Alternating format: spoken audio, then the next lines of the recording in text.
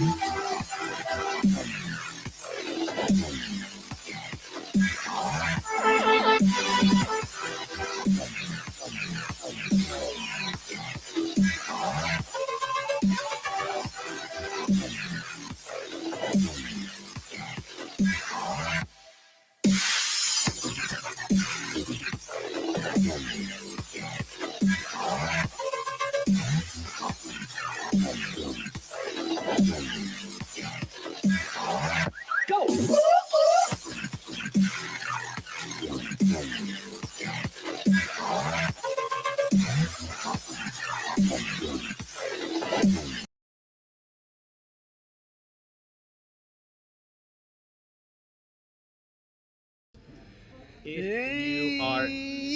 Welcome to BitBlockBoom 2024, hosted by Simply Bitcoin. Simply Bitcoin is powered by Bitcoin. Well, best place to build your automatic self-custody Bitcoin stack.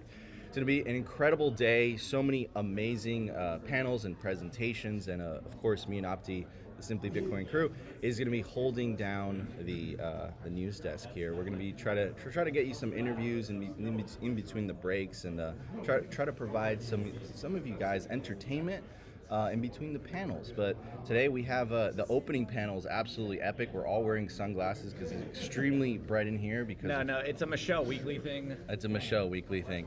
So we have Michelle Weekly, and we have Pete Russo. Thank you guys so much for joining us. Pete, how you doing, bro? You were just talking to us before we went live on the video side of things. You're gonna be doing 21 pictures to describe the whole history of El Salvador. Dude, that must have been incredibly difficult to source those pictures. Well, that happens to be what I do, right? I go into the archives, I dig around, I see what I find. But yeah, it was tough picking the favorites, right? There are a lot of good pictures about Bitcoin, especially from the early days, right? And it was so quaint. It was such a quaint thing. Really, you had a few people in rooms, and today, the pictures are just so large. You've got El Salvador flying the Bitcoin flag, and there's a nice kind of like disparity there in the context of that.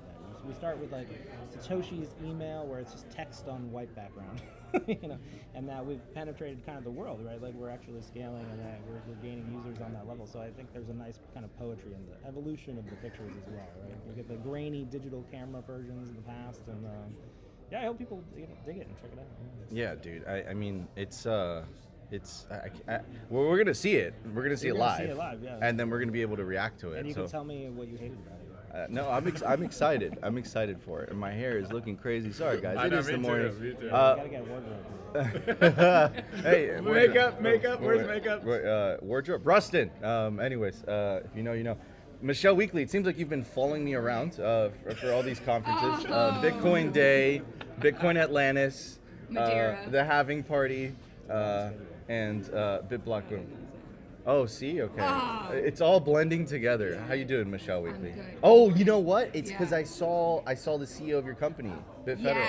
Yes, he was there. We sent him down. We heard it was a badass party, so we sent him, and I stayed back and worked.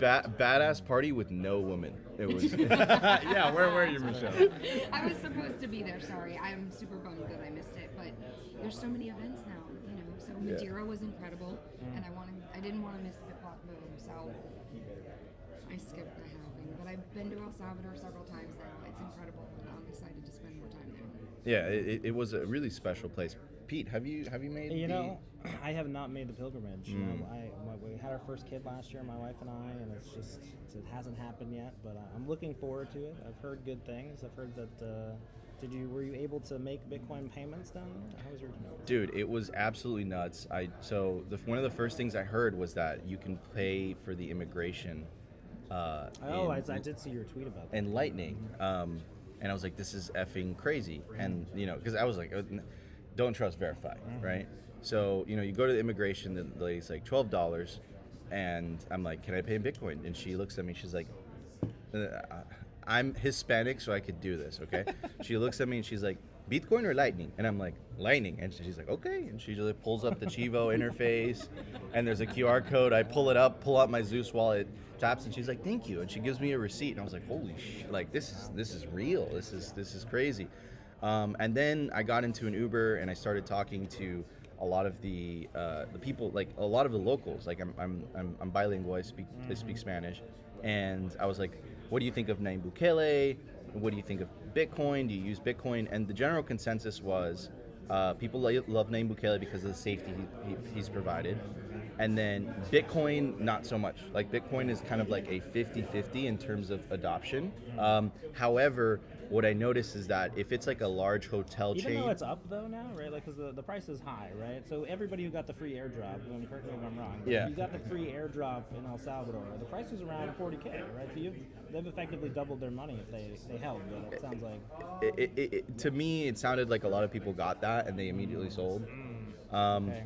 But the good news is that the main hotels and like places, they all accept Bitcoin, right? But if you go to like a bodega on the side of the road, they don't accept Somebody Bitcoin. was telling me yesterday that they paid to use the bathroom in a church with Bitcoin. In El Salvador? In El Salvador. I believe it. I believe it. Yeah, it's a pretty crazy phrase. They had to convince them to download the wallet in order to make the payment.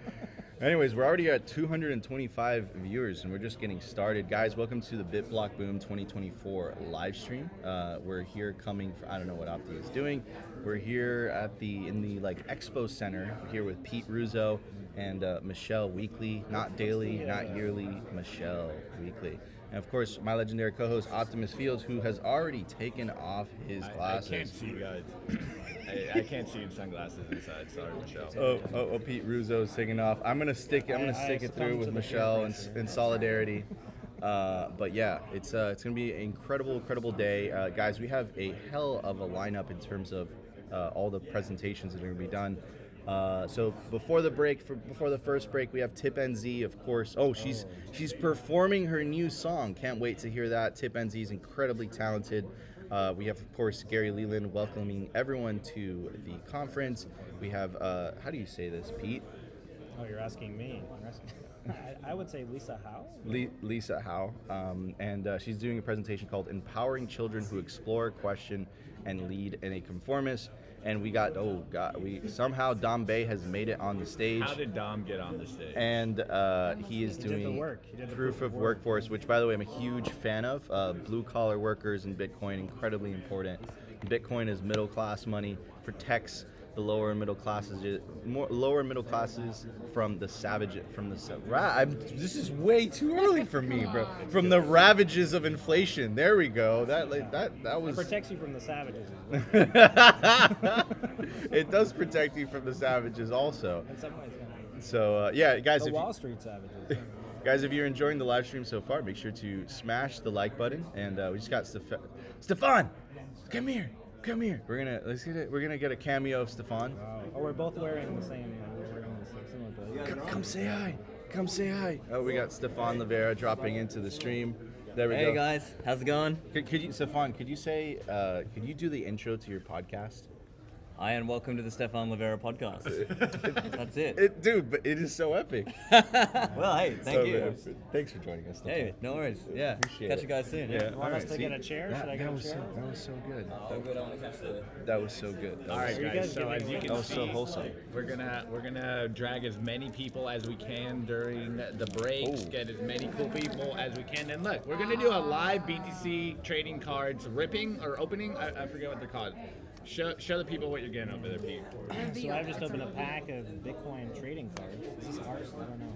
I need someone to tell me what it is. Are those physical NFTs? I don't know. Here I'm holding a card for the blockchain. So that's the blockchain is very famous. It's a distributed ledger that records the history of a digital asset. I don't know how much this is worth. I don't know if it's art. Is it art? It's definitely art. Is it art, Michelle? Yeah. Michelle, if Michelle speaks and she says it's art, it's art. Here's a FUD card. FUD card. Can you see? Get that one out of here. We're not fudding. What is the price right now? The price is currently at $67,541. We're currently sitting. Bitcoin had So a. it's so over. It's We're done. dead. It's We're Bitcoin is so dead. over. Pack We're it not up. back. Opti and I were talking about changing the name of the show to simply Fiat, yeah, and Opti's going to be starring. He's going to be wearing a suit and tie and everything. And what's the next? This one just says education. Education. Okay. Yeah, it's important. It's important. Is this like a game like World of Warcraft where you can kind of like they can fight or something? I think there's just collectibles, to be honest. Yeah. Wait, there should be. There's there just should be collectibles. It's a battle collectible. game. Anyways, guys, the conference starts at 9 p.m. First, 9 p.m. 9 a.m. 9 a.m. Central. Hey, Jimmy. And yeah, so we have a opening performance by Tip NZ. She's going to be performing her new song.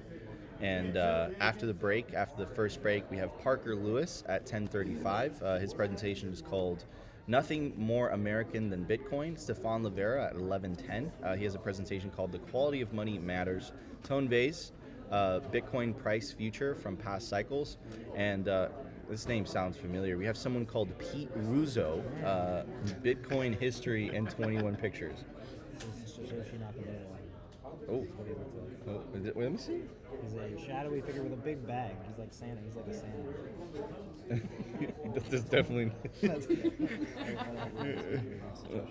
Like if Satoshi saw that, I'd feel like he'd come back. I love like just to say like pictorial that's not me. Because they've evolved over time. You know, like because you don't know what Satoshi looked like, right? Yeah. So people have drawn him over decades, and now we get to see all the visualizations. And you know, in the beginning they were much simpler, right? He was just kind of like this very, you know, Japanese man that was just very humble.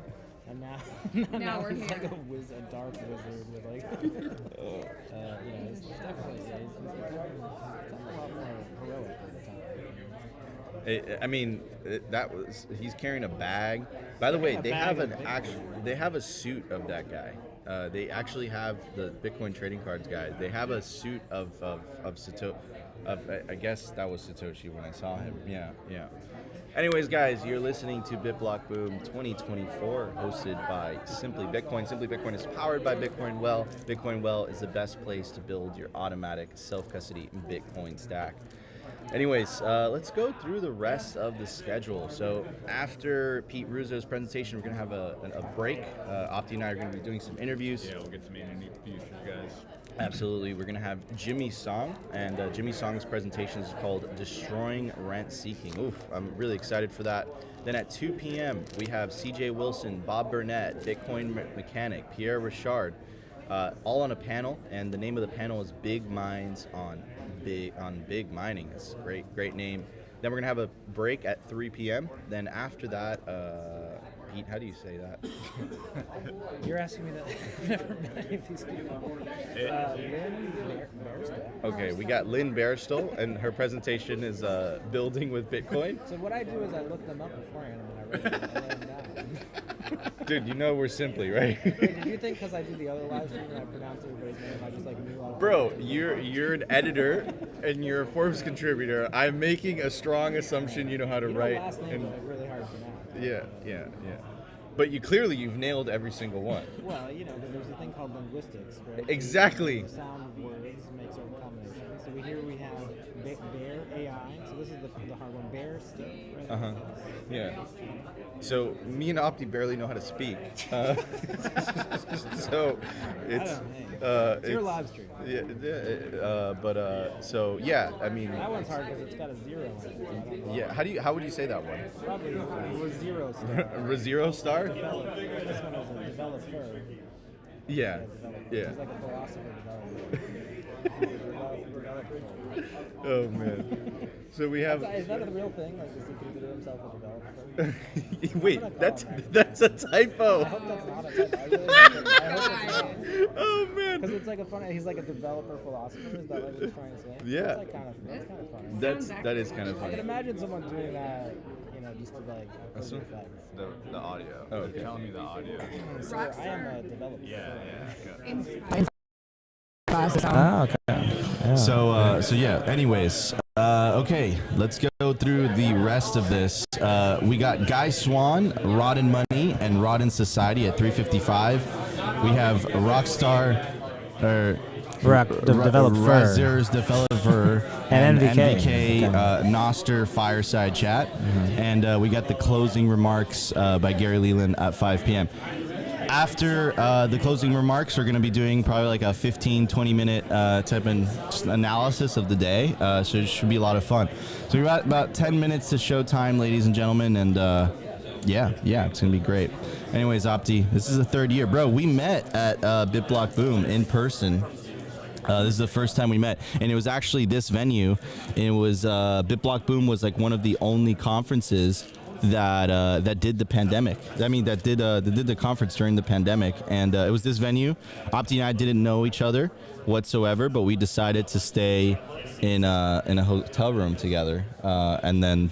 We did not share beds, guys. We did not share beds. Yeah. But no, it was very special. This venue. This is the venue that's known for the famous LobbyCon in Bitcoin. That's what it's called, right? LobbyCon. So yeah. So There's anyway, also PoolCon. where is PoolCon from this hotel too? Yeah, it was at the pool all day yesterday. Oh, okay. Michelle, of course, was at the pool. I was hosting. You were hosting PoolCon. Yeah. How was that like? Oh, that's why I have the sunglasses on this morning. That's why you have the sunglasses. Yeah. We had yellow there though. Dude, I saw Yellow in the. You know, Yellow's like an actual person. I don't know what he looks like though. I saw him at the halving party in El Salvador. He's real. He won the whole March Madness competition, right? Yeah. Like, he's like the most popular yeah. Bitcoiner now. Yeah. He's like the most famous one. Yeah. So what does he get for that? Like, is he, he's like the homecoming king or something. I suspect that the democratic process might have been. There were some notable omissions on the brackets. Like which ones? Adam Back was not there. Saifedean Ammous was not there. That's true. Samson Mao. I mean, these would be high ranked in my opinion. Dude, they put me against Maulers on the first round. Oh wow, R.I.P. That's not cool. I made it to the final 16. I had a week. I had a nice little run, and then I got taken out. American HODL just trucked me. You know? I voted for HODL, to be fair, you know? Dude, It's like people's champion. It's basically like your history teacher versus your like gym coach. You know, it's like everybody likes gym. You know, it's great. I would have voted for the history teacher. No, nobody would. Even if it's fun, right? The history teacher can make things fun, but it's like the gym teacher is just, you know, he's got you for gym. You know. Nico wants to be a think boy, so. Ah, okay. Yeah. You sure about that? Well, you can be a developer now. You can aspire to something else. It's like developer. the different think boy. It's like you're a developer think boy. Developer. I mean, we're talking heads. Talking heads are cool, right? I'm gonna ask him if that's real. I bet that's real. I bet that's a serious. You think? I think so? that's really his thing. He wants to be called the developer. Okay. Yeah. Because that's a weird typo to make, right? Well, no, actually, you're adding the H. I mean, it is. You know, if it was, yeah, you're right. Right, because the H on the keyboard, it's like you have to go out of your way from that. Yeah. What do you think? Do you think that was on purpose, Michelle? Well, it could be like Cypher, you know? Because he's sort of a cypherpunk. Yeah. What is a cypherpunk, Michelle? A cypherpunk is a privacy advocate. It was a movement that started in, 70s, 80s. I came up like under the cypherpunks. I was a little too young, but I like grew up worshiping them and coding like a nerd. You guys all think I'm kind of cool. I'm not cool at all. Would you consider yourself a shadowy supercoder? Yes. So I do have a degree in computer science. Oh, that's really impressive. Pete, so what is a cypherpunk? Oh boy, do you want the textbook answer to that, or? I want the Pete Russo answer to that. If you could show it to us in pictures, it'd be great. Well, I think it's, while we're inspired by the cypherpunks, I don't think we can call ourselves cypherpunks, right? They were a sociological movement in the 90s, right? They were formed under certain conditions and they had certain beliefs at certain times. But yeah, the cypherpunks were a group of 1990s developers who, they saw the world basically becoming threatened by these large databases that were essentially housing people's information, and they were concerned about the spread of the internet, right? Nobody was kind of thinking through these things. The web was growing really fast. Millions of people were using AOL and kind of things to get online, right? But they were thinking about the deep problems, right? They were thinking about, okay, when this is widespread, how do we ensure human rights and values, right? So that's why they've endured, right? Like they were talking about the right issues at the right time, and because we're still fighting these fights, we go back to them, I think, and look for inspiration. But I think that era is kind of like closed, like that ended in like the 2000s. Okay. Like Adam Back's like the one. He's a real cypherpunk, like he was on the list. Yeah. He got the emails in real time, and like Zuko would maybe be the other one, though I know he's he's unfashionable these days. So speaking of the emails, and I know you're on top of this, right? That recent email drop, in kind of It's like Christmas for a Bitcoin historian. Yeah. What do you think about that? What's your take on that? What's your take on the emails? I mean, certainly it's the largest expansion of the public record on what Satoshi thought about Bitcoin that we'll probably ever get, right? I think there's like maybe one more contributor from that era who hasn't dropped his emails, and well, he's been gone for so long, I don't think that'll happen. But yeah, I mean, the fascinating thing is Satoshi communicated so much in public, right? He had the forums, he was constantly talking on, and he was constantly updating the website, right? So we can kind of infer a lot of the things that he thought, but by tracking these changes over dates. So this is something that I've done, is I've gone through the archives and like every saved page version of the website, every forum post, right? So we can kind of piece together his statements. But the thing that the emails really give us is like the behind the scenes, like him talking about what to say. So you get a little bit more of his like artistic process, right? So rather than seeing the finished piece of art, you get to see his drafts, right? So there's a lot of things where he'll say something on the forums and we're familiar with the quote, but here we see him like talking about whether he like should or like how he thinks about it. So the best example I can think of is, he advertised Bitcoin initially as being anonymous, right? This is something that Satoshi chose to do, and he said, like, Bitcoin is an anonymous currency. And that we know at some point, like 2010, before he left, this was retracted, right? He learned that he didn't do that, that Bitcoin is not anonymous. We know that now. Basically, everyone who's used it for something criminal has been arrested. But, like, he had to retract that, right? So, like, here we get him talking about, like, hey, yeah, this is, like, wrong now, and we should change that, and here's why, right? It almost sounds like there's like it adds more of like a human element to him, right? Like it's almost this is a human being behind this, Yeah, for sure. You get him like speaking more colloquially, right? Because he's among friends, right? You speak differently when you're among friends than when you're presenting to a group as a leader, right? And Satoshi was a leader, right? So he's trying to set an example, and here he's like, he drops a couple words of like noobs, calling people, like things that you would like say amongst people who are you're working with, you have a working relationship with. So yeah, we get a bit more of the off the cuff Satoshi. Like he talks about his worries about being perceived as being arrested like for what he's doing, which is kind of a new thing. Yeah. Wow. Well, he talks about, he's like, I don't want to be associated with. So one of the big mysteries for me was like how involved Satoshi was in pricing Bitcoin, right? And because this is something that he didn't do, right? He didn't buy, sell, or otherwise market Bitcoin, right? This is really important that Satoshi didn't do any of these things. But we never really knew why, right? Like, was that a conscious choice, or was he just too fucking busy? He didn't get around to it. And we know that other people in the community did that, right? So we know that there was a particular guy called New Liberty Standard. He priced Bitcoin. He'd like developed some methodology to like what he would accept for his Bitcoin. And then there was an exchange that was built by Marty Malmy, who's the contributor with the emails, and they formed a market for Bitcoin where it didn't exist. So here now we know that Satoshi was supportive of that. Like he was like, hey, you guys should really do that, and I'll help fund you. I'll help get donors to fund you, but I don't want to be seen doing it, right? So like we now know kind of what his interaction in that moment is. So there was a lot of these things where it's like you can tell what happened, right? Like we know Bitcoin monetized. It was worth nothing, and then the users decided it had value, right? It became money at some point.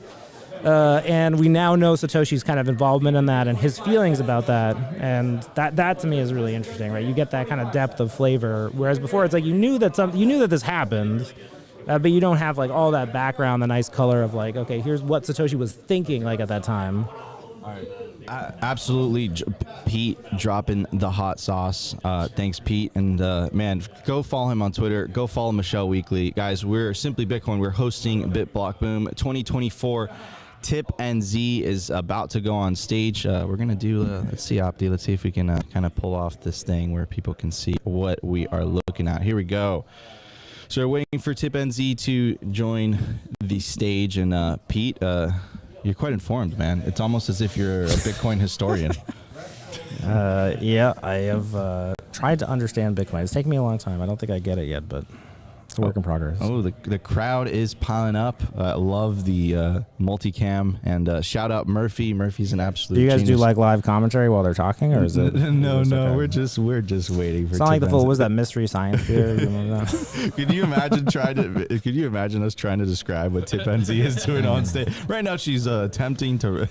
She's rapping. She's great. Yeah, she's like one of the amazing. pure creative forces. Yeah, just so good. I mean, I was talking to her about this. I don't. Sometimes I think as somebody who appreciates art, I try to hey, I love your art. she has a message, a new medium. Like nobody, everybody tweets around here. Nobody does like visual music videos about, visual pieces of art about how awesome Bitcoin is, right? So she's doing like something where it's like her message is different, her medium is different, like her mode of communication is different. Like she's just innovating on every level. She's just great to watch. So. 100%. Yeah, she's crazy. What do you think about Tip, Michelle? We saw her in Madeira. I saw her in Madeira, and it was incredible. Honestly, it gave me goosebumps. I love her. She's awesome. She's super smart, and to see the way she channels that is incredible. Yeah, 100%. She's gonna be dropping a new song, ladies and gentlemen. It's called Dawn. That's her new song that she's going to be dropping. She's going to be performing it live at BitBlockBoom 2024. We're going to pivot back to the main stage where it seems like Tip NZ is going to be joining. She's like the Gil Scott Heron of like the Bitcoin movement. I don't know. That's a deep reference if anyone gets that. That's a deep cut. He Whitey's on the Moon is this kind of like big spoken word poem, kind of with the forefather of rap music. Oh, okay. We got Gary on stage. All right, ladies and gentlemen, we're going to transfer there. We'll be back in a couple minutes. Here we go. Anybody here in 2020 and remember these masks? Okay. Unfortunately, in 2020, our next guest couldn't get out of New Zealand because she didn't have one of these masks. If she'd had one of these, they probably would have let her out the country, but she didn't. So I want to introduce now all the way from New Zealand, Tip NZ.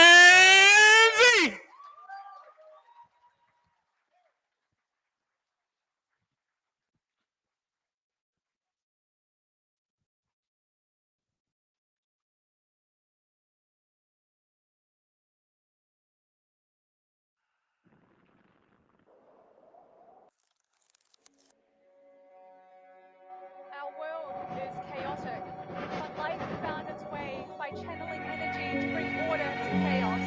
It is in our nature to seek signals amongst noise because it is through communication and exchange that we evolve beyond civilization.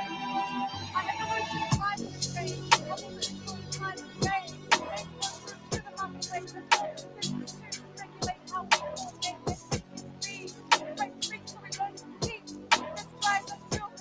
shape the world with our voice. Now let the market speak, and so we build, we sow, we trade, we grow to meet our wants and needs. We specialize, strive from the mind, our creations into reality. We make progress in our process to get more for less, advancing society. We brought forth dawn of the age of technology that harness the energy to reach prosperity. Our money embodies the power to reap what we sow, so the market becomes a channel for our collective energy to flow. When value is traded for value, we are aligned and so we evolve. This is how, amidst uncertainty, life continues to grow. But the dawn of tech gave rise to light-speed information exchange. So to transact fast, we further abstract money from energy constraints and became more aligned on a few large entities to coordinate trade, concentrating the power, resources, and authority to create more and more of the money, distorting its signals, eroding its worth, and throwing us back into the darkness of chaos. Screen at the top.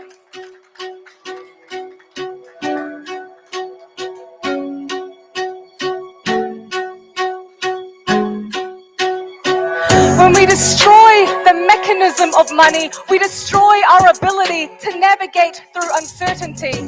And when we can't trade value freely and directly, we must trust the few to govern the many. What happens when all our means center around an authority? Complexity builds, now coordination relies on conformity. Observe our thoughts to censor dissent and coerce our actions. Can there be true innovation when there's no freedom of expression? What happens to our voice, the ones that shape social discourse? Now whose ideas gets created and which problems get solved? If our progress depends on hearing many sides to resolve, then why would we suppress the voice that shapes how humanity evolves? When we cut off the perspectives that make up society, we lose sight of the truth that forms our entire reality.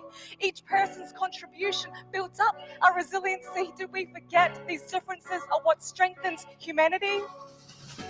When communication breaks, our word turns to silence. Our acts become violent, and the world is divided amongst darkness. Truth is twisted by our pain and our bias, eroding the common ground, making us more and more fragile. To navigate uncertainty, we must solve for robustness. So everything gets tried and tested by various efforts until we discover the system that best coordinates us, mirrors life's process of channeling energy to create signal from chaos. In the era of technology, we transform energy into computational power to process the noise of free markets and destruction order. And just by looking at numbers, we can derive how much power is required to reduce chaos and inscribe our flow of value for all to verify that our transactions happen in line with shared rules. We don't need to seek trust when we can seek proof.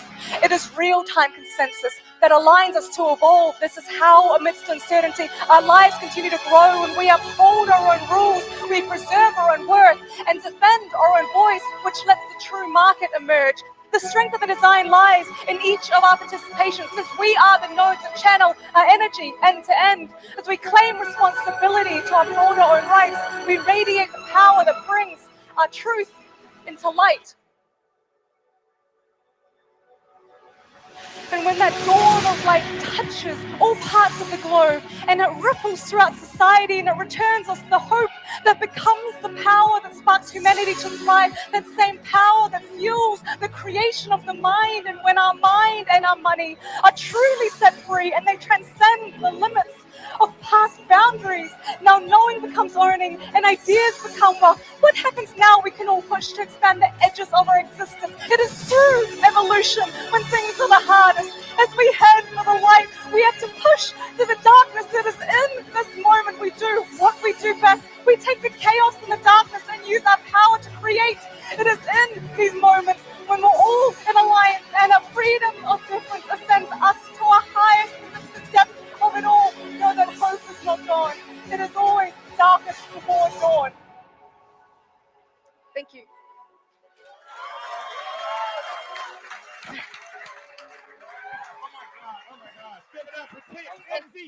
Tip, get out here, get out here. Give it up for my favorite rapper. And I'm not into rap, but I love this girl. Give it up for Tip.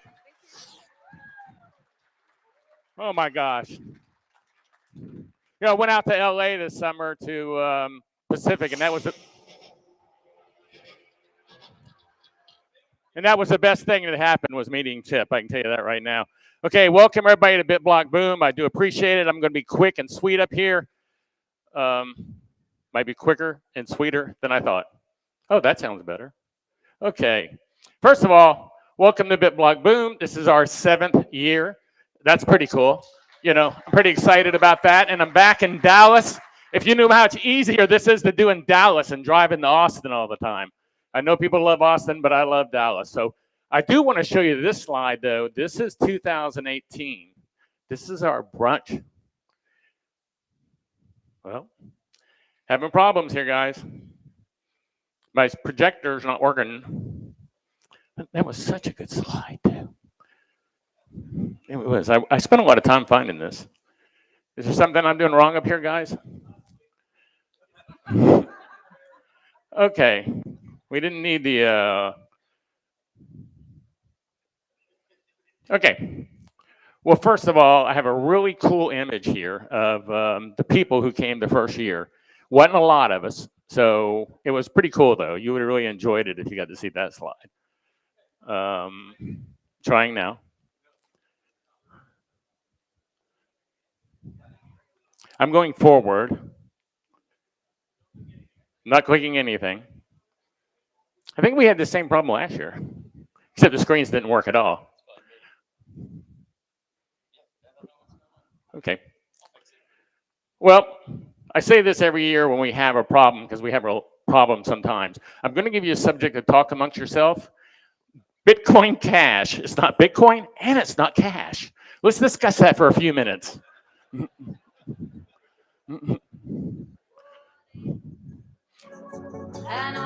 Give me a coffee. Give me one of those coffees.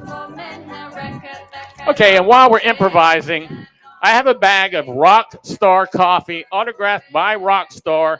There's only 21 of these, and I have bag number 7. The first person who can answer my subject for you to discuss with a good answer gets a bag of Rockstar coffee. Got any takers? Nobody knows why Bitcoin is not cash, is not Bitcoin or cash? Come on, guys. I thought this was a Bitcoin room. Well, There you go. There's the winner. That's good enough.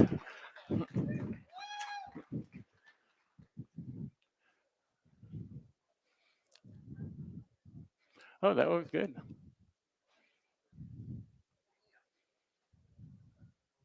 All right, guys, we are.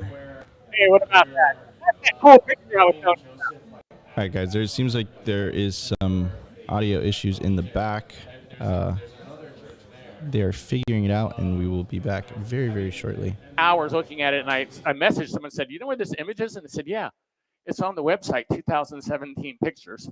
So, I mean, it made it pretty easy to find then. But I do want to do my homework here. I got to thank Swan.com, our platinum sponsor for the year. Please go to Pacific Bitcoin Ocean. Great company also, and they are the sponsor for tonight's casino night. Is there anyone here who hasn't been to casino night? Because, I mean, casino night's pretty cool, right? I mean, everybody likes that. I want to thank Atomic. Oh, it's going quick. That was pretty quick there. Casino night, don't miss that tonight. We're going to have a build-a-thon. Where's Santos at? Okay, does everybody know Santos Hernandez? Yeah. Santos did all the workshops yesterday. I think he did a pretty good job, and he's handling the hackathon. Hey, everyone. Super excited for the build-a-thon. We'll have 2 great games and features for the games. You'll see the pitches during the break. Thanks. Cheers. Want to make sure I thank our bronze sponsors: Free Market Kids, CBD, Bitcoin Trading Cards, CleanSpark, Lightning Video, CoinKite, River, Jolt, Sound Advisory. And that looks like everybody. And now we have the Jolt wheel. So could the next contestant come up for the Jolt wheel?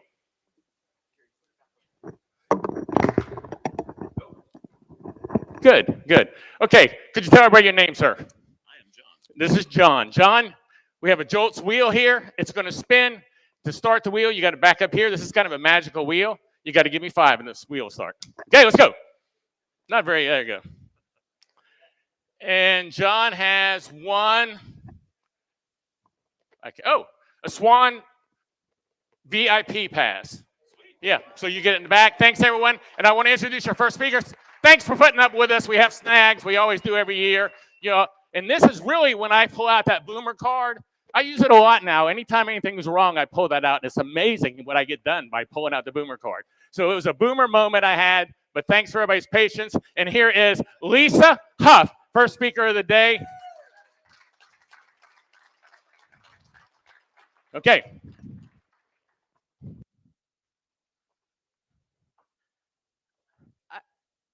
My presentation is in the front row. Well, good morning. We're here. One of my favorite quotes is from a man named C.C. Chapman.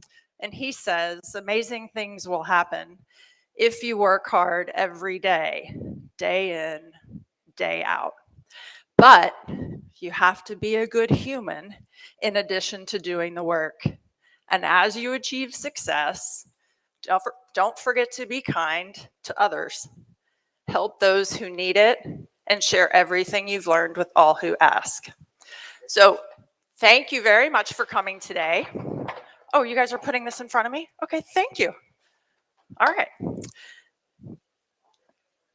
This is a cheat code on how to raise an independent thinking child in a world that's very complicated, where socialized ideas are shoved down our throats and their throats. And I wholly reject the narrative that there isn't an option. So for those of you that don't know me, my name, as of about 2 months ago, is Ella's mom. Because every conference I go to, the first thing people say to me is, "Are you Ella's mom?" And I will admit I'm fairly insufferable about her accomplishments. If you don't know her, please come meet her. She's in the front row. She recently received approval to pursue an independent study in Bitcoin.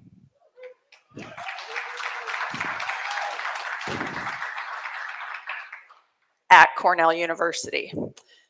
And she launched the Cornell Bitcoin Club and the Bitcoin Students Network, which provides the cheat code for starting a Bitcoin club on any university campus.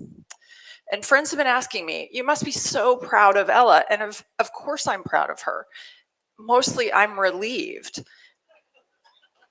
I'm relieved knowing that she found purpose, because so many kids struggle with this today. In fact, there was a TED Talk that I watched in 2013 by a woman named Meg Jay, and it was titled 30 is not the new 20. And it's about how 20-somethings these days really struggle to find purpose. And they've convinced themselves that it's okay to delay serious stuff until they get into their 30s. It's okay to work at Starbucks. It's okay to stay home and live with your parents. It's okay to do all of these things that a 18 or 20-year-old in 1950 would have never have considered doing. And by serious, I don't mean getting married or necessarily having a serious job, but I do mean building serious social capital.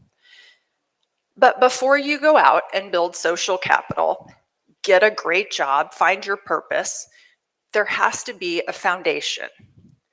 And everyone knows that the first 5 years of life are formative.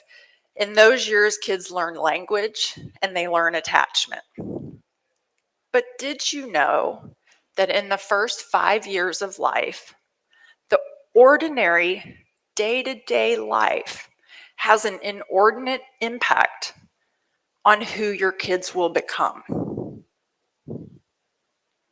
Some parents are like central bankers, and I have some bad news. If your kids can't survive without your constant intervention, they will not make it. There is a way to parent, and I've always termed it, I want to be a swim coach. I don't want to be the lifeguard. I don't want to be a helicopter parent and coordinate her life. I don't want to be a bulldozer parent and remove every obstacle that's in front of her. I sometimes think back to a letter I read when Ella was applying to boarding schools. It was written by a beloved head of school at St. Andrew's School. And the head of school wrote this to his faculty, all of the teachers, and he said, I ask you this year before we start, what could you change in your classroom so that when kids return to campus 30 years from now, they talk about you as their favorite teacher? As you know, great teachers are people that unlock the world for us.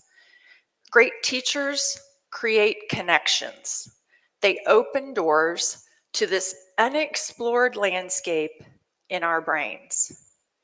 Connection is this energy that is created between people when they feel seen and heard and valued. And kids need to feel seen, heard, and valued. But how do we make them feel valued? I'm going to give you kind of 3 categories or things that I think about. And when people ask me, oh my gosh, like Ella's super independent, how did you get there? I'm going to just share with you a little bit about what I tell people. Rule number 1, eliminate all power struggles. Give kids power. Give them power as early as possible. So you have a pre-K kid, right? Do you want to take a shower or do you want to take a bath? Do you want to wear this or do you want to wear this? Do you want to make the salad tonight or do you want to set the table? 2nd grade, stakes get higher. This is actually a true story and one that I got a lot of heat in our doctor's office for. They actually told me that I was not a strong parent when this all went down. But Ella had strep throat. It was about a week before her second, she was in second grade. It was about a week before her birthday. Maybe she was, how old are you? 7 or 8, I think, during that time. Well, she had strep throat and it was awful. And I'm a hugely old-fashioned birthday party throwing kind of mom. Like, we go to the backyard, we set up picnic tables, we invite friends over. There's like basketballs and skateboards and water balloon fights and all that kind of stuff. So we go to the doctor and we say, look, her birthday's in a week. We have her whole class coming over after school for a party. I've already started, the prep and bought all the stuff to make cupcakes, and we have to get her better. And the doctor said, great, well, we'll just give her a shot. And Ella was absolutely, hugely, horrifically terrified of shots. And it was like, no shots. And the doctor was like, well, she's not going to feel better if she takes the antibiotics. She has to have a shot. And I said, Ella, here's the deal. I'm going to let you decide. But if you're not better in a week, we can't have your whole class over for a birthday party. So if you don't want to take the shot, let's just take the antibiotic. You'll get better when you get better. Or you can take the shot and they guarantee that you'll be better in 3 days. The doctor looked at me like I was a nut job. We don't put this much control in the hands of a 8-year-old. And I said, well, I do. It's her life. It's her birthday party. And I think this is a good moment for her to get involved in this choice. She took the shot. 3rd grade. Yeah. 3rd grade. She came home and said, I think I'd like to maybe go to camp. All my friends went to camp last summer and I didn't go. And I really didn't want to go last year, but I think I'd like to go this year. And I said, great. There are 30 pages of forms that need to be filled out. You need to go print them. You need to fill them out. You need to bring them to me. You need to go find my checkbook, and I will sign them and I will send in the deposit. Yes, 3rd grade. 7th grade. You want to apply to 15 boarding schools? Great. There are literally 100 steps in this process. Make a spreadsheet. You're in charge of all of the applications, all required testing arrangements, all tours on campuses, everything. She did it. College. You want to do an independent study on Bitcoin at Cornell? Great. You know what to do. But your kids need some armor and they need some strategies because the world is rough. I use the word strategies, never directives. When Ella was tiny, I had this really uneasy feeling that I might die when she was little. And I had all of these ideas in my head that I wanted to tell her, kind of like my cheat code for life. So I start a list on my iPhone, just in the Notes app. Truthfully, it's a little bit like a list of bumper stickers. This note, we actually titled The Good Life Guide, and now Ella and I both share it on our iPhones. We talk about it pretty frequently. It was actually an Academy Award winning moment for me when I found out that Ella had written her college essays based on 5 tips in the Good Life Guide. But my list wasn't meant to be rules of the road. It was only meant to convey what I had learned. Kind of like, here's some advice, take it or leave it. I'm going to give you a few of these strategies that I gave Ella. I broke them into 2 categories, kind of day by day, and then lifetime strategies. Rule number 1, be a good human. Rule number 2, a simple hello can lead to a million things. Rule 5, perfect the art of improbable friendships. Rule 19, you can travel to distant lands in a carry-on. Overpacking is for amateurs.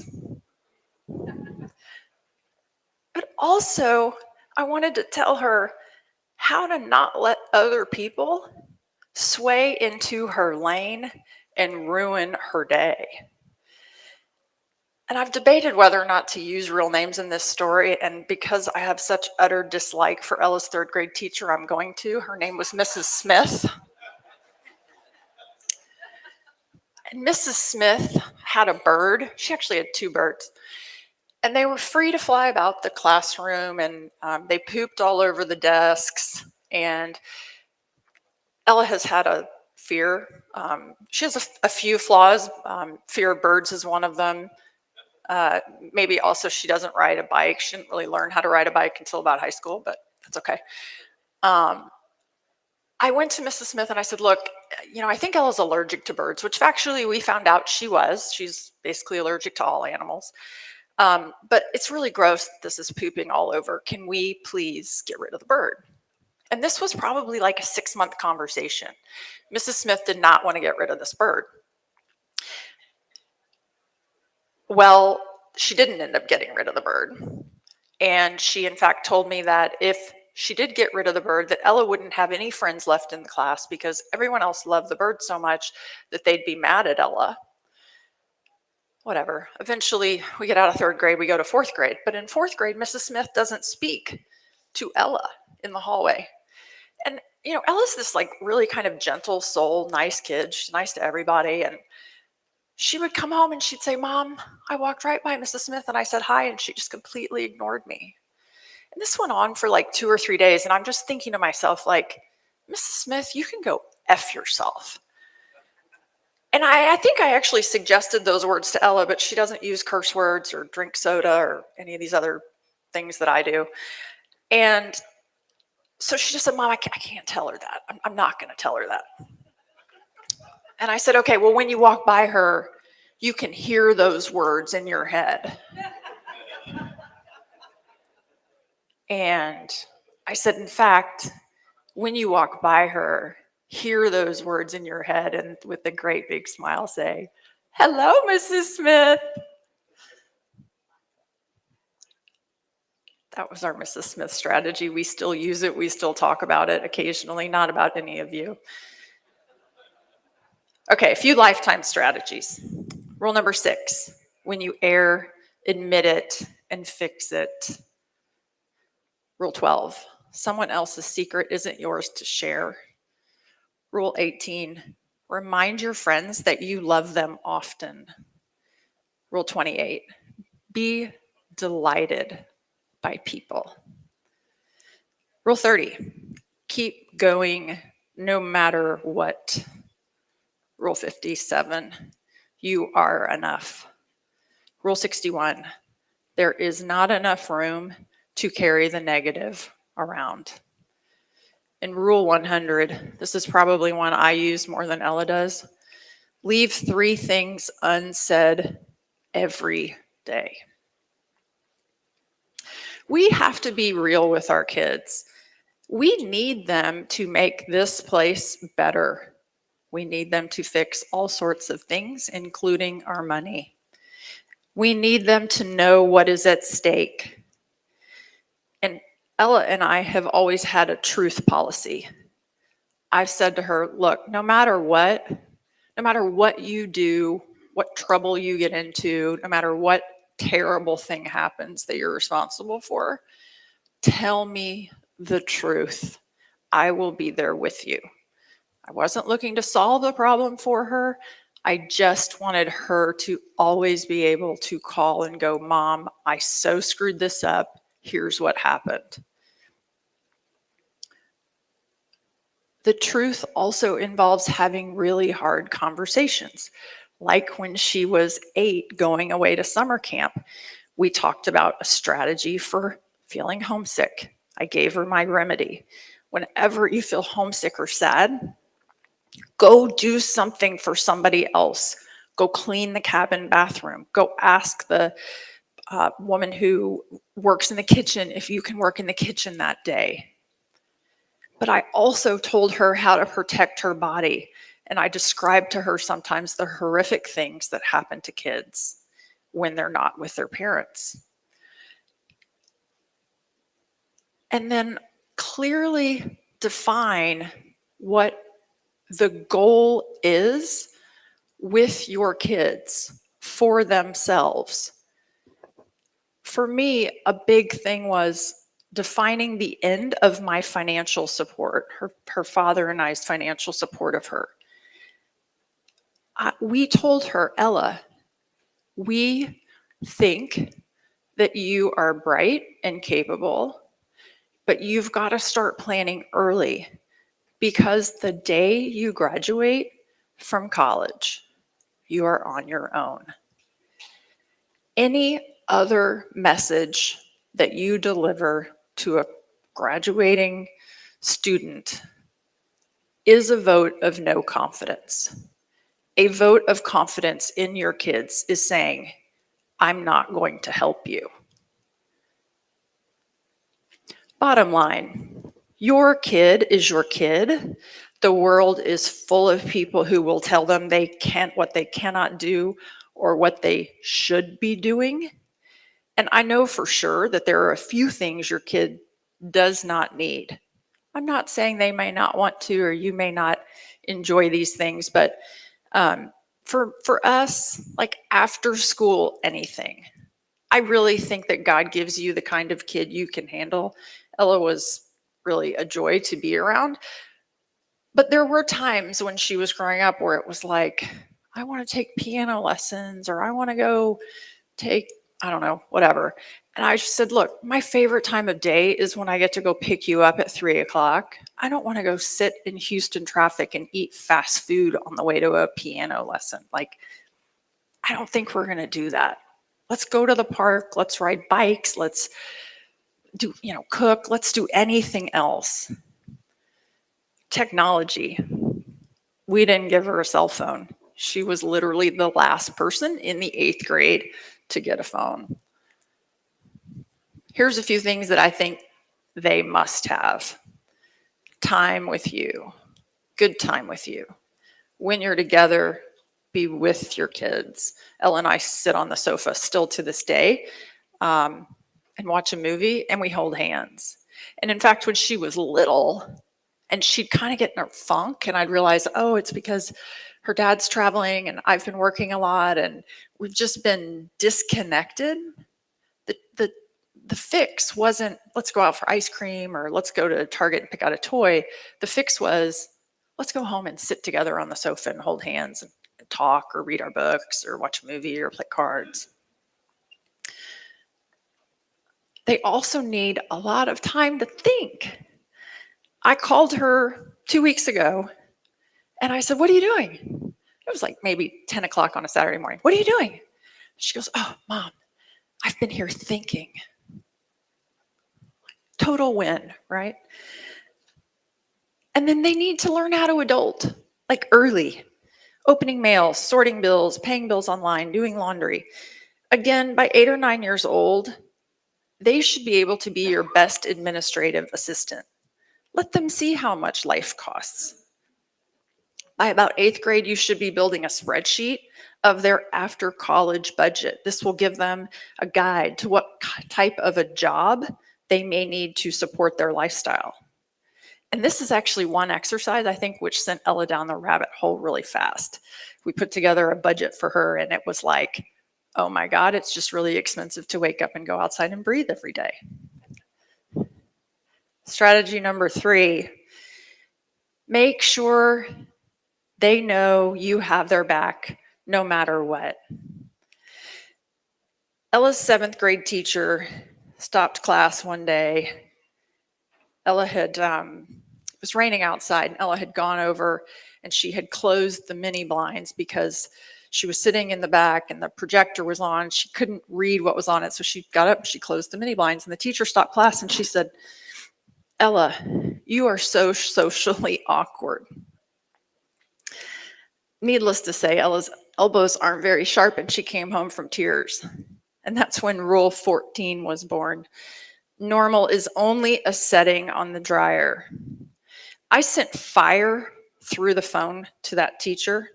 This is not an act of overparenting. This was an act of having her back. There may have been crosswords communicated to the school, and they may have asked Ella not to come back. I had long questioned certain school policies, like making them eat the garbage food that they serve. It took me a year to negotiate her being able to bring her own lunch, and they still made us pay for the school food. I kept Ella out of school the first 2 weeks of every year. You know, I figured they could all go figure out how to line up and go to the bathroom and figure out where their classes were. I just wanted to continue our old-fashioned, unplugged, best lives in cooler climates.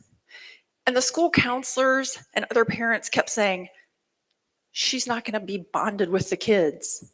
She's really going to be behind socially. She's never going to find a group. But yet at middle school graduation, she won almost every award, including one voted on by her peers, like the Friend Award. So much for being socially awkward. When I was a junior in high school, I had this incredible fluke opportunity to go spend my senior year of high school at a boarding school in Connecticut. And it was this faraway place. I grew up 30 miles north of nowhere in Spring, Texas. I was going to go be with all these exotic people, like New Yorkers. But it required me to leave the place that I knew, where I had lived my whole life, where I was on homecoming court, on yearbook, where I had a boyfriend, you know, like all those Texas public school things. And my parents gave me this choice of whether or not to go. And something told me to do it. And a few months later, I arrived at the #1 boarding school in the world where Jackie Kennedy and Gloria Vanderbilt had once attended. And yes, I felt totally out of place with my blonde hair that was puffy and my blue eyeshadow and actually my sweats because Continental Airlines had lost my luggage. Everybody else was like in Laura Ashley. And I'm standing in my dorm room with my dad and we're just looking at one another. My dad says, look, I think this is going to be great. I think you're going to be amazing. But if you don't like it, I will come and get you. And those are words I'll never unhear. I will come and get you. So needless to say, when Ella went to boarding school as a freshman in high school, and when she moved to Beijing, China, her junior year of high school, I repeated those words to her. If this isn't for you, I will come and get you. We're running a little low on time. I'm going to skip my story and just close with this. In Bitcoin, we talk about preserving our personal energy with sound money. Your child's survival also depends on durably storing their life force. David Foster Wallace's commencement speech at Kenyon College, he says, the real purpose of education isn't to instill in us the capacity to think, something we all possess, but rather to help us maintain constant awareness that we have the choice of what to think about. All right, 2 final pieces of bumper sticker wisdom. Rule number 41, is it scary? Is it a risk? Is it outside the norm? Then go do it. And rule 21, yes, and I did just renumber this. It's going to permanently move to rule 21. Community is everything. Thank you.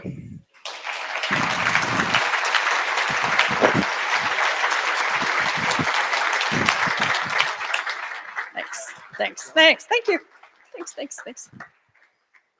Buddy, how's it going?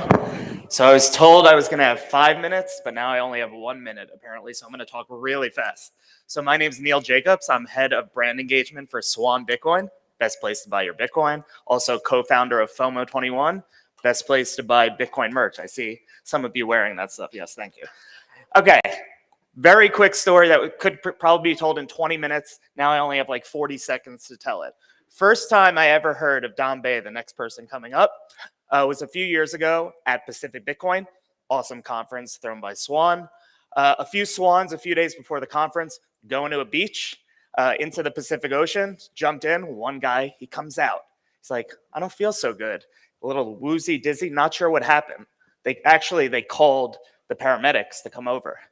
This guy comes over, Don Bay, gets up there. He's like, are you okay? Maybe we should put you on, one of those stabilizers, stabilize your neck. He looked fine. He thought he was fine. He could walk away. This guy, Zach, no, we're going to take him to the hospital just in case. So takes him to the hospital. In the ambulance, he's like, so Zach, what are you doing here? He's like, oh, I'm here for a conference. He's like, are you here for the Pacific Bitcoin conference? And Zach's like, yeah, how do you know that? He's like, I'm actually working that conference in 2 days. So 2 days later, Don Bay shows up at the conference and Zach's not there. And he asks somebody at Swan, where's Zach? They're like, you send him to the hospital. He broke his neck in 2 places. And if he didn't send him to the hospital, one wrong move, he would have been paralyzed from the neck down. So Don Bay saved Swan Bitcoin's person life. The first interaction he really had public facing in the Bitcoin community. So that's the story I wanted to tell. It really needs to be told in 20 minutes. And I just told it in 1 minute. But he's a hero for that, for sure. So please welcome Don Bay. You killed it, bro. Wow. That is like an hour story. One part he didn't tell was that when I found out he worked for Swan and was a price analyst, I was like, stop the ambulance. Because I was a Bitcoiner before that. I was like, what's going on with this price action right now? And he looks up and I'm like, wait, don't move your neck, dude. Like, don't move. Okay, forget it. We'll talk about it later. Thank you guys for having me. This is my first time in Texas. When I was a little kid, I said, hey, I'm not going to Texas until I can go to BitBlockBoom. So thank you, Gary, for having me. I want to thank Lynn for advocating to get me here and having me come here. I want to thank Tip NZ for making Gary a rap fan. I hear he's dropping a mixtape next conference. So I'm looking forward to that. And I'll just say, my brother's watching at home and knows we have the best mom in the world. But if I did have to pick another mom, it for sure would be Lisa Huff. And so another round of applause for her opening. So my name is Don Bay. I am a firefighter, been a firefighter for 15 years. 10 years I spent on the union board as an elected officer, 6 of those 10 years as the president. I'm presenting today proof of workforce. What is proof of workforce? I was thinking about that the other night. I was like, it's just a name that sounded cool with proof of work in the workforce, but actually it's everyday workers winning from Bitcoin is what it is. And today I'm going to tell you the story of the Santa Monica firefighters, how we became the first union to hold Bitcoin in self-custody in the country, why we did it, why we think it's important, and why we feel our work is important.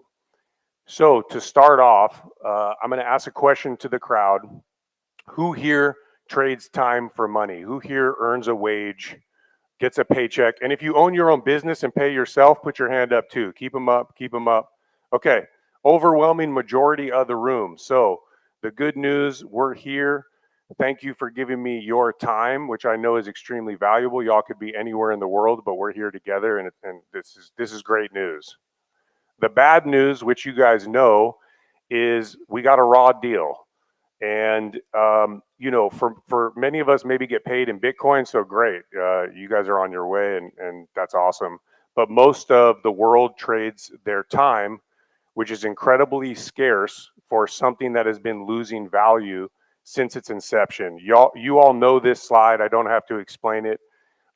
It's titled Why Savers Are Losers. A little bit harsh in my opinion, but the point is the dollar incentivizes wage earners to have a high time preference and to be part of this consumer economy and not to save and to spend because it's a losing venture. Inflation, as you know from the last chart, everyone has known about inflation, but it's kind of in the background. But it's become kind of in the foreground because of the rapid inflation that occurred from 2020 to 2023. And real basic, I talk to workers all the time, and I let them know if you had $10,000 in 2020 and you put it under your mattress, you lost $2,000. There's no debate, and that's conservative. And workers, a lot of times we get caught up that, I work hard for what I get. I'm going to hold on to what I have. It can't be taken from me. I have 10,000 under my mattress, and that's mine. It's always going to be 10,000, but it's a loss. Furthermore, if you're a wage earner like myself, and you did not get at least a 19% pay raise, you took a pay cut in the difference. And so that's a fact. And this is conservative. And it's not a coincidence that 2023 was a year that close to 500,000 workers in the US went on strike. And also a year where, the amount of strikes were unprecedented, something we haven't seen in decades. That's not a coincidence because the top issue was trying to keep up with inflation. And for those that are employers, that's always been kind of something that's just a given. Inflation goes up 2%, you're going to give a 2% cost of living because you don't want your workers to take a cut. So there's other things on here. I don't know about you all, but I've also noticed, there's this, every so often some item gets, out of control expensive and everyone freaks out about it, whether it's eggs or milk or rent. And then everyone kind of gets worked up on it. And then it kind of comes back a little bit, but it doesn't return to where it was. And we're seeing this a lot, whether it's gas or food, these items, high levels of inflation. The second way the wage earner trades their time for money is in retirement. And I don't know if you all saw Bernie Sanders, who's on the Senate Committee for Education, Health, Labor, and Pensions, basically said the other day, we're in a retirement crisis in the United States with close to 50% of Americans unprepared for retirement, with close to zero saved in retirement. This slide, I want you to focus on the blue area. This is for state and local pensions. And I have it labeled there, the great setback. So right around 2007, 2008, as the financial crisis was ramping up, prior to that, most pensions were funded in the low 90% percentile range. And what that means, if you're wondering and don't know what the funded status means, it means that the pension, if a pension's funded at 90%, it means that their portfolio and holdings, they have 90% of the money needed to pay all of their liabilities that they currently have. Not all at once, because we know retirements come in waves, but they have 90% of that value needed. What you see in this slide is a major drop, and that blue area represents unfunded liabilities. So they dropped from, low to mid 90s to sub 80%, meaning that the pensions, and it's 77%, I think on average, or 76, have around 76 to 77% of the money needed to pay their liabilities, those who are receiving retirement. And we could go into, I promised myself I could stay on this slide for the rest of our talk, but I promised myself I wouldn't. We could talk about why this is, but the main thing is this has turned pension structures into having a larger appetite for risk. And in doing so, they have to move into private equity hedge funds, which Wall Street loves, and they pay exorbitant large fees, and Wall Street makes more money. And so, this is not a good place for pensions to be in, and many need Bitcoin to return to the mission and objectives that formed the foundation of what a pension fund was supposed to do. So I ask a lot of workers, what do you own outside of the traditional financial system? The same system that brought us the financial crisis and wrecked real estate values for individuals and pension funds. The same system that forced many pension funds to need a bailout. But if you look into this, the pensions and retirement funds did not get the same bailout that the financial institutions and the banks got on Wall Street. And it wasn't they got money to bring them into solvency, but the remainder of needing to catch up for the value of their fund was made up with cuts and other means. One of those means is pushing back the retirement age. It's almost like an inflation tax on time. And this chart shows in 2002, the average retirement age in the US was 59 years old. And in 2022, it's 64 years old, 5 years. And you can see the trend after the financial crisis. That time has revved up. It only jumped prior to that from 59 to 60. So this is a big deal because, you're working later into your life. And for some, in my profession, in firefighting, we have increased risks of cancer. We have increased risks of strokes and heart attacks. And we know that as we age, we become more vulnerable to those things and our bodies kind of lose strength. So you're now, telling folks, if you're in certain fields, hey, guess what? To balance this out, you are going to, you have another 5 years where you'll be rolling the dice and having to deal with some of these extra stressors. It's a big deal. It's a life or death thing, and you get one life, and it could mean the difference of, retiring healthy and retiring sick. And what this graph shows me is that the legacy system is perfectly fine with balancing the errors of their ledger with our time, the wage earner. That they're perfectly fine doing that. So, that's something that it's not cool. The same system that brought us record inflation, and again, our cash, is in that system. And for a lot of, folks have traditionally held gold or bonds because they go, hey, it's out of the system. JP Morgan in 2020 paid a $920 million fine for manipulating precious metals and the treasury market. That's a massive fine. That's almost $1 billion. I guarantee you the coverage on this was not as heavy as FTX, okay? Even though FTX was much more money, they're basically telling you, hey, you thought you had gold outside of the system, we can get to that too. And here's a fine, which is nothing for us. And, that's within that system. So y'all know there's a hierarchy of money our system is based on. It's based on debt. Not all debt is created equal, right? Government debt has traditionally been the safest, and then private institutions leverage that government debt, and so on and so on. The things that a lot of workers hold in addition to their retirement or wages, real estate, pension funds, 401k, savings, gold, they are within that system, but we don't really have much of a say in that system. When I was down at Adopting Bitcoin, I issued a challenge, and I'll issue the same challenge to the crowd here. If you can get a sitting US senator right now on FaceTime and a CEO of like a major bank, I'll give you 250,000 sats right now. And the reason I can issue that is there might be some people who can do that in their room. I definitely can't do that. Those are the folks making the decisions, and they're gonna, take care of the people at the top of that system. We own the things in the system, but we're not necessarily a part of that system in making decisions, especially when things go south, like during the financial crisis. So we stand outside of that system with nothing, and luckily, right, something incredible has come to us outside of that system with Bitcoin. I even put a little arrow that lets you know, look, it's outside of that system, in case you needed some clarity on that. And there's so many great facets of Bitcoin, but some of the biggest ones on why I felt for the worker, it's a great thing to have, and we know these very well. Self-custody, right? You hold it.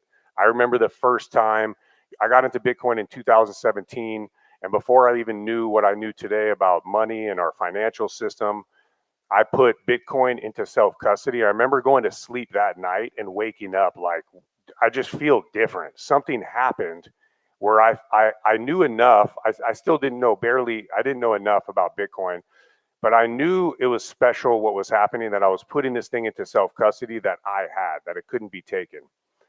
Fixed supply and economics, scarce forever. I don't like to say forever or never, but as long as we value scarcity, it's one of the best aspects of Bitcoin, and we will continue to keep it scarce. And again, we talk about trading time for money. You want to trade scarcity for scarcity, which I'm preaching to the choir, but I'm talking to workers a lot about this. And it's decentralized, which is another amazing facet of Bitcoin. So for these reasons, Santa Monica firefighters became the first union in the country to self-custody Bitcoin on the balance sheet. Thank you, guys. But if you look at the date on there, man, I'm gonna need contacts again, dude. I got laser eye surgery. It's only, it lasted a good time, but June 3rd, 2023. I often think, why did it take so long? No, I looked far and wide in the US and could not find any union that had done this. Why did it take so long to do this? And we know the answer, right? The last decade, the media blitz on negative coverage for Bitcoin has been nothing short of incredible. I mean, it is unbelievable the negative coverage that Bitcoin has got. Look at some of these headlines. The fact that there exists is crazy. You'd be crazy to actually spend Bitcoin. The great Bitcoin scam. It's probably worth zero. Warren Buffett, who, by the way, plays in that other system in that hierarchy, says it's rat poison squared. Lost passwords lock millionaires out of their Bitcoin fortunes. The collapse of FTX. You'd have to be crazy to bring this to an organization like a union and go, guys, let's get some Bitcoin, because they've been listening to this for 10 years relentlessly, and the folks they've been talking to, they're old school tax accountants or money managers. They double down and reinforce that message by saying, yeah, that thing's terrible, stay away. That is a lot to overcome, and I remind people it's an institutional cycle now, right, with the ETF. This is going to take much longer than 3 months of an ETF to unwind this incredible media coverage. And oh, by the way, that media coverage seems to have subsided a little bit now, and coincidence that the owners of these publications now have an interest in offering a product in the Bitcoin ETF. So I tried to think of a way, like, how do we overcome this? And lowering the stakes and getting off zero, I said, all right, you know what? I'm gonna build a measure where we literally do $1 per member. So we have 115 members. That is it's laughable, right? $115 a Bitcoin, good. I want them to be laughing about this. That's a good start. What does this do? I've found that when people have long-held beliefs, it is much easier to meet them at their beliefs and come up with solutions to neutralize those fears than it is to attack their beliefs as wrong, misguided, crazy. I just have found more success in that. And so I tried to do that here with this group. And when you have $1 measure, right, imagine the meeting with all the firefighters there. Hey, didn't Bitcoin crash and went from 69 to 15? Instead of explaining, oh, that's because you don't understand. Yeah, it did. It did go from a 69 high to 15, but it's $1. Are we worried? Let's see how this goes and let's learn. Okay, yeah, we're not worried. Same thing with, what if someone hacks it? It's $1. So we're learning. Is it legal? What if our tax accountant calls and says, can't believe you guys did this. It's against the law. You didn't do the right research. Okay, we'll take that $1. We'll do what needs to be done. Low risks allow us to neutralize these fears so that we can be in a learning environment. And I'll just say, you cannot learn in fear. If I set a fire over there in the corner and pulled the alarm and then started to teach you guys about, physics, you guys aren't going to be sitting there like, oh, interesting, right? You're going to get the hell out and be like, someone get this guy off the stage. I'm out of here. It's a very similar phenomenon with the fears with Bitcoin. And so we built a measure. We explained on this survey, which is open on our website. We have open source stuff. So everything we do for the nonprofit, we make it available to the public because I want them to be able to use these tools. We made a survey that explained why we were getting into Bitcoin, how we were going to do it, and that we were going to create a committee. And this measure passed by 87%. Now, I was on the union for 10 years. We can't even pass like a coffee measure on what coffee we're going to drink at the station by those numbers. I mean, if I tried to change the coffee brand, it would be like 60-40, and there'd be a lot of uprising. This passed overwhelmingly, and a key thing in trying to bring Bitcoin to an organization is this. In any organization, you're going to have 3 tiers of people on any decision. Those that have their mind made up for, those that have their mind made up against, and everyone in between. The reason it's important to start easy and get off zero with low stakes is that the group that you're going for is the middle group, and they're all up for grabs. So imagine if we would have started with, 100,000 or 200,000 in Bitcoin, the fear kicks in, and now those people that are up for grabs, a lot of them get grabbed by the against because they play off of fear. Dude, we can't do this. Are you like, Dom's crazy? We can't get into Bitcoin. It's going to wreck us. Yeah, you're right. You're right. This is too much. Versus $1. Hey, we can't do this. This is so crazy. It's like, why are you talking to me about this? It's $1. I don't even care about this item. I'm just kind of more curious and playful. That's where you want to be. Passed by 87%. That picture in the park, real quick. That was at, you're wondering, what are these firefighters doing buying Bitcoin? That's where we put into self-custody. And there was a couple homeless people around, but we navigated. We were safe. We had a lookout. And it was on Ocean in California. And what was special about that place was in 2009, my first year as a firefighter, there was a marathon in Santa Monica. And that was the location of the finish line of the marathon. And what I didn't know at the time, which I wish I knew, was there was someone running in the race who didn't finish because he got fatigued and had to pull out of the race. And he was diagnosed with ALS, and that was Hal Finney. And the reason we picked that location is because it was really important to communicate to the firefighters, and something that's big in our culture is continuing the work of those that came before us. It's one of my favorite things about Bitcoin. We just build off that last block, and our work and the things we do are made possible by those that have done the work before us. And so that was important that we carry that on. Thank you. We've had some folks join since, and the Vacaville firefighters followed suit. So did the Humboldt firefighters. And we also raised some sats for a firefighter association, Apro Bomberos, in El Salvador. So they all hold Bitcoin in self-custody on the balance books. Union adoption, why does it matter for Bitcoin? 14.3 million union members in the US, 207 million throughout the planet. Unions, aside from pensions, hold $28.5 billion in assets collectively. There's $5.99 trillion in public pension assets in the United States. And there's 25 to 48 trillion of global pension assets. The reason that number varies so widely is depending on the study. There's a lot of different systems that are included or not included. And if you look at the union worker,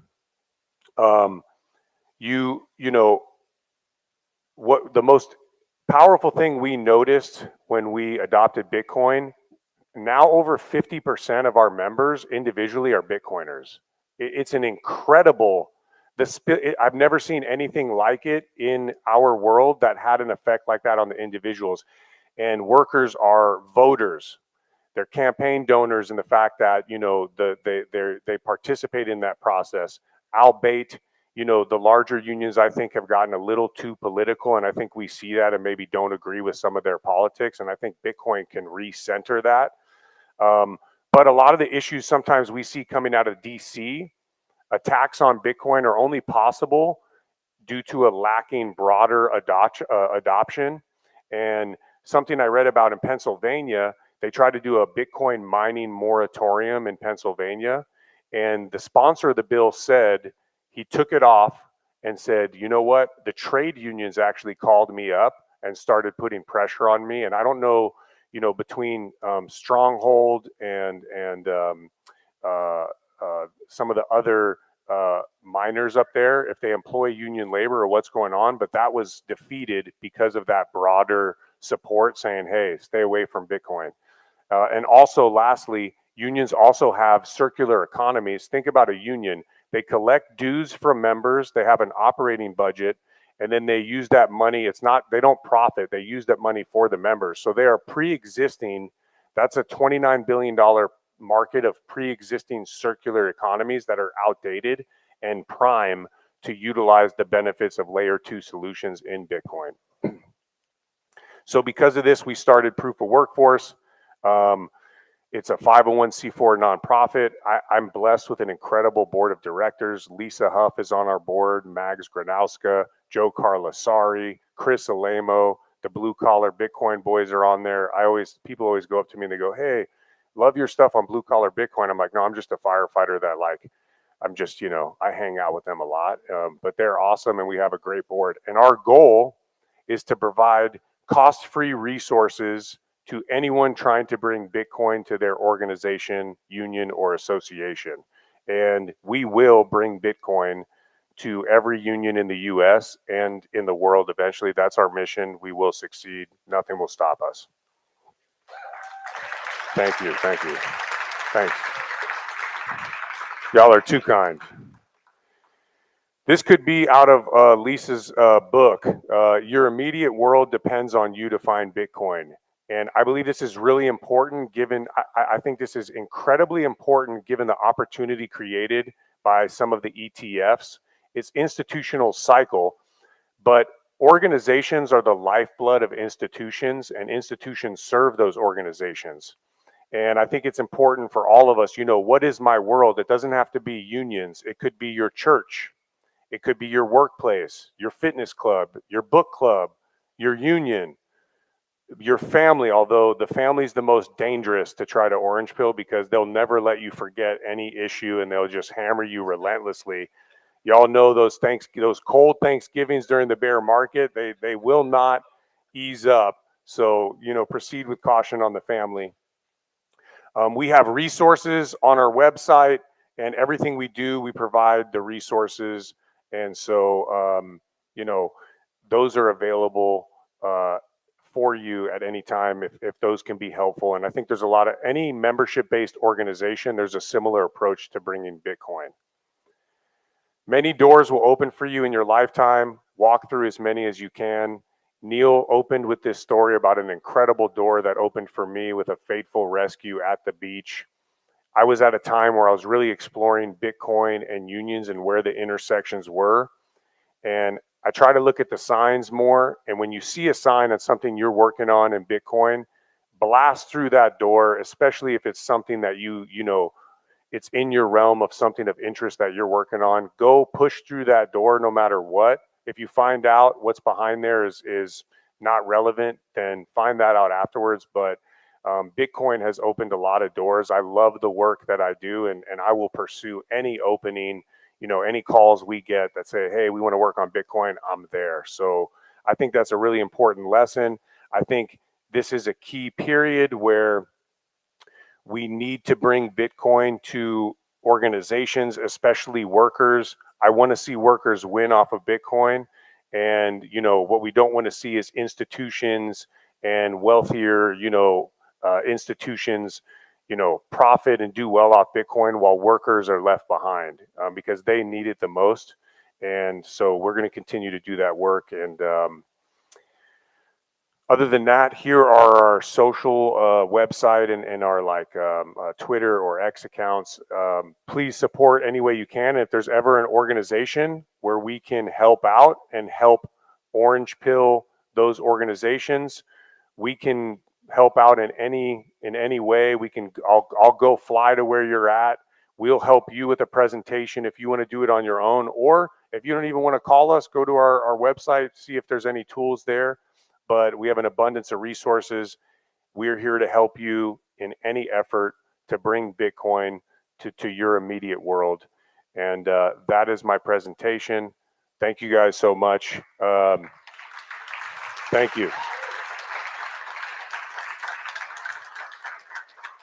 I think we have some time for Q&A, like 2 minutes if there's any real quick questions. Otherwise, I'm around, so I can easily do questions afterwards. Happy to tell the story on that rescue on the beach. I don't know if there's any questions, but we have one over there.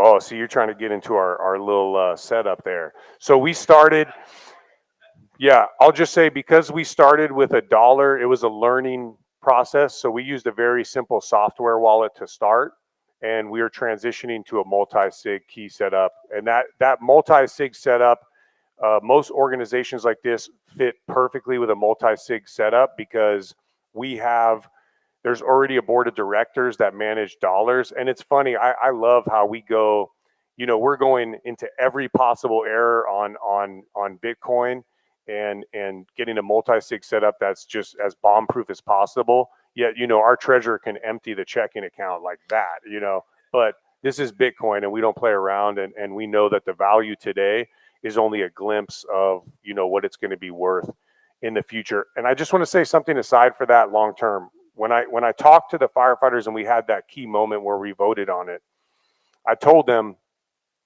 this is for the next generation of firefighters. This step is not to get rich. We're not going to distribute a bunch of money. It's not for us to retire early. This is because as an organization, which for us, we're a 137-year organization, what are we going to leave the next generation of firefighters in 30 years that come and face a whole new set of challenges that we never imagined? Well, now, we started with $1 of Bitcoin. We hold an entire Bitcoin, so our union is a whole coiner organization. And we will leave something of incredible value for the next generation. So thank you, guys. We had one more.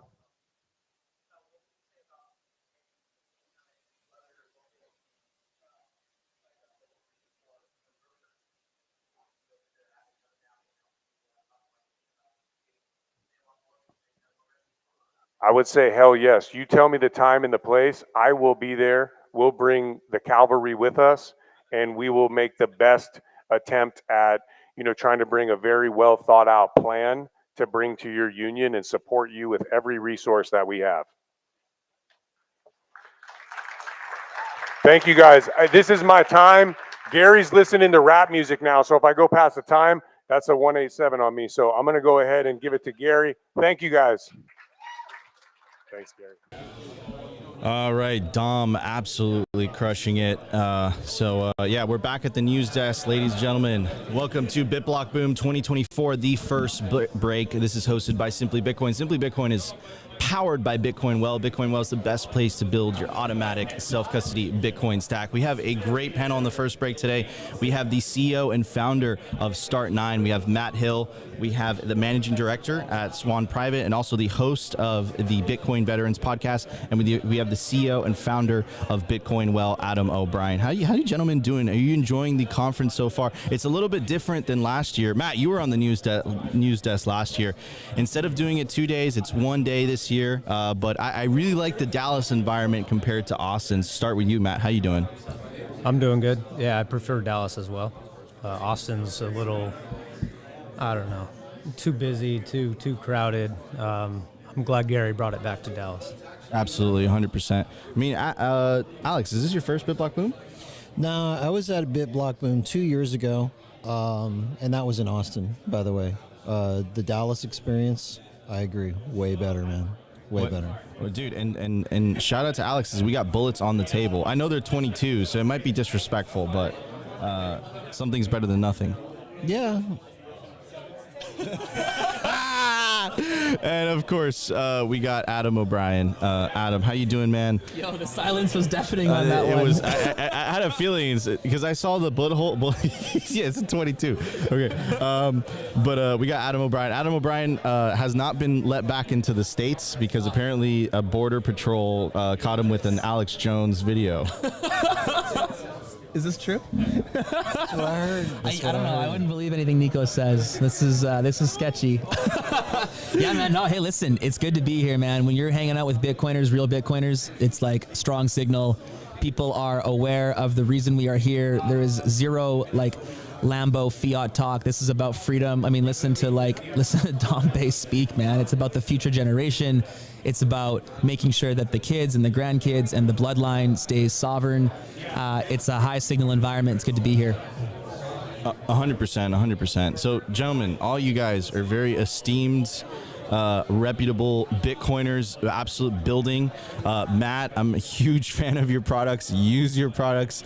The Start9 server Pure, which is, if I pull up my Sparrow right now, but I'm not going to dox it in front of all you guys. It's connected to my beautiful, beautiful Start9 running at home. So how you doing, man? I heard they're back on sale. I heard you can buy them on the website right now, and you brought some too to the conference as well, right? Yeah, we pulled it off just in time. We got some back in stock the day before the conference, got them built, brought a few, and they're back on sale online as well. So, yeah, we apologize for that period of time. We had some supplier issues, and it was a good lesson learned, and we actually circumvented suppliers, went further upstream, and so they're cheaper, right? Good news for everybody else is that these things are cheaper than before because we're getting them cheaper than we ever could.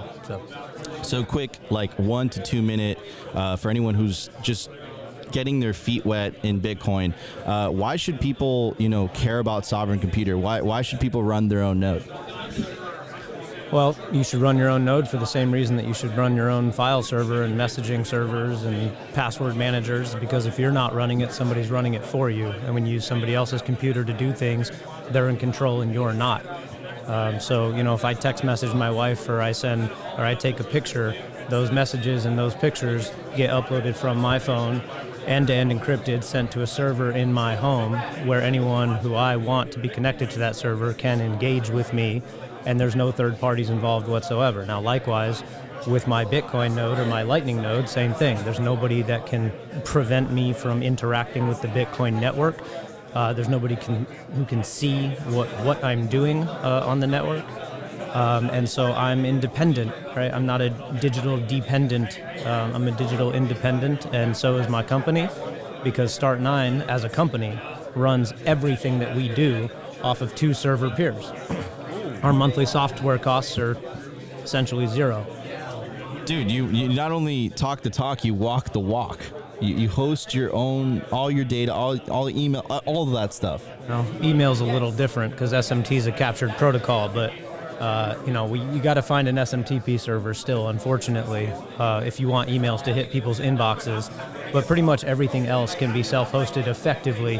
Now, Start9 obviously is hosting the things on our servers on ClearNet, right, which is not something that StartOS and the server Pure support at the moment, but it's coming, and we're already using it as a demonstration. So, for instance, if somebody wanted to check it out, you could go to blog.start9.com, and that's our blog.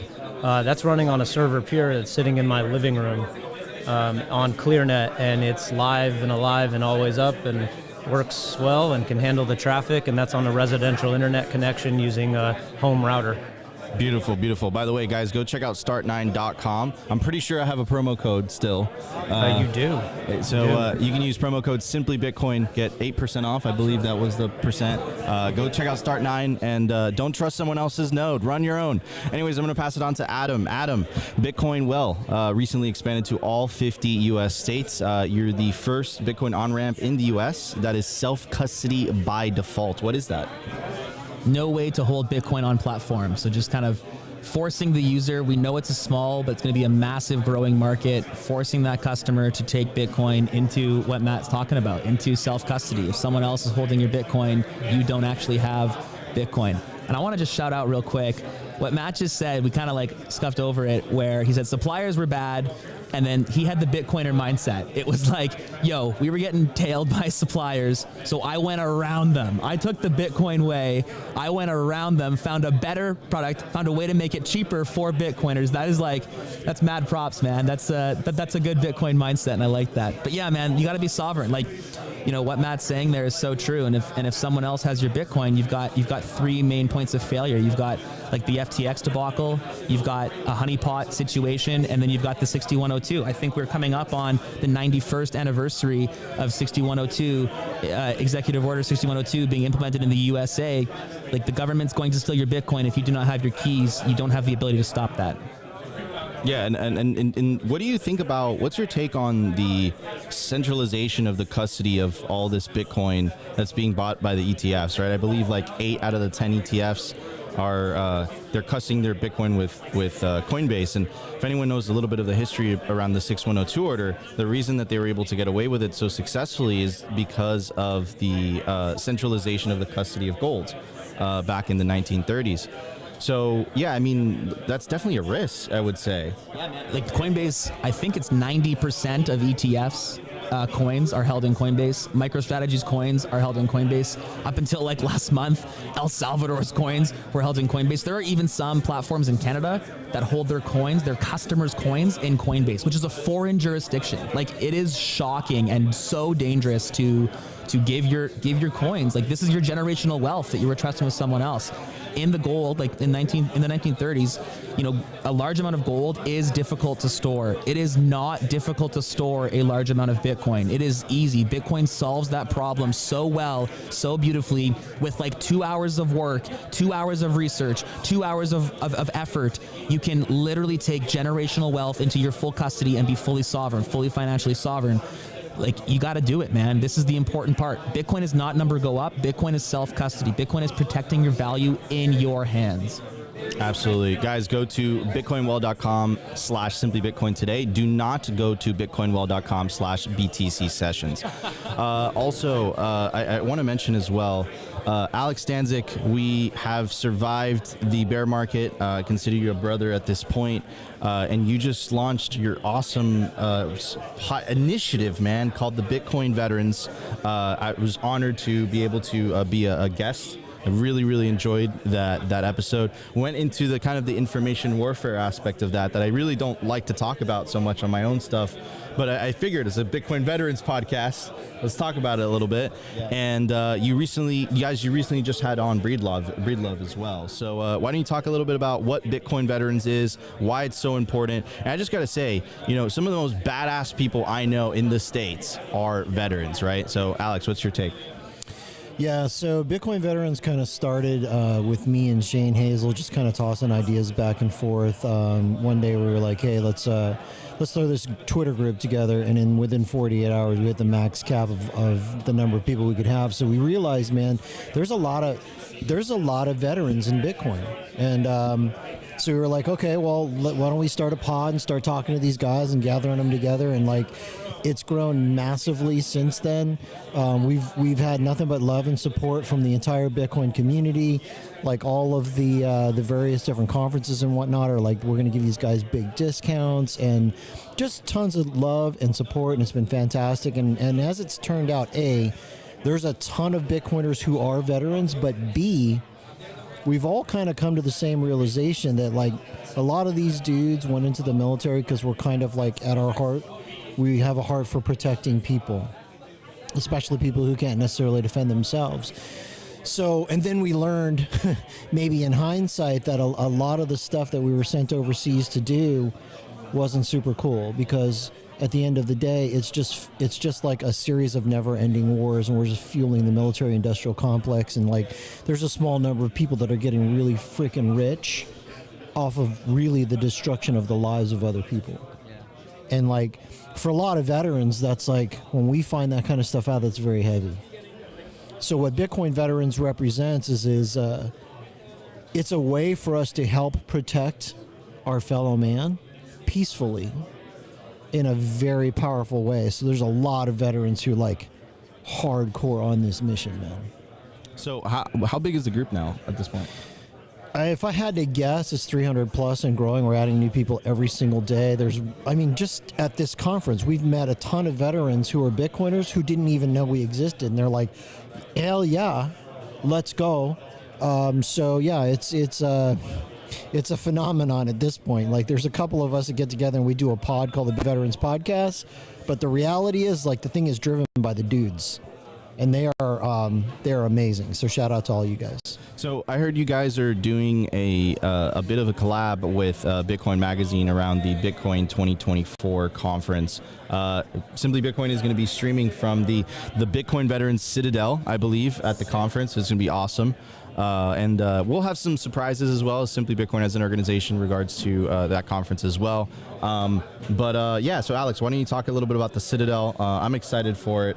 It's gonna be all camoed up, right, and stuff.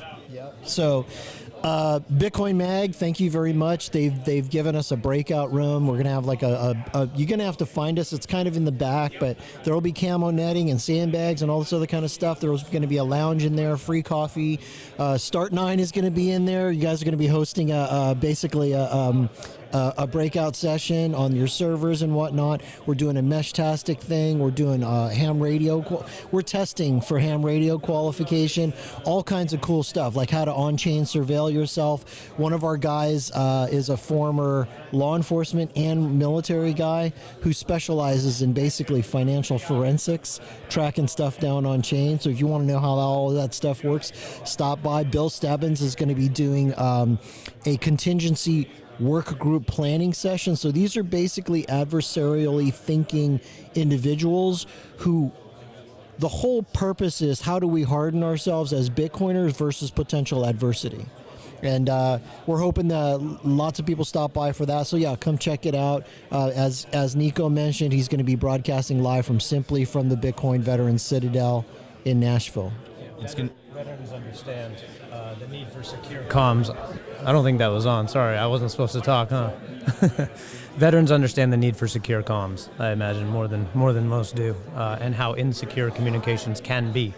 So that's something we're trying to bring to the space. Beautiful, beautiful. All right, gentlemen, thank you so much for joining us on the Simply Bitcoin News Desk live at BitBlockBoom 2024. We're going to do a bit of a shuffle. We're going to have Mauricio from Ledin join us. We're going to have Lisa as well. And gentlemen, thank you so much for joining us. Alex Danzik, appreciate it. And Matt Hill from Start 9. Guys, go check out Bitcoin Veterans and Start 9 today.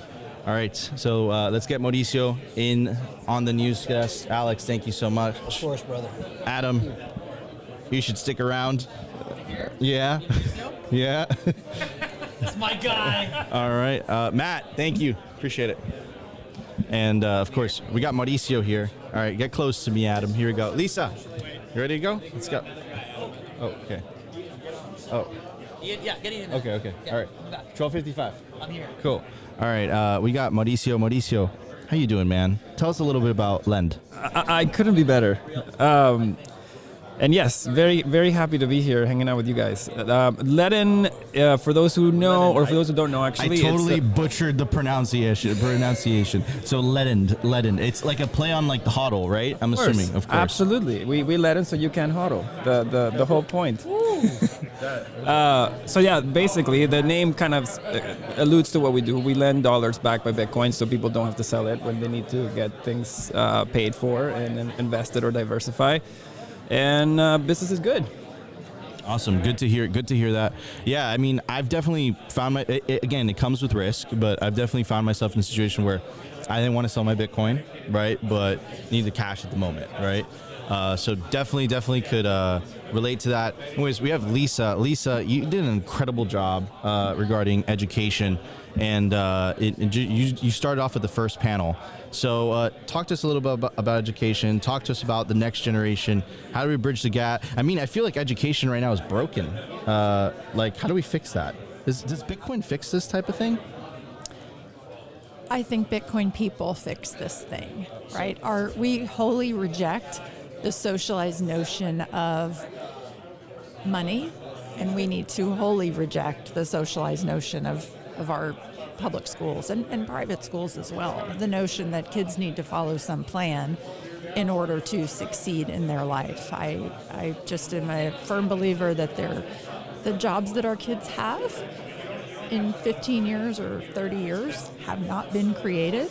Maybe in 5 years, those jobs aren't out there yet. And so to make your kid feel stressed that they've got to get into a great college or be in some huge STEM program at a public school, it's like, those things in the STEM program aren't even going to be relevant by the time they're in the workforce. So how about you encourage your kids to just think for themselves and pursue things that really kind of light their synapses up in their brain. So that's what I did with Ella. It seems to have worked. You know what you said I could relate to tremendously, because I have no formal media training whatsoever, and completely self-taught, but the internet enabled all of this, right? and I followed my heart, I followed my passion. And then what tends to happen, like regardless of whether you have formal education or not, if you tend to do something every single day for a couple of years, you tend to kind of master it over time, or you tend to get really, really good at it. And especially with the internet, being a thing, any kid, regardless of the age, you can look up whatever subject known to man, and you can learn on it, but you can learn it, pretty quickly, relatively quickly. So. Yeah, and I think too, finding this thread of something that is the unlock. I mean, for me, so I do have a science degree. My dad said not paying for college unless you have a math degree or a science degree. I really shouldn't have been in either one of those programs, I don't think, but they weren't my interest. Getting into Bitcoin, I have found so many things that I'm now interested in. Like currently I'm down the Dhruv Bansal Bitcoin and astronomy rabbit hole. I've obviously been down the Bitcoin and economics and monetary policy rabbit hole. I've been down the Bitcoin and religion rabbit hole. So I think Bitcoin is like this cheat code for getting you on the right path for what your brain needs in order to feed itself. One comment I wanted to make based on what you said about how disconnected the current system is versus the future jobs you're going to have. So growing up in Venezuela, one of the things I studied economics. I was always fascinated by money, and every time I would read my books from school, they would say, get your fiat, put your fiat away in a bank account every month and save a little bit. And by the way, debt is bad. Don't get into debt. And I would look around, and the people that were doing the first part, which was putting away fiat into their bank accounts in a hyperinflating currency, were getting absolutely crushed and left behind. Meanwhile, the people like my dad, who were levered and borrowing money at basically what seemed to be high rates, but he compared that high interest rates to inflation, and he always came out on top. So he actually exponentially grew his wealth thanks to responsibly using debt. Meanwhile, the people that were putting away their little fiat into their bank accounts were getting left behind and crushed. And it's really important to have critical thinking, because you're going to read a lot of things that aren't going to play out. There's going to be things that are going to be coming out of authority, like figures of authority that you are going to have to question, and many times you're going to have to go up against, right? Like even what I do today, right? Like some Bitcoiners have, will say, don't use a custodial service, right? Like that's some people feel that way. But if I wasn't prepared, or I didn't have the critical thinking enough to say, no, you can do this thing this way, and I have a view that it can be done responsibly, and I went and put it out in the market, and the market responded favorably. So you always have to be willing to take a stance that might go against what the books are saying, and that will pay off greatly if you can do it right. No, just to your point on, even some Bitcoiners may disagree with that. I would really put forth the notion that we in Bitcoin also have these socialized norms, and we're going to break all of those, right? Every bank, everyone will use Bitcoin as collateral in the future, right? If it's going to be the money of the future, we will figure out how to use it as a form of collateral. And so I try to see similarities in goodness in things instead of nitpicking where the differences are. I think that it's just a more productive use of our personal energy to just go, you know what, I know what's right, or I think I know that people will use Bitcoin as collateral. This is the business that I want to build, right? To your point. I love what you guys have done. I love this. This is such a wholesome conversation. I feel good. I feel the good energy. Guys, welcome to the BitBlockBoom live stream hosted by Simply Bitcoin. Simply Bitcoin is powered by Bitcoin Well. Bitcoin Well is the best place to build your automatic self-custody Bitcoin stack. I do want to push it on to our buddy from Jolts. How you doing, man? Are you enjoying the conference? It's great. It's great. It's my first inaugural. I have a question. Okay. What is Jolts, brother? Yeah, so Jolts, we're Bitcoin rewards as a service. What does that mean? We build tools that enable businesses to bring Bitcoin rewards into their apps, websites, stores, whatever it is. There's $500 billion of value in all these sort of fiat derivative loyalty points and miles globally. $500 billion, right? That's a lot. And we estimate consumers are probably losing about $40 billion annually through debasements that happen, right? These are like overnight changes. Starbucks says, hey, guess what? Like, it actually takes 200 stars to get your free cup of coffee instead of 100. And so, as the meme goes, of course, Bitcoin fixes this. So we're trying to enable Bitcoin to be plugged into every possible thing that you might want to incentivize. Business wants to incentivize making a purchase, making a referral, signing up for a newsletter, whatever it is. We're building the tools that make Bitcoin rewards integratable across thousands and thousands of apps. Dude, Bitcoin rewards as a service, bro. That sounds badass. It sounds like almost way too good to be true. But that's awesome. Where is the domain? Where can people find it? What's the URL? Yeah, check us out at joltzrewards.com, JOLTZ rewards.com. Again, we are, B2B, so we're focused on businesses, but we're launching all sorts of cool stuff, and you can check out some of our partners and get some great deals, right? Everyone loves StatsBack. Absolutely. All right, so we are getting very, very close to the panels coming back. We're almost wrapping up the first break at the Simply Bitcoin News Desk at BitBlockBoom 2024. So I do want to give an opportunity for Mauricio and Lisa and our friend here from Jolts to give some last words before the panelists come back on. So Mauricio. The last words. I mean, enjoy the halving, everybody. It's going to be an epic event.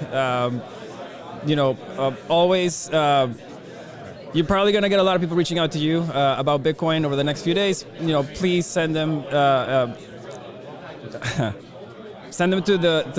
the places that you would trust to buy the Bitcoin and to hold the Bitcoin. I love the guys at Bitcoin Well and the work that they're doing, and enjoy the halving, everybody. Love that. Lisa, do you have some words of wisdom for the 1,400 people watching us live right now? Hello, 1,400 people watching us live. Take a moment today and be grateful that we are right here. Take a moment to know that you have lived through 6.25 Bitcoin per block. Think about the people that lived when it was 50 and then 25, right? And then 12 and a half. This is such a moment in time that we will never get back. I'm so grateful to be right here with you guys. Thanks. Lisa, are we too late to Bitcoin? We haven't even begun to walk in Bitcoin yet. Oh, that's so poetic. You have a way with words, Lisa. Okay. Our buddy from Jolts, what are your thoughts? I would just say, don't underestimate, you as an individual agent of change, right? We all have the ability in our own communities to orange pill businesses that you love, orange pill those in your life that you love. I spent some time in Costa Rica earlier this year looking at some of the Bitcoin jungle circular economy. It's just beautiful to see some of these different communities being pieced together from a grassroots fashion, bit by bit. So don't underestimate the power. This was always destined to be a grassroots movement. And so, all the little collisions you can make, those collisions go on to make other collisions. And that's how we win. That's how we win. All right, so it looks like we got a couple minutes left, ladies and gentlemen. It seems like the panels are running a little bit late, so we got some more time with these awesome Bitcoiners. Mauricio, Lisa, and Jolts. Everyone who's enjoying the live stream, make sure to smash that like button and consider subscribing. If you're watching us on Twitter, it seems like the vast majority of you guys are watching us on Twitter. Make sure to retweet it. Spread the orange signal. Spread the orange love. So yeah. Mauricio, any more thoughts, man?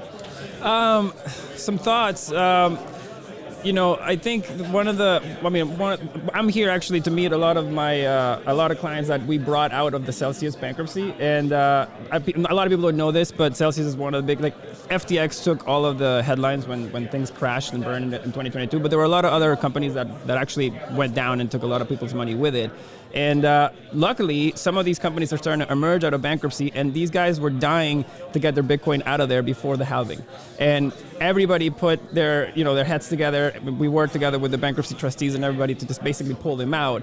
And when I got to see them, I've been talking to these guys for 6 months, and I feel like they're my friends. And the hug that we shared when I first saw them, and the sort of appreciation and thanks for them having their Bitcoin back ahead of the halving was a massive thing. So I think that as we've definitely turned a page from the nasty events in 2022, and I think everybody is how do you say this? We've left a lot of bad things behind us, and I think the industry is emerging once again stronger. The weak players are out, the bad players are out. The good people are all here building stuff to take this to the next level, and that's what I'm really, really excited about. Is this idea that we're now building on a much stronger foundation to take this, higher. Yeah, absolutely. I feel that. I feel, whether it's Nayib Bukele in El Salvador adopting a Bitcoin strategy, him being vindicated, I think his break even was around 40K. You had Michael Saylor on the public company level, him being vindicated, I think his break even was about 32K. And of course, just these two elements and, the approval of the ETFs in January, and that, is legitimizing it in the eyes of institutional investors, even though really Bitcoin doesn't need any legitimization in my eyes. I think fiat needs legitimization. I don't think that's even possible. But yeah. So Lisa, what are your view on the next 5-10 years in Bitcoin? Since you're saying that the party hasn't even started, we're like it's just still the pregame. What are your thoughts on the next 5 to 10 years? Well, I just want to say that I was vindicated also recently when Bitcoin went back to 64,000. Hit the bars. Listen, that's called motherfucking bars. What was that for? That's Opti. The view of the future. I mean, my daughter is here. The Bitcoin Students Network was just announced in Madeira. They have. Okay. Sorry, Lisa, to interrupt you. We are going back to the main stage, ladies and gentlemen. All right, thank you guys so much for tuning in. We'll be back in the next break. Bye. Parker Lewis is one such Bitcoiner. My name is Jonathan Labar from the Texas Bitcoin Project, and I first met Parker at the Katy Trail Ice House in 2022 at a local Dallas Bitcoin meetup. It just so happened that night there was a local politician, who had come to the Bitcoin meetup claiming to be a Bitcoiner and asking for financial support and political support. And I have never seen someone embody the spirit of don't trust, verify than Parker Lewis that night. He spent about 45 minutes one-on-one grilling this politician, crisscrossing sideways all about the Bitcoin thesis and protocol. He was asking him, well, what happens at the halving? What's the current block subsidy? What happens when all the Bitcoiner mined? And to his credit, this politician, he actually knew his stuff. We were all actually pretty impressed. But it makes me proud to be a part of a community of Bitcoiners like Parker, who will not only keep people honest and keep them to the truth, but hold politicians accountable. It's a preview of what's to come. So seeing it small scale, we are going to become a political force someday, and politicians will have to cater to our whims. And so I'm proud to be a part of a community like that. So without further ado, I'd like to introduce a former lead of, before I say, Parker's lost his voice, so he's going to do his best. He's a little under the weather. We've all been out late these past few nights. But without further ado, the former lead of business development at Unchained, current lead of business development at ZapRight, author of the blog Gradually Then Suddenly, that's now become influential Bitcoin book by the same name, the man, the myth, the legend, Parker Lewis.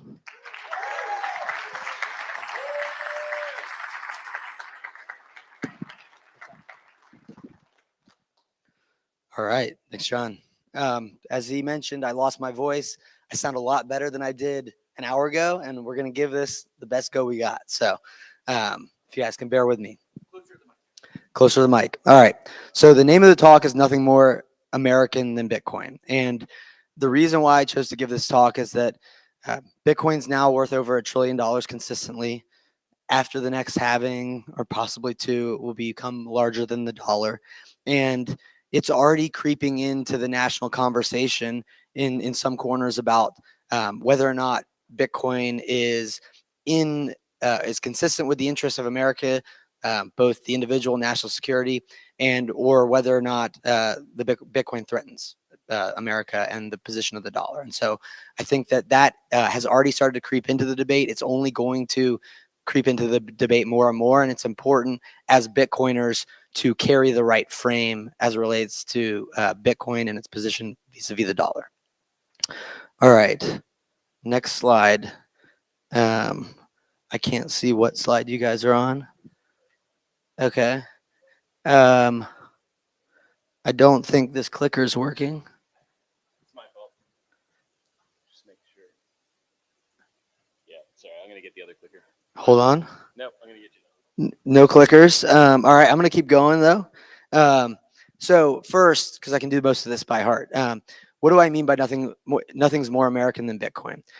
First, what it doesn't mean is that America has some claim to Bitcoin or that there are not values of other countries that are embodied in Bitcoin. What it's meant to mean is that Bitcoin, in both the structure of governance and the values, is far more consistent with America than the dollar is. We going? Okay, sorry. I'm gonna keep. See. All right. Okay, you're going. You're going. Let's get that. Let's get that clicker up here. Forward, back. All right. That's all right. Woo! Lost my voice, dealing with no clickers. We're going to go for it. All right. So the idea is that Bitcoin is far more consistent with both America's structure of government and its values. It's not just like a, animal spirit, Bitcoin's American and let's go out and party. It's really, when you think about the actual underlying structure of it and the principles, it aligns with the founding of this country far more than the current construction of the dollar. And Bitcoiners should speak about that more loudly. All right, so for whom is this message? This is for the haters. Elizabeth Warren, Brad Sherman, Boston, California. The advocates, Ted Cruz, Senator Lummis.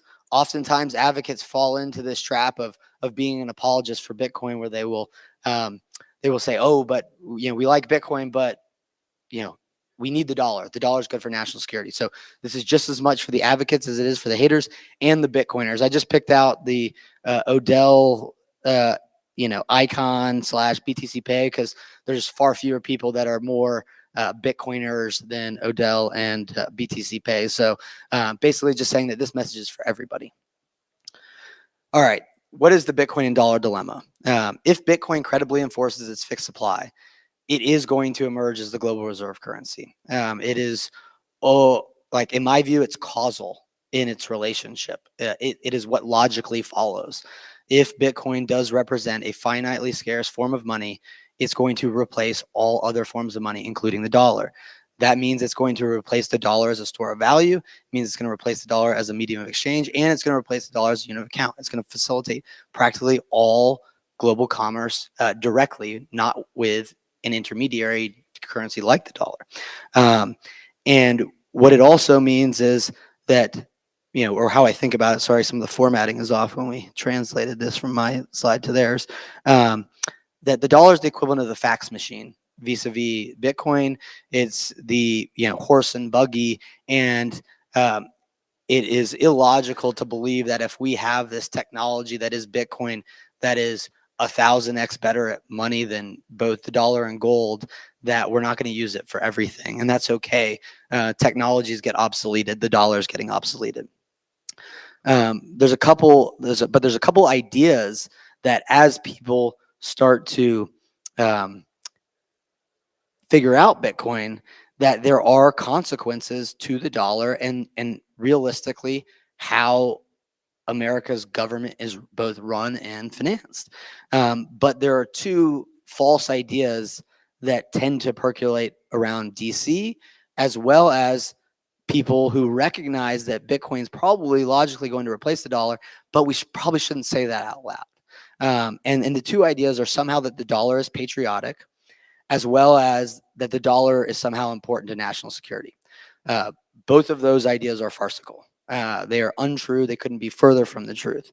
On the one hand, the current version of the dollar, and I'll get to speaking about why, is an anathema to the people that founded this country. If they could fast forward to today in this world of QE and 100% centralization of the money supply, they couldn't have conceived of that world, nor would they have ever endorsed that or supported it or contemplated it in the structure of governance.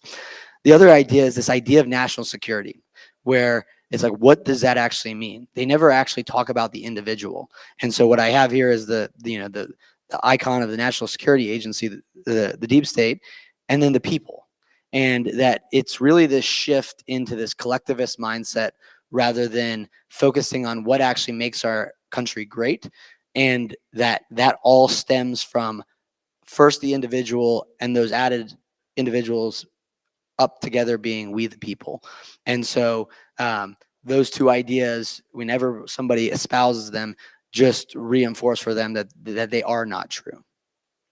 When you think about the consequences of the dollar, of why the dollar is neither patriotic nor in the interest of our quote national security, which itself is a farce, is our national debt. A couple of things that come to mind.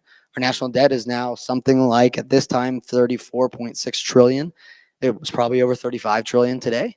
But we're adding about $1 trillion of debt every 100 days. There is nothing patriotic or American about our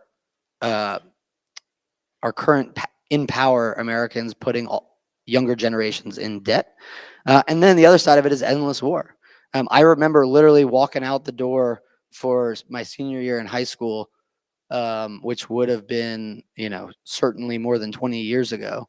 And the Twin Towers got hit. And we've been in war ever since. And we don't declare war anymore. It's just we're bombing people in 10 different countries. And all of that is tied to the ability to print money. And so when you think about those two things of like, whenever someone says this idea that it's either important to national security or it's patriotic, I reinforce for people to like, it is time to start pushing back on those narratives. And then we'll talk about the positive sides about Bitcoin. But first, on this idea that it was an anathema to the founding fathers, I have these quotes, and I'm going to read them because I can't, they're really important to hear. But basically, this is Alexander Hamilton. And anyone who was at the takeover already heard this, but it's a really great message because, one, Alexander Hamilton is largely credited with, in certain ways, informally known as the father of the central bank. He was the person that was probably the greatest advocate for the first and second bank of the United States. But even this person that was in favor of functionally a central banking apparatus was diametrically opposed to this idea of paper emissions, unbacked paper emissions.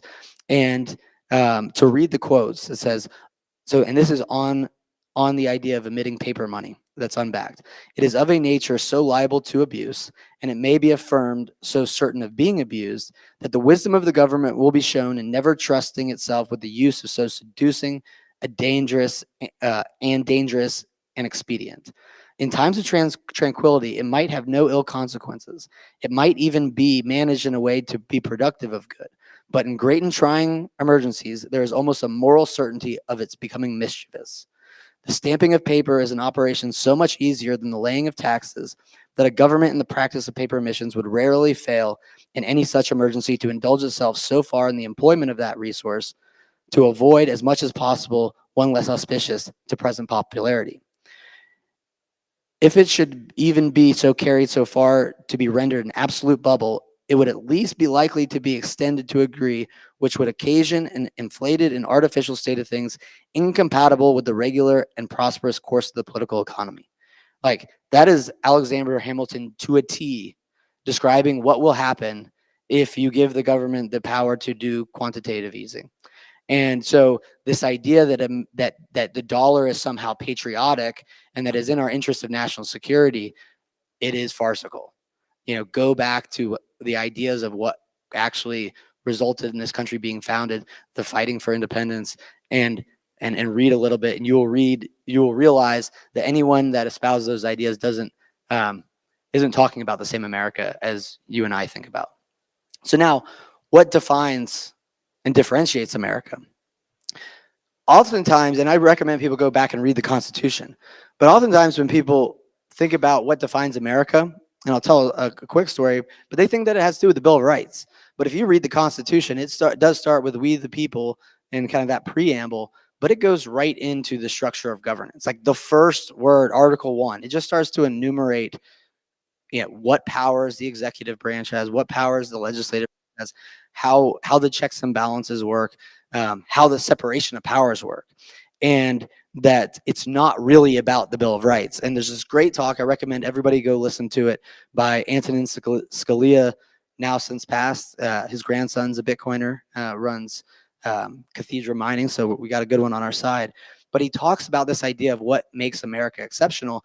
And he talks about when he goes and talks to law students, or did, he's since passed, that he would ask them, what makes America exceptional? What differentiates America? And he says, without fail, they will always say, rights to, not have unreasonable searches and seizures, freedom of speech, freedom of the press, right to bear arms. It's like, it has nothing to do with that. That the thing that actually defines and differentiates America is the structure of government, and that the structure of government was gridlock by design. That there were these contradicting powers put in place to essentially prevent the centralization of power.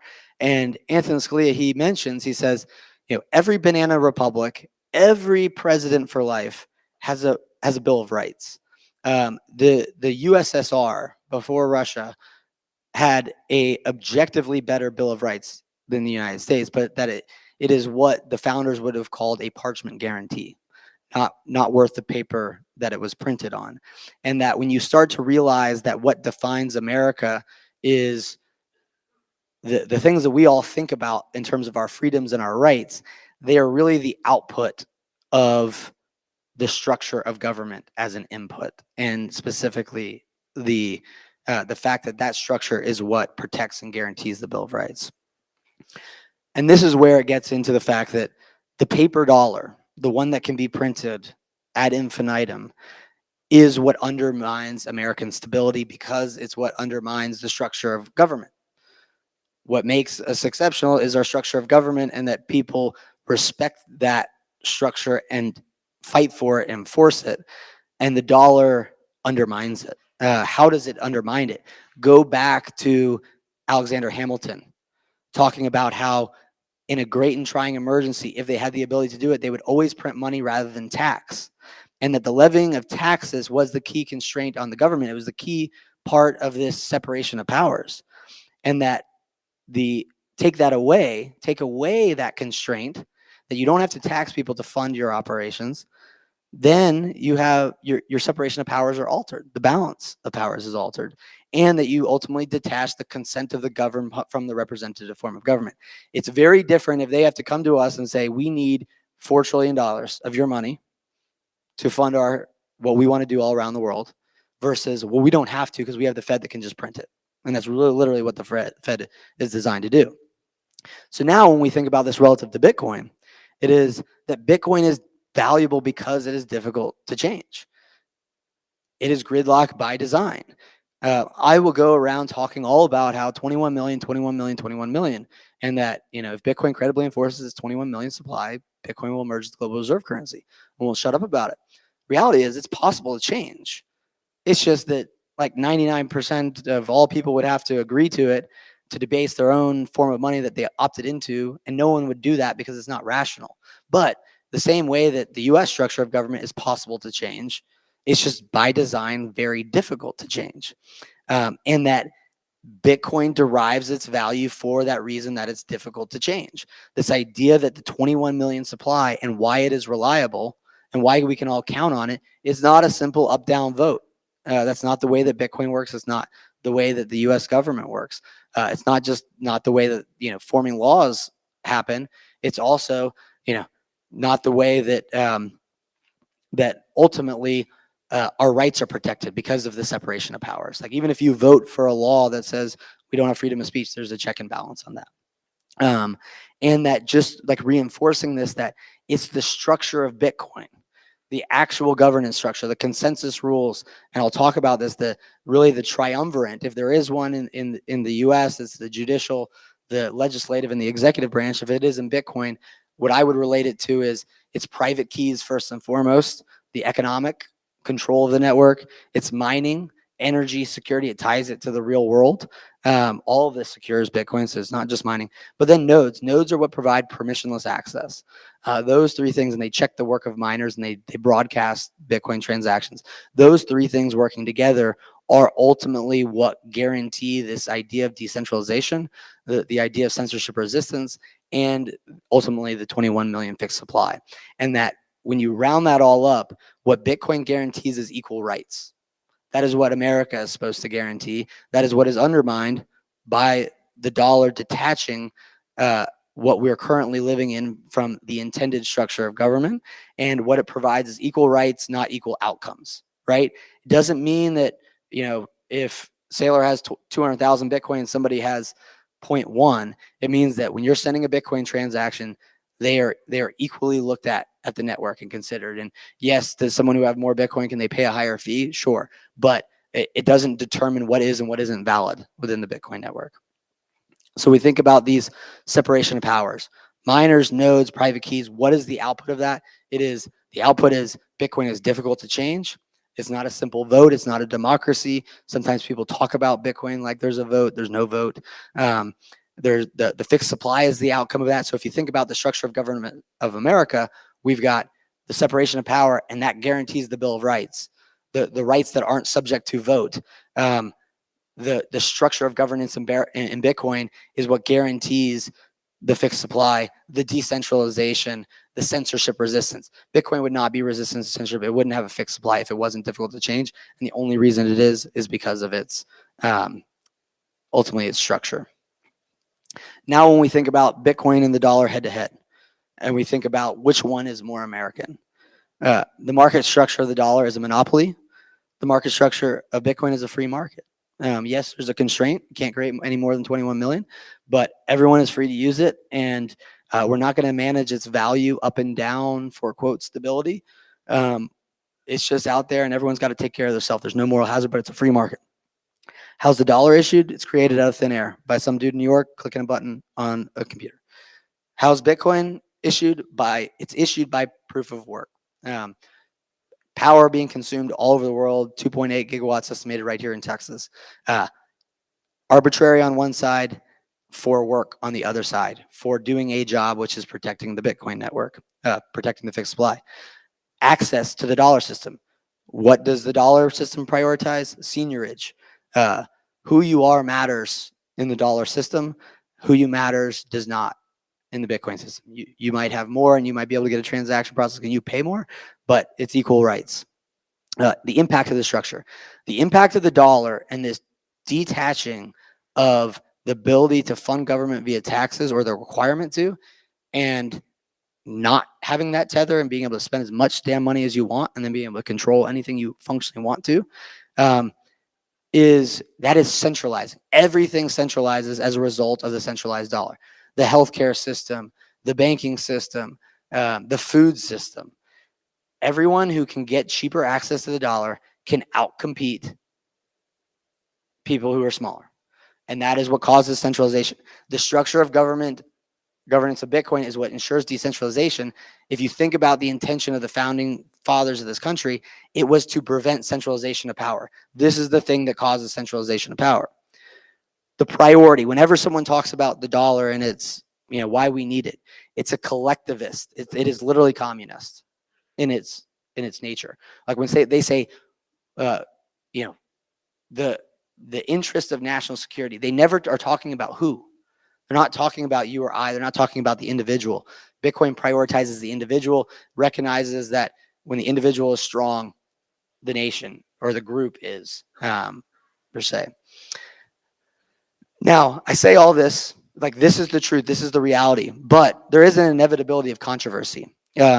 People will claim, they already have claimed that Bitcoin undermines American interests around the world, particularly Brad Sherman, but there are others. Brad Sherman's a congressman from California. People will literally fight to infringe our rights. They already are, to hold Bitcoin. The haters will actually blame Bitcoin for the dollar's failure. All of this is predictable. And this is one of the reasons why, from a narrative perspective, we've got to control it better.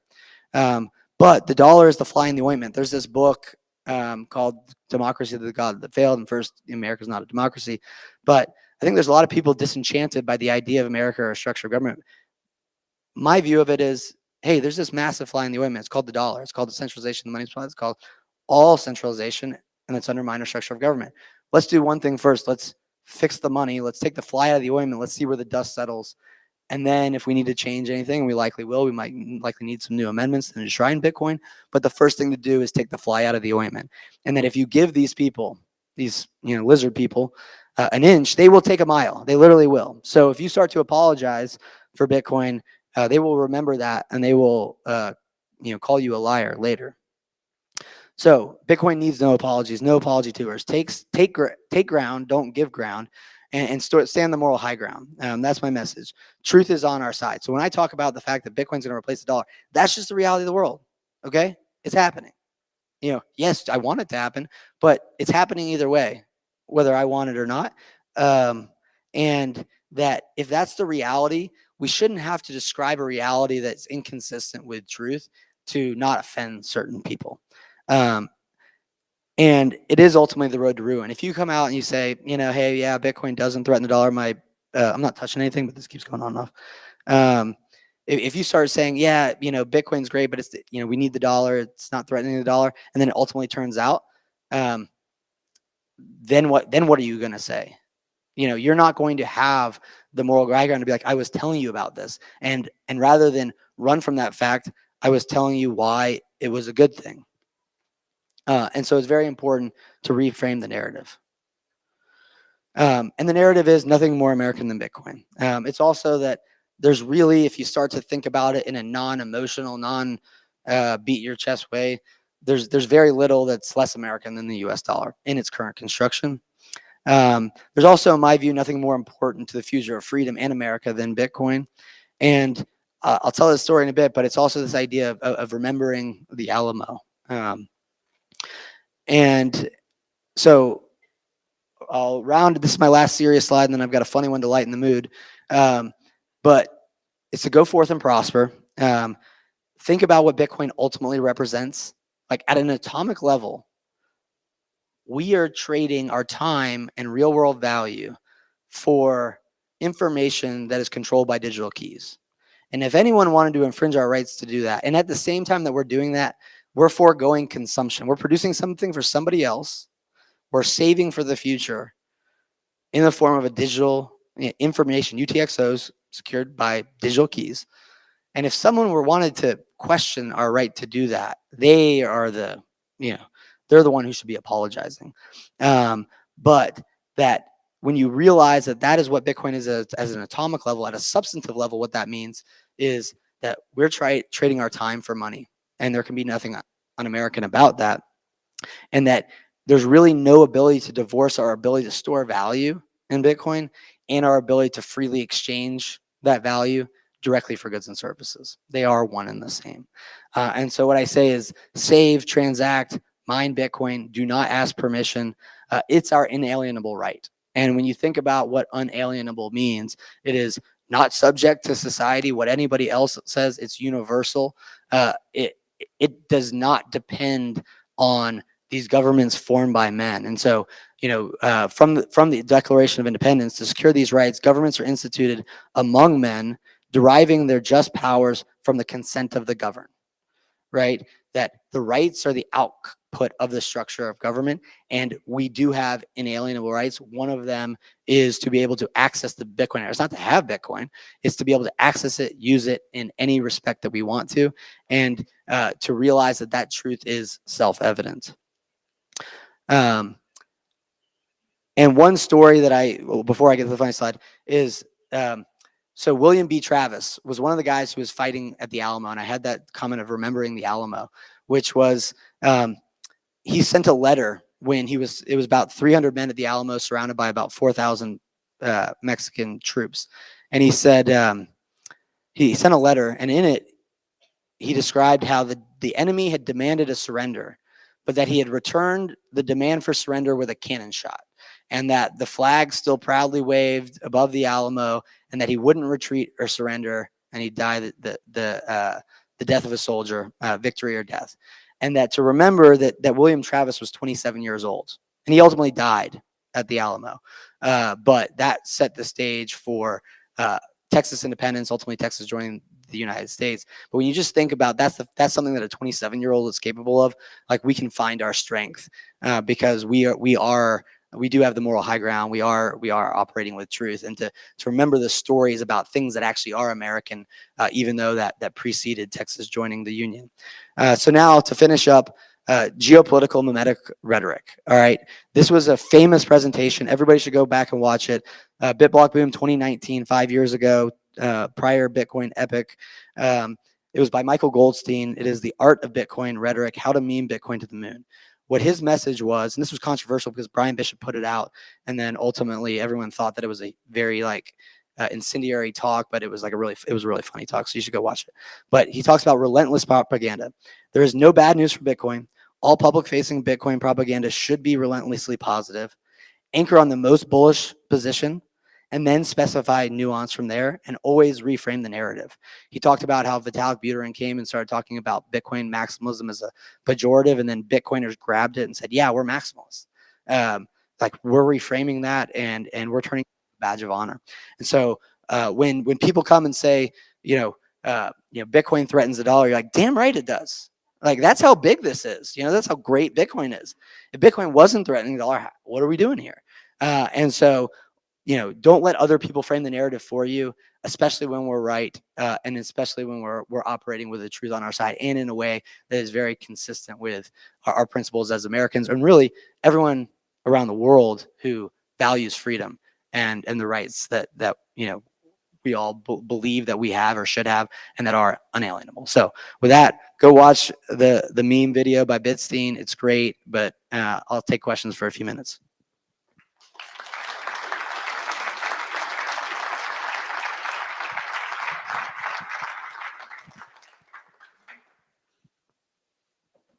Any questions? Well, wait, Zach, you got a question?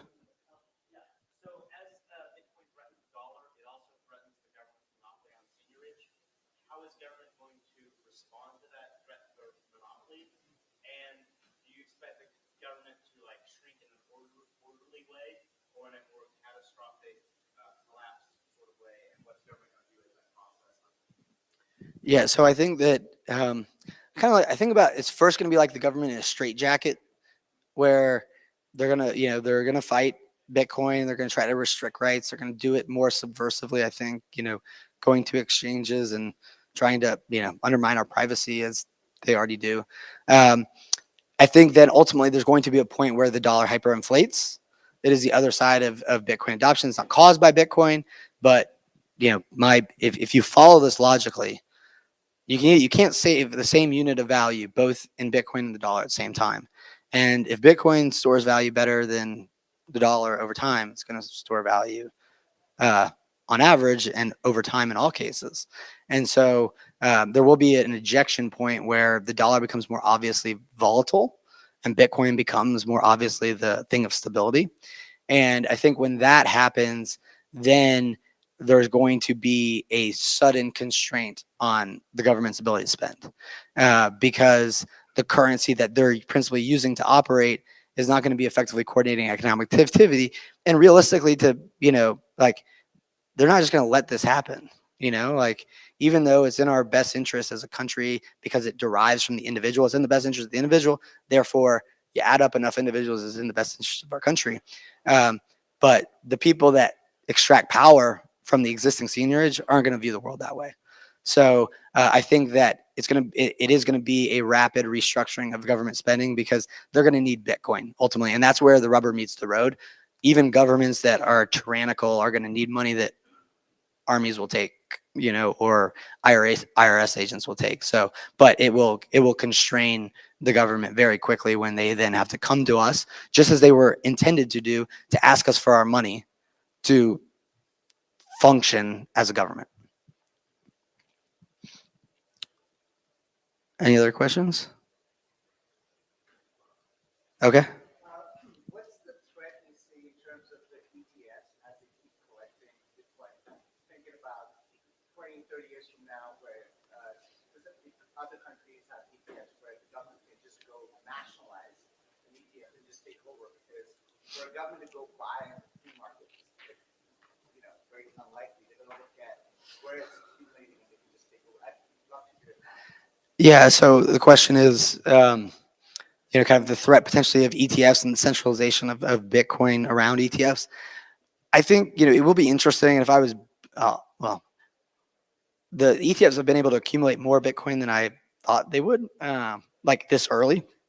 But if we look at Bitcoin over time, and again, not perfect metrics, but like looking at the HODL waves of a 10x increase in Bitcoin basically allows or induces about 20% of the supply to change hands, which means that a 100x move translates to about 40%. That a 40%, 100x move in Bitcoin from now, the dollar's done. And so it's actually going to become like marginally harder for the ETFs to acquire, I don't know what the right number would be to have, I'd say probably over 50% to have any like real influence. But then even then it's not, it's not up down 50%. Like that's not the way 50% of tax work. So I don't think they're going to be able to get enough Bitcoin for it to be a problem. It would be a problem if 20 million Bitcoin were sitting in Coinbase.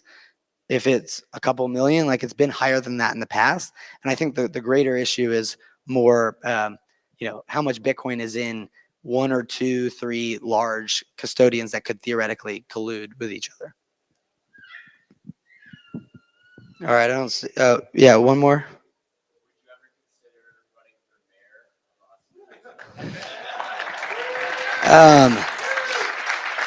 Someday, we got work to do right now. Still getting my book out there, working on Zappright, working on Bitcoin's most important thing. At some point, I'll clean up the streets of Austin, but my highest and best leverage is right, right here and working on Bitcoin for now. All right, I think I got to go, but Marty, one more. Oh yeah, thank you for setting me up there. So I'll be signing books right next to the hotel lobby in that room, first to your left if you're coming from the lobby, or last on the right if you're leaving the conference. So I'll be there signing my book, Gradually Then Suddenly. And then also, yeah, if you guys want to accept Bitcoin as payment for your business, you should really be thinking about it. Come talk to me or John's sitting back here, our founder and CEO. So yeah, go forth and prosper. Thank you.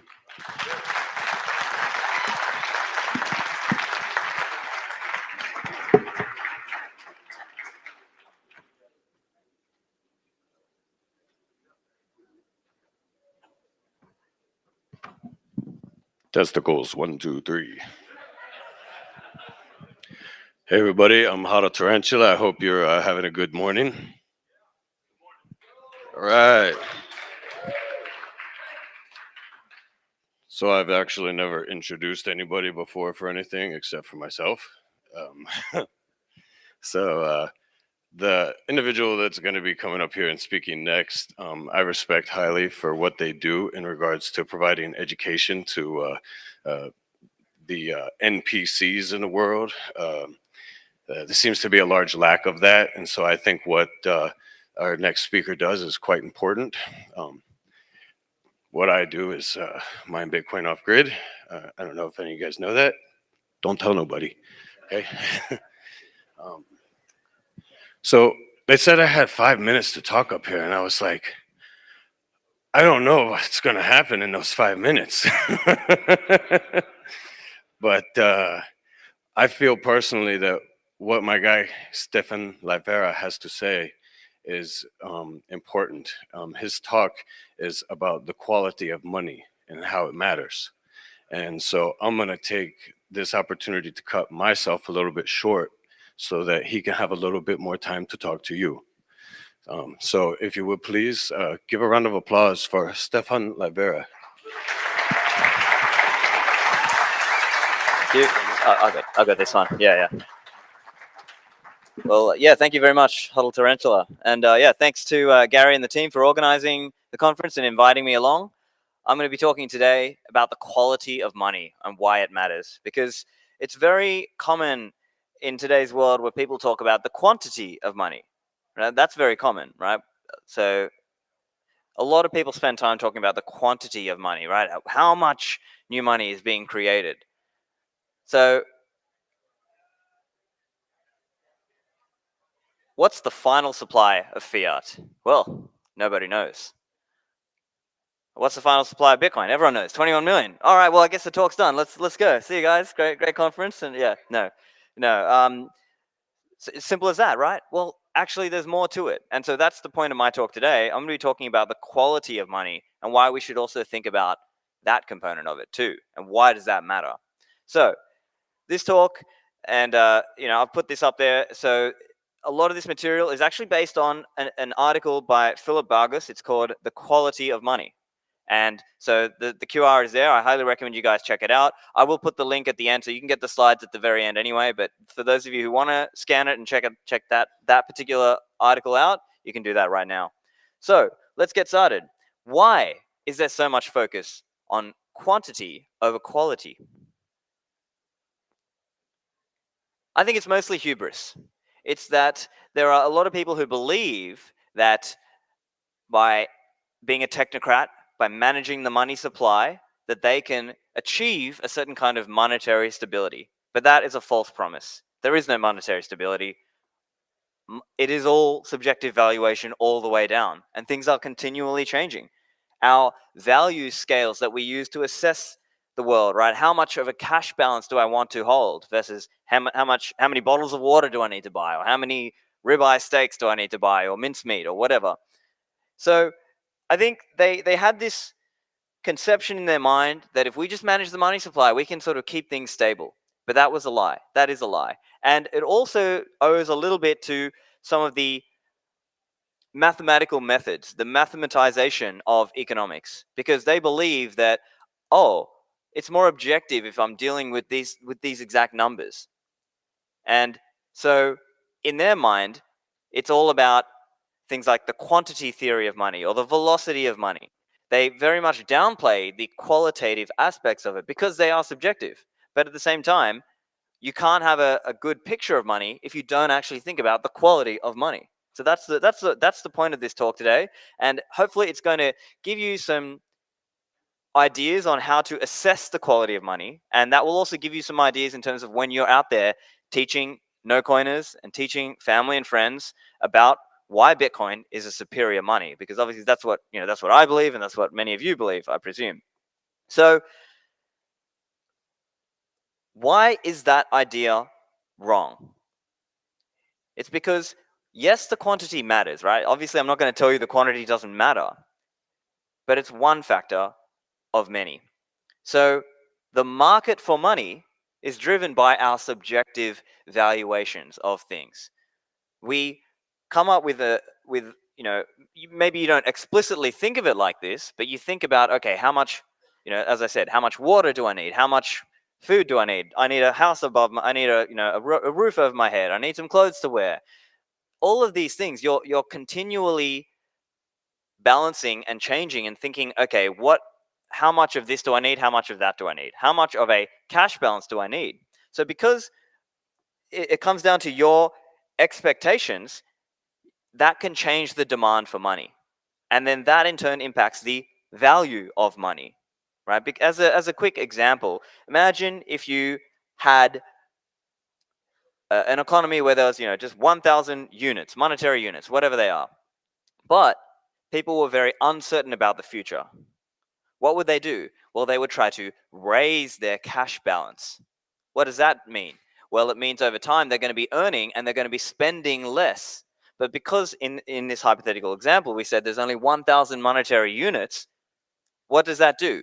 It raises the buying power of that existing 1,000 units of money. So even though the quantity has not changed, the value, the buying power of those 1,000 units has effectively gone up. So this is an example of why quality of money matters.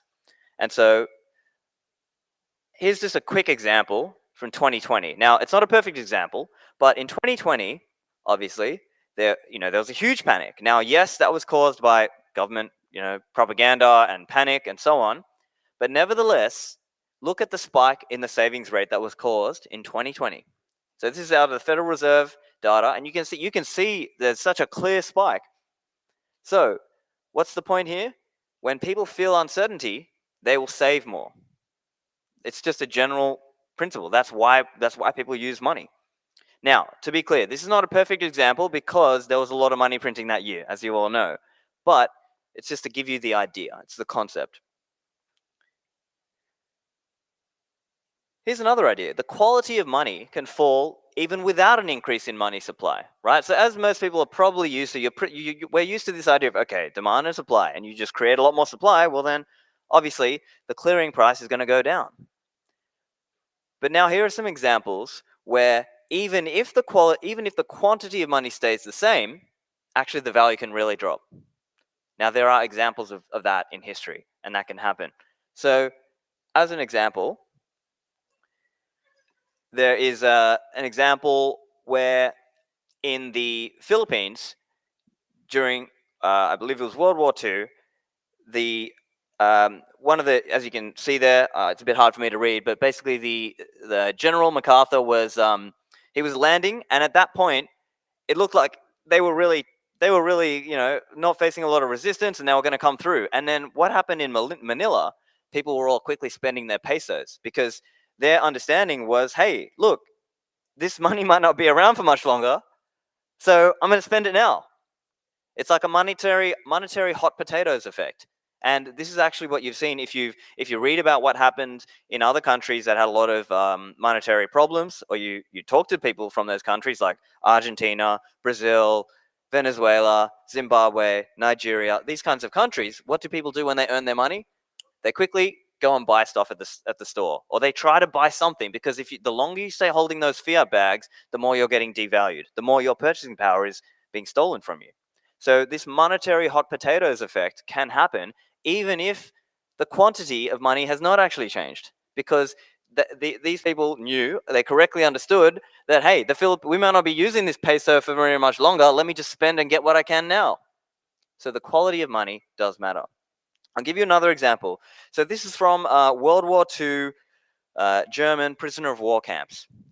So there was this currency that people would use to buy things. And so famously, people talked about cigarettes, and there was another thing called the bully mark.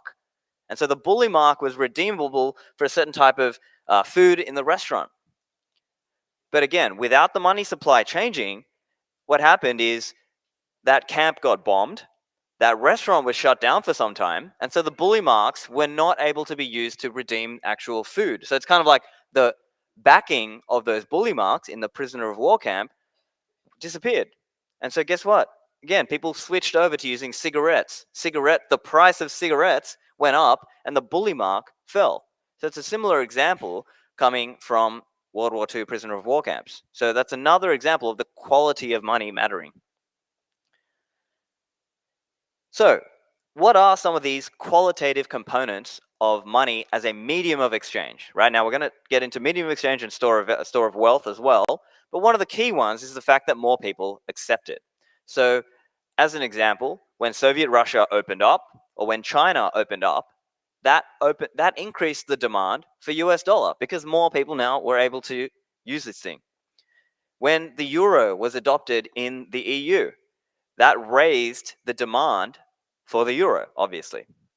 Or when the government imposes legal tender laws and says, hey, you must accept this as payment, same thing. Now, I'm not defending legal tender laws, of course, but I'm saying that's the economic effect. That's the, even from, setting aside the moral question of whether, the government is mandating that you accept a certain currency, economically, there's a small factor where, hey, it makes it more feasible for you to now obviously trade with all these different stores who accept that particular fiat currency. So that's another example. So the point there is the more people who accept that money, the better it is qualitatively as a money. And I think this is pretty intuitive for most of us, right? Most Bitcoiners get this, but I'm just trying to spell it out explicitly so that you have the tool set when you're out there talking to your no-coiner friends and family, or just anyone. So what does that look like in the Bitcoin world? Well, here's a chart by Andrew from Blink, and they've created a little graph showing some of the different circular economies around the world. Now, one of the first is Bitcoin Stat in 2013. I did an interview recently with Patrick, who was the founder of that. But as you can see, then Bitcoin Beach famously started in 2019, and now we've seen this massive explosion in the number of Bitcoin circular economies. So that's another example of places where you can go and you can spend Bitcoin, and it kind of it shows you that there's something really here, right? There's no Ethereum beach, right? There's Bitcoin Beach, right? There's not so many communities, not like Bitcoin communities have managed to spring up.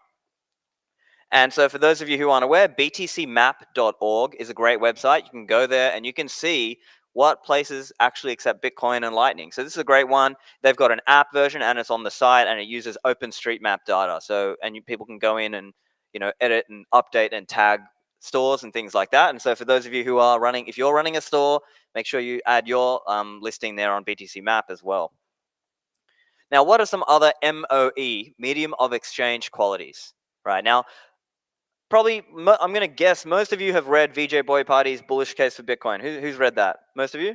Okay, yeah. So maybe about 50% of the room, but the general idea is these are some of the qualities of money that you might have read about in either, let's say, VJ's book or in Safe Dean's book. I believe Parker probably also touches on it as well. So these are kind of pretty obvious, right? Divisibility, right? Is the money divisible? Obviously, you need to be able to divide that down to be able to practically engage in commerce, right? Obviously, the gold bugs are completely wrong when they think we're going to be shaving off little pieces of gold to do that. Now, okay, fine. They're going to talk about using custodial gold. That's a different thing. Homogeneity, right? Obviously, the units need to be the same, right? Kind of related to the idea of being fungible as well. It needs to be recognizable. It needs to be easy to handle and should have low storage and transportation costs. Now, I put a little asterisk there because obviously we're going to get, some of the big blocker types, and so I'm going to address a little bit of that. So we got the, but my cheap fees, right? And so you get this question around what is cash? What does cash mean? And so if you read, as an example, from Adam Back, he's explaining that historically when people were talking about electronic cash, it wasn't necessarily just for like coffee transactions. It could be for large transactions. And what is really meant there is something closer to the idea of final settlement, right? I've given you this unit, I've sent you this Bitcoin, now the debt is paid, or now I've paid for my whatever. That's really what we're getting at there. But importantly, more than just medium of exchange, it's important for us to consider store of wealth or store of value, some people use as well. Why is this important?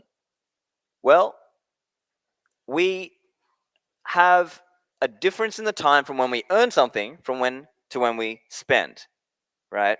And so you need this store of wealth function.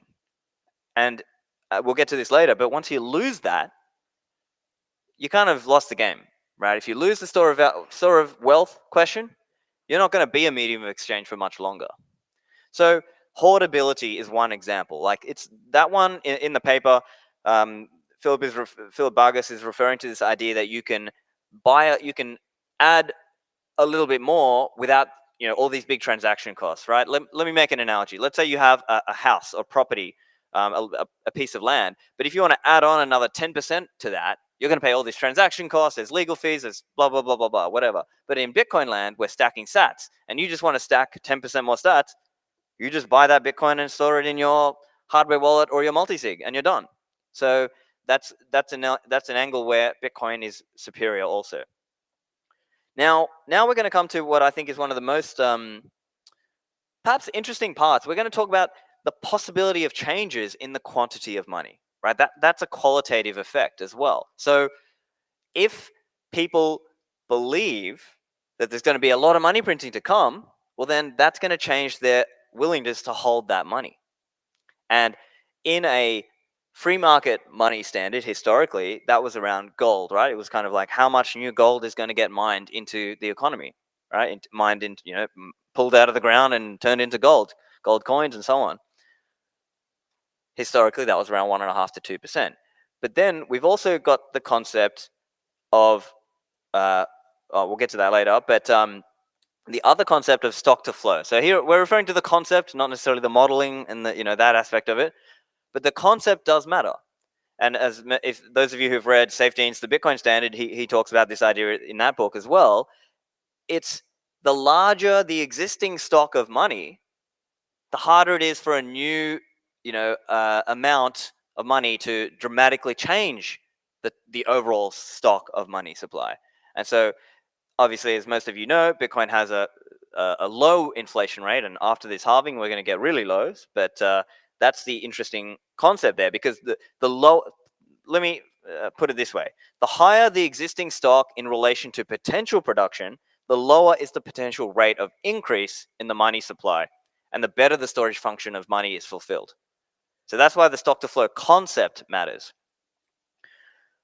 Okay, so now we're coming to this concept, or the question of, what do we do when we've got a monopoly money producer? Typically, the state, the king, the government. So here are some of the factors that can matter there, because again, that impacts our own estimation of the future, right? If the central bank is independent, what are the official goals of that central bank? What assets back the banks and the banking system and the central banks? What is the integrity of the money and whether it is convertible? And then also the fiscal policies of the state. How do they play into it? So we're going to explain each of those now. So firstly, central bank independence, right? So theoretically, if the central bank is set up independently, it theoretically should be running without interference from the government. And that's better, right? Because that means they're not just going to run the printers. And, you know, is the government going to respect central bank independence? Well, obviously not, right? As you've all seen, Biden has promised an interest rate cut. Now he said, oh, I can't guarantee it, but you betcha these rates come down more because I bet you blah, blah, blah, whatever. I mean, who knows? Does that guy even understand what he's saying? But it's also important to point out, it's not just one side of politics, right? It's not. This is a uniparty thing. This is a bipartisan thing. Trump in 2019 urged the Fed to lower rates. So again, kind of cutting against this whole idea of Federal Reserve independence. And even recently, you know, as part of his, let's say, campaigning, he's saying, oh, the interest rates are high. He might try to pressure the Fed to, again, lower rates. So again, this mockery of an idea of central bank independence, it's a joke. But anyway, moving on, another idea is the official goals of the central bank, right? Like if a central bank exists, what are their goals? So some central banks only have a mandate to keep consumer prices stable. Or you could have a central bank that has multiple mandates, right? It's also trying to manage the unemployment rate. Or maybe it's also trying to manage the economy and keep the asset prices stable. Or maybe it also has this kind of loose idea of trying to keep financial stability. And maybe they want to prop up certain banks to keep them alive. So if you have a central bank that has a limited mandate, that will be less interventionary than a central bank who sees it as their role to go and protect asset prices or to go and protect the overall system, right? And so putting this into context, everyone's seen the meme, right? We've got an unlimited amount of cash in the Federal Reserve, right? It's the same kind of idea, right? Because when he came out and said that, when Neil Kashkari, one of the Federal Reserve governors, comes out and says, hey, in this infamous interview, I'm sure every Bitcoiner has seen the clip. It's been made into memes, etc. But you can see the clip. He says, you know, you don't need to. Your ATM is safe. Your banks are safe. There's enough cash in the financial system, and there's an infinite amount of cash at the Federal Reserve, right? So again, what does that mean? It means people are now going to assess the US dollar as, it's a lower quality money. So another interesting question is, what assets back the banks, the banking system, and the central banks? Because in the failure mode, in the failure scenario, when a bank goes bankrupt, what happens? So there are usually creditors, there may be people who the bank is owed money, etc. So there might be a reshuffling there. Someone might have to come in and take over those assets and then either try to turn the business around, make it profitable again, or shut it down. But the more liquid and valuable that bank's assets, the less the money holders lose. And so the quality of the money gets impacted by this, obviously, right? You would rather Bank A that has foreign reserves and gold and commercial bills as assets compared to Bank B that's got low quality mortgages and other illiquid long-term loans that can't be sold, that can only be sold at losses or cannot be sold at all. Clearly, which if you had to hold banknotes of Bank A or Bank B, you would rather hold the notes of Bank A, correct? And so in that same way, the assets that the banks hold matters. And this is true not just at the individual bank level, but also at the system level, and then also at the central bank level. Because it's the same idea. If the central bank doesn't hold assets, or it holds really bad, low-quality assets, it's obviously going to be a lot worse off if something were to go wrong. And this is what we see. If you look around the world, there are different central banks, and some of them hold gold on their balance sheet and so on. And if they control their currency, they use some of those foreign reserves to try to manage their own foreign currency, or manage the value of their fiat currency in relation to, let's say, the dollar or some other thing, right? You might be in a country where they peg their money to the dollar, or maybe it's like a soft peg, it's within a certain range. Anyway, the point is, the quality of those assets matters. And here's another thought experiment, right? Think about, people have spoken about in America about quantitative easing, right? This idea that, okay, they're going to create new reserves, or they're going to, etc., issue new money. But you could also have qualitative easing. What if you just kept the same reserves balance, but that central bank sold gold and bought illiquid, assets, or illiquid assets, illiquid long-term loans that can only be sold at huge losses? This would represent a degradation in the quality, but not necessarily a change in the quantity. So, yeah, that's the main point there. Now, when it comes to that money being convertible, that's another idea as well. Like, if that money is not convertible, it's a lower quality money. And as any well-studied Bitcoiner knows, when the state, in 1933, they changed the denomination of gold. It used to be 1 for 20.67, and then it was devalued, right? The fiat bag holders were devalued because now, it's 1 ounce of gold gets $35. And then, as Bitcoiners understand, in 1971, they took away that final tether, that the gold window was quote unquote temporarily closed, and now you're not able to redeem. The US dollar became a fully fiat, fully floating in the air abstraction at that point. There was no redeemability. So again, that represented a degradation in the quality of money.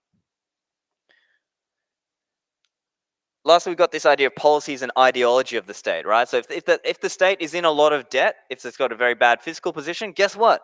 They're gonna try to abandon commodity standard. They're gonna change the redemption rate, or they're gonna print more. But don't worry, we've got nothing to worry about, right? So, interesting question. You hear this, people say this idea: if they can print, why do they even pay tax? Why do we even pay taxes? Why don't you guys just print? Right now, I get it's kind of a meme question. It's there to force people to think. But here's the real answer. It's a con game, and their ability to sell debt is they need to appear like a good credit risk. And if they don't have revenue on the tax side, how are they going to pay that debt down? So that's fundamentally why, they have to do that. So at the end, a medium of exchange that loses its storage function will also lose its exchange function, right? And as an example of Bcash, you can see that, right? So the moral of the story is, don't fork off without sufficient consensus, because without the economic mass of hodlers, your price chart looks like this. And you can also see here, this is just a quick comparison of like the exchange, actually the amount of volume, right? It's dropped off a cliff. Now, comparing how has Bitcoin fared as a store of wealth? So there's this really cool site, Priced in Bitcoin. And so you can see here, the median United States new house, this is as of like a day or two ago, was about 6.14 Bitcoin. And that's come down from thousands of Bitcoin. So if your denominator, if you're thinking in Bitcoin, you're doing really well. And then similarly with the S&P, right? So, and interestingly, you can see that green line there, that represents the fiat price. So while the S&P 500 has gone over 5,000, it's hitting all-time highs in fiat terms, it's hitting all-time lows in Bitcoin terms. So that's another example. So again, coming to that question of what's our forward expectation? What kind of money supply inflation should we expect to see? So obviously in Bitcoin, you can see here the inflation supply. So post the halving coming up soon, it's going to be 0.85%. So extremely low.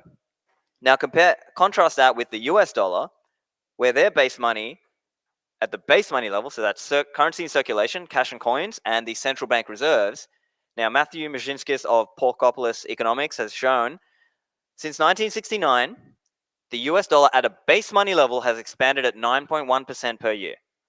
So if you aren't beating 9.1% per year, if your hurdle rate is not at least that, you're losing purchasing power. It's important that you understand that. I'm sure you guys all understand this, but when we're out there talking and explaining to people, it's important that they know that. So at the end, Bitcoin gives us confidence and freedom to save. It frees us from the tyranny of irresponsible governments or thieving voters. And if they can print fiat, but they can't print Bitcoin. If they want Bitcoin, they either have to earn it or mine it or buy it like the rest of us. So I've gone through a lot, but let me just summarize the key takeaways here. So number one, not just the quantity of money matters, it's actually also the quality of money that matters. So think about that also.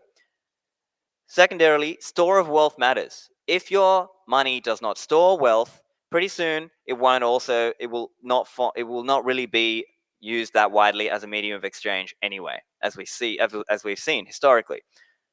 3, consider some of the different factors that can relate to lowering the quality of our money. So fiscally irresponsible governments can make their money quality worse and drive people into the alternative, obviously, as we believe, is Bitcoin. So those are some of the key takeaways. And for those of you who want to get more info, you can find the slides there and find me online there. But hopefully you now are aware about the differences in the quality of money.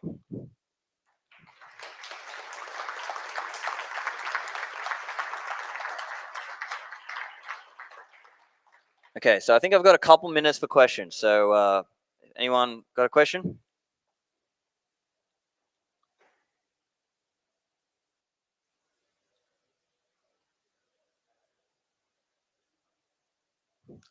CJ.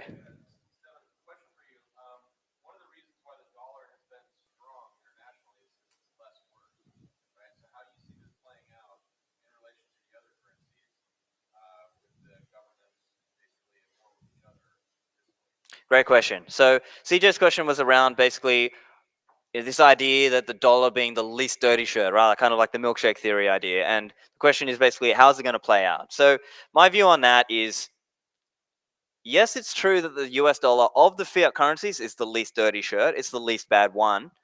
But it can also be true that less people choose the US dollar to save in, because it comes down to how many people are going to hold either the dollar or hold dollar denominated treasury bills.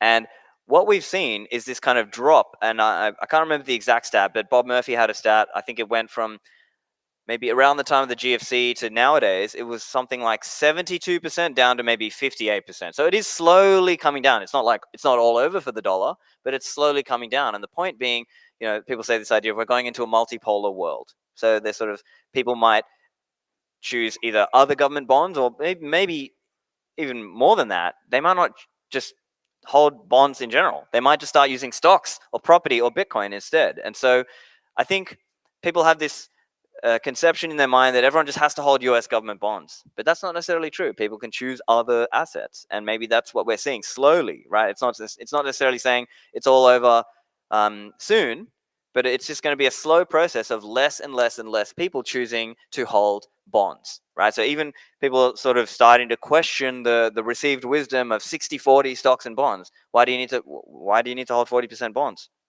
Why not hold Bitcoin, right? So slowly that is going to happen. So that's my view. Like, yeah, it's going to slowly grind down. And yes, it's right. The US dollar is still the most, most people use that as their pricing. But it will just slowly wane as the government has taken so many actions, things like confiscatory actions, sanctions, and so on. Any other questions, guys? One here.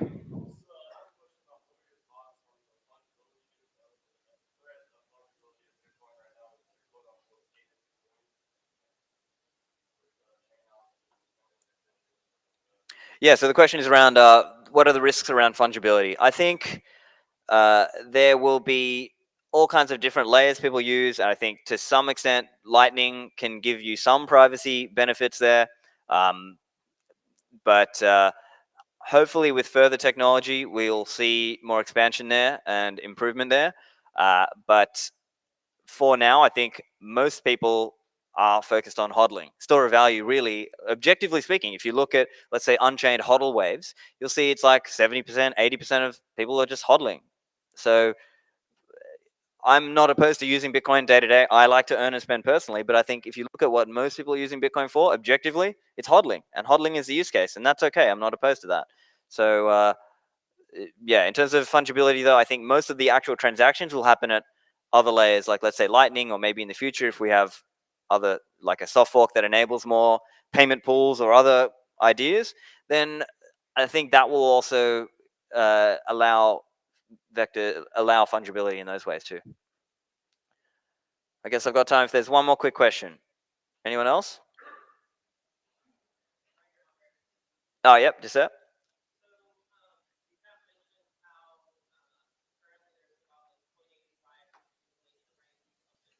Oh, coming after the next halving, yeah. Right now it's like 1.5 or whatever, but it's going to go down to 0.85, yeah.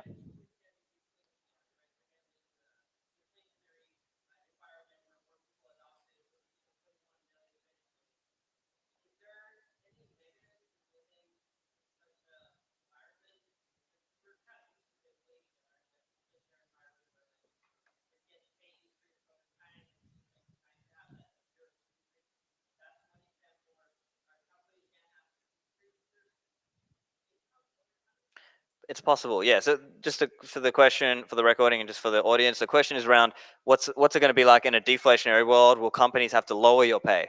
So yeah, theoretically possible, right? But I would say, I've done a bunch of podcasts on this topic, so it's hard for me to answer in 40 seconds. But the short version of it is that there were time periods in history where the money supply sort of stayed about the same, but actually your purchasing power rose over time. And an example of that is around the 1880s. So that's an example where under gold this did happen. And so I think it's recognizing that economic prosperity is a rising tide lifts all boats, and I think that's the key point to understand, as opposed to the fiat inflationary world where we get stolen from and the government cronies get to benefit. So it's going to be a much more just world. Yeah, there may be other trade-offs in terms of taking a lower, or let's say your nominal pay stays the same, but your purchasing power rises. But that's it from me. My time's up. Thanks, guys. I'll be over in the Swan Lounge as well. Thank you.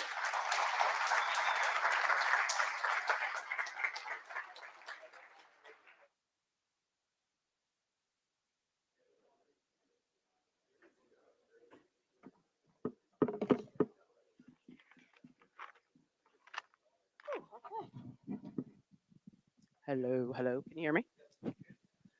Hey, I'm Mel.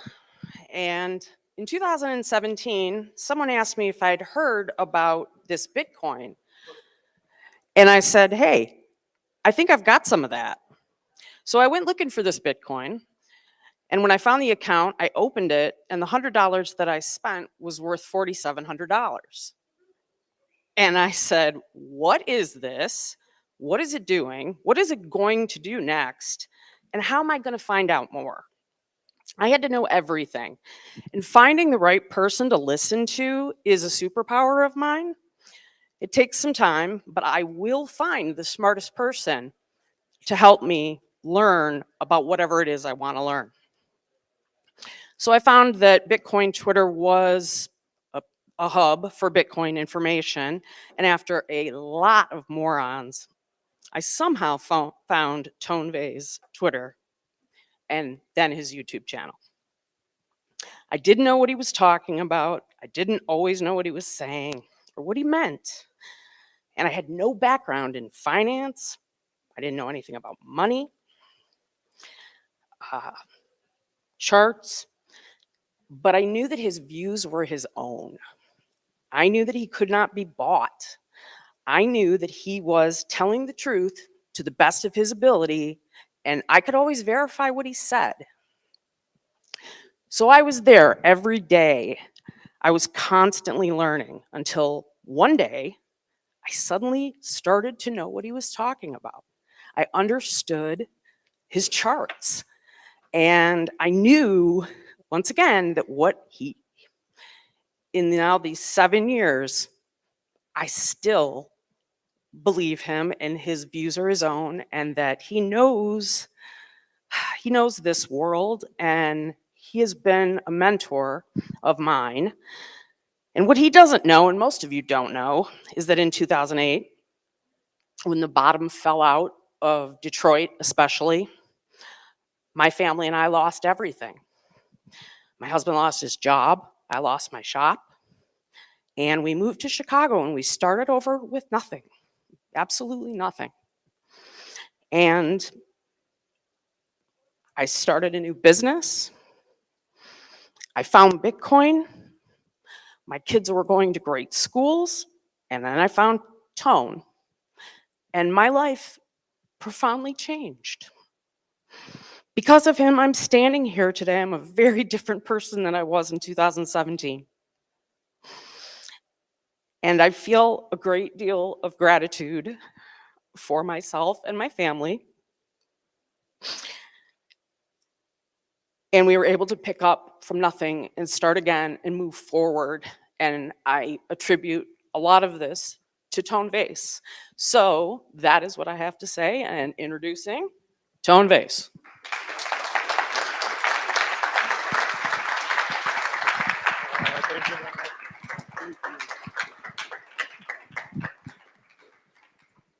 Whoa, that was an awesome intro. Thank you so much, Mel. Mel was also helping me organize Unconfiscatable this past year, and they did a great job. Conference went awesome. How many of you were there in Las Vegas?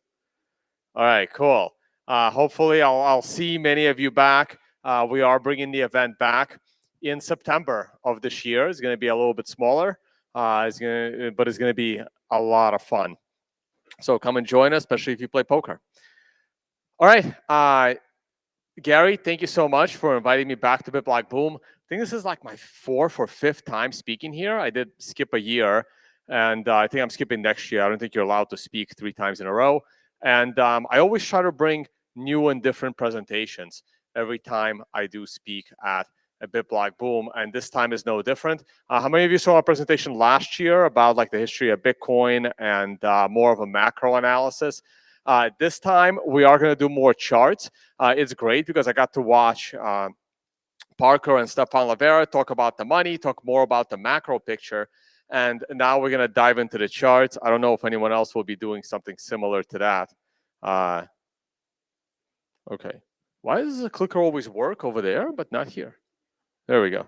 Okay, we're back. And so let's talk about cycles. I'm not going to do any technical analysis charts. These are going to be more, I guess, on-chain analysis charts. Not something I do on my channel, so it's always great to do something different. I don't think I need to really introduce myself. I think a lot of people are familiar with my YouTube channel and the events that I organize. And this chart, we're going to come back to this chart at the end. This chart is more of a time analysis chart. When am I expecting this current bull run to end? And we are in the bull run. I think that is undeniable now. I personally believe the bull run started when the price broke out above 20,000. That would have been approximately 1 year ago. And now we've just broken all-time high. The halving is next week. And here is the history of all prior cycles, assuming we start at the same point, which is next week's halving. And you can see how the red line, which is the very, very first cycle, from the moment Bitcoin got its first price of about 10 cents a Bitcoin. And when did it top out? Well, it tends to top out from approximately 1 year after the halving till about 8 months later. And we see that all prior tops took place in that 7 to 9 month window.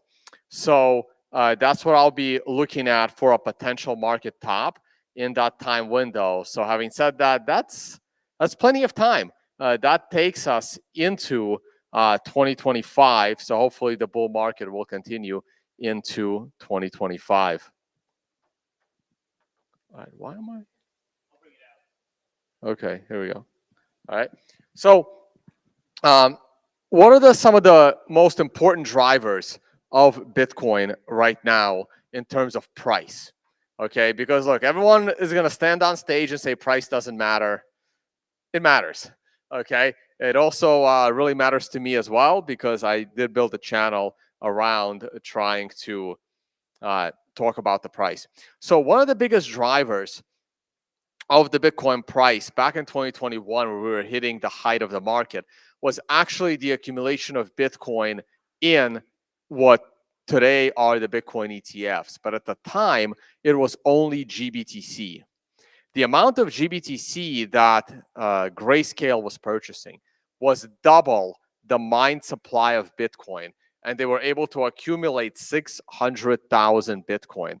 But the bulk of that accumulation took place in 2020, and it ended right around the all-time high in 2021 when we hit 65,000. That high was slightly broken later that year, but this was the bulk of the run-up. And something similar is happening again right now. So again, sorry guys. No, there we go. So weird. And so a similar thing is happening right now with the ETFs. At the moment, what we see is massive influx of Bitcoin into the ETFs, and especially the BlackRock ETF and Fidelity ETF. But there's a mass exodus out of Grayscale that's mostly due to fees. I've discussed this at length on my YouTube channel. I'm not going to get into it here, but we can see from the numbers that in January of this year, which was a shortened month because the ETFs launched in the middle of the month, there was a 37,000 Bitcoin accumulation. So that's an additional 37,000 Bitcoin that went into cold storage to back the ETFs. In February, it was 111,000 additional Bitcoin. And in March, it was an additional 67,000 Bitcoin. So we've seen massive run-ups in Bitcoin January, February, March, which makes sense. The last couple of weeks here in April, the massive influx of new Bitcoin has slowed down. There was a week in March where it was negative. And right now, so far this week, I don't have the Friday's data yet. A lot of that data is going to come out on Monday. So this is a break-even week, and last week only saw a 7,000 Bitcoin inflow. But right now, on a weekly basis, 6,000 new Bitcoin gets mined. And next week, that's going to get cut in half. So the moment this demand picks up in the ETFs, I'm certainly expecting a lot more price increases off of that. Sorry. Where am I supposed to point this to? Sorry, guys. I had no problem working back there, but like once you're on stage, everything changes. Are you sure? Dude, it's like 40 slides. I'm about to go really fast. Can we switch clickers? I don't know why it wasn't working. Sorry about that. Yeah, no, this would be a lot better. Okay, here we go. So what's another big driver before we get into the actual technical charts? Just like ETFs are accumulating Bitcoin, public companies are accumulating Bitcoin. One specific company, MicroStrategy.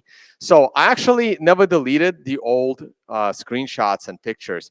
So this was probably from BitBlockBoom about 2 years ago, where MicroStrategy had 91,000 Bitcoin and Tesla had 43,000 Bitcoin. Square was in third place with 8,000. And then the last presentation that I did, which was like 6 months ago, feels like yesterday, right here in Texas, a different city. It was in Austin. You can see that MicroStrategy has gone up from 91,000 to 152,000. Tesla, for some crazy reason, sold 30,000 Bitcoin. In hindsight, that's a smart move, clearly. And Square has changed its name to Block, and they have not increased their Bitcoin position at all. And here we are today. MicroStrategy is now up to 214,000 Bitcoin. By the way, shout out to NVK. I thought I saw him standing in the back earlier for having this publicly available website. Thanks for doing the work over at CoinKite. Tesla, I'm sure, regrets their decision very much. Marathon is holding on to some of the Bitcoin that they're mining, which is very interesting because the other miners aren't doing that. Block still hasn't added any Bitcoin, and neither has Tesla. But I think a lot of that is going to change. So I'm expecting a lot more public companies to accumulate Bitcoin. We also have private companies. They're not accumulating Bitcoin anymore. Block One basically scammed a bunch of people by selling them EOS tokens and accumulating 160,000 Bitcoin that they are still sitting on. For the last 8 years, I've been saying that Mt. Gox will eventually sell that Bitcoin and pay out the investors, but not the actual investors. They're going to pay out their grandkids. They're waiting as long as they can. That seems to always be held up. So private companies aren't as eager to jump on board. And of course, El Salvador remains still the only country to adopt Bitcoin. This was, once again, the last slide. El Salvador had 2,000 Bitcoin. And today, El Salvador has upped their amount up to 5,000 Bitcoin. The United States is up there now, but all of that was, of course, stolen from other people. I'm not sure where China got theirs, probably in the same way, and UK and Germany. This was not Bitcoin that was purchased on the open market. This was Bitcoin that, unfortunately, wasn't properly secured in cold storage and hence was confiscatable, unlike everyone here who has their Bitcoin in an unconfiscatable form. All right. And so these are some of the drivers, because there's just not going to be enough Bitcoin to go around. Another image I really liked, I talked about this a lot all throughout last year in the bear market, and that's the accumulation of one Bitcoin. When Bitcoin was between 20,000 and like 30, 40,000, I kept saying, any middle-class person can afford one Bitcoin. If you can afford your house, you can afford one Bitcoin. Today, that's becoming less easy, less affordable. But 1 million people were able to accumulate at least one Bitcoin. So I think that's a nice round number. I really like that round number. And let's see if we can accumulate more. But you can see that at the top is starting to round off. There was a chance for all these people. If you can accumulate one Bitcoin, you can accumulate two Bitcoin back when it was 20, 15, 20,000. Now it's going to be a little bit harder. But this is wallets with one Bitcoin. And you know these wallets are hodling. They're not going to be selling that one Bitcoin anytime soon. They're waiting till that Bitcoin gets to $1 million before some of these people start going to that Bitcoin. Another metric is Lightning capacity, the amount of Bitcoin that is permanently locked up in the Lightning Network. Now, with the recent price rise, some Bitcoin exited the Lightning Network and moved on chain. The value in dollars on the Lightning Network has gone up, even though the amount of Bitcoin on the Lightning Network actually went down. So this is another chart that we would really like to turn around. The fees were really high for some strange reason last week. Even I started using Lightning, and you guys know I'm not those of you that know me well know that I'm an on-chain person. But it's coming pretty soon. The fees will go up high enough that everyone's going to start using Lightning. And once Bitcoin enters the Lightning Network, it mostly stays there. Right now, because of the quick price rise, it actually went down. And here's one more I am really optimistic about, and that is the liquid sidechain. I know a lot of people demonize the liquid sidechain. I have been a fan of this concept for a long, long time. And once Bitcoin enters the liquid sidechain and people start using liquid Bitcoin instead of Bitcoin for additional privacy, some scaling opportunities, and getting these ridiculous ordinals and other crap off of Bitcoin and moving them onto something like the liquid sidechain, you will see more accumulation of Bitcoin locked up in the liquid sidechain. And once again, that is Bitcoin that is exiting the supply and demand, and hence creating more pressure on the supply side of Bitcoin available for other people to purchase. So I believe Parker mentioned the HODL waves. I'm going to get a little bit closer. I wanted to describe these things. I hope people can see these charts pretty big on the screen. And so the HODL wave was interesting. So now we're going to get into some of these on-chain metrics and some of the other charts, and why I feel the bull market is only getting started versus potentially ending. And there could always be an argument made that the bull market is about to end and we're going to go down. So the HODL wave shows you how long do people hold on to their Bitcoin before it moves, and whether additional Bitcoin is being accumulated and long-term hodlers are parting with their Bitcoin. So you can see right there that in the blue square, you can see how a lot more people are picking up new Bitcoin shorter term, and the part that's losing the most are people that held their Bitcoin between 7 and 10 years. So those that have been holding for more than 10 years are continuing to hold.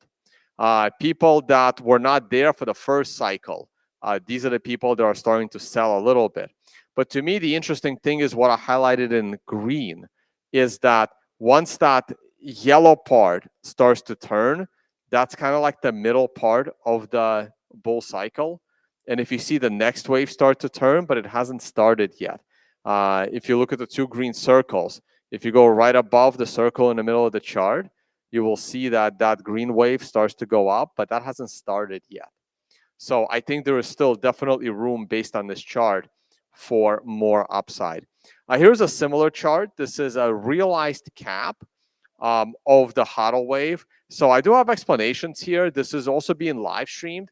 So you can always check this presentation later and read a little bit of detail. I only have 10 minutes left, so I'm not getting into the details of a lot of these charts and how they're made, but I did my best in describing it there. Also, shout out to Look Into Bitcoin, where I pulled these charts from. I have an excellent website for some of the more basic on-chain analysis charts. So here's another example of this is using realized cap, and realized cap is explained right there for you. And it's a very, very similar picture where I'm waiting for those little circles in red. That part of the wave has not even turned yet. So if you compare it to the prior two cycles, I believe that there's definitely a lot more room to go up from here just based on this chart. So here's one more. This is the long-term hodler supply. You can definitely see that the longer-term hodlers, and in this case is defined as 155 days. So those that are holding on to their Bitcoin for over half a year. So you can see that this part starts to dip, and it starts to dip near the tops. It has not yet turned. It has not yet found the bottom. So those that have Bitcoin for over 155 days have started to part with that Bitcoin, and it's moving around. However, once again, there is still some room here. I didn't like this chart starting to go down this early. It certainly doesn't look like it can continue in this fashion for another year. But either way, should be about 3 to 6 months of time left before this chart bottoms out. So one more chart, the R-HODL ratio. Once again, I have the descriptions up there. The indicator uses a ratio of realized value of that HODL wave we saw earlier. And in this case, you can see how historically in the first three cycles, this ratio did get into that red zone. It didn't do that in the last cycle. The last cycle was really tricky. I personally got a little fooled on that last cycle, and so did a lot of other analysts. For me, it was for very different reasons. I don't like to be in groupthink. For me, it was more technical analysis because for me, when you break a prior all-time high, the way we did in October, November of 2021, markets tend to go higher and significantly higher. It was so rare that it did what it did. For the more on-chain analysts, it was charts like this that had them very, very bullish, still even in the latter part of 2021, and it didn't work out. Could we have topped right here? It's possible, but I do believe this ratio has more room to grow on the bullish side. Very, very similar chart. This is the MVRV Z-score. Again, the math could be a little complicated. I'll try to explain it for you. I should probably read it because it's better than me trying to explain it.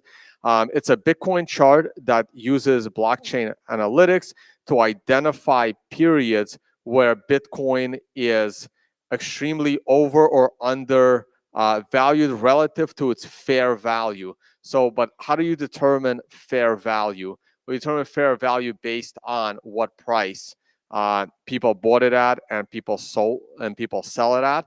The little blue line under the price is the realized cap. That's like the average price where people are buying Bitcoin. The price chart is not actually a price chart, it's a market cap chart, but it's similar. So the black line is a market cap. And then we have that Z-score, which is a ratio. Also at the bottom, it's explained how analysts use these charts. And once again, you can see that there's plenty of room to grow in that particular ratio. One more chart, advanced NVT. And the NVT signal was very, very popular like 4 or 5 years ago. A lot of people thought, even the analysts that put it together, thought that it wasn't as useful anymore. So this is a slight variation on that NVT. And once again, you see that blue line, it's more of a standard deviation.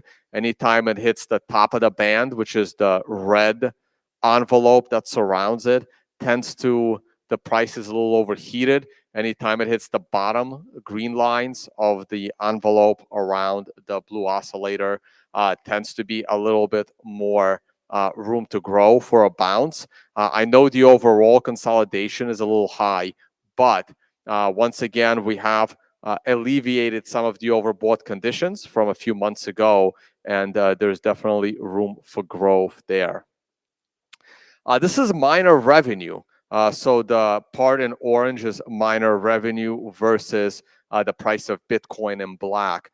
Now, this miner revenue is indicated in the number of Bitcoins miners are mining per day. So you can see that in 2011 and 2012, miners were accumulating like 10,000 Bitcoin a day, right? Well, 50 Bitcoin per block. In 1 hour, you get 300 Bitcoin an hour. So you multiply 300 by 24, and you end up with up to 10,000 Bitcoin per day. Today, they're getting approximately 1,000 Bitcoin per day. And in a week, it's going to be 500 Bitcoin a day. But how much is that Bitcoin actually worth? So this is a similar chart. This is miner profitability. This is where you take that Bitcoin per day and you multiply it by the value of that Bitcoin. For some reason, TradingView stopped updating this chart like 2 months ago. So you see that we should be right on that halving line. And today, it's right around that orange line. So technically speaking, miners were making just as much money mining Bitcoin in 2017 as they are today. That is actually kind of crazy. You would think that miners would be a lot more profitable today than at the peak of 2017, but they're not. So I think this chart has a lot of room to grow. And they're about to get hit with the halving. And the hash rate keeps growing like crazy. So something has to give here. So I do think a lot of miners are going to go bankrupt after this halving. But at the same time, as you know, I guess Murphy's Law, like when a bunch of miners finally go out of business, the price of Bitcoin is going to skyrocket because this chart is definitely due for one more leg up. And let's see which miners are able to stick around that long. All right, 3 minutes to go. Okay, CoinDays destroyed. This is one of those charts that's actually a little bit concerning. CoinDays destroyed is people willing to take their Bitcoin out of cold storage after they've been there for a little while and willing to trade those Bitcoin in for fiat or Lambos or whatever people want to buy. So this chart is one of those charts that's concerning. Hopefully this will alleviate. Hopefully some of the older hodlers have finally waded through this crazy bear market. They had to upgrade their kitchen, or they had to send off their kids to college finally, and now they're gonna start a new wave of hodling. So very similar chart, only as supply adjusted. It's a little bit cleaner, actually. I don't know why I had them both, but kind of just put them both together. Almost an identical chart, just the scales are different. So we're just going to go on. I'm not a big fan of like the stock to flow stuff, but I had to throw it in here. So these are two charts created by Plan B. One of them is, this is the price versus the 200-week moving average, which is the long-term scale. This chart has been pretty consistent. And I remember these indicators back from my Wall Street days, like when the price is above or below the 200-week moving average on an asset, that it's an indication of an overbought condition. And in the last cycle, we didn't get as high as we did in the prior cycles versus its average. And right now, we still have plenty of room to go up for that. His updated stock to flow, and it was calling for way higher prices earlier. Everyone's familiar with this. I'm not going to talk too much about it, but I'll just read the last part here. The stock to flow chart, it had predicted that by the end of 2022, the price should have been 78. We hit 78 recently.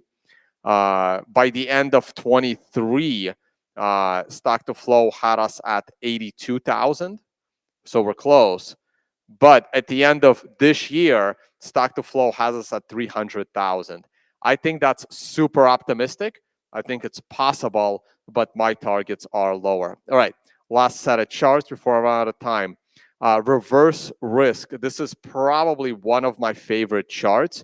Not going to get into the details, but once again, you see a very, very clear pattern of where Bitcoin accumulates and starts a bull run whenever this oscillator is in the green zone, and it tends to top out when it gets into that red zone. We topped out in that middle white part in the last cycle, and most analysts and traders agree that the last cycle ended a bit prematurely, both in time and price. And this time we're just entering that white zone now. And a couple of charts that show the potential of where the top can go. This is a terminal price. I'm not going to get into the formula.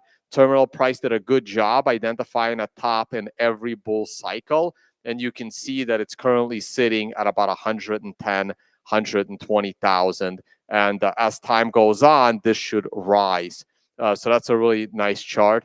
One more chart, very similar, delta top. Again, different math formula, but did a decent job identifying all prior tops. Also has us at about 120, 130 today. And in 6 months, it should have us significantly higher than that. This is one of Willy Woo's charts, top cap. This is one of those charts that had him looking for a $300,000 price of Bitcoin at the end of the last cycle. And this one is way up there. Let's see. Maybe it'll hit it this time now that people have stopped looking at it. I got 2 charts left. The cycle master chart, again, another chart with multiple waves trying to identify tops and bottoms. Once again, another on-chain-ish chart that is showing there's plenty of room to the upside to at least 120, 130. And this should be my final chart. I ignored this indicator back in April of last year. It has been right all 4 times, identifying the top. Yes, we broke that top at the end of November, only for a little bit. This is the pi cycle top that involves 2 weird moving averages. Once again, if you rewatch this, you can, or you can find this presentation online, by the way. If you see the word Prezi there in the corner, that's the software. All you have to do is Google Prezi and my name, and all my slides are publicly available to any presentation I've ever done, because all I do is put pictures and then I talk about them. So I don't care if anyone gets the slides. There's also an oscillator there that tends to identify the bottoms, because this indicator only tries to pick out the tops.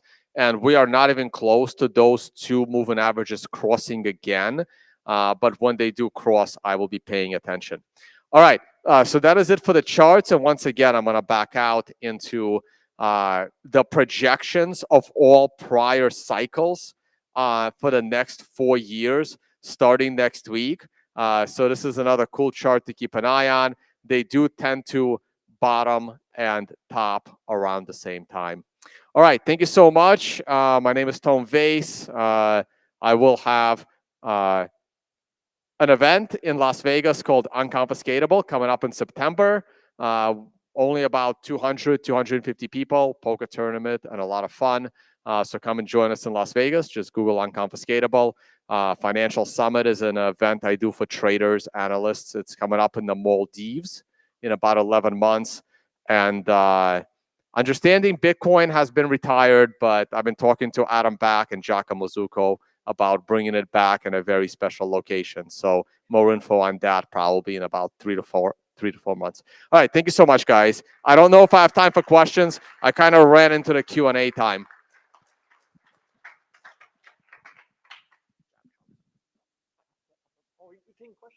Maybe. I don't know if they let me. Do we have room for one question? Got a minute. Question. Got a question in the back. I'll repeat it. I'm sorry, what? No, I have not looked into that much. Sorry. That was unreasonably fast. One more? Yeah, David. Sorry, what? I'm not sure what that means. Oh, okay, I see. Oh, yeah, no, I do think we're going to have an annual increase in price this year, possibly next year, but that would be it. Next year is going to be close. Look, I do think the bulk of the bull run is going to take place in the second half of this year, and it should extend into 25. All right, I think that's it. But I'll be around. I'll be around all day, and if you play poker, come find me somewhere.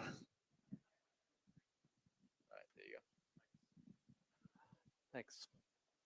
Hey everyone, my name is John West. I guess I was a little bit too eager to get up here, so sorry for interrupting Tone. But I have the honor of introducing our next guest, and that is John Rizzo, who is the editor of Bitcoin Magazine. I'm sorry, Pete Rizzo, and editor at large for Kraken. And I think more importantly, Pete has become well known as a Bitcoin historian. And he has some other important credentials. So like many of us, Pete has stuck with Bitcoin through thick and thin. And for most of us, that means putting up with Bitcoin FUD and volatility, which I admit is no small feat. But Pete has also been one to endure a lawsuit from a previous employer. And Pete was simply doing his job. He was writing about Bitcoin. And they thought after he left them that had damaged their reputation. And so they went after him. It worked out, but it just goes to show, how much hate there was and, even still is with Bitcoin and how some of the Bitcoiners endure some of that for us. I think another important thing about Pete and critical for a journalist historian is, and I think it's even most underappreciated, is I see Pete really demonstrate to constantly challenge his Bitcoin assumptions or previous conclusions. Pete will say this: Bitcoin is still young. We all know that Bitcoin is still very young, and no one completely understands it. And Pete understands that he doesn't understand it, and he can teach us that as well if we allow him to do so. So Pete formally started his Bitcoin journey in 2013, blogging for Coinbase. And he's essentially been a Bitcoin journalist historian for more than 10 years. And the phrase, those who don't learn from history are doomed comes to mind because Bitcoin has a long history, more than 15 years. Really, when you start studying Bitcoin history, it goes back 40 plus years. And there's a lot there. And so I think we can learn a lot from Bitcoin history and we can learn a lot from Pete. So this is a great presentation to pay attention to. So with that, please help me welcome Pete Rizzo. Thank you, sir. Thank you. Wow. Hard act to follow there. Thank you out in the crowd for remembering my name. Oh, where's the? Okay, here we go. We got the monitor down here. All right. So the last one before lunch, so we got to make it good. So this is Bitcoin history in 21 pictures. I'm going to reintroduce myself a little bit. Bitcoin historian on Twitter. You may have seen my stuff. I've been a journalist since 2013. What do? I conduct archival research about Bitcoin. So I attempt to go into the archives and available information and study the people and events that shaped it, right? Bitcoin is a technology, it's evolving in real time, and it's continuing to develop. And I think it's important that we understand this pantheon of people who have contributed ideologically and personally to what is being created. And as John mentioned, I was agnostic about Bitcoin for a long time, right? So I joined in the industry in 2013, and I didn't really develop a strong conviction about Bitcoin until late 2017. And a lot of my conviction was based on seeing Bitcoin endure through events, enduring through attempts to change it, and seeing different actors and parties attempt to have their way with Bitcoin, and Bitcoin remaining the lone cryptocurrency that was able to withstand those kind of attacks. And I consider myself a Bitcoin maximalist. I have my own definition for that. I've written about that. I'm someone who wants to further Bitcoin and I think eliminate the crypto system and its issues. All right, so Bitcoin history. Why 21 pictures? We're going to attempt to speed run the entire 15-year Bitcoin history in 25 minutes. All right, so you average that out, it's about a minute a year. So pictures say a lot. So this is a Bitcoin price chart. And this is how I divide the Bitcoin history. I divide it into epochs, right? So essentially chunks of time around Bitcoin halvings where we've seen the price go up over time, right? And so what does this picture say? Bitcoin has generally gone up over time, and we expect that to continue. All right, so we're going to take a Bitcoin time machine. We're going to go back in time. There's the DeLorean. We're going to start in 2009 to 2013, the first epoch. How many people here joined Bitcoin back in 2009 to 2013? How many real old timers we got? Okay. Appreciate those with good OPSEC who kept their hands down. I'm sure we've got a lot of legends out there. Okay, we're going to start there. All right, the first picture. So this is an email from Satoshi Nakamoto on the cryptography mailing list. Not a lot to look at. Bitcoin, while it started with high aspirations, you know, it really starts with some text on a piece of paper, right, with the Bitcoin white paper. This is not an image of that. This is an image of Satoshi Nakamoto unveiling the supply schedule for Bitcoin. So we're coming up on the Bitcoin halving, and him introducing the 21 million coin limit. So something to realize about Satoshi is that, you know, he was building on the failures of others, right? He was part of a movement of digital technologists, the cypherpunk movement, who were seeking to create a working digital cash. And this is an effort that really began in the 1980s. So the first kind of person who envisioned that that a digital cash would be possible or desirable was David Chaum. So he was a cryptographer of that era, and he really was concerned about the creeping computerization of the world, right? The web then, or the internet back then, was something small. It was on campuses. Maybe professors, you were using it to send emails, but it wasn't widespread. It hadn't permeated everyday life. And David Chaum was part of a group that saw the coming issues that we're facing today. Databases that house our personal information.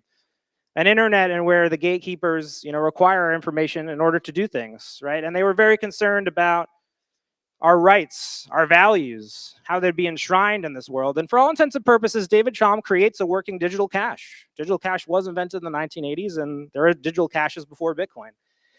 His design, however, was not decentralized.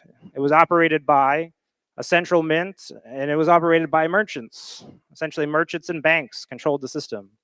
And there was a group of people who were dissatisfied with that. One, because David Chaum wanted to commercialize his technology and sell it to banks, but also because it wasn't available.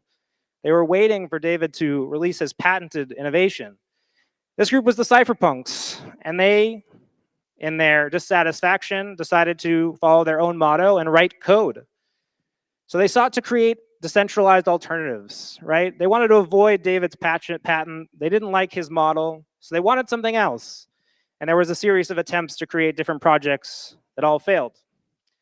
The third wave of that would have been Adam Back, this idea that hash cash. We can back a digital cash with computing resources.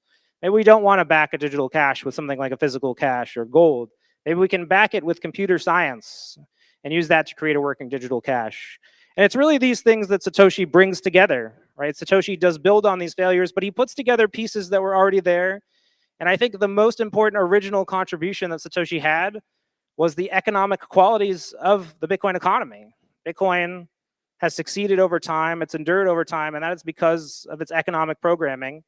And that really is the piece that Satoshi adds, right? So, Bitcoin continues to work. We can continue to improve it because it continues to work. And this alone is sort of separated from the prior digital cash projects. We're going to do a lot of show of hands here. This one's a gimme. How many of you are familiar with who's in this picture? Okay, got a lot of hands. It wasn't everybody, so we got some more studying to do. So this is Hal Finney and his wife, Fran. Hal was very important to the Bitcoin history because he was really Satoshi's first champion. He was part of the cypherpunk groups of California that I was referring to in the 1990s. And he too shared many of these concerns that David Chaum had. But unlike many of the other cypherpunks who on this mailing list, they poked holes in Satoshi's idea. They said it couldn't work because it required too much energy. It would be attacked by bots. It would never gain value. Hal is distinguished because he's the lone optimist. And I like to say that I don't believe that Hal was Satoshi, and that improves his story. Because if Hal is not Satoshi, he's someone who spent his entire life seeking to achieve what Satoshi achieved. And then when faced with the realization that someone else achieved that, rather than become disenchanted, rather than becoming jaded, rather than becoming jealous, he chose to throw the full weight of his human passion and energy behind Bitcoin.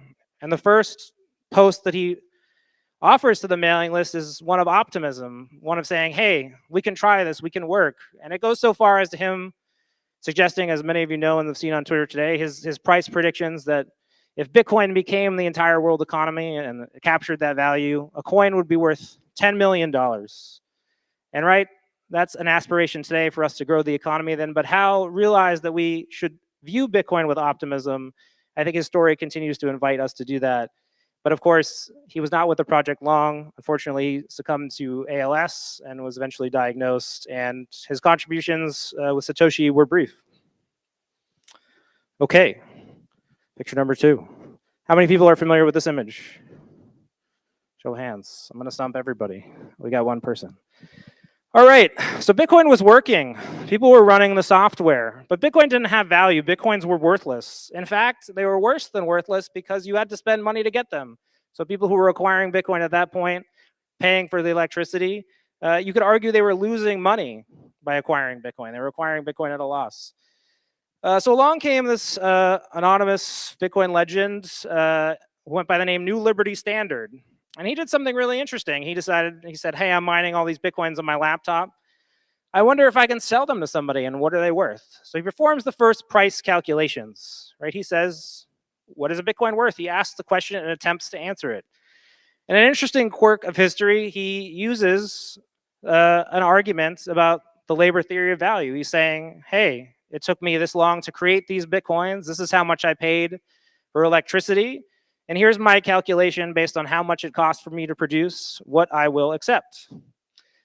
Interesting, because we talk so much about Austrian economics and subjectivity, and Satoshi even comments himself that he believes in the subjective theory of value, and that while New Liberty Standard's attempt might be a little bit misguided in its the ideology that it uses, it's useful, right? And the community rallies behind it, and the first trade is conducted in late 2009. 5,000 Bitcoins were sold for $5 using this pricing mechanism.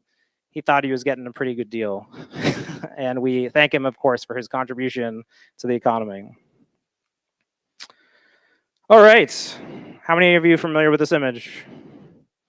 This guy's funny. He's on Twitter. He gets around. So we don't know who this is. This is an unknown early Bitcoin talk forum user who's one of the, his name is lost to time, but people were running software, people were valuing Bitcoins, but they wanted to demonstrate that, right? People wanted to spread the word about what Bitcoin was, and it was getting increasingly hard to mine Bitcoin, right? Many people were contributing. Even if you had a laptop and you were willing to dedicate it, it wasn't easy. So this young man decided that he would accept a bounty that was posted on Bitcoin Talk. He accepted around 20 Bitcoins to go stand in the rain and hold this Bitcoin sign that says, "Stop the Fed, use Bitcoins."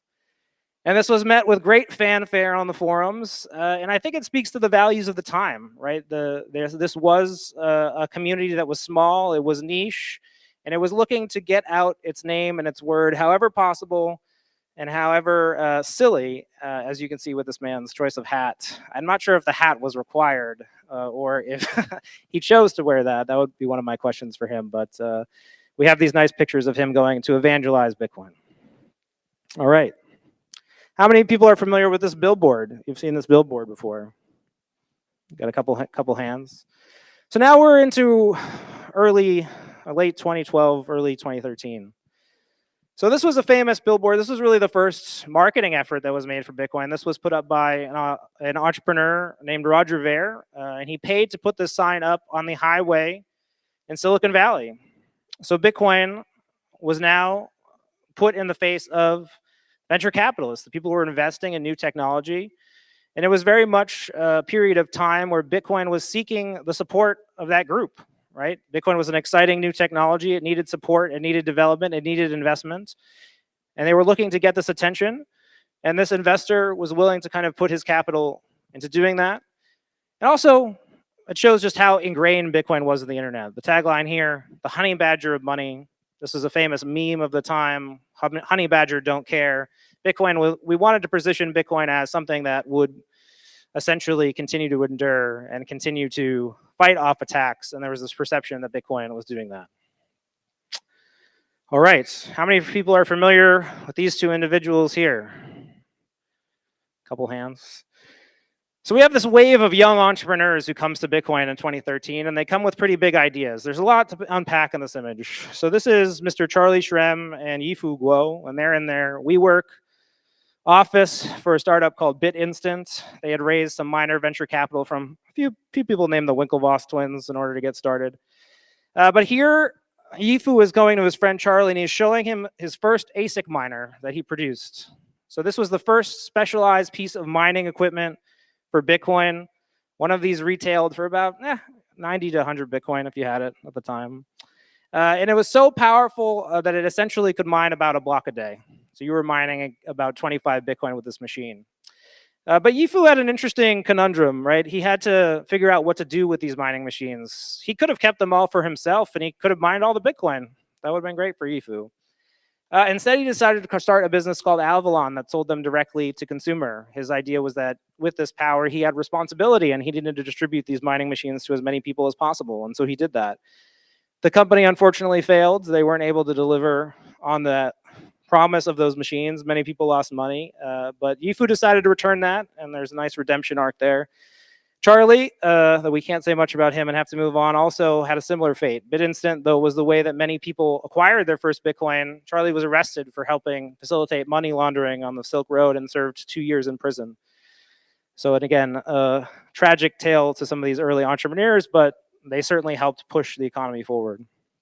How many people are familiar with this photo? Okay, nobody. We got one guy, because I think you were an employee back, right? So this is the BitPay Bitcoin Bowl, the St. Petersburg Bitcoin Bowl. This is of an American football stadium. BitPay was the sponsor. So payments, again, were riding the narrative. Bitcoin was becoming mainstream, but Bitcoin at this point had achieved cultural penetration. Magazines were writing about it. News outlets were writing about it. People were aware of it, right? And this was national television. This was 2 college football teams ending their season to millions of national viewers with a Bitcoin logo on the field. I was there myself, and I reported on that. But I think it speaks to the time and the aspirations of it hadn't quite penetrated, right? I went out and spoke to merchants in St. Petersburg. None of them had heard of it. But again, Bitcoin was seen as successful. It was seen as entering the global conversation. And it was, again, seen as something that had emerged and from a fringe element to become part of the tech mainstream. You guys got to know this one. A painful image for some. So this is a fellow named Mark Karpelis. You might know this from the meme, "In this moment, I am euphoric." So here he is not euphoric, Mr. Mark Karpelis is actually being dragged before a court to declare bankruptcy for his exchange Mt. Gox. He had actually just been hacked and had his exchange taken offline because it was insolvent, and he had lost 750,000 Bitcoin on behalf of his customers. The story of that today is that some of those people have finally been repaid, but it was a painful lesson for the community. The price declined precipitously from over $1,000 to under 600, would eventually fall to a low of 200. The media disappeared. The investors disappeared. Bitcoin was no longer cool. We had lost money. We had lost the trust of the consumer public in many regards. And the community had to face the fact that many people were not using self-custody. Back then, the best storage options we had for Bitcoin was printing out a piece of paper, sending it to a QR code, and laminating it. That was the advice of people like Andreas, because those were the tools of the time. So Bitcoin enters a period of uncertainty, and we enter the second epoch. We're going to make it. We're going to make it. We're going to speed run this. Picture number 8. So this is a fellow by the name of Gavin Andreessen. And here he is at Bitcoin 2014, which is in many ways a pivotal conference in the industry. He's with a young reporter from CoinDesk named Rui Ma in the back. Just a little billionaire named Brian Armstrong with his vest for a startup called Coinbase. So why is Gavin dressed like a mad scientist? Well, he was actually accepting a Lifetime Achievement Award, the Blockchain Awards, on behalf of Satoshi Nakamoto. So why was Gavin doing that? Gavin was the developer who took over from Satoshi and inherited the title of lead developer from Satoshi. And he managed the project. He managed the developers. He set the course. He set the vision. And Gavin saw himself as very much needing to step up and needing to put forward a positive vision for how Bitcoin could continue to improve, how it could continue to get back to the heights that it saw and gain more users. And he would do that through a series of very controversial technical proposals. I'm sure you've heard of Bitcoin Classic. I'm sure you've heard of Bitcoin XT. You might not understand the context. These were his plans to hard fork Bitcoin. He wanted to continue what he thought was the vision of Satoshi Nakamoto by scaling Bitcoin through raising the block size. This would increase the transaction throughput and how much speed for payments Bitcoin could process. And he felt very strongly that the way for Bitcoin to succeed was to obtain regulatory clarity, was to become so successful and so widely used in commerce that governments couldn't crack down on it. This stood in stark contrast to a controversial other opinion put forth by a man named Peter Todd that the block size must remain small, that Bitcoin's best chance at withstanding government attacks was not to get regulatory approval, but it was to distribute the Bitcoin software and its operation as widely as possible, such that it couldn't be crushed by any governments, even if they were adversarial. And that sets up the early split within the block size wars. Number 9, this is a picture from a white paper. This is called the Sidechains white paper. This was released by a company called Blockstream, founded by a man named Adam Back, as well as some of the principal core developers of the time. They too had a vision for how Bitcoin could move forward amidst this time of uncertainty. And it was to assimilate and provide the features of the cryptocurrency economy within Bitcoin, to essentially assimilate kind of everything that people were doing within the crypto economy on Bitcoin. A bit of a controversial take today, but you can see, again, this was a very mainstream idea at the time. The authors of this paper would have been people like Matt Corallo, Peter Woolley, of course, Adam Back. And they saw Bitcoin as a series of blockchains. You see a picture here. It says side chains. It says micropayments. It says R&D. They envisioned that there would just be blockchains where people were testing new things. They would lock Bitcoin in a contract, move it to something like a liquid, and experiment. And last but not least, you can see that it says side chains extensions. You have smart contracts, real world assets. They envisioned all of these things happening within Bitcoin. Number 10. So this is where we enter the really thorny parts of the fork wars. The name of this blog post and title, I'll read it, written by a name named Mirsha Popescu, is, "If you go on a Bitcoin fork, irrespective of which scammer proposes it, you will lose your Bitcoins." Mirsha was a prolific blogger. He's really seen as the father of Bitcoin toxicity. And what is Bitcoin toxicity? It's this idea because you run Bitcoin, your Bitcoin software. In this case, he had coded a Bitcoin software himself that was compatible with Bitcoin, his own implementation, that no one could tell him that he wasn't running Bitcoin. And in a series of blog posts, he essentially outlined an intellectual challenge. And he said, I've coded my own version of the Bitcoin software. I say these are the rules. I say this is Bitcoin, and I say that my value is Bitcoin. And if you, the collective core developers that are talking about hard forking, that are talking about scaling Bitcoin, decide to invalidate me, you'll have destroyed Bitcoin, because then Bitcoin is what you say it is and not what I say it is. And I, as an individual user, have to be able to define Bitcoin. Mersha, a bit of a controversial figure to talk about. He also did things like put death threats on core developers and lived a life of excess and debauchery, of which we, really can scarcely understand, and passed away in 2021 as likely one of the richest people in the world, from what we can tell on the Bitcoin blockchain. All right, so now we have the real middle of the scaling wars. We have Gavin on one side, we have the developers and Bitcoin developers on the other side. They're all looking for ways to increase the throughput to Bitcoin. They want to raise the block size, right? Both sides in the block size wars want to raise the block size. They just have different ways of thinking about it. One wanted to enact a hard fork and force all users to upgrade. One wanted to enact a soft fork and give people the opportunity to peacefully do that when they chose. This would have been the conference where SegWit was proposed. Peter Woolley got on stage and he said, we can raise the block size with a soft fork. They expected this to be a big compromise and it to be greeted with excitement. It was not. It was largely misunderstood. On this stage here, we have a picture. This is 95% of the Bitcoin mining power at the time. 95% of the Bitcoin mining ecosystem represented in a single picture sitting on a single stage. And I'm sure you'll notice that most of them are Chinese. At that point, because of the business failures and the entrepreneurial failures in Bitcoin, mining chip production had really whittled down to two companies. There were two companies that hadn't failed. One was the name of Bitfury and the other was Bitmain. And really you had the emergence of a regional Chinese mining cartel. If you wanted to buy mining chips, if you wanted to get mining rigs to mine Bitcoin, you had to buy through Bitmain. And Bitmain was run by a young man named Jihan Wu. He felt very strongly that Bitcoin should raise the block size. He felt very strongly that Bitcoin should proceed on the path of scaling that he felt was right. And he exercised an incredible amount of force on this group of people, because essentially in order to continue to do business, he would have the power to eliminate you if that's what he saw fit. And we have the game theory here of Bitcoin evolving on a scale where different factions are emerging with different interests and different powers and trying to exert their vision of what will happen with Bitcoin. You guys got to know this one. How many people have this hat? Okay, a couple people. So this is the UASF, user activated soft fork. Bitcoin was at a stalemate. The warring factions had essentially been unable to find a path forward. People wanted SegWit, people wanted hard forks. It wasn't clear what would happen. A group of people got together and released a proposal that the users should upgrade to Bitcoin themselves. The economic majority of the network, if they decided to upgrade Bitcoin, that it really wasn't the miners who were in control. We, the users who run nodes, we who accept payments, we who use Bitcoin can decide the future of Bitcoin. And they coded up their own software that said, if SegWit is not activated by this date, we will fork off Bitcoin and activate it. In response to this, the businesses and miners cave.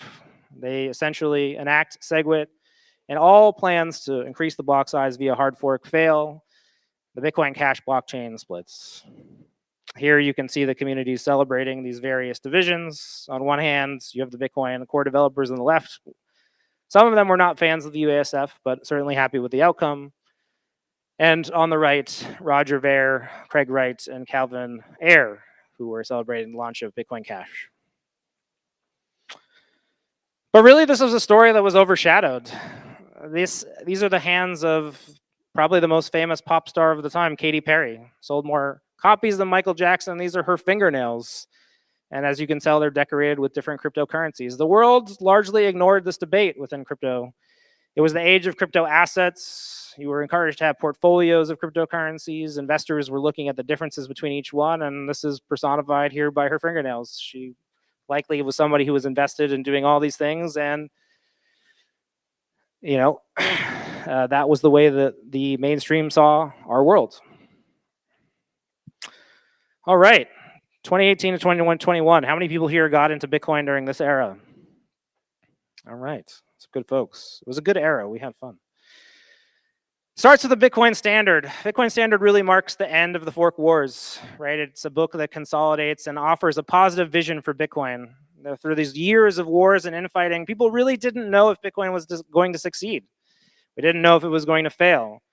The Bitcoin Standard by Safety Namus offered a forward vision. It said, Bitcoin is an alternative to central banking. That alternative works today, and it stands in contrast to what's available. And I think from that sprung a whole ecosystem of bloggers and podcasts who really celebrated what Satoshi had achieved, right? The response that we went through as a community was to go back to the beginning, to ask why we were here and reevaluate the work of Satoshi and to discuss how we can move that forward. Of course, the book has another notable convert. This is Michael Saylor, who of course needs no introduction, with his laser eyes. Michael, in other ways, also ends the fork wars, right? Rather than diversify his investment into a number of cryptocurrencies, he decides to put the treasury of his company into Bitcoin. This sends a strong signal to the market that Bitcoin has triumphed, that the fork wars are over, and Bitcoin is ready to continue to advance and continue to triumph within the industry. And so I think it's important to remember that Michael came at that moment and really offered something that was very valuable within the lens of history. This is a funny one. Here we have a protest during the COVID lockdowns. These are two young ladies, and they have a sign that says, unvaccinated sperm is the next Bitcoin. But this was true, right? We saw during COVID a massive escalation in government and involvement in our lives. And for many during that period, Bitcoin became a lifeline. People were getting deplatformed. People were losing jobs. People were not allowed to make medical choices without consequences. And Bitcoin, a software that you could run, a money that you could accept, that nobody could confiscate your keys, became very attractive with that environment. And it began to be associated with a certain set of values and became politicized because this conversation around COVID was happening globally, and it was happening with people who had many different political ideas.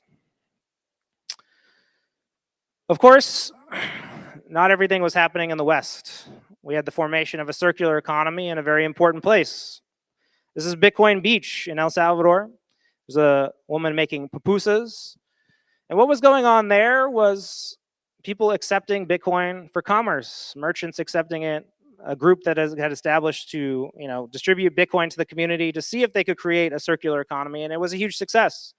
That success caught the interest of a podcaster named Peter McCormick, that his content caught the interest of an entrepreneur named Jack Mallers, who went to go and see what was happening. And very shortly, the president of a country was so convinced about Bitcoin's utility that it was enacted in a law in the formal congressional assembly within El Salvador to make Bitcoin legal tender.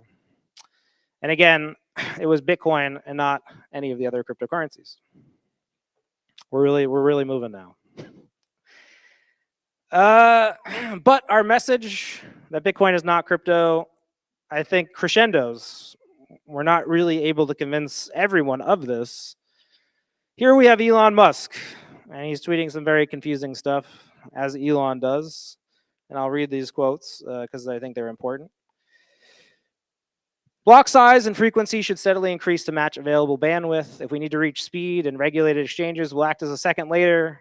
But the perfect should not be any of the good. It's time to increase base layer transaction speed and lower base layer transaction costs. So despite our efforts to evangelize, some of the technical community, the Silicon Valley elements, still have technical questions about Bitcoin. In this case, Elon decided to support alternatives. He threw his weight behind Dogecoin. That has not been a great investment for the people who were involved. But for many people within that ideological set, they remain unconvinced. They remain optimistic that these other cryptocurrencies outside Bitcoin will grow in value, and they think they're valid. They believe that they're what they are doing in order to drive applications and get people to build on those tools are helping us discover the potential of what is possible with Bitcoin. This is underscored, I think, by the end of the 2021 cycle. You have, who do they choose to put on the cover of Time magazine? It was not Satoshi Nakamoto, but we have Mr. Vitalik Buterin, the prince of crypto.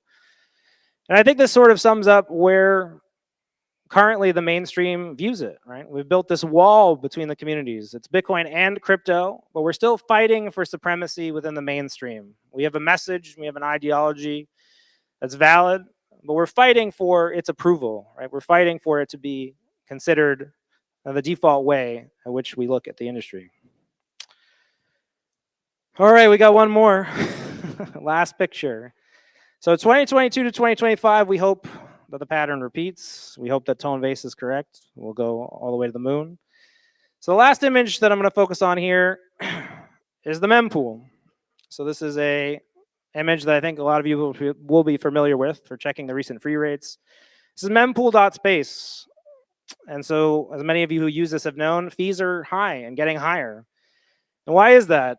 Well, there's been a recent increase in the amount of interest from the crypto community in building on Bitcoin, building different protocols, building different technologies, migrating what they have, trying to salvage what they have, and moving it over to Bitcoin. And so I think the mempool will really be the battleground for the next era.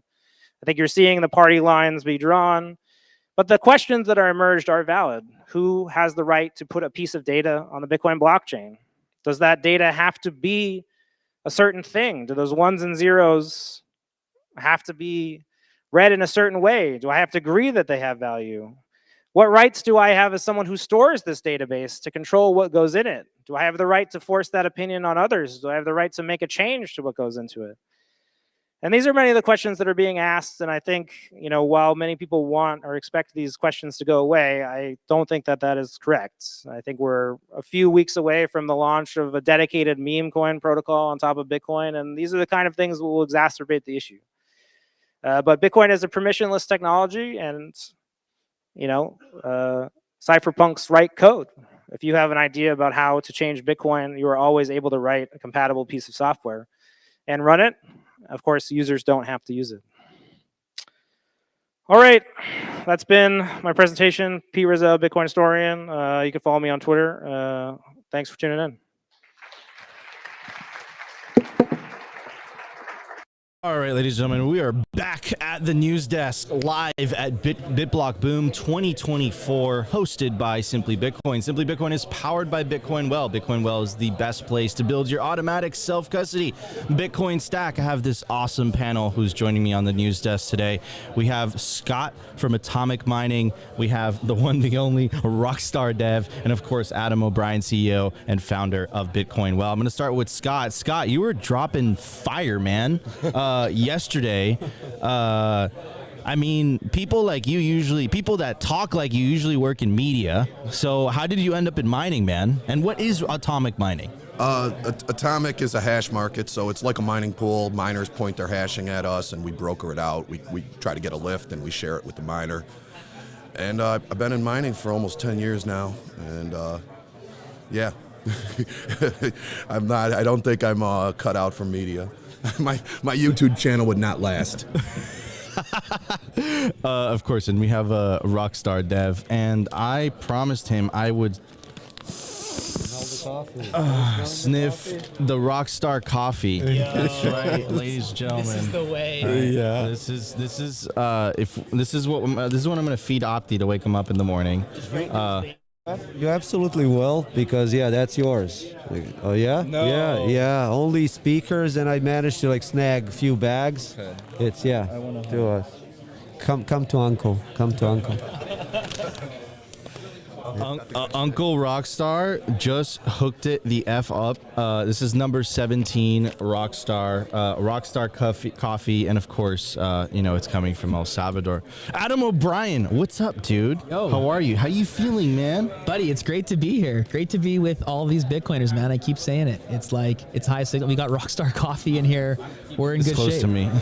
I'm gonna steal that, man. That's mine now.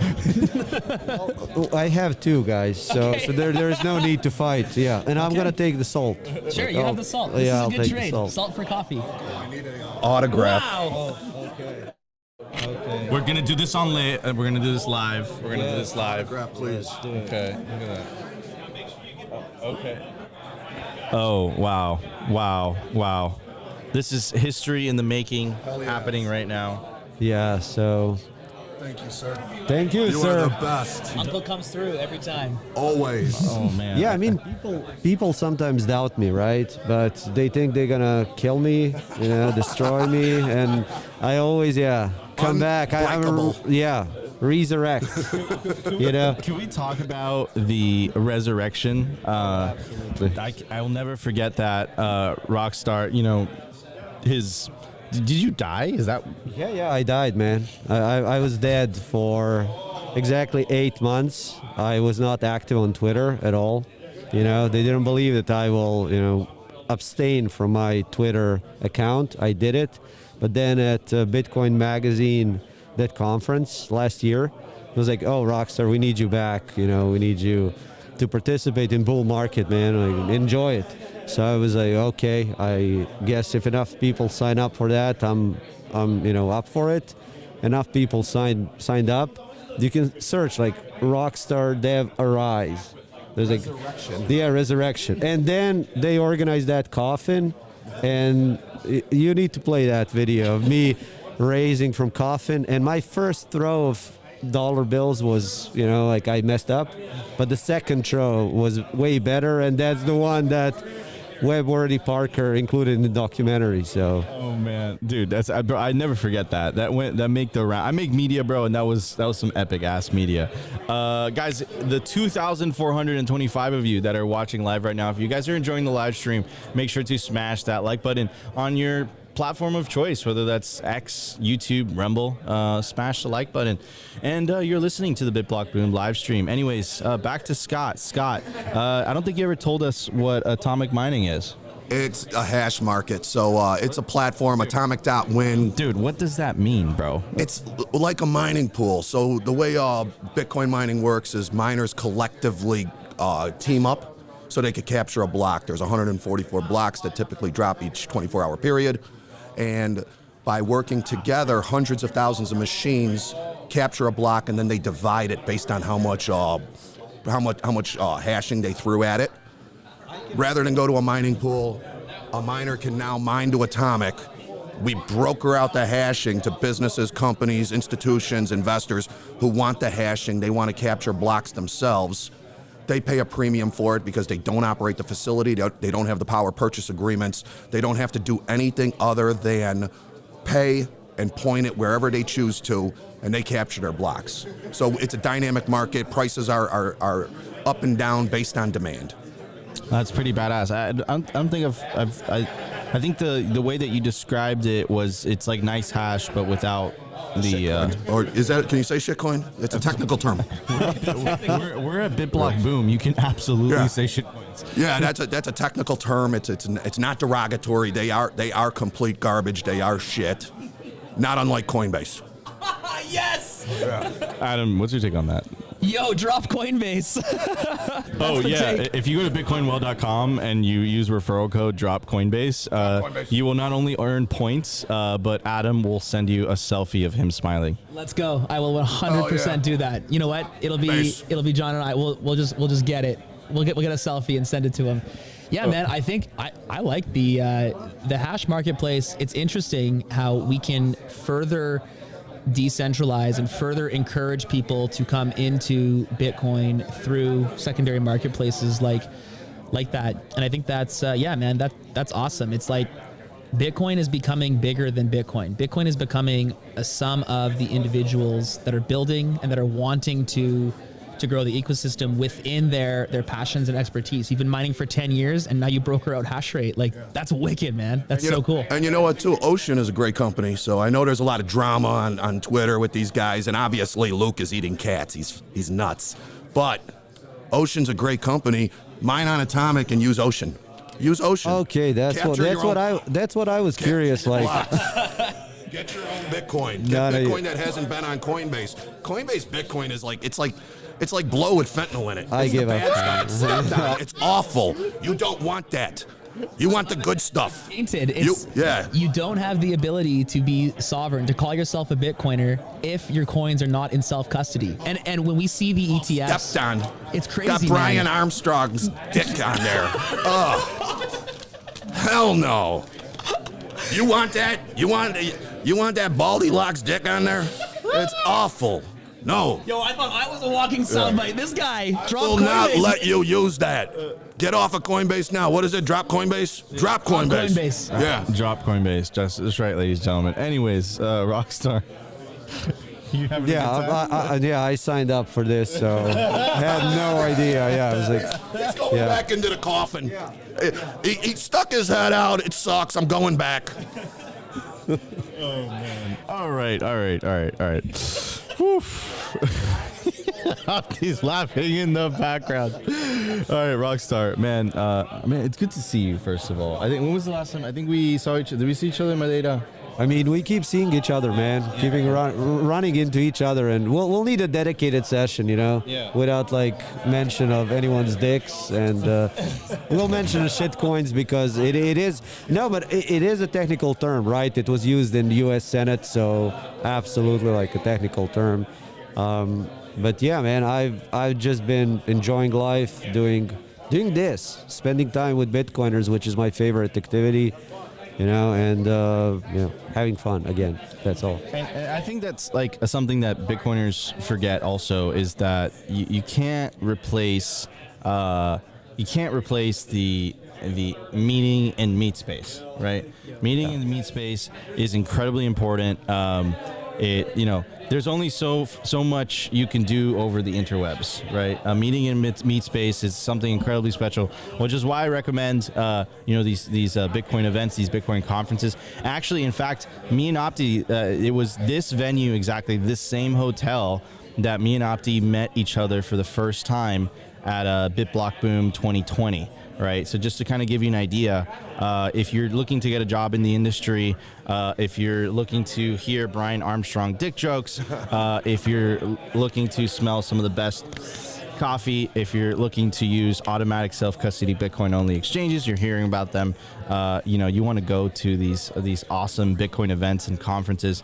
You'll meet so many like-minded individuals, and that's the thing about adopting a Bitcoin standard is you tend to start not having a lot in common with people that are not on a Bitcoin standard. Like their whole perception of time is completely different than yours.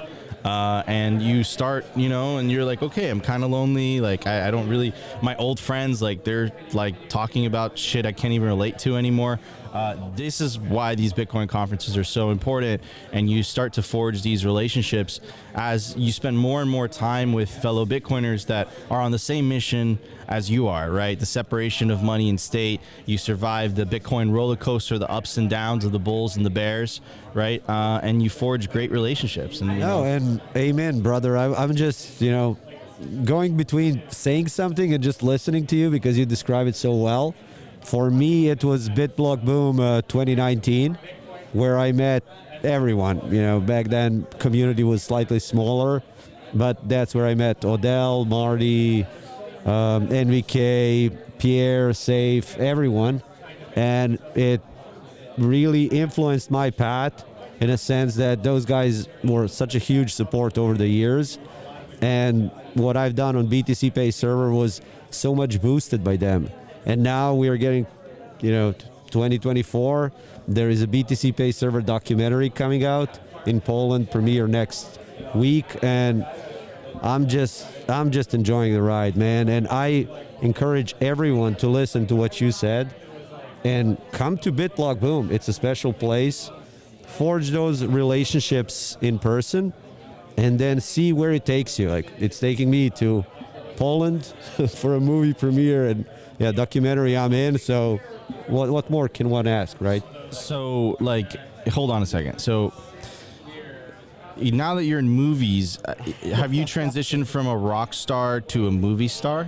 I mean, I always was a movie star, Vin Diesel, right? If I take off this mask and sunglasses, I'm exactly like Vin Diesel, minus steroids, but if you tell me, I'll start taking them, so it's one-on-one, yeah. I can confirm. I've seen this. I can confirm.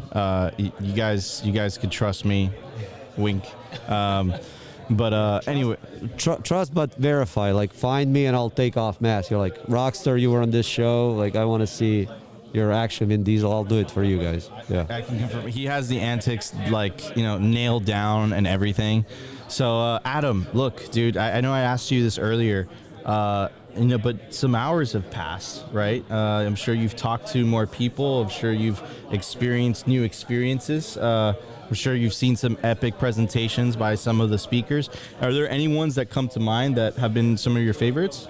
No, man, I haven't been consuming many of the talks. I've been hanging out, and it's what Rockstar says, man. Like, it's like when you come here, listen to this story. He comes here 5 years ago. He finds passion. He gets encouragement. He builds now what is the biggest Bitcoin payment processing in BTC Pay. Like, whoa.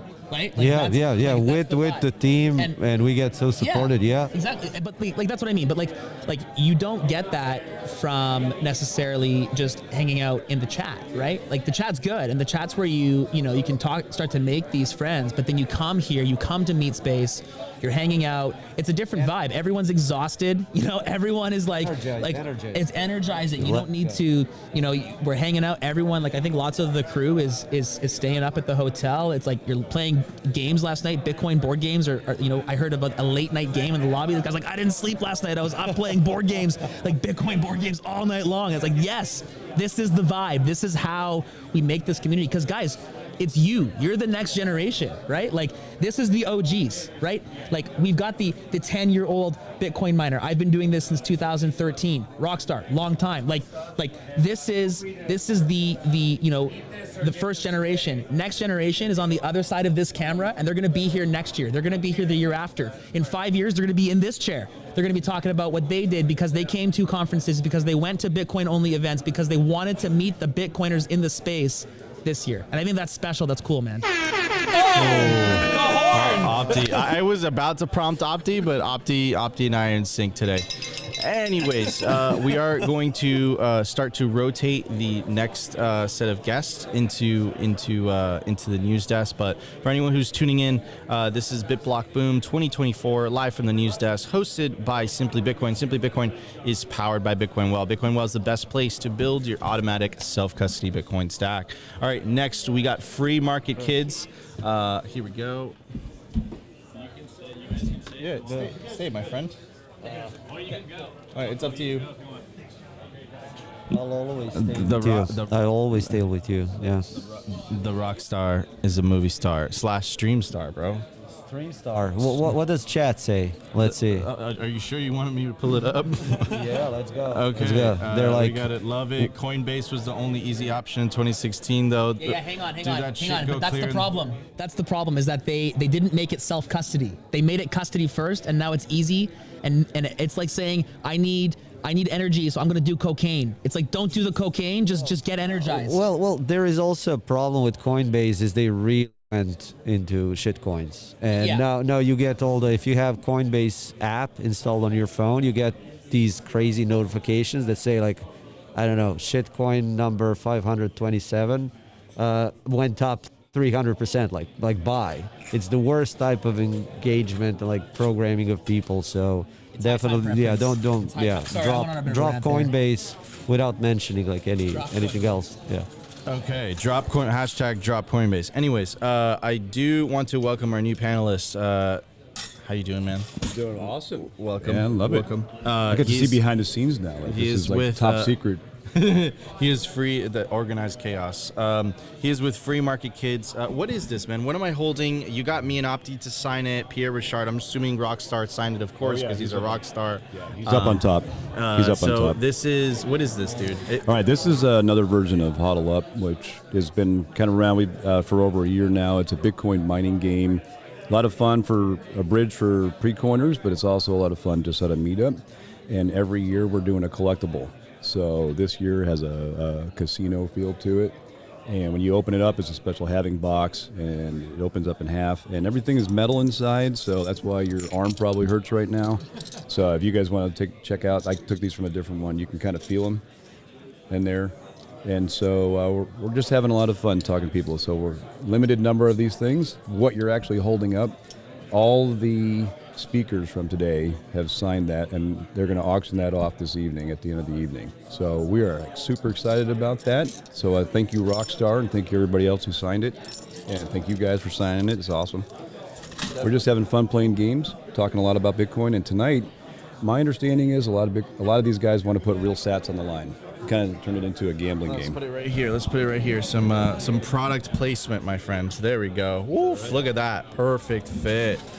Whoop, whoop. Actual art. Yeah, not the monkeys on blockchain. Yeah, like actual art. Yeah. Oh man, no, but this is absolutely beautiful. The attention to detail, you could tell it's high quality. Just the thickness, the metal pieces. So how many sets are there? I have enough inventory to make 500 total. 500, and you will never make any more. Never again. No. A So these are limited. amount. Yep. But this is the most limited amount because this is like the BitBlockBoom signed edition, I guess you could say. Yeah, this thing's crazy. Like Okay. that's crazy that the signatures we have on this thing. So like as I'm walking around with it, I kind of wish I had taken a second box with me because I'm like, I actually want this thing, and I'm like, damn it, I missed my opportunity. Yeah, this thing's crazy. Yeah, I have a pen. I'll do another Rockstar for you. So Rockstar edition. Yeah, always ready. Rockstar huddle up. I like it. Oh man. Okay, so talk to me. So you guys, this is what you guys do. This is what free market kids do. You guys make these sets. All right, we do. It's a little bit more than that. We homeschooled our 4 kids, and so we're trying to reach out 2 groups. We're trying to go to homeschoolers to bring the Bitcoin. So we just last week were in a homeschooling conference, but we really love the Bitcoin community, and we're like, well, what can we do? Well, I like games, and we homeschool, so we have a Bitcoin Homeschoolers podcast, and I continue to make games to help introduce Bitcoin concepts. So this one's all layer 1. This is like a store of value. In July, we have our layer 2 channel up is all about lightning channels and balancing liquidity. First person to buy 2 pizzas with Bitcoin is a winner. And we also have a seed phrase game coming out in July. So it's based on I took out all the animal terms in the BIP39 list, and one person's a game oracle and the other's ad. It's kind of like a party game. And you got to guess the 3 in the right order. So you can just have fun with it. So from the Bitcoin side, we're going to share all of our homeschooling lessons and talk to those, and we're going to make games that are all based on things that are true to the Bitcoin ethos. So, Are you saying that kids don't learn by sitting in a desk for 8 hours a day and writing notes? What is this? What is this voodoo, man? This is crazy. It's almost as if the current schooling system is an indoctrination system. Don't say that, Nico. This is some hate speech you got going on here, bro. I think we might get banned. We're gonna get canceled. Good luck with that. In this. No. I think what you're bringing up is a great point. It matters a lot where and how your kids are educated, and that next generation of Bitcoiners that you were mentioning. It's critical that you keep your kids in the environment that you want them to grow into. Like if they spend 8 hours somewhere like where completely different values are preached, not a good outcome, especially with the fiat system. 100% on that. And the other thing, if I could add to that, is that this is like some of their things are like it's free market kids, but you know what? This has been a great tool to reach adults as well. And so if you take a low time preference look at this thing, and you're trying to convince people about Bitcoin, the best time to convince people to cure their diabetes was 20 years ago. Okay, well, when's the best time to educate people? Like before they're indoctrinated. So, this is for adults, but we kind of want a bridge. We want this to be for all ages, because the earlier you can get to people, the easier it is to reach them, and the more they're going to challenge when someone comes to them and says, no, you have to have inflation. No, fill in the blank. So the earlier you can get them, the better off you are. This is why I'm so bullish on Bitcoiners having kids. I've seen it happen. It's happening right now. There's more and more Bitcoiners having multiple children. It is so bullish for the space because we've got these based individuals raising the next generation of people. It's so good. And then getting that gamified, this is the #1 way kids learn. This is how it happens. Oh yeah, so let me just tell you, it's because of this game that I got my wife into Bitcoin. So I went to her. It wasn't number go up. Yeah. Let's be honest. Let's be honest here. All right, don't give me the doghouse. So, this is what I'm thinking happened. Okay, so it was more like you tell your wife, the first year or two, she thinks you're a moron. Then the price goes up. And then all of a sudden, she is now interested in the things you have to say in relation to Bitcoin. Therefore, this thing starts to become a lot more interesting. Not exactly. All right. Here's what's going on. Here's what's Okay. going on. So we met in business school. We made a decision to homeschool, and everybody thought we were freaking crazy. Like, okay, you got 2 Yale MBAs, and you're like doing what? And then we're living off of one income, but we at one point we were like 7 dogs and chickens, and you got 4 kids that you're homeschooling. I come to her saying, I got a podcast you should really listen to. And she's looking at me like, do you realize what I do in the day? Do you have any freaking idea what I do in the day? Down and listen to some So, so what happened was, she's like, I don't have time for your esoteric whatever thing. And eventually, I'm like, no. And so this gets back to the gamification thing. Some people learn differently. And for her, when I took out like Mahjong tiles, if you move things around and you can physically do it, for some people, that makes a difference. And it went from there to dice to cards, and eventually what you see here, and the Channel Up Lightning game, same thing. Very kind of for her, esoteric, until I said, okay, here are the pieces that you move around a channel, and then you're open to books and podcasts. So it wasn't price go up.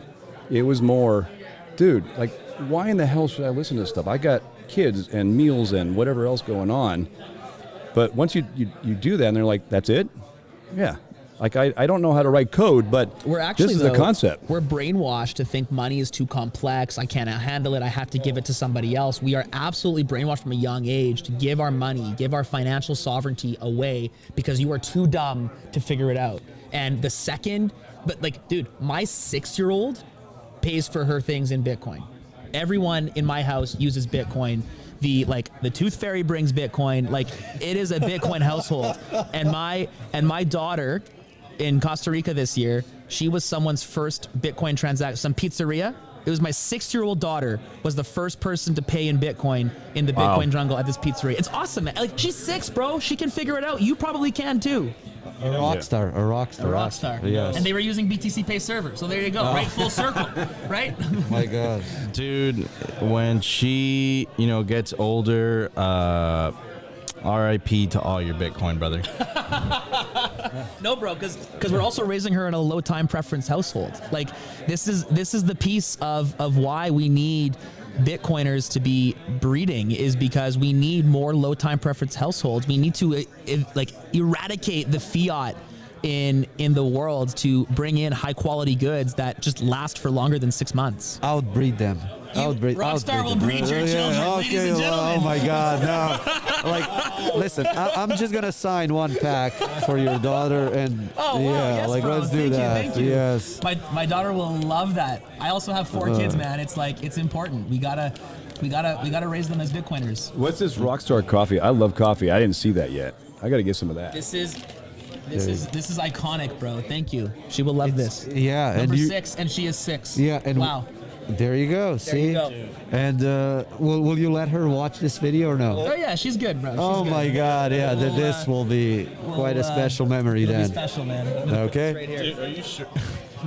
Maybe she won't watch the whole. I'll censor the video first. Let's see comments. Let's see comments. Yeah. What does comments say? Hello. Yeah. We got make it easy to do the right thing. I want their comments on whether that video watching should happen. And then I saw some great comments up there with like Parker Lewis's presentation was great. Keep it coming, guys. I love interacting with the audience, so that's why. And also, ladies and gentlemen, we got a special message from Michael Saylor. Because they expect because they want to sell it eventually, Michael. I mean, let's be honest. Most of the people who are, yes, sure, some people pass it on to their children, but like most of the people who are buying assets at some point want to sell the assets at a profit. So let me say it a different way. Okay. People that use fiat currency as a store of value, there's a name for them. We call them poor. Well, We call them poor. Do you have a remix of that? Yeah, that remix you saw is hilarious. Like remix is next level. The House Club, the little yachty one. Yeah, it was amazing. It was amazing. Anyways, we got about 5 to 6 minutes left on the news desk until we go back to the panelists. Guys, you're listening to the BitBlockBoom 2024 live stream hosted by Simply Bitcoin. Simply Bitcoin is powered by Bitcoin. Well, best place to build your self-custody automatic Bitcoin stack. Anyways, guys, This has been awesome. This has been great. We're talking about educating the next generation. I got to sniff Rockstar's coffee live on air. I'm seeing Adam get all giddy and happy. Listen, This is who I am, what man. is absolutely crazy. So we're staying in an Airbnb together, all right? And it gets kind of chilly, okay, at night. And him and the Murphy, who's absolutely awesome. He's a video genius. He's doing the production for us right now. These dudes want to go into like a freezing pool. And I look at them, I'm like, dude, I live in Florida.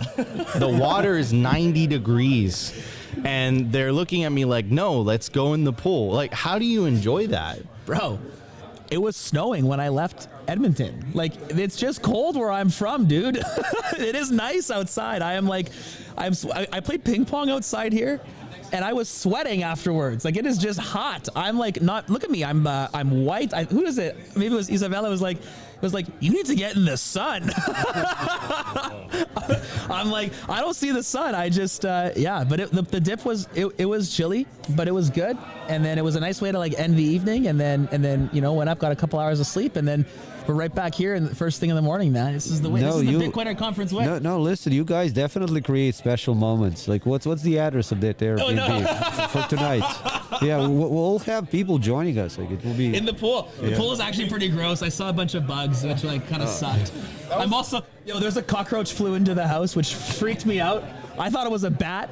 And I was like, I don't see these kinds of bugs, man. We got little tiny mosquitoes at home, and that's it. So we will be sending Rockstar the address because we are warming the jacuzzi, and I've always wanted to be in a jacuzzi with Rockstar Dev. So we make babies. Doesn't make babies. You guys gotta open up your invitation list. I mean, come on, man. Come on, like men can get pregnant too. Come on. I thought you were going to say you were going to bring some guests. Sure. All right, ladies and gentlemen. Oh my God. So we still have an awesome set of panelists for the rest of it. Rockstar, you're on later, bro. Yeah. Me and NVK will talk about Noster. Okay, could you break it down? Could you give us a little bit of sneak peek? Where's Noster? By the way, a huge fan. I try to use Noster as much as I try to use X. It's awesome, especially with the Primal app. The Primal app is dope. However, Shout out primal.net/Adam. Shout out primal.net/Adam. And Adam just is rubbing it in my face. I was not able to get Nico at primal.net. So I'll settle with Nico at Nico Moran. But Adam loves to shove it in my face that he did get Adam. Rockstar, what's your handle, bro? I mean, Rockstar. I know. Yeah, I'm advisor to Primal, so I get like the shitty fork version of my name, bro. Well, maybe Uncle can do something about it. Let's see after the show. Oh. Yeah. Oof. Okay. So it's essentially me and NVK. That will be the best preview. Like if me and NVK actually agree on something and we're both invested in something, you should likely follow suit, because we disagree on a lot of stuff, but he's one of the guys I respect the most. Like I don't agree, but I respect his stance. And then when we do agree, you can be sure it's next big thing. Like Bitcoin is something we agreed on. Noster just makes sense, man. Social media only makes sense through a simple protocol with private public key cryptography that's decentralized, not under control of Elon or whoever. It will be a long transition period because people are programmed for engagement, for likes, for reposts. When Noster game, man. When Noster game. Yeah. I'll think about that. I got a loan type preference idea and some other ones, but we're going to get there. To me, what I'm thinking about, though, Rockstar, you're saying that is the education, right? You have people who are being indoctrinated to say you need to comply. Like you're not there because you're actually learning. You're there to comply and learn how to comply. And then you're more susceptible when they say, yeah, you can be censored and all these other things. And this idea, you have your own identity. You can own it. That is that is such a fundamental first principle idea. We have to teach that. It's absolutely that, but I would take it also a step further. It's also you do something, and it's a question whether you get engagement or not. that doesn't define what you're doing. If you're doing a good thing and not getting engagement, you should keep doing that thing. Yeah. So it's double whammy of what you're saying, making sure that you're not programmed into compliance, but then making sure that you're not programmed into doing stuff for engagement. Yeah. Yeah, I'm just saying. If I took your message and I went to someone who's gone through some of that conformity-driven environment, you have to first get through that. And what I'm saying is, I go back to my earlier thing. The best time to plant that tree was 50 years ago. That the sooner we can reach people, the better we can to challenge it, and the more open they are to what you're presenting. It's like, let the conformity teachers break through the sovereignty base that we are building right now. We have to build that sovereignty base today so that it's harder to make them conform. Yeah, and get up and do it, because a lot of Proof of people, work. I would, like, before Bitcoin, I would scream at the TV or news or whatever the hell it was, and no one, like, the kids aren't going to listen to me. No way. But if I'm out there, NVK, join us. Come we on, got man. NVK to it? We're talking about our panel that's coming up. Oh man. What's up? What's up? Yo, you get in here. I've been in here a long time. Yeah. Get in here. Get in here. Oh no, dude, don't. No. Okay. Come to Uncle. Come to Uncle. The hero. Yes. The hero's journey. Get in the chair. So how did I present it, Nico? Noster, me and NVK. So essentially what you said is, I've had a long-term relationship with NVK. I started having a crush on him after about a year and a half. No, I didn't, but okay. And we've been in love ever since. Oh, and we disagree on stuff every once in a while. Yes. That's not allowed in Bitcoin. That's the general gist. That's the general gist.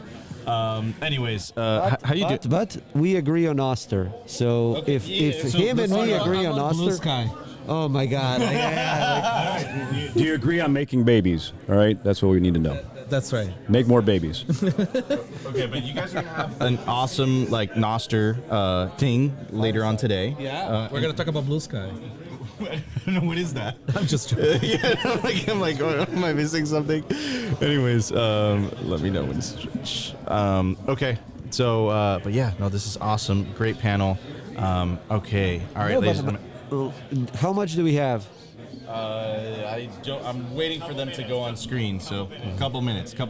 Because we should use these couple minutes to talk about Noster. It's important, NVK. Come on, man. So this is a great opportunity. Let's talk about that. First of all, for anyone who doesn't know, Rockstar, starting with you, what is Noster? And then we'll ask the same question, NVK. Noster is social media done right. Let's say it like that. Well, I mean, like, if you look from like the technical perspective, it's just like signed notes relayed. So like just like messages that are signed that you can send and people relay for you. But from the other side, it's just like, it can be just like an open Twitter, so you don't have to ask permission. It's great. Yeah, social media is most obvious application of Noster, which is a protocol, but I don't want to bore anyone. We have to stream. We have to switch back to the main stage. Thank you guys so much for joining us on the Simply Bitcoin News Desk live at BitBlockBoom. I'm really excited for the next panel. Here we go.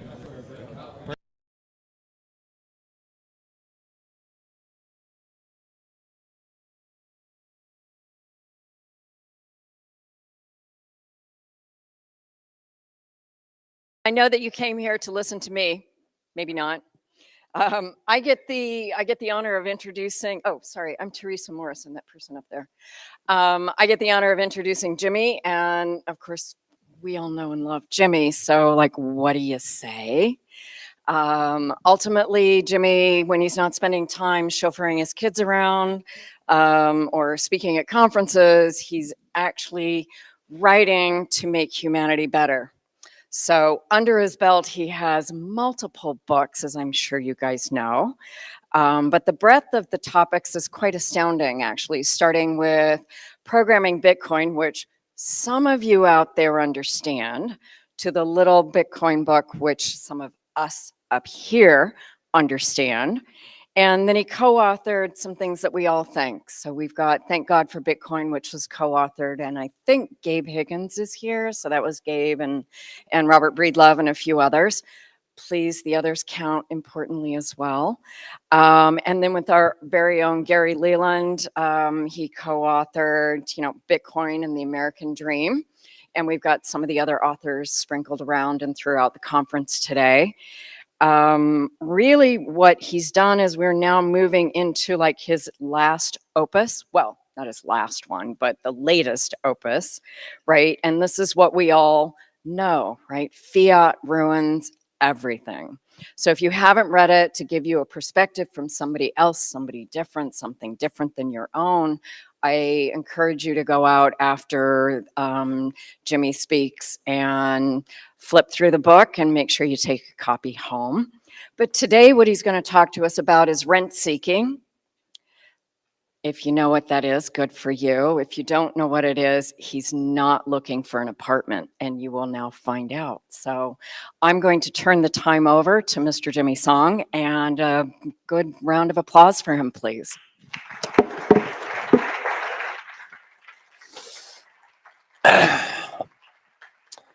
All right, good to see all of you out here in Dallas. I always like BitBlockBoom. It's sort of like a special one for me because it's in the home state of Texas, and you know it's not a far drive from my house and stuff like that. And you know one of the things I like to tell people about Texas is I moved here because of the liberty, right? Because of you know I used to live in Massachusetts, so it was. It's pretty much a communist state. Here, it's a lot more free, and but you know things are changing, right? Like there's a lot more government controls and things like that happening all over the world, and you know countries that we used to think of as free are starting to become more tyrannical. And that's what I'm going to talk about. It's about destroying rent seeking because the rent seeking has been turned up to 11, and it's continuing to destroy civilization. And what I want to talk about after that is about how Bitcoin is reviving civilization. So that's what we're going to talk about. Now, as Teresa said, not everyone knows what rent seeking is, and if you haven't heard me rant about it, then you probably don't know. So here's what rent seeking is. It is getting in the middle of a transaction or preventing someone from doing what they want and collecting some sort of tax or fee on it. So here is sort of the prototypical example. You're riding on a boat and you're going past somewhere and some guy has a chain up and says, you can't cross until you pay me. Now, this person that's doing that isn't adding any value, right? It's more like extortion. And as we'll see, almost all rent seeking involves some form of violence as a way to enforce the rent seeking. Right? You're getting in the middle, you're collecting money, and you're not adding any value. And that's the essence of rent seeking. And my thesis here is that everyone or a lot of people engage in rent seeking all over the place in the economy. So here are some examples of rent seeking. So taxes, right? Like they don't really add any value, right? In fact, they're subtracting value, clearly. I think Rodolfo was complaining about the 8% sales tax here in Texas. That's a prime example. Like what is the government adding when I'm buying a stick of gum from you? Nothing, but they collect. And that's one of the forms of rent seeking. Giving permission, right? Like if you want to do something, you need to get the approvals of certain people and you need to pay them fees and so on. That's another form of rent seeking. Gatekeeping. If you want to become a certain profession, then you're not allowed until you get this license from the state, something like that. Compliance requirements. You might be already running a business that's doing certain things, to benefit the economy or so on, but they need you to file certain reports. They need you to do certain things that really don't add any value, but that's what they're demanding as a way to sort of pay them. Now, we're going to look at rent seeking at 3 different levels in this talk. So we're first going to look at rent seeking at the company level, and there's plenty of that.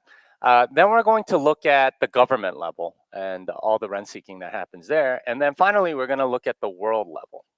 These are sort of like increasing in scope, and the idea is to see how everything sort of fits together. So let's start at the company level and let's look at company rent seeking. So here's an example: insurance, right? At least in the United States, you are required to have car and health insurance. If you want to drive a car, in most states, you are also required to have liability insurance for that car. Now, who does that benefit, right? I mean, if you wanted to, if you made that voluntary and you bought it because you wanted to protect yourself, that's one thing. But if the state requires it, now suddenly the car insurance companies get to make a lot of money. Similar thing with health insurance. In the United States, you are required to buy health insurance as part of living here, which is a very strange sort of thing. In other countries, health is provided by the state, and you're forced to pay taxes on it. But who does that benefit? Well, it benefits the health insurance companies. There's a conglomerate of 6 of them or so that take a lot of the money that is involved in health. And if you want to sort of get an idea of how much money they're making, Andy Schoonover has a startup called Crowd Health, and the amount of money you pay there versus what you pay for the health insurance, the mandated health insurance, is significantly different, right? And it's all of the money leaking to these paper pushing bureaucrats that are collecting rent on your sort of fears about health. Now, some other ones, subsidies. So most of this is done through loans. So housing is a favored industry because mortgage rates are lower than almost any other kind of loan. So if you look at like your credit card, for example, you're probably getting like 18, 20, 22% right now. Housing is still 6, 7, 8%. That tells you that they're subsidized in some way. They essentially allow money printing for the purpose of housing.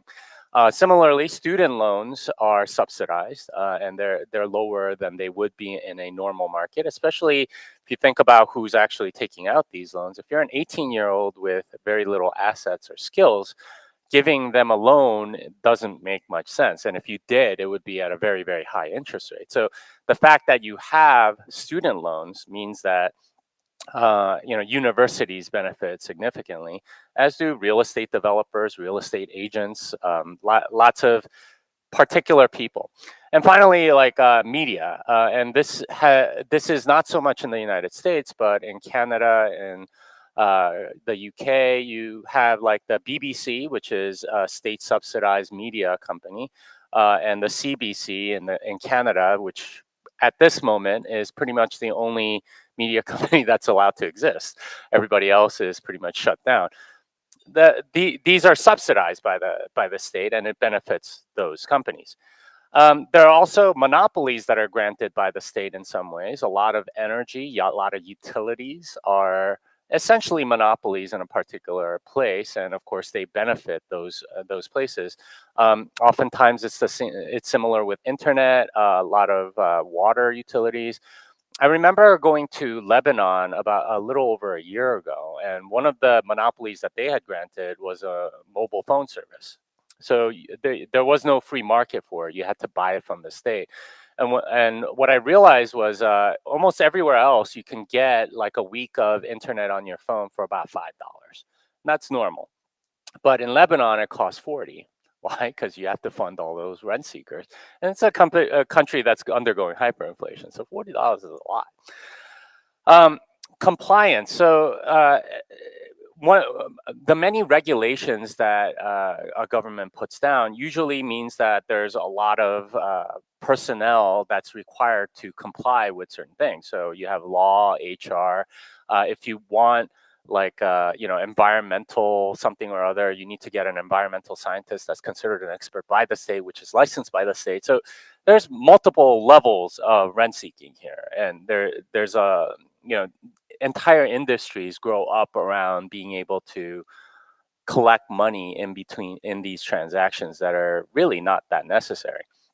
And of course, the biggest rent seekers of all, banks.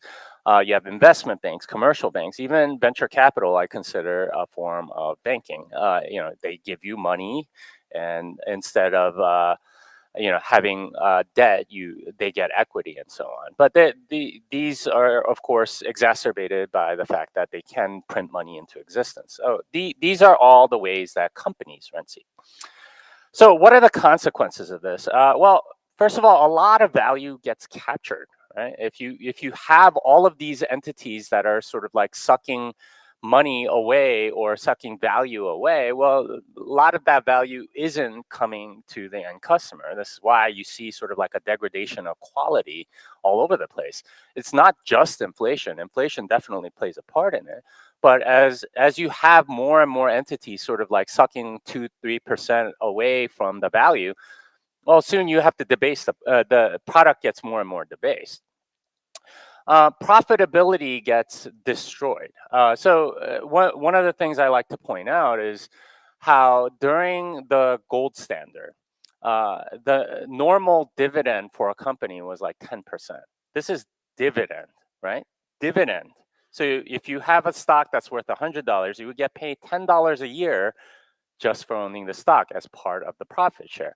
Now, nothing like that exists today. I looked up like the highest dividend yield that you can get from a stock, and it was something like 1.5%. And usually even the very low 1.5% are financially distressed companies that are trying to attract capital. But profitability gets destroyed. Now, why is that? Well, it's because of the banks and all of the leverage that you're allowed to get. You can play these financial games where, say you have a business that has a 30% profit margin. Well, what can happen, especially in a low interest rate environment? What happens is somebody else comes in and says, I'm going to borrow a ton of money, buy out your business, and put the loan on the balance sheet of the company. So what does that do? Well, it basically means there's an extra expense, but you get the company, right? And that extra expense is servicing that debt.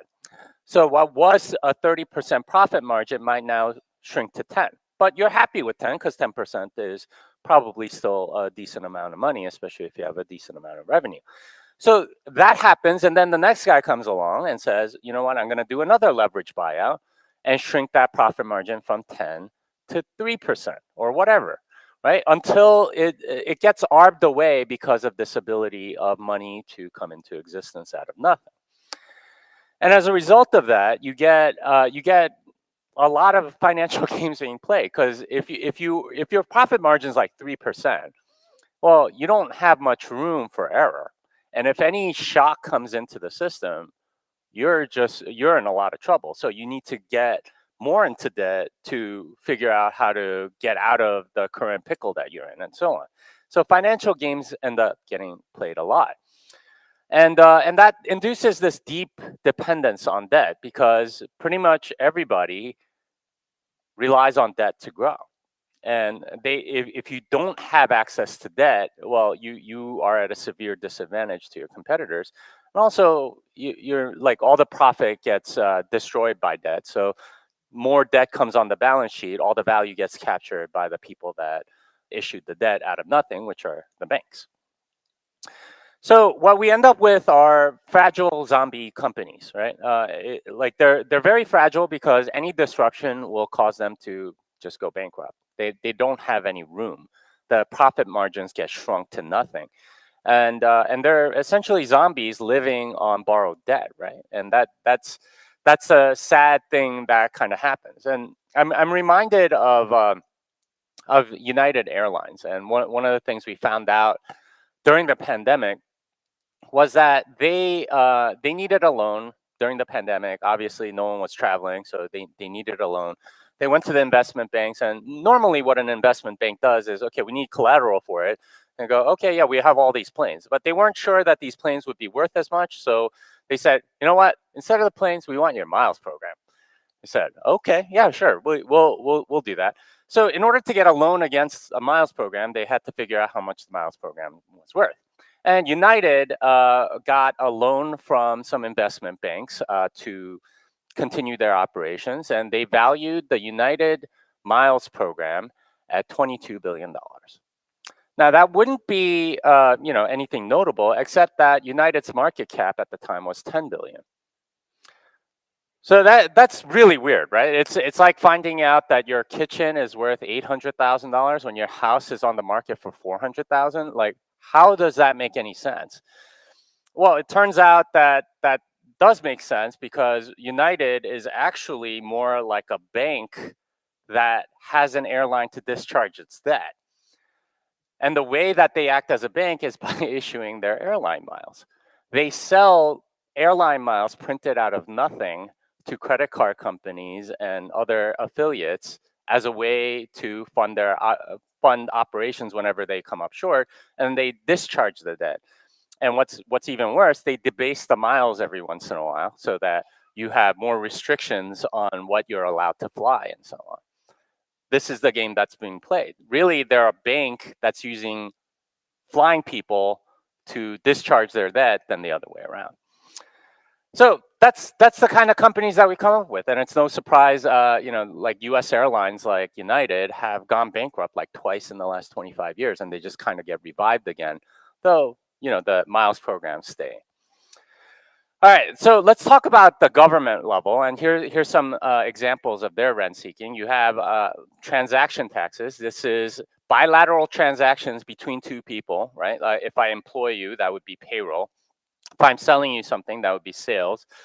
But there are taxes on those, even though obviously the government doesn't add very much there. You have property taxes. This is taxes for stuff that you own. Real estate, cap gains, sometimes straight up confiscation.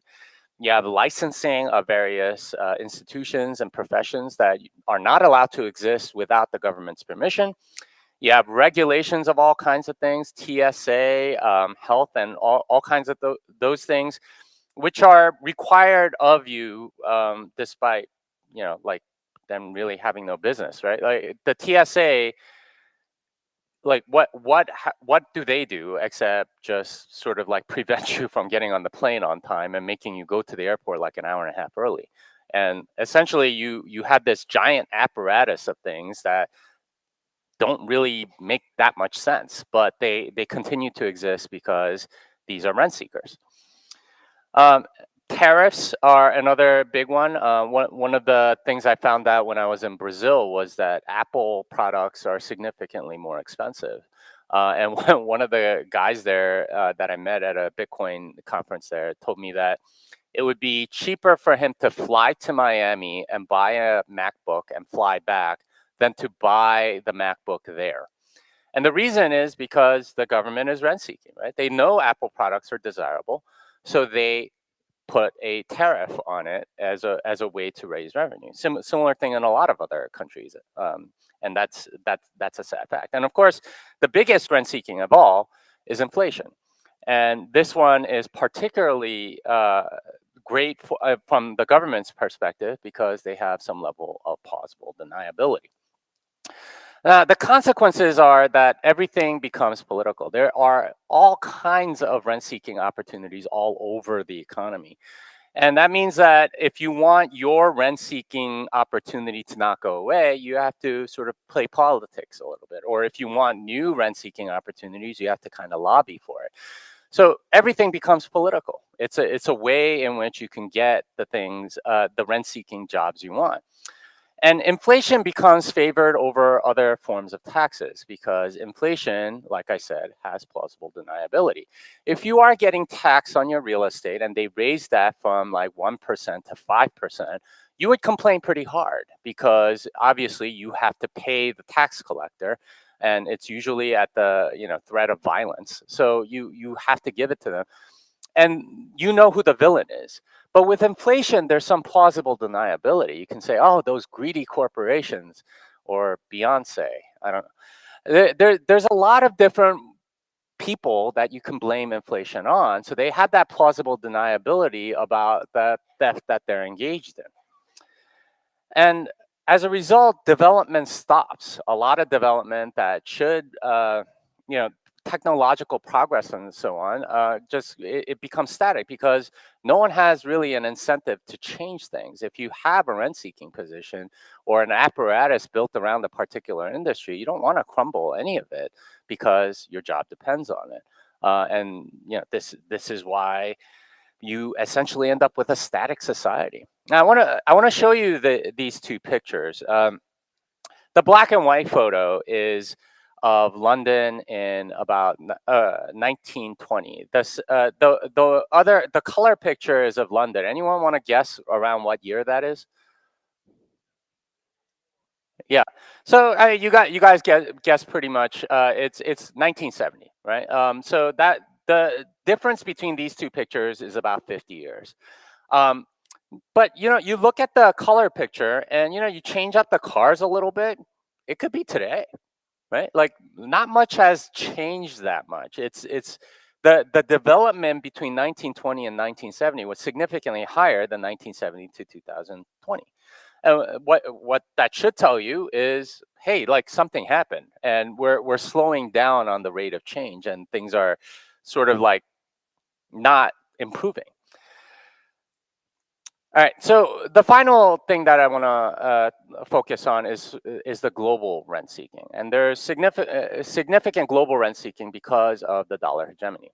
There is a dollar hegemony because of sort of like a quirk of World War II.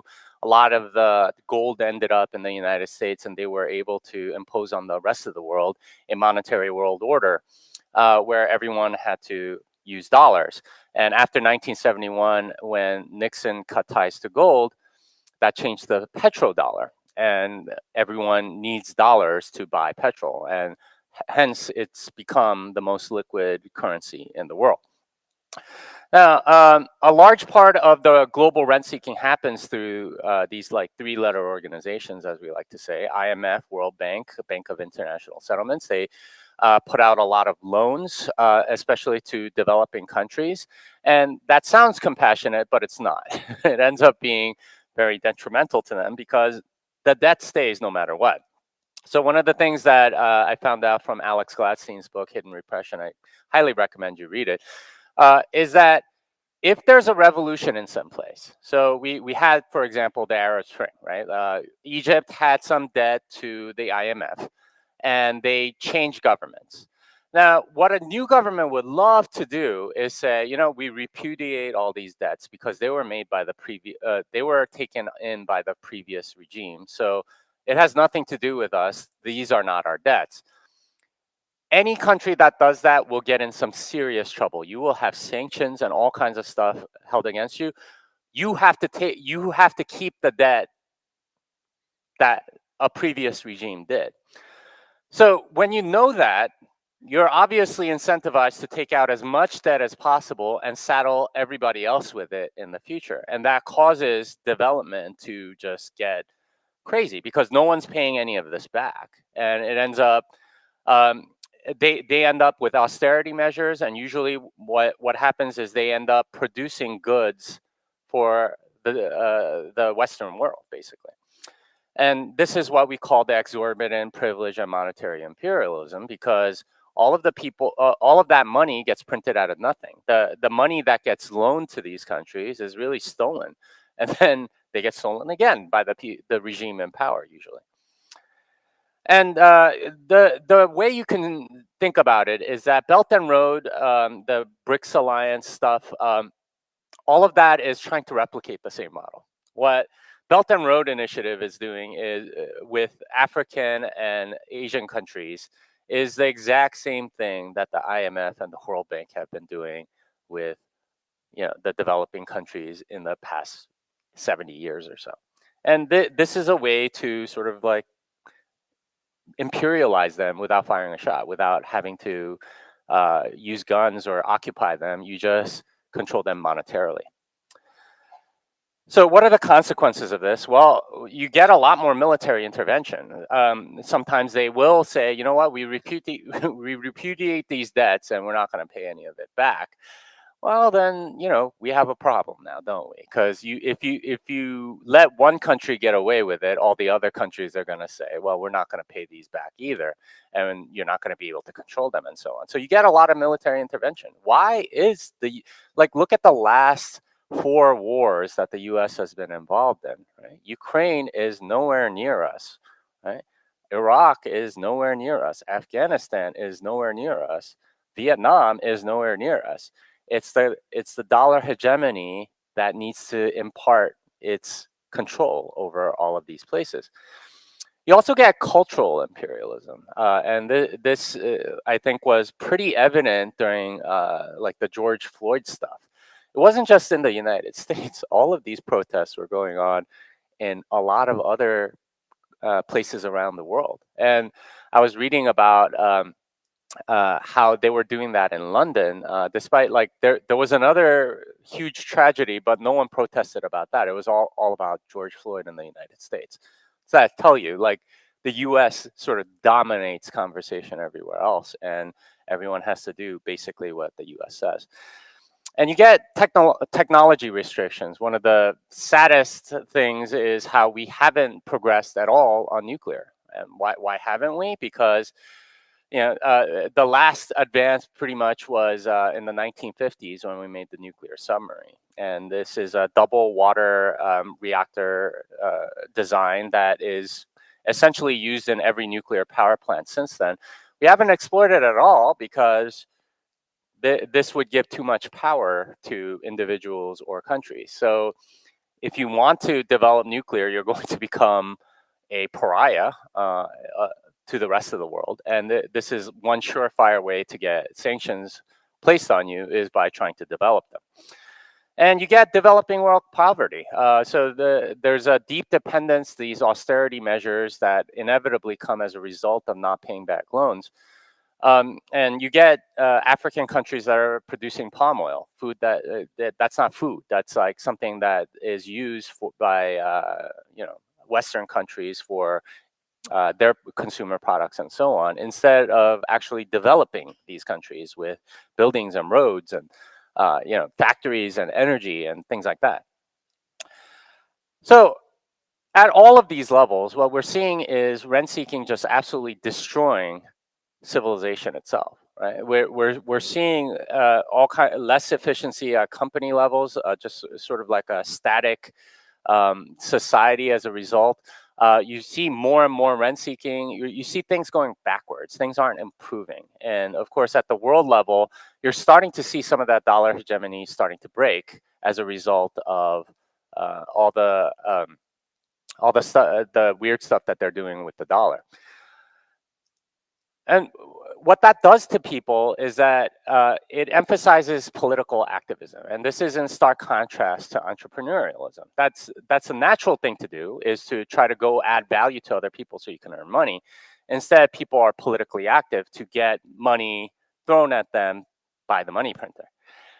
And it ends in a lot of self-serving beliefs. I deserve the money because of this, rather than trying to seek the truth, which a market-based system incentivizes. If you're completely delusional about something in the market, you're going to get hurt in your wallet. But if you're completely delusional in the political realm, no one cares. You can sort of do it as long as the majority is with you. It's a might makes right kind of thing. And you outsource virtue instead of practicing virtue. In a market, you need to practice virtue. You need to be reliable as a trading partner, for example. Otherwise, no one wants to do business with you. But you outsource virtue. It's the same as sort of like like getting someone else to do something is the same as you doing it yourself. You voting for something is the same as you having love and compassion for them. That's the effect that it has. It makes people very high time preference, and it, I think, ultimately gets them very depressed. So how does Bitcoin fix all of this? Well, first of all, we have Bitcoin holders, people like yourselves, right? You have a different set of values, and you have this ability to not get debased on your savings. Right? It isn't constantly stolen from you. And with enough Bitcoin holders come Bitcoin communities. And we have a few, I mean, even your local meetup, I think, can be considered a Bitcoin community. But we have some very purposeful ones, like the one in El Salvador or in Peru or in South Africa. These are all communities that are working on a Bitcoin standard.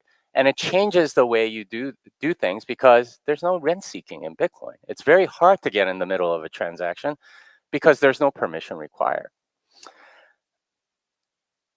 And enough of those will bring Bitcoin countries. The closest thing we have right now is El Salvador. And I've been there 4 times in the last 2 years. And I can tell you that every time I go back, I'm astounded at how much things are improving, right? Like just versus the last time, the delta is enormous. There's new buildings, new roads, new cars, new everything, right? Like they're constantly building, cleaning up stuff. This is what you unleash when you get rid of a lot of the rent-seeking of fiat money. And if enough Bitcoin countries come together, then we get on a Bitcoin standard. And I think this is really where we want to be, because it's a lot more fair and it allows countries to develop naturally instead of this weird dependence on foreign currency as it is now. This is where you guys, this is where we say it's still early, right? Like you guys are all here, we're a part of this community, and we're all trying to make Bitcoin happen. And it is happening, but you guys are the vanguard, right? You guys are the first people to adopt Bitcoin, and that's how we're going to win, and that's how we're going to destroy rent-seeking. Fiat delenda est. Thank you.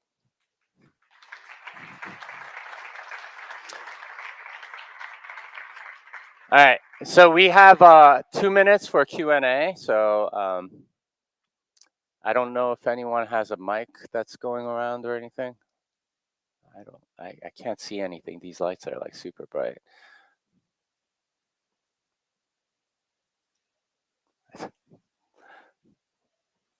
Any is there a mic for the questions?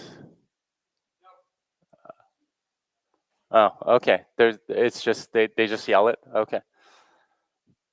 I can't see any hands. Like I'm blinded by these lights. Just so I know. But all right, I think that's fine.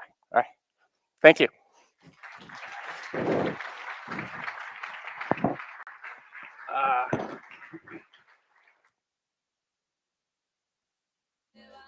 Camina, decídete y vive tu vida, tu destino solo es tuyo y de las estrellas borrón y cuenta nueva, escribe a tu manera, cambia de ropa de gente y vuela con el viento y la libertad. Si estás cansado de luchar, sin hogar donde descansar, ya no temas más, El Salvador te salvará.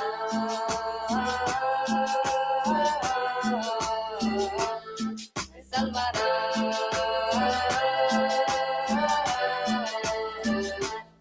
El Salvador ya llegó a rescatarte de la prisión. El Salvador ya llegó a liberarte de Babilón. El Salvador te salvará y también salvará la selva. Salvará los animales, los mares y la tierra. Great ideas are beautiful and have great power. I believe Bitcoin could be one of these ideas. That is why next week, I will send to Congress a bill that will make Bitcoin a legal tender in El Salvador. In the short term, this will generate jobs and help provide financial inclusion to thousands outside the formal economy. El 7 de septiembre del 2021, El Salvador es oficialmente el primer país del mundo en adoptar Bitcoin como moneda de curso legal. Testing. All right. So everybody, thanks for joining us. We have a mining panel now. So I have a couple of people very experienced in the mining sector, in the services sector. I have Pierre Richard from Riot, and I got Bob Burnett from Barefoot Mining, and I have Bitcoin Mechanic from Bitcoin Mechanic, right? Ocean. Okay. So I guess first of all, how many people have participated in Bitcoin mining in the last 10 or 15 years? Anybody? Right. So we got some fans in here, some prosumers. Bitcoin mining obviously is something it's one of the most fascinating things for me that got me into Bitcoin initially. The concept, and my name is CJ Wilson. I'm a car dealer, but I like Bitcoin stuff as well. I think it's so fascinating because it's one of the few industries that you can participate in as a pleb. And the same rules apply, right? That if you're a big elephant in the room. So I guess we just go through on background a little bit. And Pierre, what got you into Bitcoin mining? I guess, and how close to your Bitcoin journey did you hop into Bitcoin mining? Very, very late in my Bitcoin journey, because my first exposure to Bitcoin mining was a company called Butterfly Labs. And Butterfly Labs was around 2013, 2014. And, they were advertising on the Bitcoin Talk forums. And there were lots of threads about people who had ordered their Butterfly Labs ASICs and had not received the pre-order. And then they got shut down by the FTC. So even though I didn't lose any money in it, because I was just kind of just watching it from the sidelines, it certainly gave me the impression that Bitcoin mining was riskier than just buying spot Bitcoin on Coinbase, buying it on the exchange. So left mining alone for a while and was really just interested in Bitcoin, Lightning, and kind of the software stack until about a couple of years ago. And a few years ago, I was on the advisory board for Riot because they wanted some advice. And so my advice was, hey, focus on Bitcoin mining. And that's what they executed on. And then a couple of years ago, went in-house. And so mostly they didn't hire me, obviously, for my complete lack of knowledge of Bitcoin mining and electricity. Rather, what they wanted was to have the ability to push back on some of the arguments that were being made attacking Bitcoin and attacking Bitcoin mining by the likes of Senator Elizabeth Warren. And so that's been my focus over the past couple of years.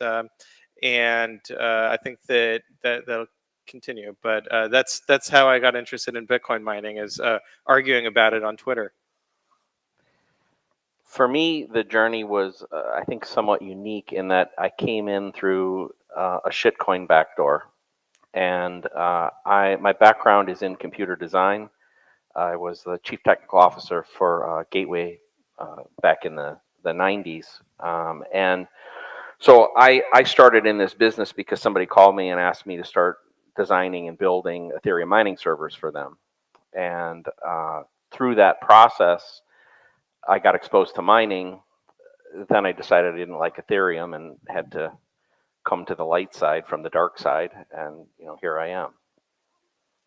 Right. And we're talking about how we got into mining. I mean, Butterfly Labs origin story as well. Like, I was mining with a graphics card. I broke a Mac Pro trying to get it to work, I think. And I was in London, so the electricity prices were insane.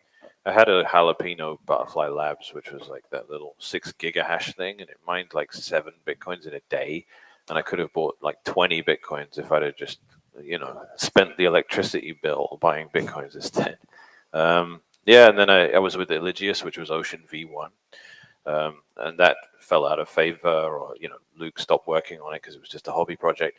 And now it's back to sort of give transparency back in the mining space, where it's become controlled by a tiny sort of cartel that offer, an interface between the government and Bitcoin, and they sort of clean it up, present it in a way that makes things tolerable to the authorities. And that is not something that escapes the Faustian bargain dynamics you might expect from something like that.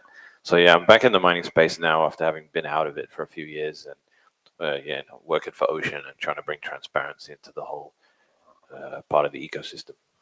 Well, and transparency is one of the things that I think Riot especially has a transparent to a fault, right? It's a huge company now with a huge facility, building another facility in Corsicana, right?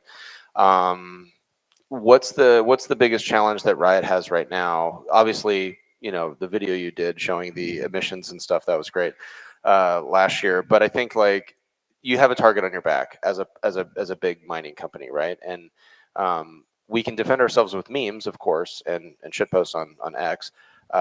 What else is Riot doing other than just being successful in order to kind of build a moat around their business in the regulatory landscape right now?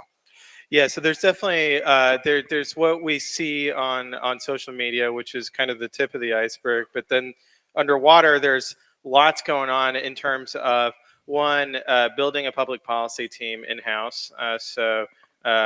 Have been really excited to see how that has developed at Riot and at other Bitcoin mining companies as well.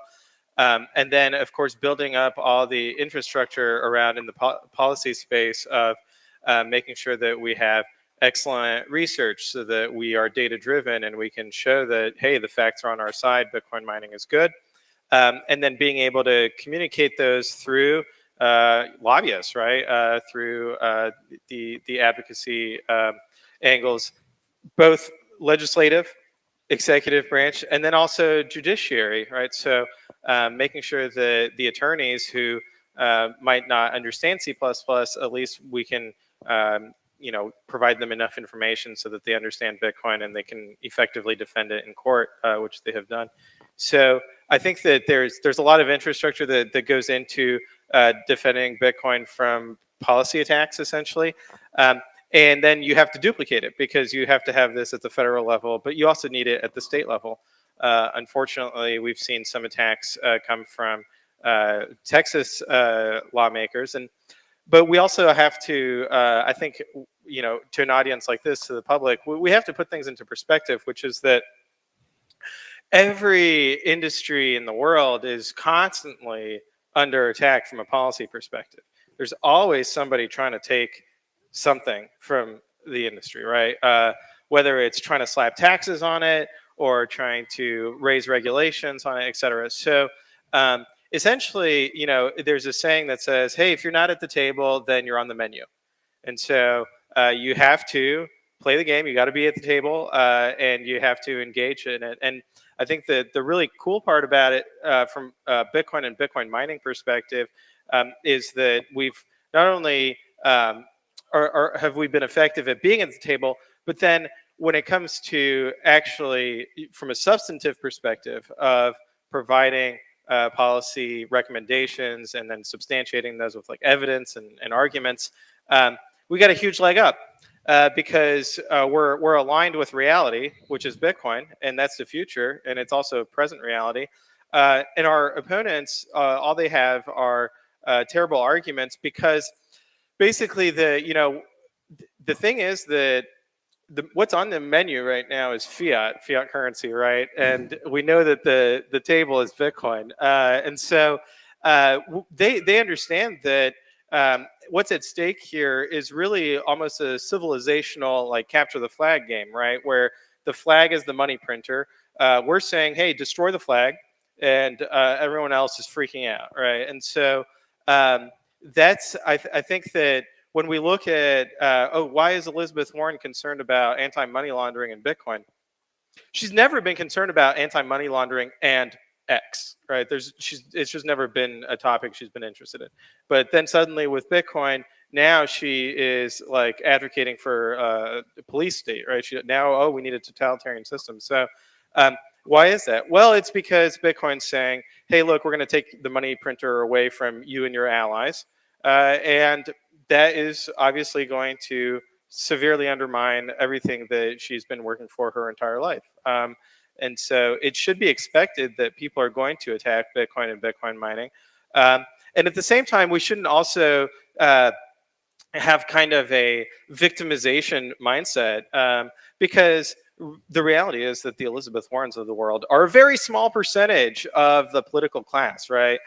You would expect that 99% of the political class would be freaking out about losing the money printer, but most of them either they like the money printer is going away, right, for ideological reasons, or that they are kind of seeing the writing on the wall and it's inevitable, right? And so the number of politicians who are actually fighting, it's in the tiny minority, and it doesn't take a lot of pushback to kind of keep them in, compartmentalize their ideology. Yeah, that's one thing. Like I noticed when we're doing the Bitcoin advocacy stuff in DC, just as a group, whether it's Bitcoin Policy or Bitcoin Today Coalition, or whatever.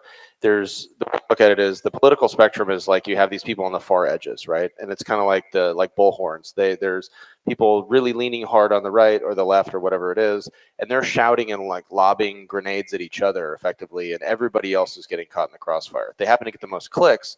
So they're the loudest and they're the most replicated, voices, which is why Sherman or Warren or these other people that are illogical get airtime when they're talking about Bitcoin.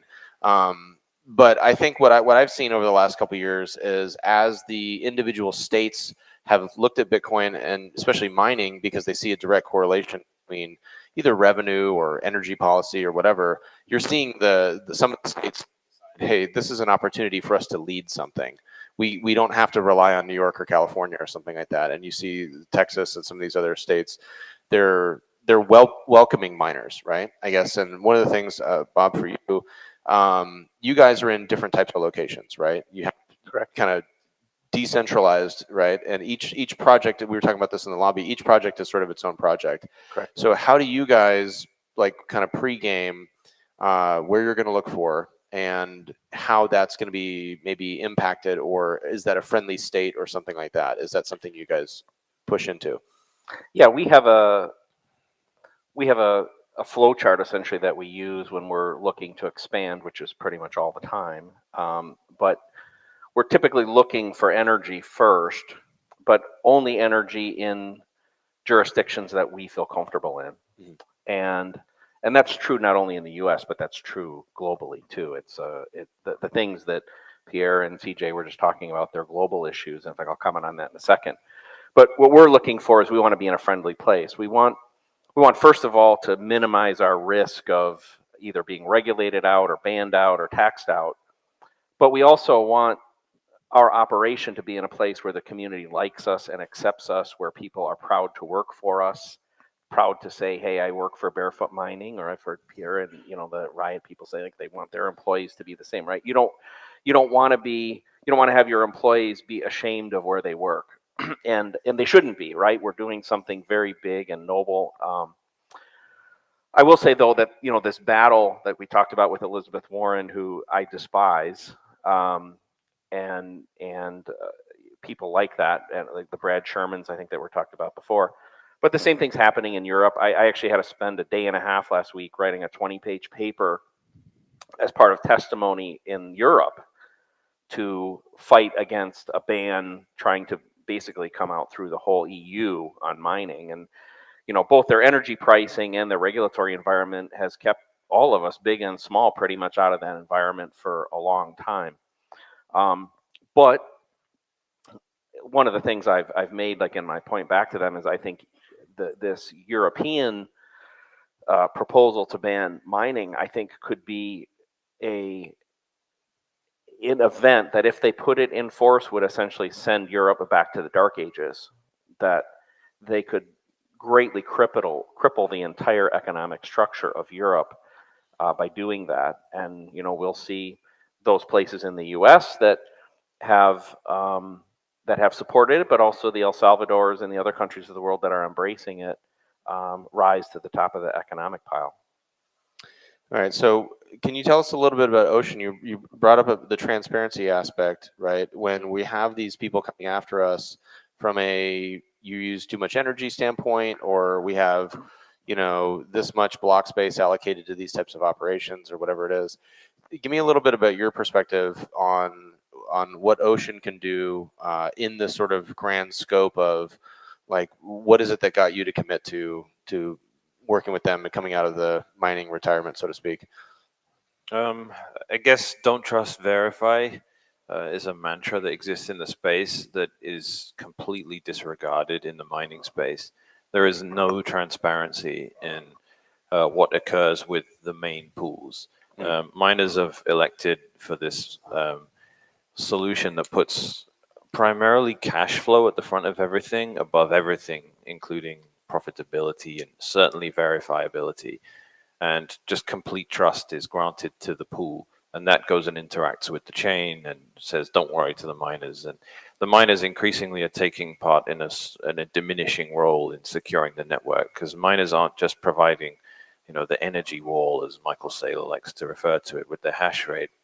But Bitcoin mining is the process of deciding what goes in the blockchain. And that's all been delegated to a handful of people now. And those people are now in a position where they just decide whether a transaction gets in the chain or not. That's not credibly decentralized, and it's not a thing that we can afford to lie to ourselves about as being resilient. So the primary goal of Ocean was, we need to decentralize template construction. It needs to be up to miners what goes in the blocks so that they can be called miners again, rather than just hashers that go and do whatever pools tell them to do.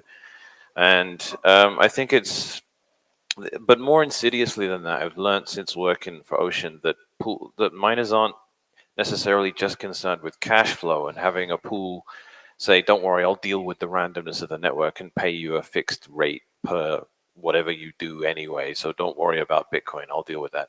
It's also they want someone to go and comply for them. And this is the sort of double-edged sword of it. Like this, I think I would speak for myself here rather than for Ocean in my general outlook. Like I tend to like adversarial state behavior personally because it forces people into better practices. Like you have a trend for people to always adopt efficiency and centralization because it just works better. It's smoother. But that's always that's PayPal. That's always good and more convenient until it blows up in your face and you get your account banned. It becomes a trap, basically, yeah, so, because people fall for the laziness aspect and they don't realize, like you're saying, that the adversary creates friction. Friction creates some sort of evolution or some sort of adaptation. Yeah, if you want, like, if there's an image hosted, if there's a video hosted on YouTube and that's where everyone goes, great. If there's a video of a very, very illegal occurrence that YouTube are booting off all the time, then it gets uploaded everywhere and you get the Streisand effect, right? So that's kind of what I appreciate from antagonistic behavior. And I don't think it's idealistic. I think it's like the ultimate in pragmatism. If the EU were to ban Bitcoin mining, I would secretly be happy because I don't want massive publicly traded, all respect to Riot, I don't want those massive entities that don't really provide, they provide a quite illusory boundary and protection for Bitcoin. The security aspect of Bitcoin that's provided by miners, if it's in the hands of a giant hashing entity that is doing everything it's told to by the US government, I don't think I take much comfort in that. And there's certainly been some debates between Bob and publicly traded miners where he talks about, you know, wild horses versus elephants. And we love this. This is like permeated Bitcoin now, this characterization of different sizes. And, you know, you have wild horses and captive horses, but the elephants are just, they have no hope. They will become deputized enforcers of what's allowable and permissible in the chain. And it's kind of, yeah, it's the PayPal analogy again. Like you can orange pill someone and say, use Bitcoin, you're going to download a node and have a wallet and then do this and learn about coin control and then do some, you know, coin joins and all that, and then open a lightning channel and all this. And they're like, look, I'm just going to use PayPal and you're a dumbass for trying to use this complicated system. I'm like, well, wait till your account gets canceled. That's how I feel about the mining space at the moment. Like you have these incredibly convenient, very guaranteed, reliable things that don't worry about random blocks. You'll get paid no matter what. And don't worry about, you know, what goes in the chain. We'll deal with all that. And don't worry about any of this stuff. We'll handle it as a pool and just send us some KYC information and all that stuff. This is very permissioned. It's very fragile, but it's very efficient. So people have opted for it. It's super easy. But in my estimation, that's a fragile system that is not one that's going to last. And Ocean has presented a completely new model. There's no mention of the United States dollar anywhere. It's not what it's about. It's not a custodian. It doesn't volunteer itself as being one. Around 90% of everything that gets mined in the blockchain is in the hands of miners the minute the block exists. No other pool operates like that. So when it comes down to regulation and people breathing down our necks, we're going to say, look, we don't control any of this stuff. We're not going to comply on the miners' behalf and get them on the hook. We're going to say, if regulator, you can't come to one of 5 pools. You need to go to one of 40,000 miners around this country. Good luck. And if you don't like this, right. And also, if you don't like what's in this block, here's the Bitcoin address that mined it. Go find that guy. We don't know who he is. We don't collect information. This is something that can last for decades. And this is something I think is important to understand too, because Pierre mentioned that every industry is under attack all the time, right? So I'm in the car business, and there's like these regulations. They're saying, oh, every car has to be electric by this date or something like that. There's been pushes to say, oh, there needs to be an environmental angle, to the ESG angle to mining and stuff like that. And we've had these conversations for the last couple of years, just as Bitcoin people in the public, about ESG is a scam. We've had some great memes about it. It's been very productive, I think, in general. Because like you said, there has to be a loser in a way when you have at least the way I look at it, there's always a winner and a loser, but overall Bitcoin wins. over a long enough period of time. Now, there's going to be economic pain for different people that invest at different parts of the cycle, right?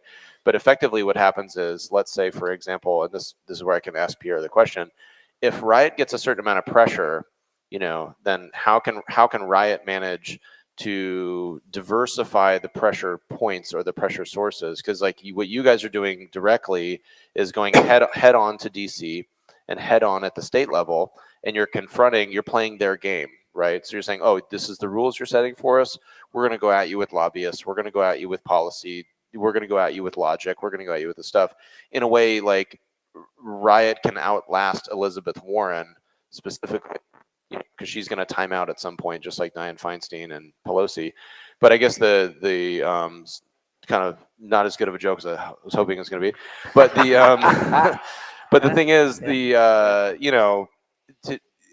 are different models to mining, right? And Riot being a big miner, an elephant, okay, you do have thicker skin that way too, right? So there is a benefit to being able to fund, because you have a big enough operation that it's a critical mass. So you can fund some of the DC efforts through that. Whereas, it's possible that, yes, some guy mining in Iowa using liquid cooling in his house to heat his pool, he's going to be on whatever pool he wants to be on. But you guys have a more specific task, right? So that's more centralized to your business. Yeah, I guess, I mean, to respond to the comment about, we want Bitcoin to be anti-fragile, right? And so on some level, we have to understand what is the security model here, right, with Bitcoin mining. And so when I hear that, it's good for there to be a crackdown on Bitcoin mining so that it decentralizes, I mean, would it be good for there to be laws against Bitcoin conferences so that it forces us to decentralize, right? Like, isn't this a huge weakness that we're all here today, Or maybe it would be better if there were like terrorist attacks at Bitcoin conferences so that we start wearing body armor, and we can be less fragile. Well, all these things come with a cost, right? And so, it is more efficient to live in a high trust society that we don't have to worry about these things. And so, I do think that we should actually we should want things to be to live in a society where it's okay to have centralization. Now, that has never worked for money in particular, because with money, with centralization, then you've got the money printer and people start printing money for themselves and enriching themselves.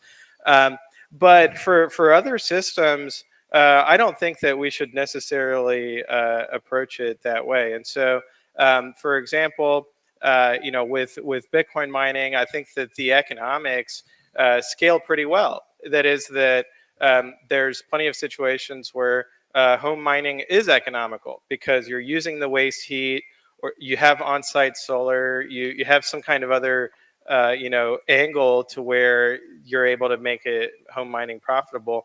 And then at the medium size, you might have a piece of stranded energy, right? A flared natural gas site or a remote hydro solution where if you wouldn't be able to scale that up, right? You wouldn't be able to throw 100,000 miners onto it, but you can put 500 and the economics work out. And then obviously at the large scale, like Riot, where you're connected to the grid and you're able to mine at scale and have economies of scale there and efficiency, you can still be profitable. And so I think that there's a business model at every scale that is profitable and that works well.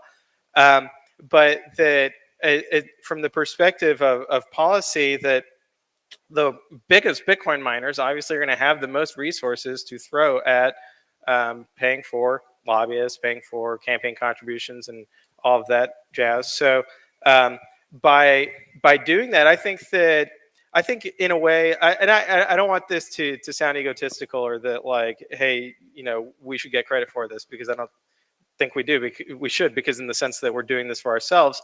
But we are also, by advocating for Bitcoin mining, advocating for the home miner, right? So it's not like we're going to DC and saying, hey, it should be illegal for people to mine at home, but grid mining for industrial scale, that should be illegal, right? That would be, as Jimmy Song was pointing out, that would be rent seeking, right?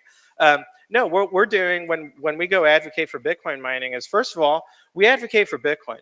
Because if people don't understand the value of Bitcoin, they'll never understand mining. You yeah, have it to doesn't understand matter that what you say Bitcoin about matters. mining. Yeah. They'll Yeah. even spending time thinking about Bitcoin mining is wasteful if you think that Bitcoin itself has zero value. And so lots of Bitcoin education going on there. And then the other part of it too, I think is really important from a sociological perspective that we have to connect with is that, you know, I'm an ANCAP, lots of us are anarchists, so we don't like the government, we don't like politicians. That's not the society we live in though. The reality is that in today's society, politicians are some of the most influential people in their communities, right? By nature of having to get enough votes to get elected, right? So if you orange pill a state representative, you might have, over the next 5 years, orange pilled 20 community leaders that he's going to talk to about Bitcoin when they ask him about it because they want to get their thoughts on it. So I think that in a way, from an orange pilling perspective, lobbying for Bitcoin mining is a very scalable way to orange pill lots of different people. Yeah, it's one of the things that we talked about initially when we started thinking, hey, we have to go to DC and advocate for it. There's about 400 or 500 people that really matter in DC. And it's going to be easier to either convince or replace those 400 or 500 people than it will be to onboard 2 million people or 3 million people on a cost per basis, right? You have to spend a certain amount of time talking to a Ted Cruz or a Lummis or whoever it is, and you can give up on the Brad Shermans knowing you're never going to get in the door, and then you can focus on, you know, somebody in Colorado, somebody in Nebraska, something like that. And they're all there, effectively. They're centralized, which creates a vulnerability for them, and they legally have to take meetings. So for anybody that wants to get involved in DC, meeting state representatives, anybody that's not from Texas, it's a great thing to do. It's a very rewarding thing. I know you do it a lot. I've done it a bunch of times.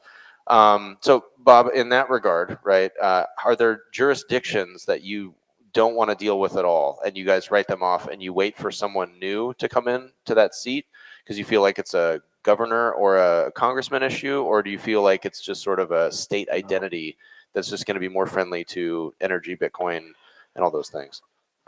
It's more the latter, that I think certain states represent, I think, a certain philosophical approach to life and culture and business. And to be real straightforward, present me a great deal in Los Angeles County, I'm not going.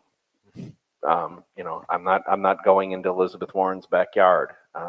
There are 10 or 12 states we would not even look at a deal in. You know, I will say, by the, just to comment on a couple of the other things, I think that to the credit of the big miners, which I'm sometimes very critical of them, to the credit, they have done good things, to Pierre's point, in supporting some of the big voice and the money that we need in Washington to fight. But I'll also say, I want to say that I don't think that's our biggest fight. It's not our biggest issue with Bitcoin. It's not our biggest issue with mining.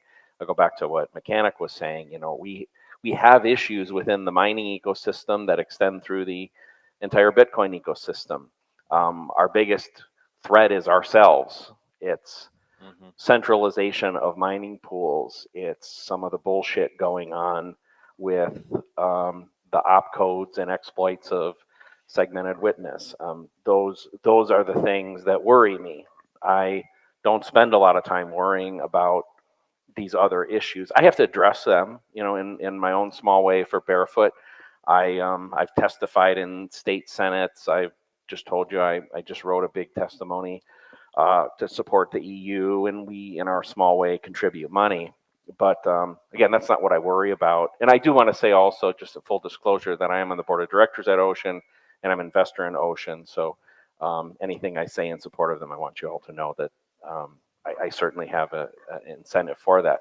But the reason that I did that is because I feel it is a path, hopefully not the only path, but it's the only one I see to fight some of these issues that I don't want to call them existential to Bitcoin, but I'll call maybe existential to Bitcoin as we know it.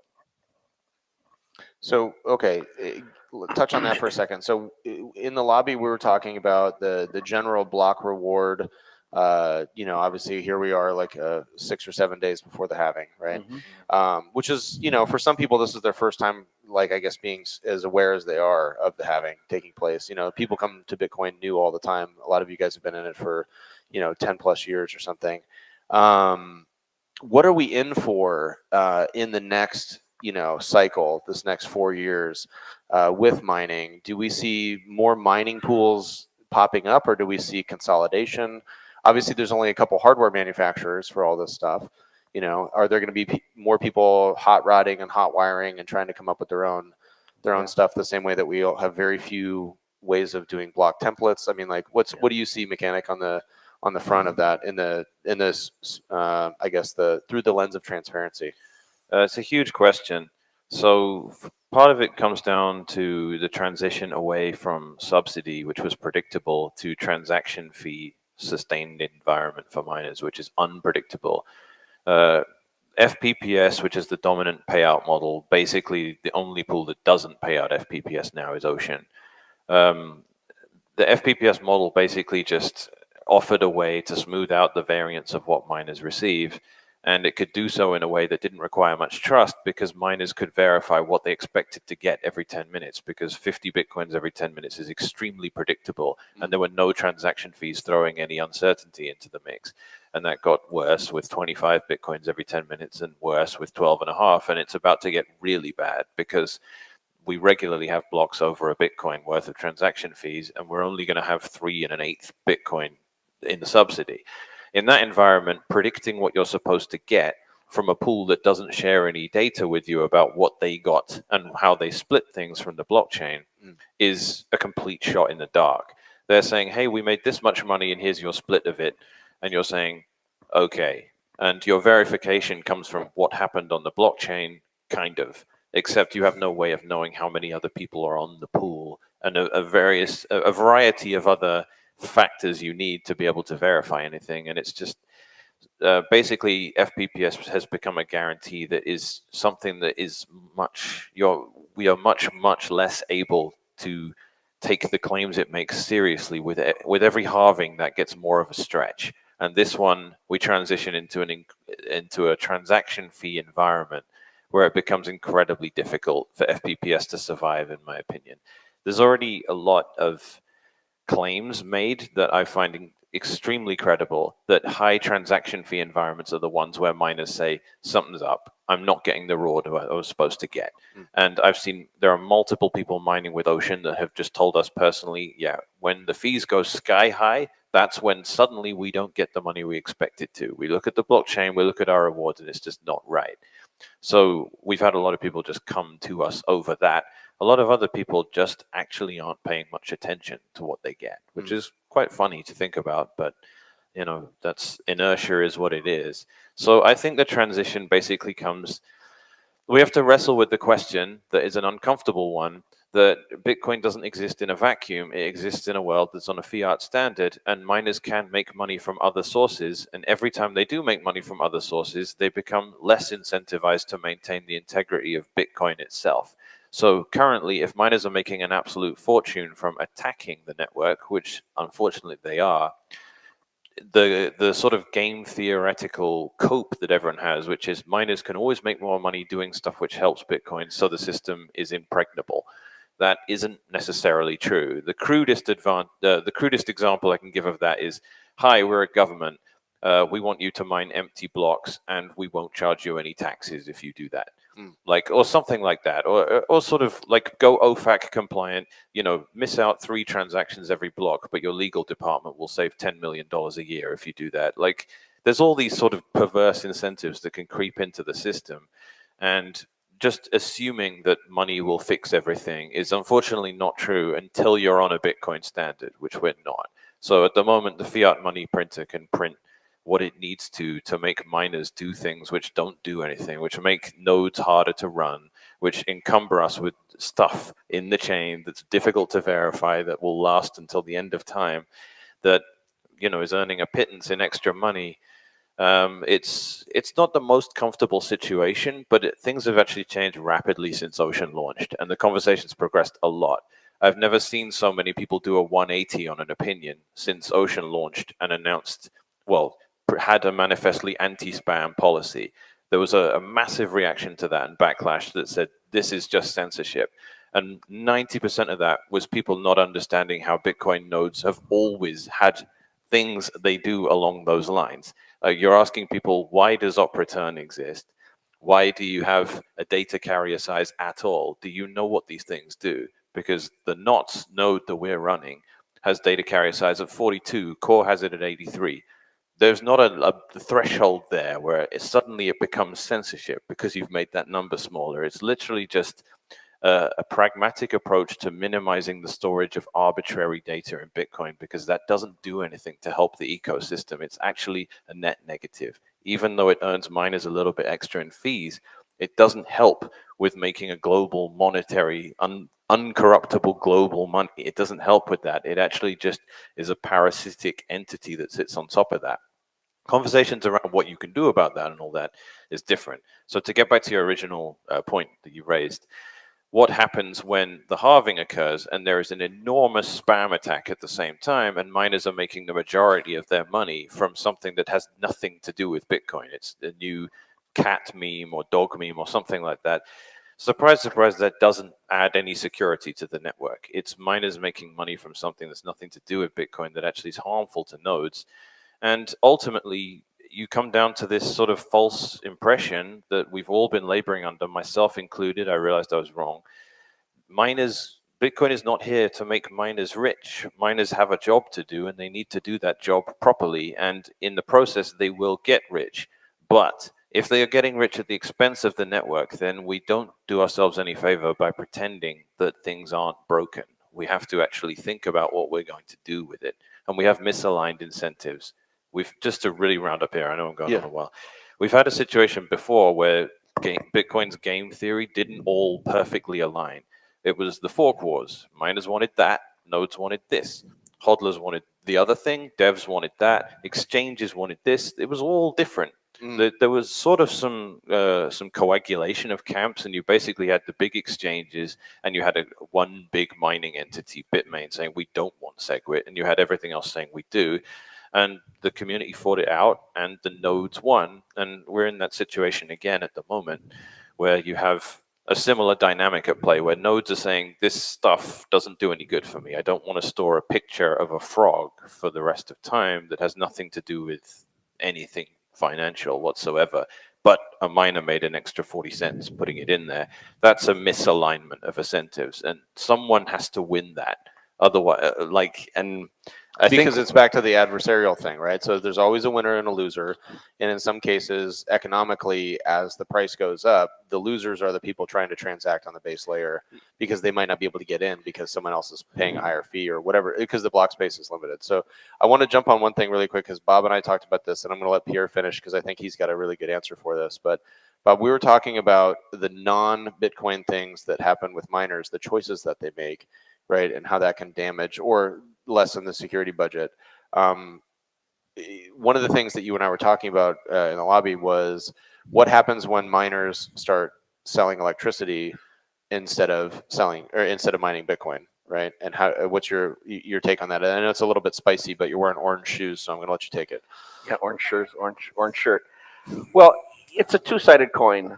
I think that on one side, in defense of it, you'd say, hey, if the miners build out all this capacity and they use all this energy, and on occasion they have to push it all back for the greater good of the grid, then there's a common good or a greater good that occurs from it. That's one side of it. The other side of it, I think it's more of it's not really even a good or bad. It's more of just a reality of knowing what it is. And I think Mechanic said it. If we get to the point where this becomes commonplace, I don't know that it would or it wouldn't, but like if you look at Europe right now and their situation, and the variability of the energy, that could be a very common thing. We could see situations where the hash rate directed at available to secure the whole network starts to become much more variable, and that is a risk. But given that I know we're winding down here, let me kind of just go off of that one, take this just a slightly different direction. one of the other things I think that's happening is there's this belief that's, I think, very common of kind of this merging of the energy sector and the mining sector. And there's certainly tremendous synergies. We're part of that. Certainly, Pierre's organization is part of that. But I think what people are sleeping on is that there's also a merger of the product of Bitcoin, which is our block space, and the financial sector. And I think what you're going to see coming in the next cycle, I think you had asked Mechanic this question, like what things to expect. I think you're going to see the financial services companies moving heavy into mining. Now that may be more ownership of mining companies, contracts with mining companies. They are going to want to be part of the block template creation. They're going to want to control the cost and the availability. If you've heard me speak before, we talk a lot about like, hey, the base layer is really a finite entity. Block space is a commodity. And I think those realities are going to come real hard, real fast to people. You've gotten a taste of it in 2023. This next cycle, this next 4-year cycle, they're going to come really hard. And I think the importance of the mining sector and this block template creation is going to become apparent. And I think the importance of what are the rules of block template creation, what are the acceptable behaviors in block template creation, become very important. But know this, at the end of the day, it is the miners or the block template creators that make that choice. So you can leave it to 6 pools to make all of those choices, or you can hope that Ocean and hopefully other things decentralize that, and we have thousands of block template creators. Now, so on that note, just for the crowd, so thinking about this, as we've seen the ETFs and Wall Street and huge organizations get involved in Bitcoin purchasing and Bitcoin custodianship and stuff like that through IRAs and everything else, what Bob's basically saying is that a Fidelity or a BlackRock or whoever might need to do 20, 30, 50, 100,000 transactions in a year and would effectively buy that block space ahead of time or contract for that block space so they can consolidate UTXOs or whatever they have to do to manage their clients' Bitcoin or something like that. So that's a really interesting vector that, like, we haven't seen that yet, but that's because we also haven't had players that size, right? Well, we kind of have seen it a little bit. I mean, Fidelity's been involved in mining for a long time, maybe not for that purpose. And the emergence in the last few months of Swan is I think hard evidence of it. That they're at what 7, 8 exahashes of 1.2% of the overall hash rate right now is with a Bitcoin financial services company. Okay, so Pierre, this one's for you. In the next 4 years, which also happens to coincide with election cycles across the country, do you see more people joining the DC fight that you guys are in, or do you see more Parker Lewis running for mayor type situations where Bitcoiners themselves are so empowered by let's say the price action or something like that, that they just decide to retire, eject, and then, like an old Roman Republic, do something for the people because now they've made it? Which one of those do you see as more of a kind of a cause in the next couple of years? I'd say the former rather than the latter. I think that the luxury of Bitcoin policymaking is that we don't have to get into conversations about healthcare policy, right? Which, if you're a politician, you do have to get into conversations about healthcare policy. And so for a Bitcoiner to become a politician, it's like, hey, do you want to go from thinking about Bitcoin 100% of your time to thinking about it 1% of your time? And that's pretty unappealing. So I think that that will, not happen for a while. But as an ANCAP, I can see you saying that. But as a dad, right? Yeah. Don't you owe it to your kids to help make the world a better place? So when they're adults, they don't have to work. Because the way I look at it, I look at it a little bit differently. I think, okay, not that I've got Bitcoin figured out, but I've got my stance and my position and my role in Bitcoin figured out. So I don't really have to think about Bitcoin. I just have to continue to DCA and continue to manage my UTXOs and like that basic stuff. Once you've set up your sort of retirement, inheritance, all that stuff, then it's like, okay, well, that part of my life, and the way I think people say this is like in Parker's talk, fix the money first, take the fly out of the ointment. then it allows us to do other things. And some of those things might self-correct, I guess, which is the way I look at it. So if we can take the cancel-on effect out of politics as much as possible without getting assassinated, you know, it's possible, then, you know, maybe we can do something better. Not better, like Bitcoin's not important, but like some people will have done so much in Bitcoin that they'll be like, okay, I'm burned out. Because burnout is real in Bitcoin because it's 24/7, right? Yeah. I guess I would say, as a dad, I want to spend time with my kids. I don't really want to spend time on healthcare policy, but I understand there's a necessity for it, and I applaud the people dedicating the time to that service. But just to loop back, I mean, I think that for Bitcoin mining, as Bitcoin miners, we do like to kind of play up, oh, you know, we're securing the network, and this is so important. But the reality is, from my analysis of how Bitcoin works, the Bitcoin miners don't actually secure the network. What secures the network is nodes, and they've underwritten, you know, their willingness to take in, you know, 4 million weight units every 10 minutes, and that's kind of then we have to look at what are the other services, right? What value is Bitcoin mining created? One is destroying seigniorage, right? So destroying the issuance, right? The value of issuing the coin, the seigniorage, consuming that and converting it into heat. Right? I think that's a really important value, because otherwise you have a rent seeker come and try to take that seigniorage, usually a politician or a banker. The second functionality that we've talked a lot about is the transaction finality functionality of Bitcoin, of including transactions in a block. And I think that it's correct that there has been this division of labor that has emerged in the industry between selecting transactions to include them in a block at the pool level versus hashing at kind of the mining rig level. And that division of labor, I mean, I think it is fragile in a sense, but I also I don't see anything imminently that is going to change it. Because the transparency in terms of making sure that you're getting paid out the correct amount, that is driven, you know, through contractual relationships. Which I know that, you know, as ANCAPs, we don't like contracts, we don't like fiat auditors, but I don't know that there's a problem there yet, but we'll see. But mining pools can evolve though as well, right? So I mean, Yeah. effectively, it's a software choice that they can make on a very, you know, just like people have copied Bitcoin's code into these other things and modified it. Do you see people modifying, you know, these mining pool algorithms so that they can benefit more people if suddenly their customers are leaving and going to Ocean? Well, I mean,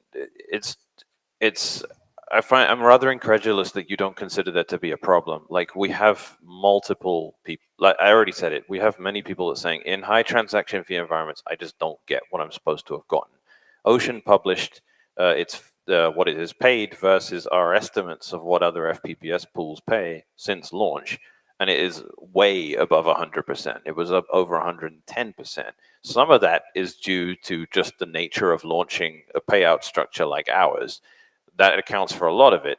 But given the fact that we don't include certain lucrative spam transactions in our default template, and every single block we've found has been that default template, we should have been underpaying versus other pools, and we were overpaying significantly. So I think the problem is already there. And I think the reason it's not as outrageously, it's not been a massive exodus, is because it's a new paradigm people have got to accept. And also, like I said at the beginning, miners aren't solving primarily for profitability. They're solving for cash flow, because they just need regular income to be able to pay regular bills. So rather tangential point I'll just make quickly is, like, if you want to attack Bitcoin and you naively do it the way the white paper would lay out, you don't outmine Riot, because that's a fortune. What you do is you get the regulatory apparatus around Riot and you say, well, you got to do this and you got to do that. And to me, that's just mission creep. Like, you But just the problem with that approach is that it doesn't work, right? Because at the end of the day, like, let's have a thought experiment. What if there was only enough security budget, right, to pay for one laptop, right? Only one laptop. That's all. Now, if that person using the laptop starts censoring, Well, then the transaction fees start getting bid up in the mempool. Now you've got somebody else with their laptop and they come online.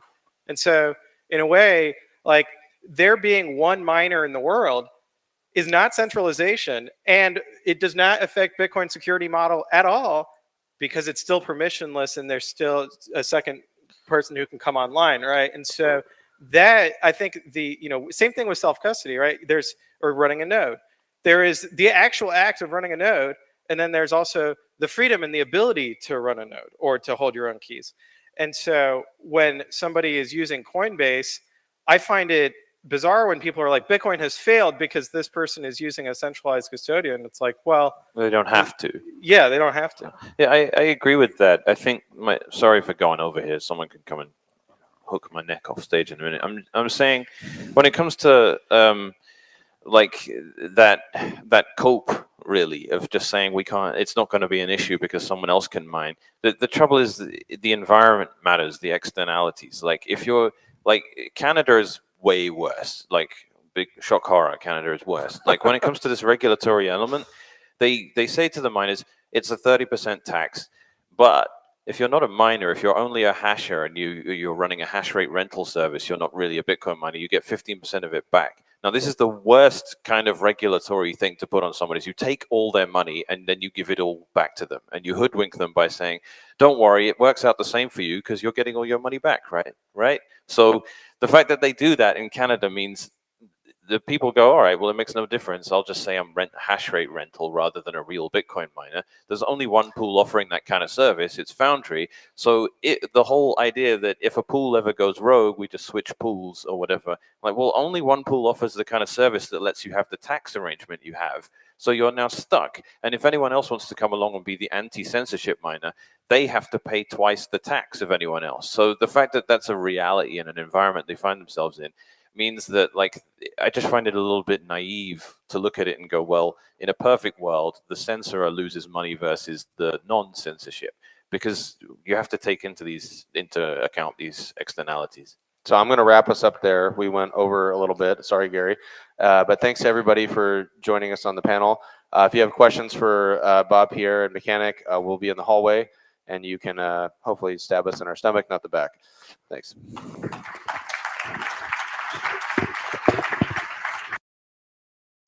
All right, guys, we are back at the Simply Bitcoin news desk live at BitBlockBoom 2024. Simply Bitcoin is powered by Bitcoin Well, best place to build your automatic self-custody Bitcoin stack.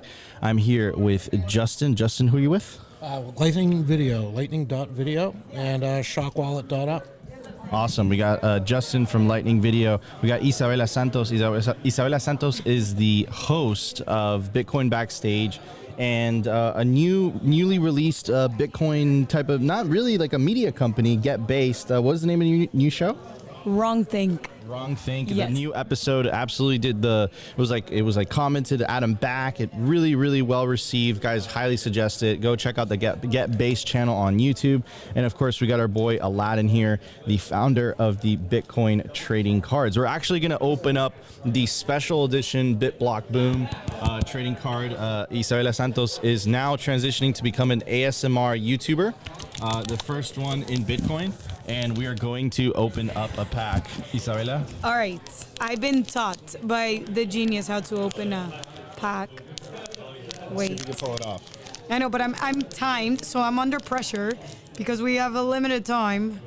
No, fingers back. Pull. I pull? Yep. Okay, but it's gonna. Okay, there we go. There we go. We got a little gap in the middle, so we're open. I kind of okay. Very beautiful. Hear that? Then we're gonna. They're coming out. They're coming out. We are chasing the boomers. Bitcoin boomers. And Bitcoin. Boomers and Bitcoin. That's their chase card. Should I go straight into it? Yeah. I feel it. I already see it. It's something shiny. Something shiny. Okay. Well. Oh, but it's okay. We're bummed out. We have the Gary Leland card. But it's okay. We still want the baby boomers Bitcoin card. That's So we got the Gary Leland card. It's a bull with Gary Leland on a bull with a stick of dynamite in his hand, and it is 113 out of 500. Wow, dude. And I heard these smell a certain way. Can I smell them? Show the back of one of the It cards. smells like as if they were made in 1971, bro. How did you pull that off, Aladdin? I hired some boomers to make them. And they're actually opaque in the background and then shiny in the front. And if you want a fun fact, this Satoshi card is Aladdin's favorite work of art. I also want to give a very special shout out to come here, Murphy. To someone that me and Aladdin fight over because he's an incredibly talented. This is my Murphy. This is my Murphy. This is my Murphy. He's an incredibly. You better stand closer to this side of the middle. He's an incredibly talented like video producer, and he's done incredible work. He's done work for Aladdin, of course. He's done work for Simply Bitcoin, and he's genius behind a lot of. He works for Aladdin and helps do work for Simply Bitcoin. What is actually is that it's going to change coming up. Actually, Nico is taking a sabbatical, and it's going to be the Aladdin and Opti show. I don't know if anyone's heard that, but this is the new news, and Murphy is going to be the producer and director. Sorry. Oh man, Go home to the baby. Yeah. It is our turn. Yeah. Murphy's mine, dude. Retiring. Stop. We heard that Nico's retiring. Batting for both teams is perfectly fine. You play for both teams? That's good to know. I don't think Aladdin knows this, but we are staying in an Airbnb together, and me and Murphy are sharing a king size bed. There's only one token on the blockchain. This is my token Canadian. He's been verified multiple times, and I even had this guy like Woody or whatever the hell his name is make a ordinal of my token back here. So back off. Well, you guys want to know a fun fact about Murphy? He's like Aquaman. He's been in the pool like a crazy maniac, and it is freezing cold, and he just jumps with whatever he has on, and just walks around the Airbnb like it's, like he's now wet. That's because he has sandals and socks. No. Sandals and socks. It's not only is it freezing, it's dirty AF in the water. And I'm like, dude, I'm from Miami. The water's 90 degrees, homie. Like, I'm not going in there. Anyways, Murphy, come say some words, bro. Words of wisdom. You're too close to Nico, please. Over here. Murphy. Hello. How are y'all? Yeah, Murphy. Javier Malay. A special appearance here in Texas at BitBlockBoom. It's a fun time. I'm pushing the buttons. I just figured it out. So when Murphy is doing work for Simply Bitcoin, we disguise him as Javier Milei. And that way Aladdin won't notice. Yo, but Javier Milei and Elon Musk on Twitter, that was so random. Can someone explain that? Do you have a comment, Mr. President? No comment. Why were they together? Oh man. Okay, so we also have Justin from Lightning Video, right? Lightning.video. Yeah, we're building stuff for Lightning. What is that? What is Lightning.video? So Lightning.video, if you're a creator, you can create high-value digital products with Lightning. We're seeing Bitcoin kind of entering its second act. We've already established that it's the best savings technology, but we're surrounded by entrepreneurs using it right now as a means of exchange. And it only stands to reason, as an internet-native money, that Bitcoin is how we interact with creators and do commerce. So that's my background, Microsoft engineer, building infrastructure for that. Video is very infrastructure heavy. We're also building Lightning wallets. We want to make more Uncle Jims, keep custody decentralized, make Lightning a lot easier to use than it is today. There's been a lot of bad decisions that have gone into Lightning, so kind of got to take some responsibility and build our way out of that. Very cool, man. Yeah, Bitcoin second layer solutions definitely need entrepreneurs and people building on top of it. That's the only way. We got to build out Bitcoin second layer solutions, and it's very, very cool, your project. And not only is it supporting the Lightning ecosystem, but also Bitcoin content creators as well. And I think that's incredibly important. Speaking of content creators, Isabella, Bitcoin. I wanted to touch on the Lightning. I have a bone to pick with you guys because I've been been teaching in third world countries how to use Bitcoin, and I've been using a lot of Lightning. Can you guys make the apps simpler to read? Because most of these people don't know how to read.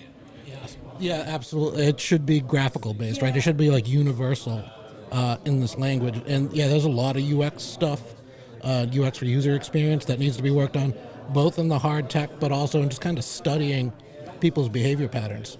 Like, here I am, an American, like in the software industry. I don't know what the life is like in someone in Central, Middle America, right? So getting feedback from folks like yourself that are doing education, that's the kind of stuff we need to incorporate. We got to tighten that feedback loop, because this stuff is useless if it doesn't help anybody. And the thing that I've noticed as well is these people, to put their money on chain from Lightning, it costs a lot of money, and they don't have that much money. Like, maybe for someone in the States, 300 pesos is not a lot, but they earn 250 pesos a day sometimes. So I'm trying to find a way to help them self-custody their Bitcoin. Obviously, I'm a fan of Lightning. I love Lightning, and it's helped a lot of people. But the thing is, I'm asking you, how can I teach them, but in an economical way? You know what I mean? Yeah, so, Bitcoin is like a capital asset, right? It's like a house. It's like a refrigerator or a car.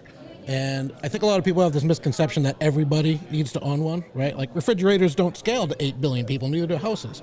You have families. Families share stuff. And that's some of the tooling that we're building is, Shock Wallet connects to something called Lightning Pub. And Lightning Pub is an Uncle Jim solution, because I think that the future of scaling, economic-wise, is family nodes. And that can drastically reduce the cost of transacting in Lightning and getting people on board. And that's really putting the expertise into a member of the family unit that is capable of doing that keeps us decentralized, so we don't have large custodians. That keeps a lot of the state at bay, too. The state doesn't want Bitcoin as a means of exchange, because that puts it out in the economy, and they can't control it. So as Bitcoiners, we got to help Bitcoin enter its second act. We got savings technology down, and to facilitate that even more, we need more entrepreneurs, more families using it in their day-to-day life. So that's really about making tooling. Someone mentioned 250 pesos. That's way more than what Opti makes a day. And I only pay him in pesos, of course. Murphy. I'll trade you for Murphy. Oh. They can battle it out, cage match. Why don't you just hire Get Based? Why are you arguing with them? Go with the new. Be visionary. You're a based company. Sorry, Murph. I know you hear this right now. You're out. They're trying. A lot of it's vicious, man. It's trying to poach Opti from me and stuff. Oh God! Don't worry. I already poached Oliver. So Oliver? Who's Oliver? Oliver. I poached Oliver. I've poached Murphy. I'm coming for the Aladdin and Opti show. It's on, bro. Aladdin's coming. Aladdin's coming in hot. Anyways, yeah.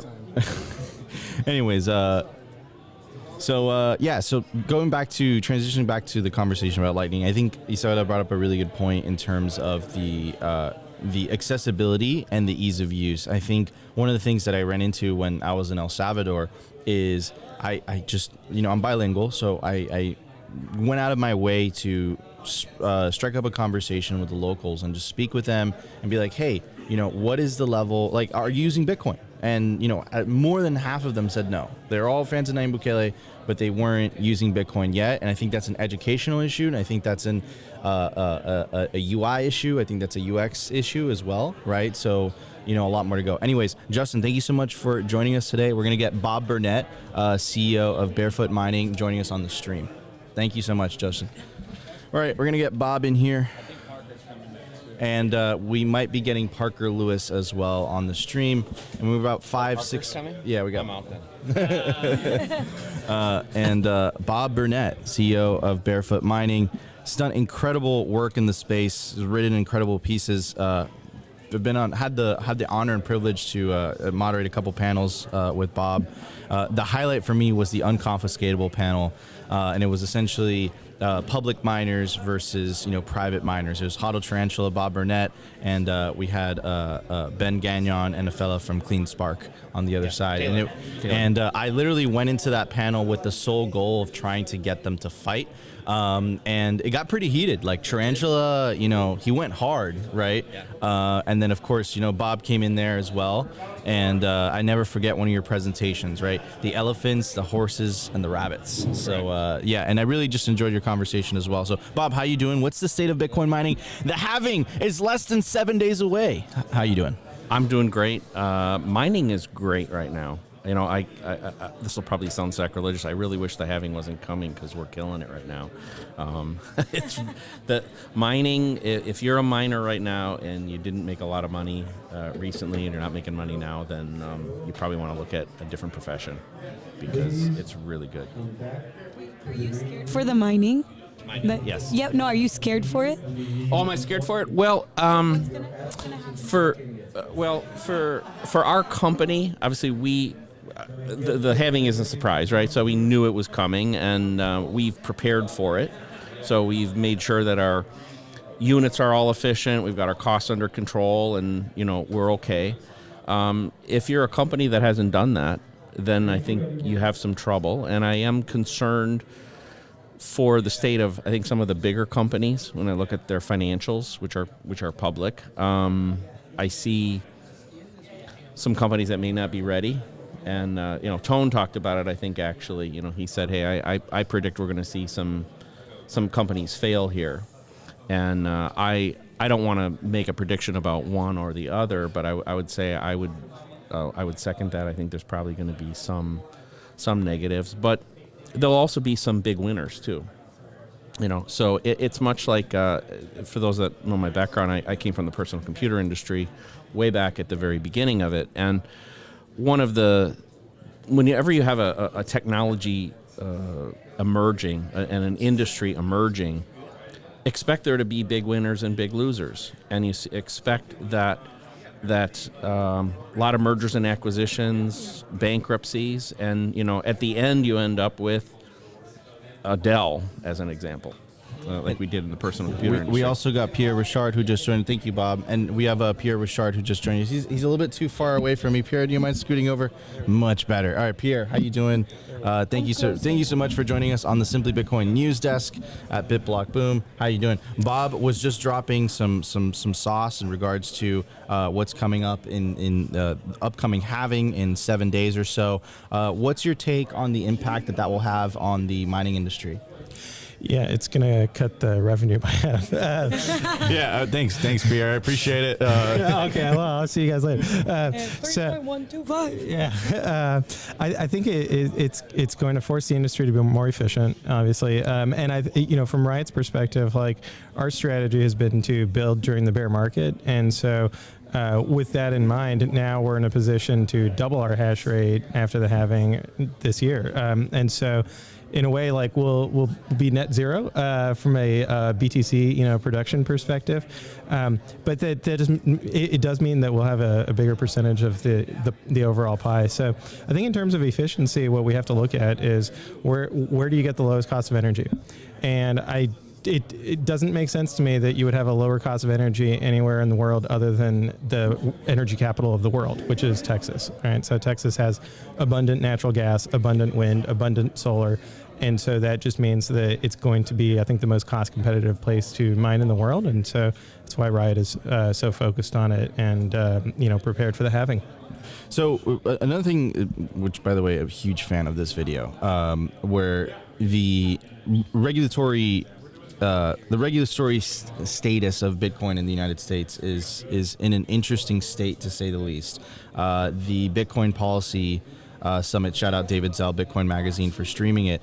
They did a great job, and this was Cynthia Lummis coming out of her mouth, but basically saying that there is not to be specific to anybody, but there are certain politicians with influence in the imperial city, Washington, D.C., that have a negative look towards Bitcoin because they like to control money, right? Obviously, Riot is a publicly traded company that makes you guys relatively vulnerable to regulatory, attacks, so to speak. So what's your take on that, Pierre? I know you've done Satoshi's work, absolutely destroying the New York Times. So what's your take on that? Yeah, so I definitely think that the size at which Riot operates puts a target on our back from a political perspective, but it also means that we have a responsibility to defend the entire industry as well. So if they're coming after Riot, they're coming after the whole industry. And so the other piece of it, though, I find that I like a lot about Bitcoin and Bitcoin mining is that the facts are on our side. So if it's just a matter of, hey, we have to put in the work to defend our industry, I think we succeed, right? If we do the work because the facts are on our side. And so that's exactly what happened with the EIA. So for 2 years, Elizabeth Warren bullied the Department of Energy into putting out a survey of Bitcoin miners. And when they did this, they declared it to be an emergency, that they needed these survey responses immediately before we had any chance to provide feedback on the actual content of the survey. Because, what questions are asked in a survey will lead to what results come out of that survey, right? As we all know, you can word a question in a very specific way. And they had worded it just to maximize kind of the headline number of how much energy consumption Bitcoin mining is doing. And they were not asking any questions about our flexibility to curtail when there's not enough renewable intermittent generation, questions like that. And so we took them to federal court and they lost because there is no Bitcoin mining emergency. And so I think that's where not only does a Bitcoin miner the size of Riot have kind of the ability to engage lawyers to, fight this in court, but it's also that, the executive team at Riot is not shy about taking on these fights, right? That there was lots of hemming and hawing about who's going to actually put their name on the lawsuit. And we're like, yeah, we'll do it. Like, it's just, we have to be the tip of the spear and we have to be proactive as well, because if we're not proactive, there's other people that are going to be telling our story. And here it was the EIA and Elizabeth Warren trying to tell our story about our energy impact. And that's not their story to tell, right? So in court, and this was really interesting, we didn't win in federal court on a technicality of like, oh, they didn't put a period here or a comma there. We won on the substance of the question of, is there a likely public harm from Bitcoin mining? That was the real legal question, and that's a real question. And so we were able to show by pointing to existing research, hey, here are all the beneficial purposes of Bitcoin mining, and all the public harm stuff is just made up. And the judge looked at it and was like, you guys are probably right. And so that's it. Huge win. All right, ladies and gentlemen, the panels are back. I want to give a shout out to Pierre Richard. Keep following him on Twitter. Stay tuned for the latest awesome Bitcoin mining research and information. Also, Isabella Santos and, of course, Bob Burnett from Barefoot Mining. All right, thank you guys so much. Back to the main stage. For years, and like Lisa and Ella, also good friends of mine. Family is so important. I mean, we talk about Bitcoiners having babies. How we're good? All right, cool. All right, so should I say something more important now? I can finally introduce the next speaker. Awesome. All right, so a while back, Gary asked me, hey, what if we do a BitBlockBoom Spaces? Every Monday night, we'll get on, we'll bring somebody up as a guest and, talk some Bitcoin. I can talk Bitcoin all day long. And I met the next speaker a couple years ago, it feels like, but she's one of the co-hosts with Gary and I every Monday night. So if anybody is looking for something to do on a Monday night, listen or talk about some Bitcoin, come join us on BitBlockBoom Spaces. We start at 7:30 Eastern. And so I'm just going to go straight away and introduce my new good friend, Lynn B., who's going to teach us something about Bitcoin. Come on up, Lynn. Let's give her a hand, everybody. Thank you. Okay, mic working? Great. So thank you so much to Gary for inviting me to speak today. I'm really excited. It's my first time speaking at a Bitcoin conference. So be patient with me, give me a little love. And throughout the day, we've been talking a lot about different aspects of Bitcoin, primarily relative to, ooh, I had a clicker, but excuse me. Can I get the slide advancer? I don't have it.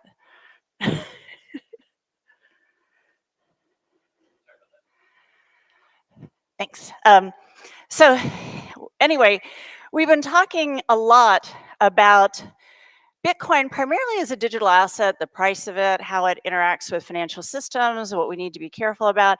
And in the last couple of months, there's been discussion about, is Bitcoin property or is it a currency? And what are the benefits of presenting it as either of those?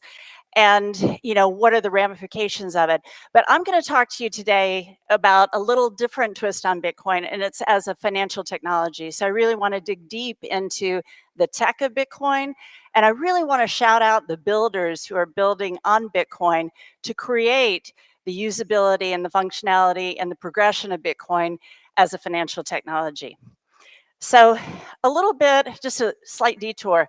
Why am I here? Why do I care about Bitcoin as a technology? And what gives me the background to be able to talk about this? So just a quick detour, a little bit about my background. I have a unique skill set. I started with an econ degree that I graduated from university at 19. I went to work for Merrill Lynch at 20, and I spent pretty much the next 9 or 10 years working in TradFi on Wall Street. I became a vice president of Merrill Lynch at 25. I moved to New York and was actually working in the depth of the canyon. And by the time I was 29, I became a person that personally I would never want to be friends with. I was entitled, obnoxious, rude, and I had taken off the ethos of TradFi in those days. So I did what any reasonable person would do. I quit and I moved to Mexico in order to reevaluate who I was as a person and what I wanted to do next with my life.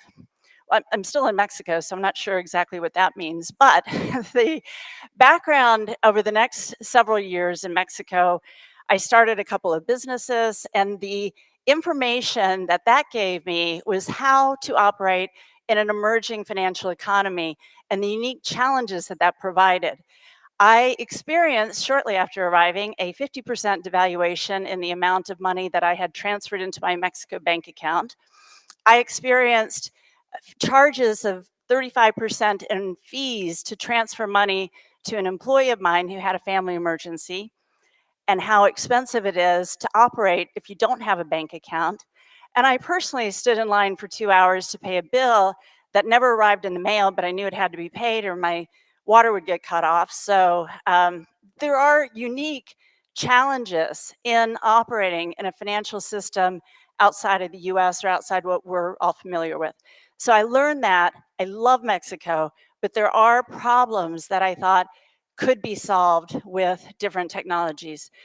So fast forward in 2011, I got the idea. I saw what was happening in Silicon Valley. I've always loved tech because tech enabled me to live a life outside of the US in Mexico with greater conveniences and the ability to do more using technology, internet-based technologies, and all the evolution of those. And around 2011, I noticed that there was this startup ecosystem that was really emerging in Silicon Valley. It was easy to fund companies. It was easier and less expensive to start companies. And I looked at the Mexico ecosystem and Mexico demographics, and I thought, wow, there are a lot of problems to be solved. There's no one supporting these startup founders. So I started a venture fund, Meet to Ventures, in 2014. So 2011, I started exploring the idea. I started a conference called the Meet to Tech Talks to explore cross-border and emerging technologies. And then by 2014, I launched the first fund. During this time, 2012, I was interviewing a speaker for the Meet to Tech Talks, Shak Khan. And Shak was an early investor in Spotify. And I said, you're going to talk about Spotify, right? And he said, no, actually, I'm launching a new digital news site called CoinDesk to talk about Bitcoin. Have you heard of it? And I said, no, I haven't. Can you tell me about it? So he told me about Bitcoin. The price was around $12 at the time we were talking. By the time I could figure out how to buy it, I wasn't one of those who said, oh, I need to think about it. It's not going to work. It's like I was really excited about Bitcoin. So I bought it in early 2013 at 120. And by the time we had the conference in the fall, it was $1,000. So Bitcoin was, to me, an exciting technology. I looked at it as the missing link in internet to enable individuals to transfer individual to individual, bypassing the financial systems that were such a roadblock in traditional internet transactions and commerce, especially if you lived outside of the US or you didn't have a credit card. So that's how I viewed Bitcoin. I viewed it as a financial technology. So let's take a look at some perspective. So in the early days when Bitcoin launched, it was solving that problem to allow online payments to be sent directly from one party to another without going through a financial intermediary. It was the movement of value immediately at almost zero cost with full finality. So what happened is as we progress, we look at where we are today, and we're really at a point where I think adoption is one of the key focal points. We're looking at the ETF launch that's bringing in institutions. We're looking at the emergence of more and better utilities for education, for onboarding, easier wallets to use. But we're still a little clunky if we're honest with ourselves. I mean, we still have, I think, better tools that we need to develop in order to make it so easy to onboard somebody and to explain to them or to transact. And this changes in different parts of the world too. So that's where we are today. When we look at where we're going, I'm going to spend some time on that in the next slide, but I want you to just open up your imagination for all the things that Bitcoin can enable. So with the landscape of Bitcoin innovation, it takes startups. Startups need capital to fund. They also need kind of a roadmap, business development. They need expertise in how to navigate, how to set up their systems, where they set up their corporation, how they incorporate, if they have stock options, if they have, how they hire employees, how they hire developers that understand the technologies. There are a lot of elements that go into starting a company. And this slide, I want to thank Trammell Venture Partners. On Wednesday, they released their 2023 report on the ecosystem. So if you haven't seen it, if you go to the Trammell Venture Partner website, you can download a copy of it, and I encourage you to take a look at it. But the bottom line is that for a Bitcoin company, for a startup in Bitcoin technologies, there is still a gross misallocation of capital when you compare it to crypto or tokenized systems or even traditional tech. So we need to change that. And that's what I hope to do today, is to inspire people to think about supporting both the startups that are building on the Bitcoin ecosystem and the investors that are supporting these startups, because it takes an unusual mindset in order to do this. So there's a lot of different, sometimes we tend to think of what is a Bitcoin company, and we have a lot of them right here. Our sponsors, Swan, Financial Exchange, Financial Education. We have Ocean Mining, also a startup and a tech company. We have Bitcoin Trading Cards, which is consumer goods. And so they're a startup and they're involved in the Bitcoin ecosystem. So there's everything from gaming to social apps. Nostr, I kind of throw in the mix too, because they utilize often payments and Zaps and Lightning Network in order to facilitate transactions on it. And it is a decentralized marketplace. So merchant payment processing, podcasting apps. I was in the Nostr sessions yesterday, and all the tools that are coming out for creators in order to connect directly with your audience. These are all kind of based on the core Bitcoin technology of private keys, public keys, owning your own information, decentralization, eliminating that gatekeeper, that middleman in a tech stack. So I get very excited about that. So here's where I want to spend a little bit of time, and I want everyone to think about this and really open up your mind, because I spend a lot of time thinking about what the world can look like, and not just on a Bitcoin standard where we're all using it as our financial foundation, but what kinds of things can this technology enable? And one of the biggest ideas, I think, is micropayments. So when you think about micropayments, we've never been able to have that before, because if you make a tiny payment, then it costs money to process it. You have to go through a middleman. You usually have to have a credit card or something like that. But if you just want to, and I think I'm sure how many of you are on Nostr and have zapped? A lot of people. So, that's the concept. But for me, it's like I listen to Tipenzi almost every day. I love her music. I think she's awesome.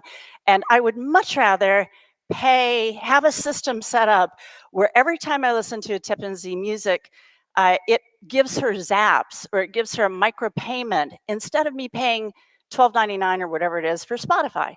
So I don't listen to everything on Spotify, but I listen to Tipenzi on Spotify, and I'm sure she doesn't get what larger entities get. Netflix, Dropbox, think of any of those subscriptions. I mean, if you go through your monthly credit card bill, have you ever done that? And you see how many monthly subscriptions you have, and how often do you use all those? You want them because you want to know that if you turn on Netflix, that you don't have to go through the whole rigmarole of signing up again. But just imagine a world where micropayments allowed you to pay only for what you consumed. New York Times, Washington Post, LA, I mean, whatever the mainstream newspapers are. What if you only paid for the articles that you read on any platform? I mean, just imagine this whole world of micropayments where, you are paying for the value that you like. You don't have to pay the company, you don't have to pay, you're paying the creators directly. I think it's a really exciting world. I think it changes the dynamic of everything, and it incentivizes creators to provide more value, whether you're on music, news, entertainment, sports. They get paid the benefits for those who consume the content. So I love that idea. And then you take it one step further, and there's so much being talked about with AI today. And if you've listened to Guy Swan, has an awesome podcast called AI Unchained. And if you haven't listened to it, it's really worth giving a look to it. And one of the early episodes is with Cody Law. Cody's with Fetty, but yet he has this fantastic idea and has done even hackathons with how AI agents in the future will be able to be given an allowance of sats, and then you send them out to create whatever, to get whatever tasks you need done. So I don't know how many of you are on ChatGPT and you're paying $20 a month for it. And there's a lot of now LLM that are open source that you don't have to pay, but there's so much development being gone on in that matter. But sats are the native currency of the internet.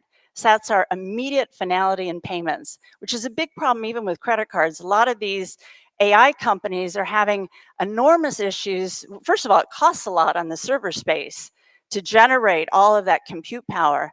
No one talks about that, burning the oceans like they do with Bitcoin, but that's another story. Anyway, so the AI is using all this compute power. They get chargebacks from those who are using, or else they have to go out and seek out VC funding.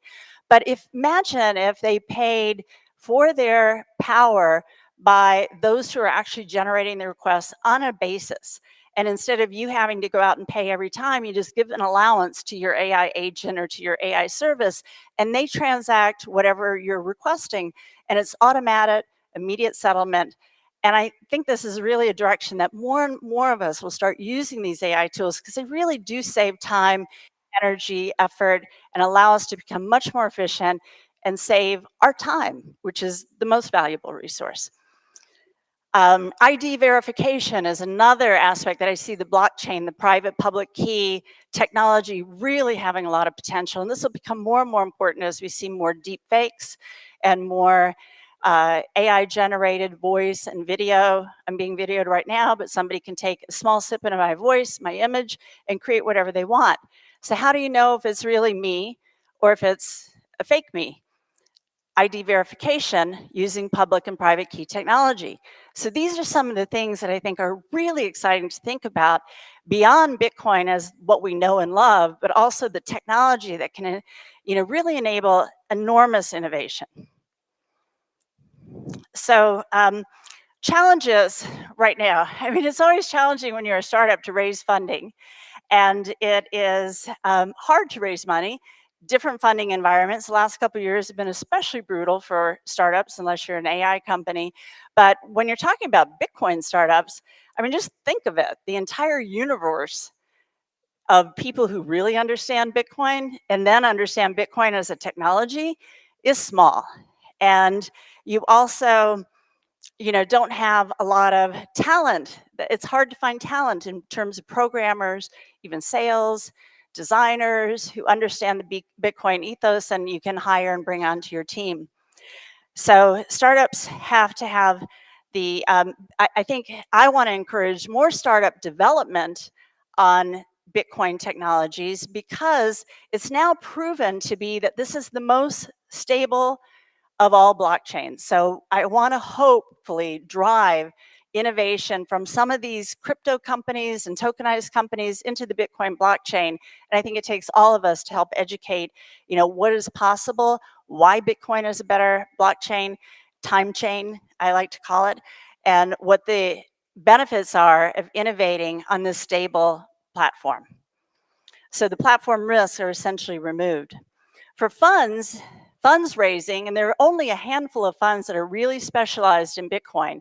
And these include like 1031, Trammell, who I mentioned, Stillmark, Elise Killen, Ego Death Capital, Fulgar. So there's a handful of funds that are really specialized in supporting these Bitcoin startups, but they have their own unique challenges. When they go out to raise funding, the VC reputation is not so great among a lot of Bitcoiners. And I think that's because there's been this trend toward tokenization in traditional VC, where for the cryptos, they issue tokens, they pre-mine, they give them out, and the early adopters get exit liquidity or get their funding back plus profits. And then the rest of the investors, quote unquote, you know, get left in the dust. So that's created a bad ethos and investment perspective for these sorts of companies. So by having this group of companies like Stillmark, I hear Elise always talk about the long-term view, really supporting the startups with knowledge, with introductions, with guidance on how to guide your company. These are the sorts of companies that you want to have. I hear Jeff Booth talk about contributing and helping build the world you want to see become a reality. And these are the sorts of long-term viewpoints that I think are so important that we lost in traditional VC to a large extent, and we need to get back to. It's kind of a time preference matter. So instead of being high time preference where you need to cash out really quickly, I think that's driven by the large amount of money that went into VC funding, and get back to what VC originally was, 10-year time frame, really supporting the companies and helping them build from a strategic level. It's hard for these VCs though to find limited partners or the investors in their funds because so few people understand Bitcoin or understand Bitcoin as a technology. So these are the challenges that the funds have.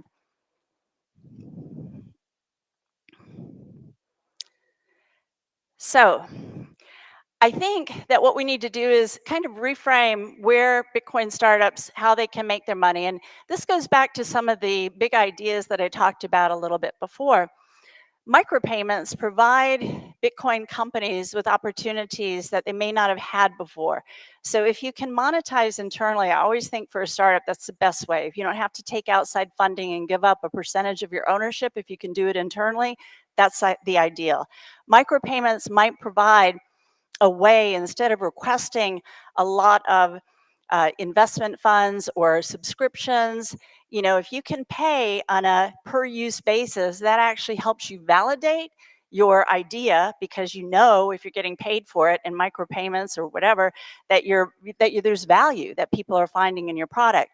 It will help your cash flow, and it might help you get to profitability in a faster level.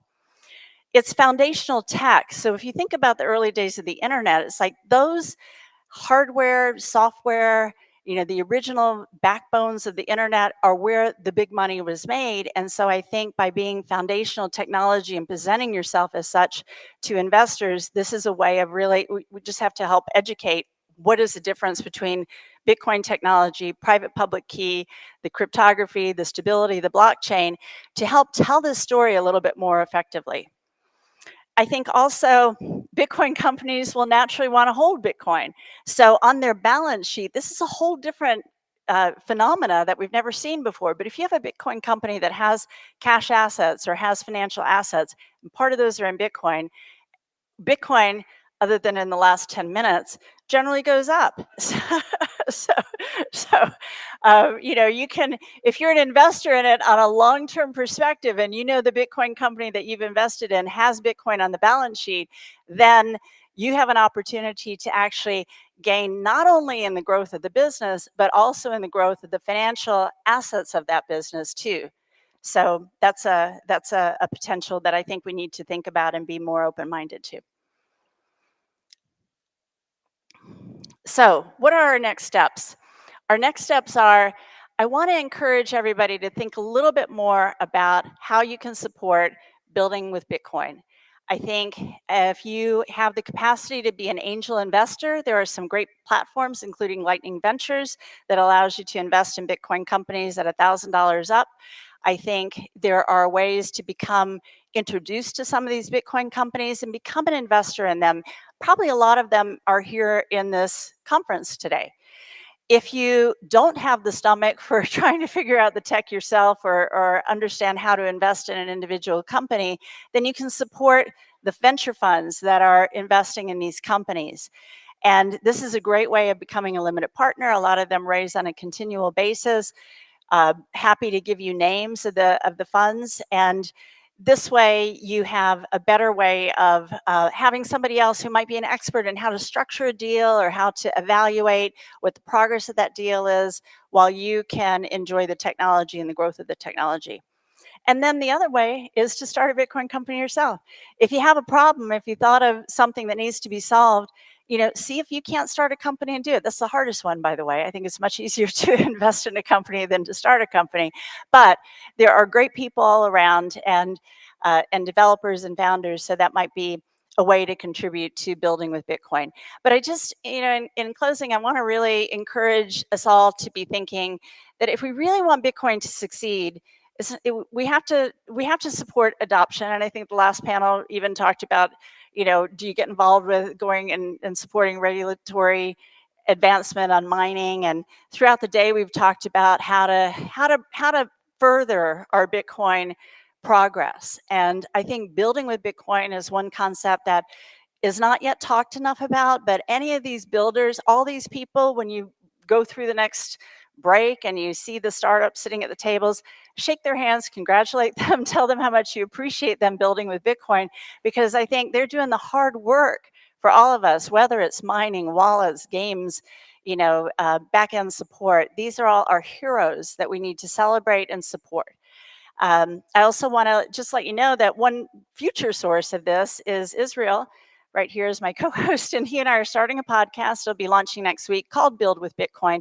And we'll be telling the stories about the entrepreneurs that are building on Bitcoin and also the investors that are supporting them. So we'd love for you to give us a listen, and that might help you identify some of the companies that you can support or the investors that you can support, or at least learn a little bit more about how this technology has the power to change everything that we do. I mean, I really love thinking about it, and I encourage you to open your mind up and be curious about how this special type of technology that's distributed, that gets rid of the middlemen, that opens up our, you know, I loved what Tip and Z said earlier this morning.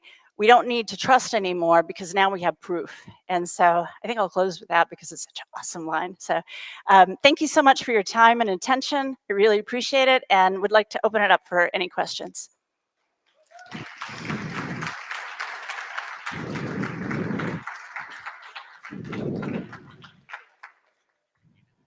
Sure. And this light is really bright, so if somebody can help me identify if there are hands up, because I cannot see a thing.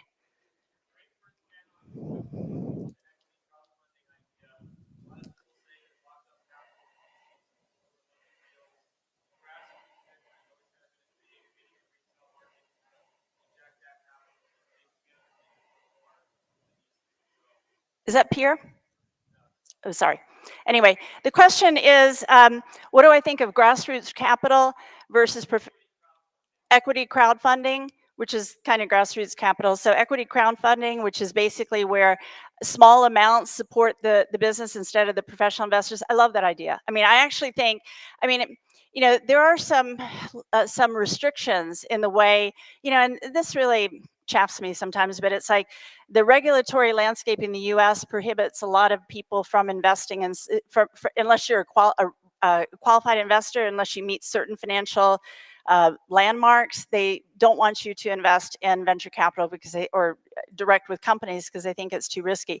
Crowdfunding allows you to do that. So you're combining with other people. There still are benchmarks that you're supposed to meet.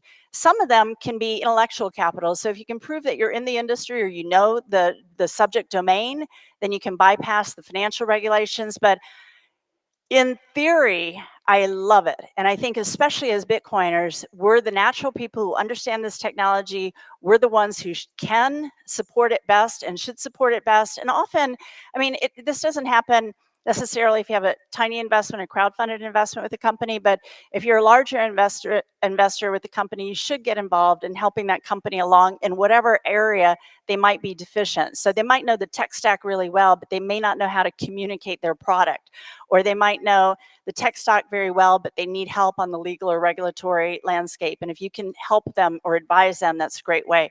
But I mean, I love that. I mean, I really prefer that. And I think even the VCs that are specialized in this space, like 1031, I heard Grant talk at an event in Austin a couple weeks ago, and I think he doesn't like the term VC. I mean, he really prefers to be more of a strategic investor. I can't remember the term he used, but the ethos is exactly what drove me.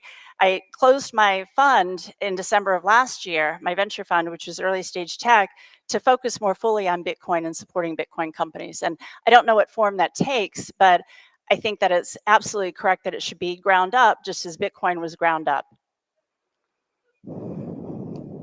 Other questions?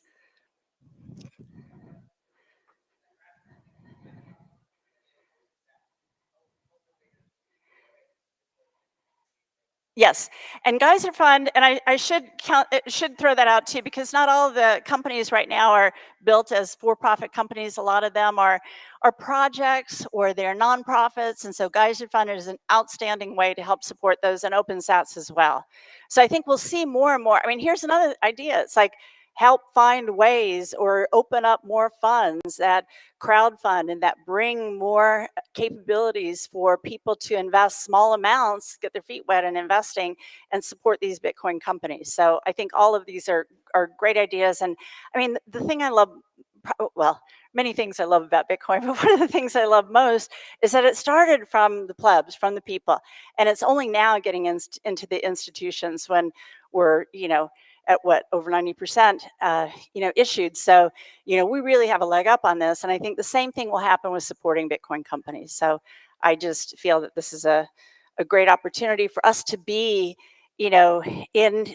truly invested in the full sense of the word in both Bitcoin, the digital asset, as well as Bitcoin, the foundational financial technology that I think is changing the world and will change so many aspects of it too, beyond financial, to these other aspects through the micropayments and different aspects of it too. Other questions? I think I'm early. Thank you so much for your time and attention. I really appreciate it.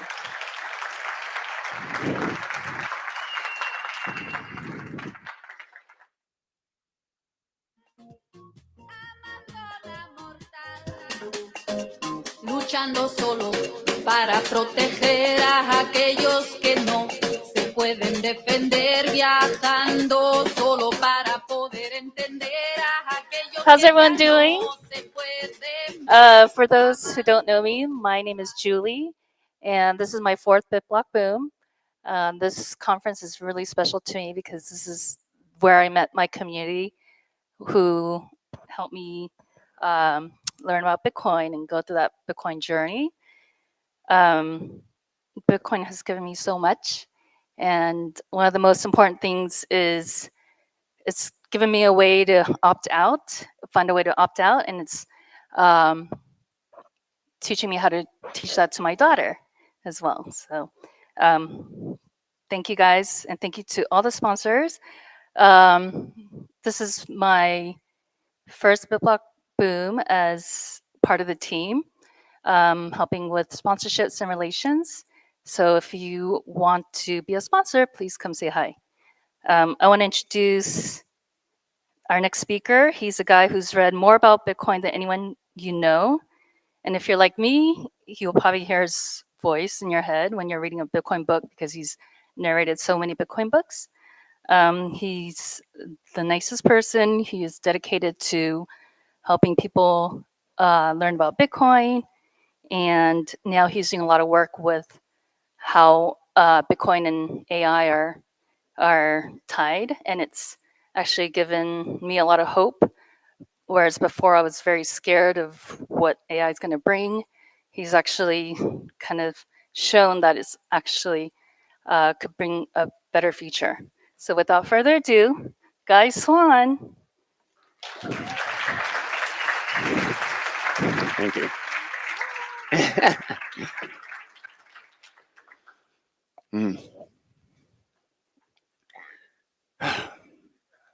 What's up, guys? Yeah. It's funny. I always get nervous, but as soon as I get back up here, I'm like, okay, this is easier. All right. So my talk is, I am Guy Swan, the guy who's read more about Bitcoin than anybody else you know. Host of Bitcoin Audible, AI Unchained, Shitcoin Insider, which is not dead, by the way. Stay tuned. And also a unnamed coming project, so keep an eye out for that. Well, my talk today is Rotten Money, Rotten Society. And one thing that I think is really discounted is the degree to which money is the fabric of society. Like, people think of it as a transactional tool, and it's just like kind of this thing that allows us to punch some numbers and do some stuff and trade. But what it actually does is it enables specialization of labor. It enables us to solve an incredibly difficult problem, which is understanding your relationship to the things that you value and compare it to my relationship to the things that I value. That's an unbelievably hard problem. If I have an apple or an orange right now and I'm trying to decide what to eat, it's very easy because I'm the single point of reference, right? Like, I know my relationship with an orange, I know my relationship with an apple. And so my choice is very simple. Okay, well, what do I feel like right now? And, you know, just for the record, I really like apples, but there's something about like peeling an orange and like cleaning it off and then eating, getting that reward is just like this like nice little, it's a very therapeutic experience. But I'd probably prefer apples just for taste, just for the record.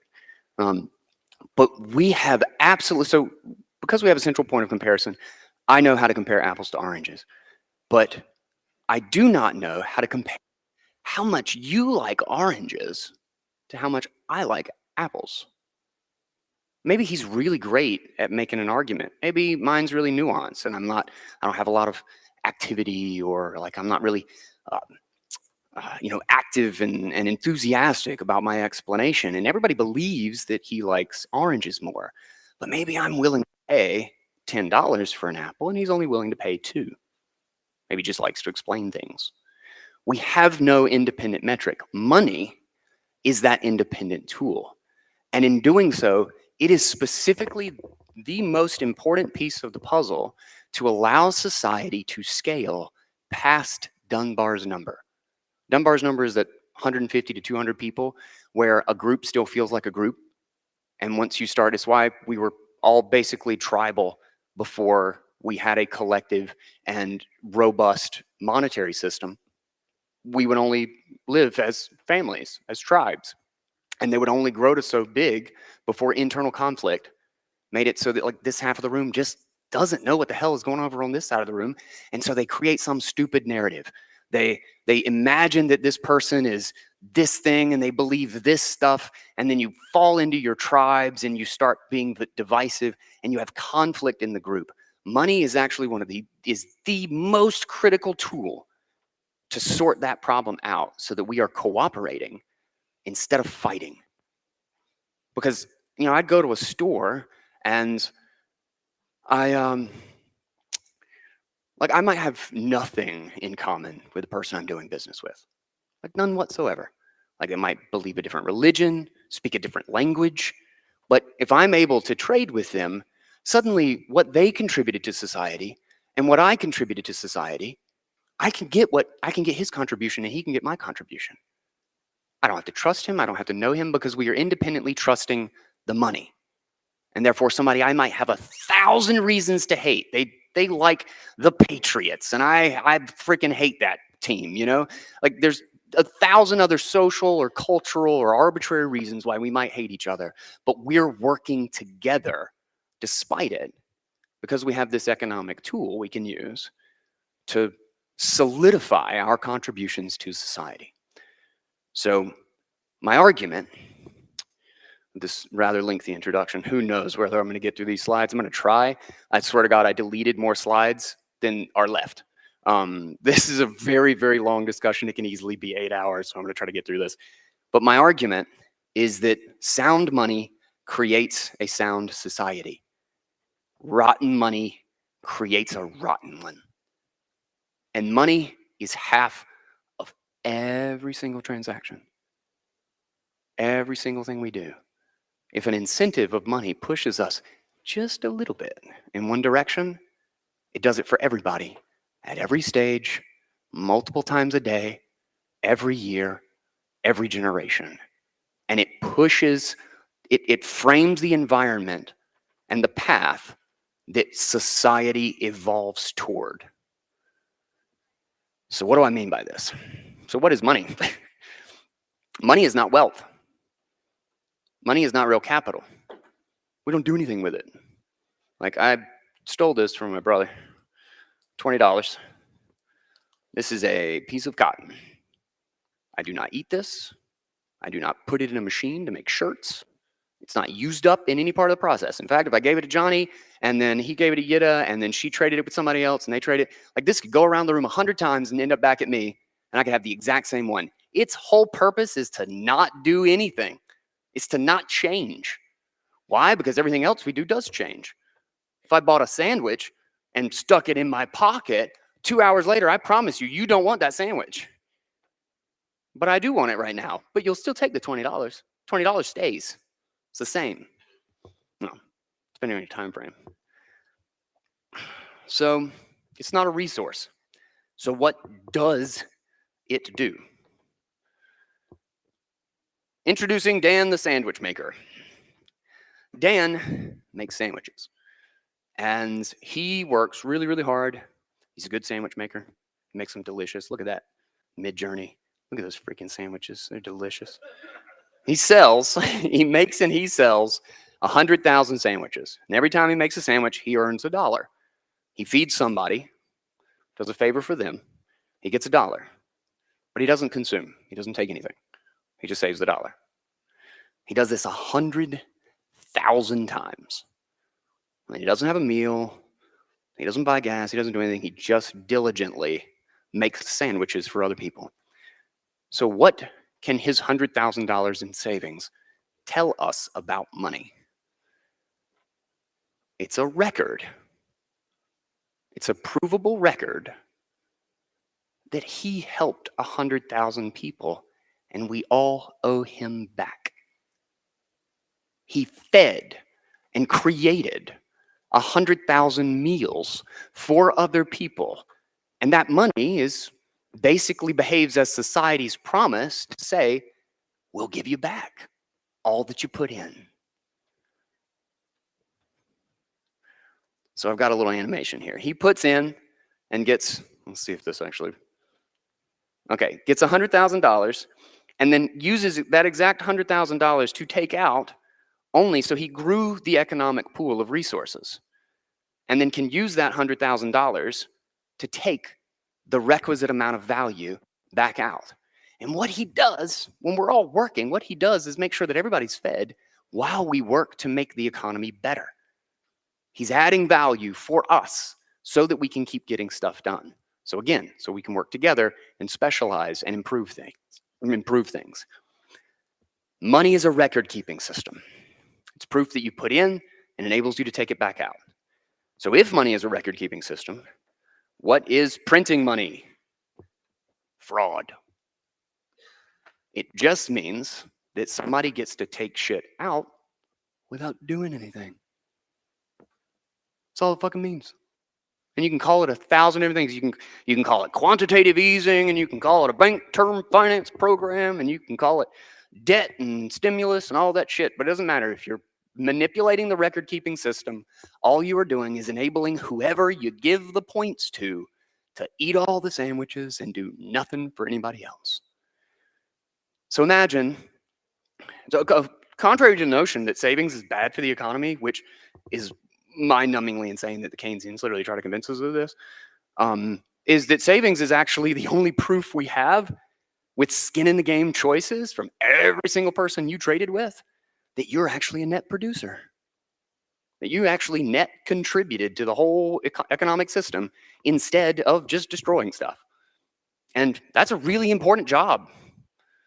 It quite matters whether or not we are net destroying stuff or net creating stuff. And so if we think about an economy with 10 people, and we got our economic pool of resources, the actual stuff, the shirts, the food, the houses, the cars. Let's say we have a hypothetical economy of 10 people and everybody's doing their job. Dan's making the sandwiches, Tommy makes the cars, one guy gets the water, one guy builds the houses, one guy gets the roads, the gas, blah, blah, blah. Everybody does their job except for Ben. Ben is an asshole. Ben is just, nobody likes Ben, shut up. Ben's entire job is to defraud the money system. So he gets a house, he gets a car, he gets a road, he gets the water and the sandwiches. He gets one of everything that everybody else gets. Because why? We all want that shit.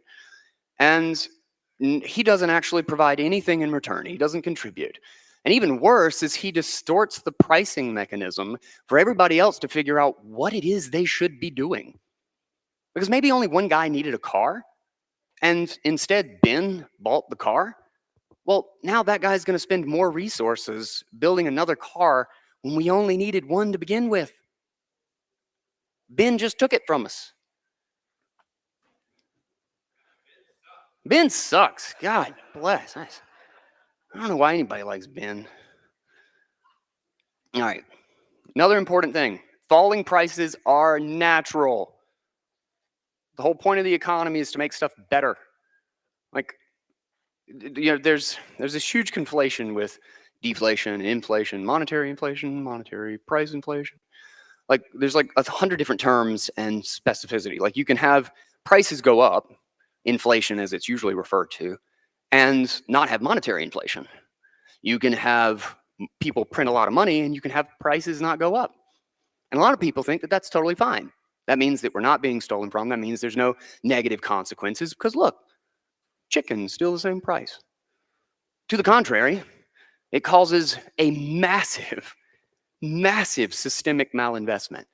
All it means if the price doesn't go up is that our collective ability, the 9 of us that are actually doing something, our collective ability to add more resources outpaced the degree to which the other guy was just destroying things.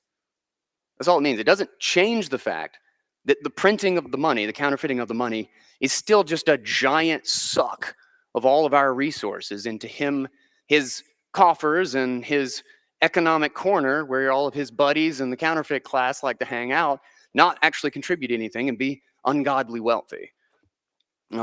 So we're just refer to price inflation as prices going up and monetary inflation as inflation. So regardless of what prices do, inflation has these consequences. And I want to ask, who likes to work and not make progress? That guy does. Weirdo. Who likes busy work? Why? No, just the crazy person? So why is it that we work all the time just to make workflows better?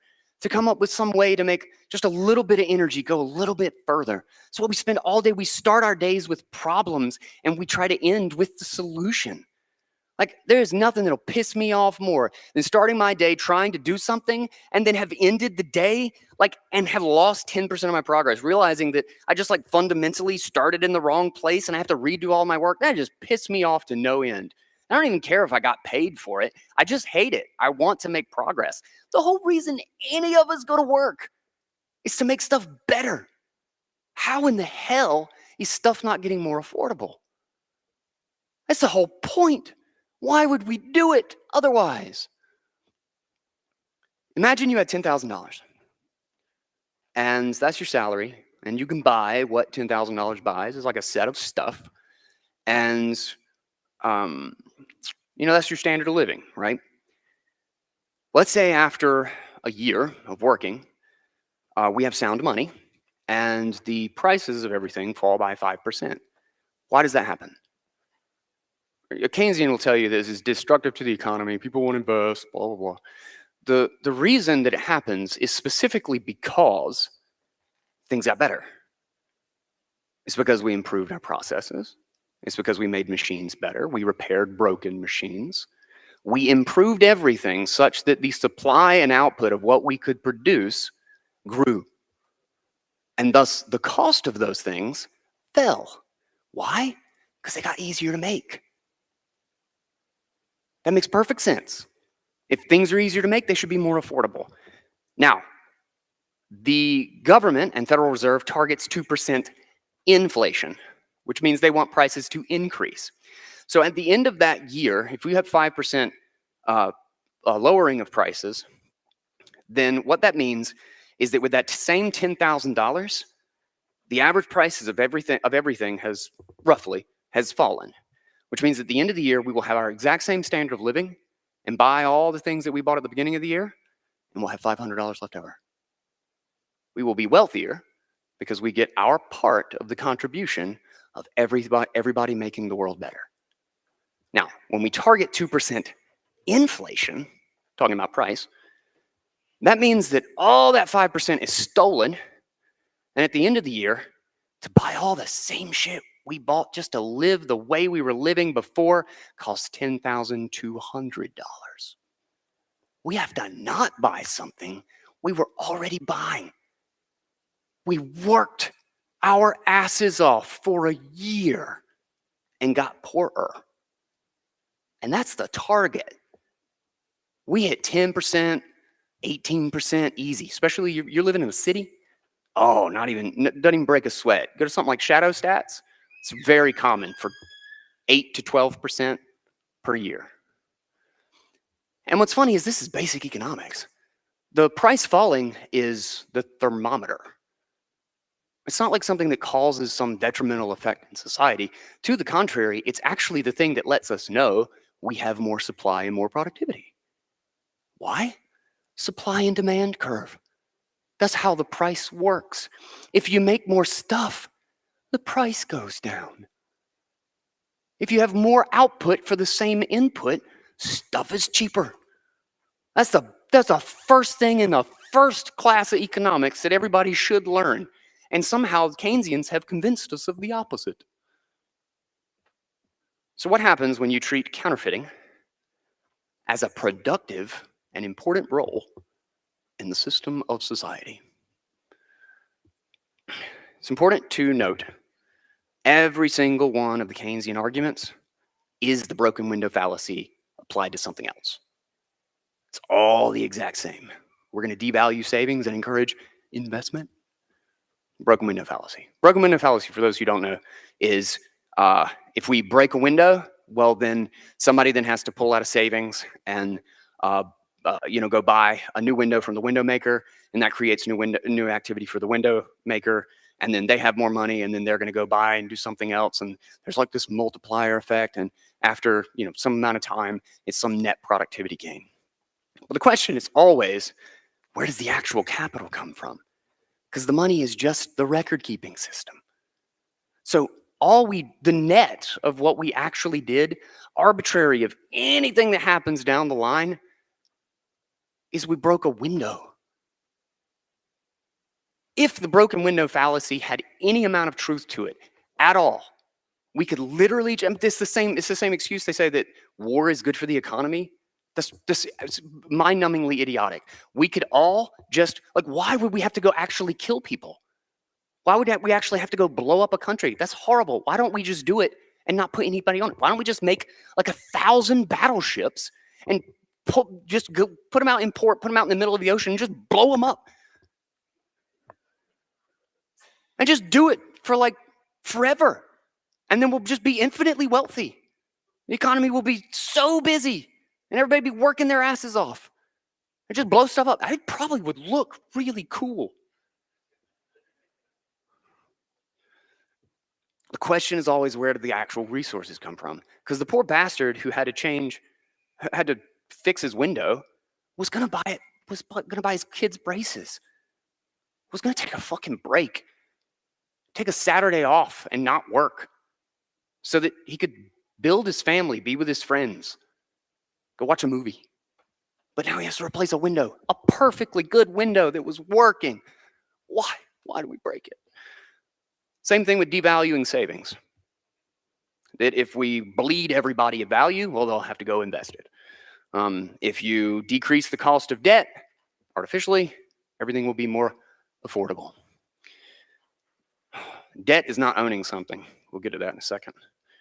And also, debt created out of thin air, backed by your promise to pay it back, literally how the fractional reserve system works, is not doing you a favor. Like, imagine I don't have any capital and I loan you $300,000 to buy a house, and you get to live in the house, but you're now paying me interest. And if you don't pay it, I get your house. I didn't have anything. I just issued the money out of thin air. You're paying me a salary. Why are you paying me a salary? I didn't make a house. I didn't borrow a house from somebody else. I invented money out of thin air, and now you have to pay me for it every month. And you don't own it. You're renting it from me.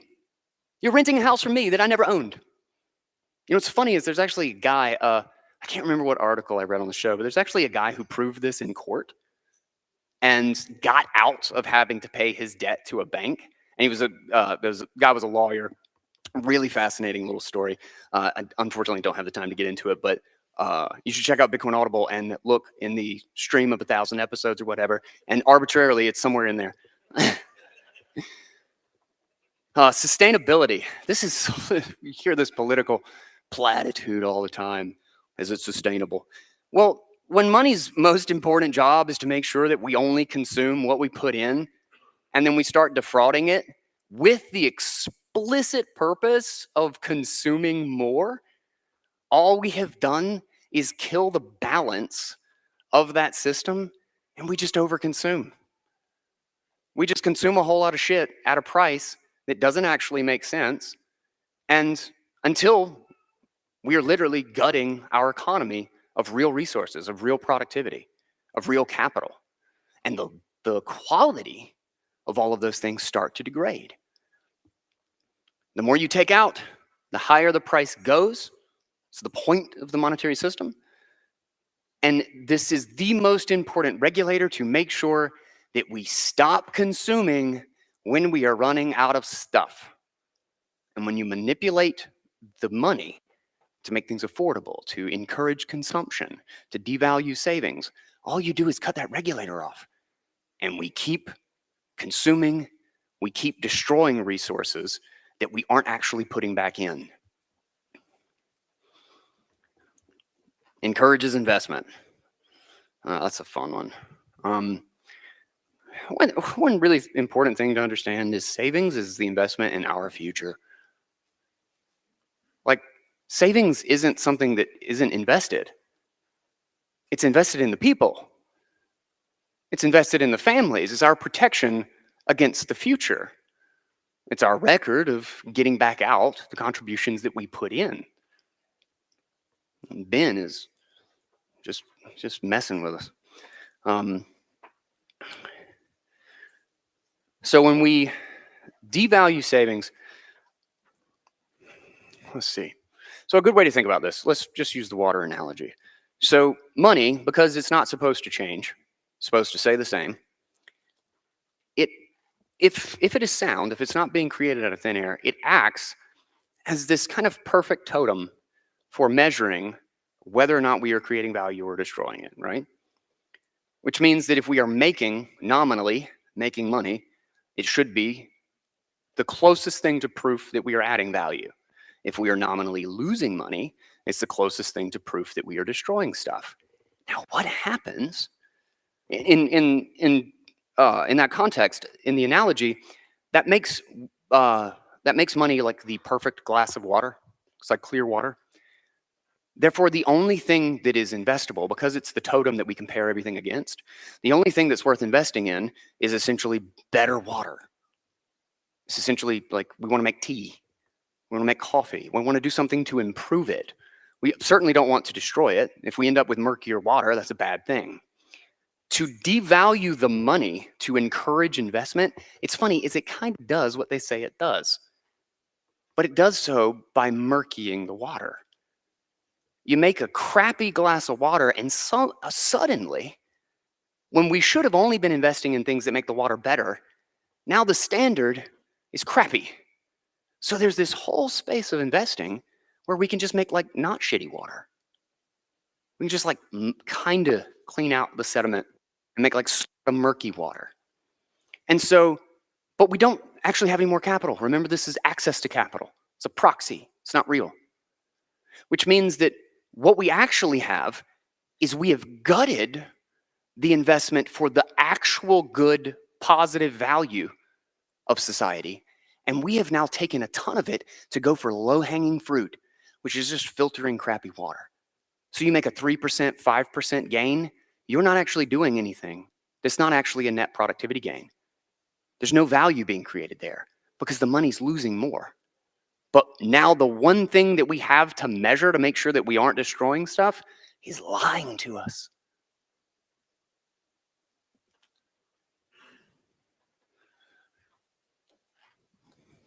And what does this do to finance? Holy crap. This is a brilliant way to bloat the financial system beyond belief.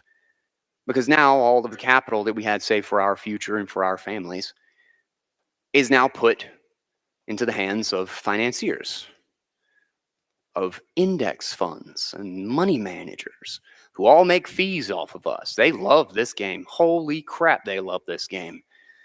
And in doing so, massive corporations have access to our capital that otherwise wouldn't. And the entire reason is just because we're trying to make a measly 7 or 10% in the stock market, when all we have to do is actually have sound money, and savings would naturally do that. Why? Because we're making that happen.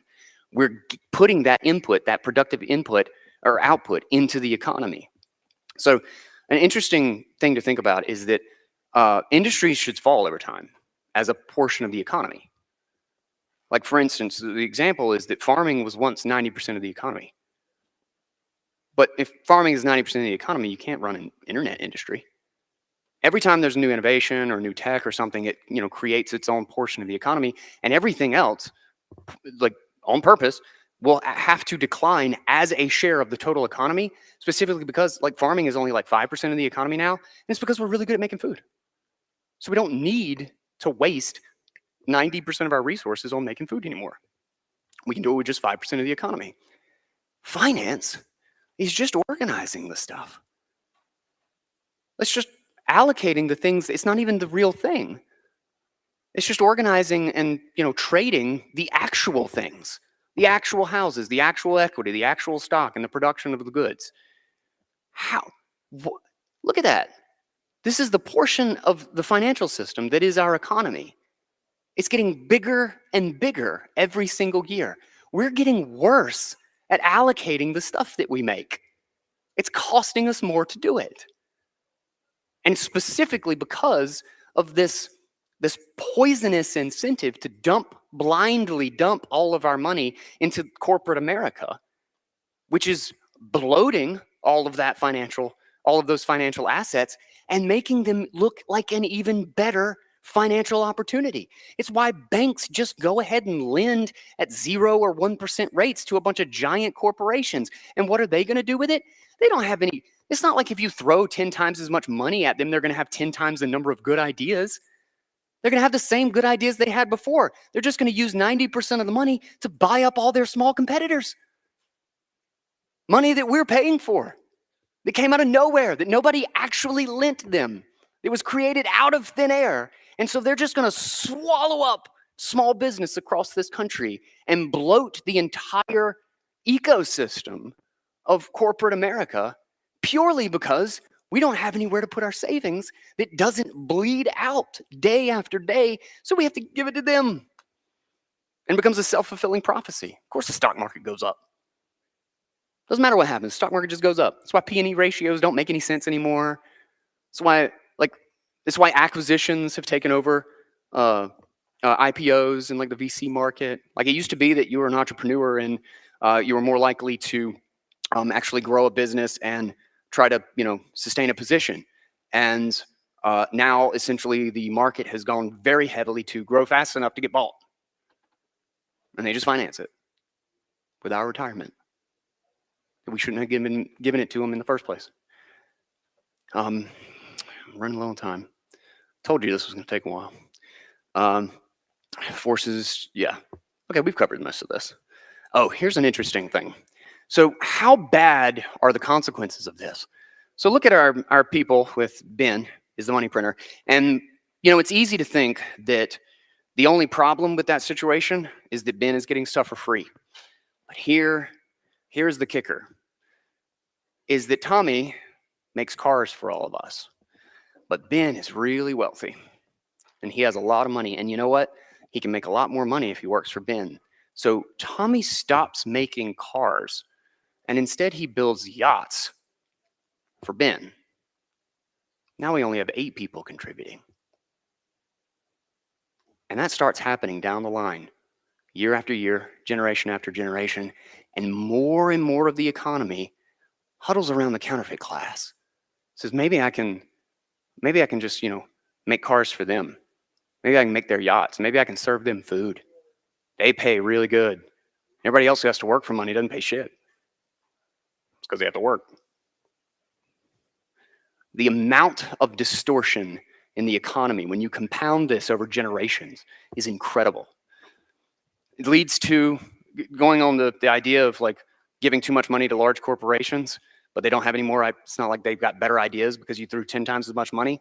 It bloats administrators. It bloats busy work.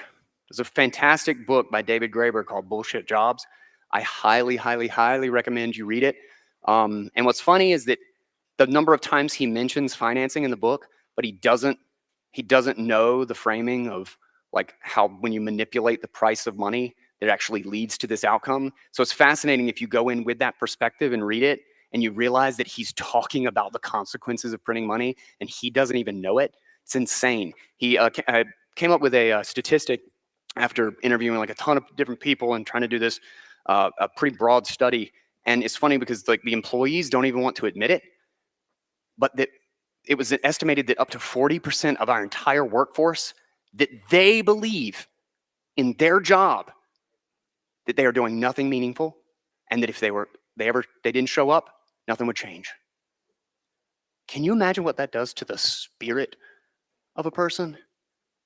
To feel like they don't do shit that matters? Higher pay? Oh, man, there's some really good stuff. So wages are sticky, which means that price inflation, when it does show up, wages are always the last thing to happen. They're the last thing to go through. So it's really easy to change the price of gas. You're not going to get a raise. You're not going to get a raise if you change the gas. That's our promise.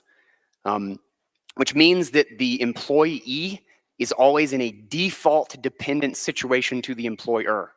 The default situation is they get paid less every year unless they convince their employer to pay them more, when exactly the opposite should be the case. And even worse is that savings is our runway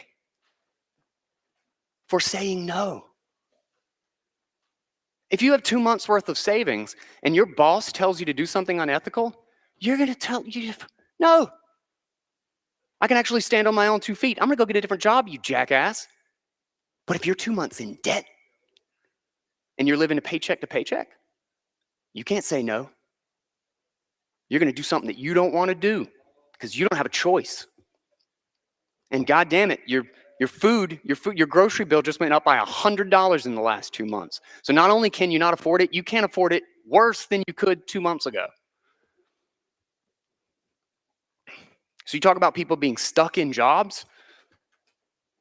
Talk about people losing their ethical foundation, having their morals compromised, having to do God knows what just to make some money. Welcome to the fiat economy. Affordability. Kind of already talked about this. Being issued debt doesn't make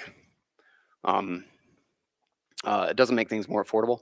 It just means that you're a slave to whoever it is that issued the debt out of thin air. Oh man, social creatures. What happens to someone? What happens to a culture and a society when the richest person in the neighborhood is the only one not contributing? We're a social creature. We want to emulate the people who succeed. What happens when the successful class is a whole bunch of people who do nothing, who destroy resources, and who have no ethics? They have no foundation for what the meaning and the value of anything is. A human being is unable to make a meaningful impact on the world. If they are unable to make a meaningful impact on the world, ceases to exist. Cheating the money system bloats the financial system. It redirects enormous amounts of resources toward unproductive endeavors. It starves productive capital.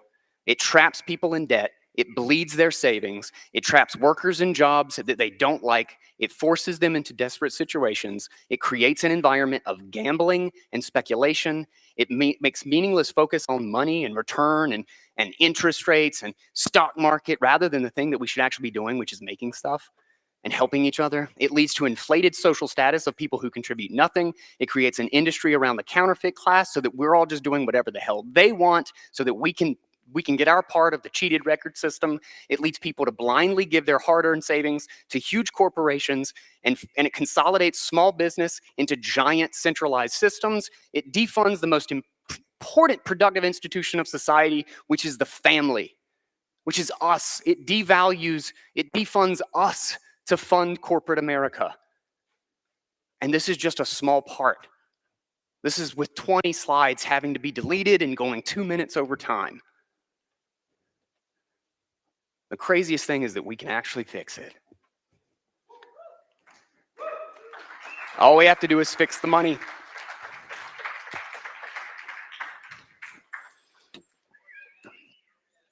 Thank you.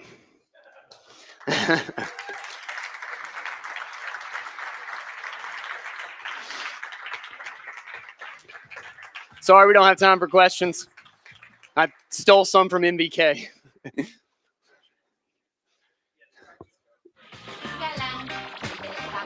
What's up, boss? Palabras venenosas pueden hacerme mal. Siente el sabor de la sinceridad. Palabras positivas pueden llegar a sanar. Y siente el sabor de la sinceridad. Galán, no te detengas, galán. Galán, más grande la maldad, más terrible arderá el fuego. Las obras de tus manos construyeron o destruyeron. Con palabras suaves yo muevo, yo no me mareo. Y la tierra de los padres de Ayana y no te espero. Tanto trabajador de la iniquidad. Hacia la FBI, policía para controlar. El pobre no duerme de tanto desear. Lo que el rico cuida tanto que no encuentra la paz. Siente el sabor de la sinceridad. Galán, no te detengas, galán, galán. Siente el sabor de la sinceridad. Palabras venenosas pueden hacerme mal. Siente el sabor de la sinceridad. Palabras positivas pueden llegar a sanar. Siente el sabor de la sinceridad, galán.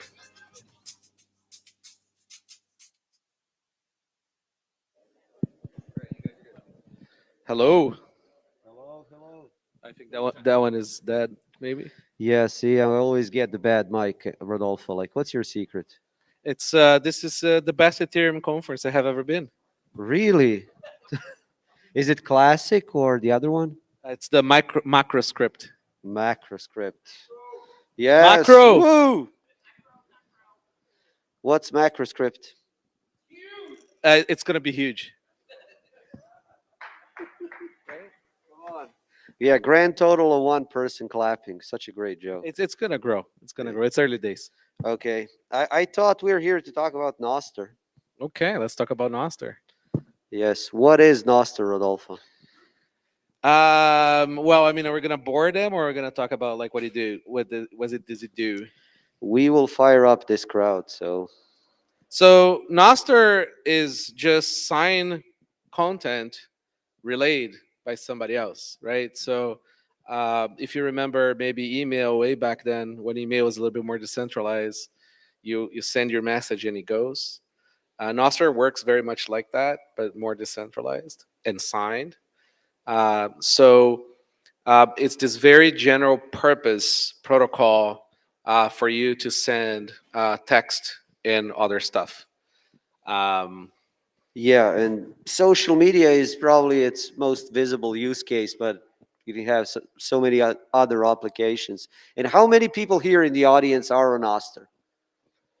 Why are we explaining like everyone is? No, so we We should actually have have started that question. No, we actually have a pretty good representation. We need to sign up others on Noster because to me, the biggest thing on Noster right now is zapping. Is that use case of onboarding someone to Noster and then onboarding them onto Bitcoin. And Rodolfo, I watched your videos from Costa Rica. No, seriously, you Free the surfing. nipples. Yes. How many people saw his videos from Costa Rica? Okay, let's Oh. see if we get some zaps here, right? Like live on the stage. Yeah. Make it rain, guys. Let's see. No, but can you talk more about the experiences you had in Costa Rica with onboarding people on Noster and then having them receive Bitcoin? Yeah, so funny enough, like in Costa Rica, you have almost like 100% like Bitcoin penetration without people knowing that Bitcoin is even there, because Bitcoin Django app integrates with their SMS payment system there. So if you have the Bitcoin Django app, you can essentially like get in and then pay anywhere at Bitcoin. But a lot of the people there don't know that they can bypass the government and everything else and just get the Bitcoin directly. So we were in a few places that are sort of like more like surfer towns and things like that, and you have your phone with you. You don't necessarily have your wallet and stuff. And Jose is the guy who runs a small little surf shop there, right? So you can rent your boards. And I wanted to pay him, right? And I wanted to just sort of like give him sats. But funny enough, like businesses, especially small businesses, they need the full solution, right? They need a listing. They need to exist as an entity and also get the money, right? So, for example, everybody knows that you can search for businesses on Google Maps, right? You go on Google Maps, you find the business, and you see like what they're about and when they're open and all that stuff. So I'm finding that like there is these little businesses are sort of taking advantage of like say like a primal like a profile, right, where they have like where they are, maybe the hours they're open. And what's cool is that I don't need to ask them for QR code. I don't need to do anything. I can just sort of like send them the money, right, by just knowing their identity. That's why like things like Venmo has been so successful in American stuff. So, anyways, long story short, Paul Tarzan, for the people that don't know. We went to like a bunch of like merchants there. We started sort of like getting them on it, and it was immediate. Like people just understood what it does. Like you don't have to explain. It's basically, imagine that you can open up a Twitter account and start receiving Bitcoin. That's how I would describe it. It's like also Venmo. It's faster. It's weird. It's like like we because we're so used to suffering through the Bitcoin like KYC. orange pilling sort of experience, right? Where it's like you have to explain what money is, you have to explain how to set up some keys and how to do it right, and then you have to see, like me arguing with other hardware wallets and Which hardware wallet are you using? Exactly, Yeah. right? Yeah. So like you have to go through this whole arc, right, to get to Bitcoin. But with the Nostr experience, it's ridiculous. It's a lot easier than traditional mainstream social media, right? Like you just go there, you open the app creates a key for you, and you're there, right? There is no verifying email and verifying phone number or none of this stuff. You just like boom, done. And what's really cool is that you actually own your identity on Noster. You can get out of one client and go to another, right? But again, seamless. Yes, and if you don't believe us, those of you that don't have, like, are not a Noster, open up your phone, download Primal, and go to the wallet page, and click Activate Wallet. In Primal, you do need to enter Well, that's for name. the wallet, but not for the Yes, not for the for Noster Noster. experience, right? But I'm saying, like, go full on, activate the wallet as well. And when we're done with this, fireside, anyone that approaches me and shows, like, you've been, Are you trying to installed Primal. scam them? Like, guys, go No. create your wallets and then zap us. No. Okay, Zap Rodolfo, I'll zap you. Let's go. Like, profit maximalist. That's right. No, but what I find really cool is that like we always come from this sort of like all the anti-censorship things, all the freedom things always come with these trade-offs of being harder to use, and like it's harder, right? Because you get more. Let's put it this way, right? But with Noster, that's not necessarily true, right? And that's helping us onboard people onto Bitcoin as well, right? Because you're getting to Bitcoin through a much easier path. Yeah, and it is all because Noster is Bitcoin's layer 3, right? That's right. I mean, okay, listen, more people than I expected got that joke. Well, yeah. Yeah, I mean, it's just easier. It's just really is like, for a long time, it might still be true. I'm not certain, but it might still be true. Like the majority of the Lightning volume of transaction quantity, not monetary value, is Noster's apps. It might still probably be true. I mean, that's quite interesting statistics. It definitely was what drove the usage of Lightning apps, especially during the boom of Jack Dorsey joining Noster. I mean, it's very like zapping people. For the people that haven't yet, you probably will by the end of this if we succeed at convincing you. I mean, free sats. I already saw a few people. It's very satisfying to have a sort of like a meaningful interaction with another person, right? It's not that empty like. Even though they like, it's still kind of nice to do both. Come on, I mean, I don't know why. When I retweet you, I know you like it. Yeah. Yeah. You do. No, but what I meant. I mean, is I like, didn't send you money. I know you would love that more, but no, the zapping is a different thing. It doesn't, because we've been sort of Pavlovsky sort of trained to like the and like DRT and pull for more interaction, right? But the zap feels different. It doesn't. To me, like, Noster feels completely different, because when you are on Twitter, when you are on Facebook, on Instagram, at the end of the day, you are the product. And whatever they say, the point is to get you in those 10-second loops where you do something, then they show you ad. You do something, then they show you ad. And the whole algorithm is tailored to engage you and program you for engagement. When you go to Noster, there is no such thing. To be devil's advocate, like there is nothing preventing entrepreneurs from offering the same sort of like bad incentive experience on Noster, but like, it's not there still. Yeah, but eventually there will be clients like that, in my view. But the cool thing is, like seeds are magical power. You can take your seed and change wallet vendors, right? The Noster key is your superpower. If you don't like the client, you don't like the feed on that client, you don't like the kind of ads that maybe that client shows you, you can just take your keys and go to a different client, and you own that identity that never existed before with like sort of like a social decentralized system like on the internet. It was always a walled garden controlled by someone, and I guess there's PGP key IDs. I mean, that's not fair to say it's the only, but it was very convoluted. It was like complicated to exchange PGP keys and everything and verify each other, and that's what Noster really solved it, in my view. Yes. If you have a contact list on Noster. It's so much easier to send Bitcoin between people. Yeah, you I know? mean, like you can find a lot of very good heuristics, right?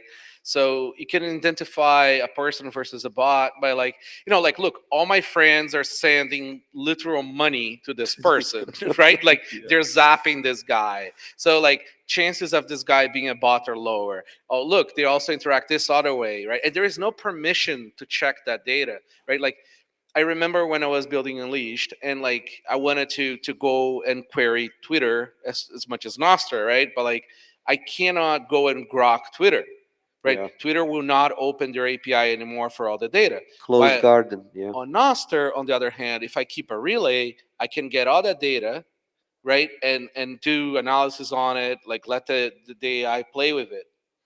So you have a network graph that you can tap in without any permission.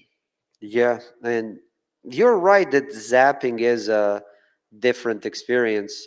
It does become a little bit engagement like an addictive, and then few million sats later, you have statistics of how much I you mean, zapped. you're Yeah.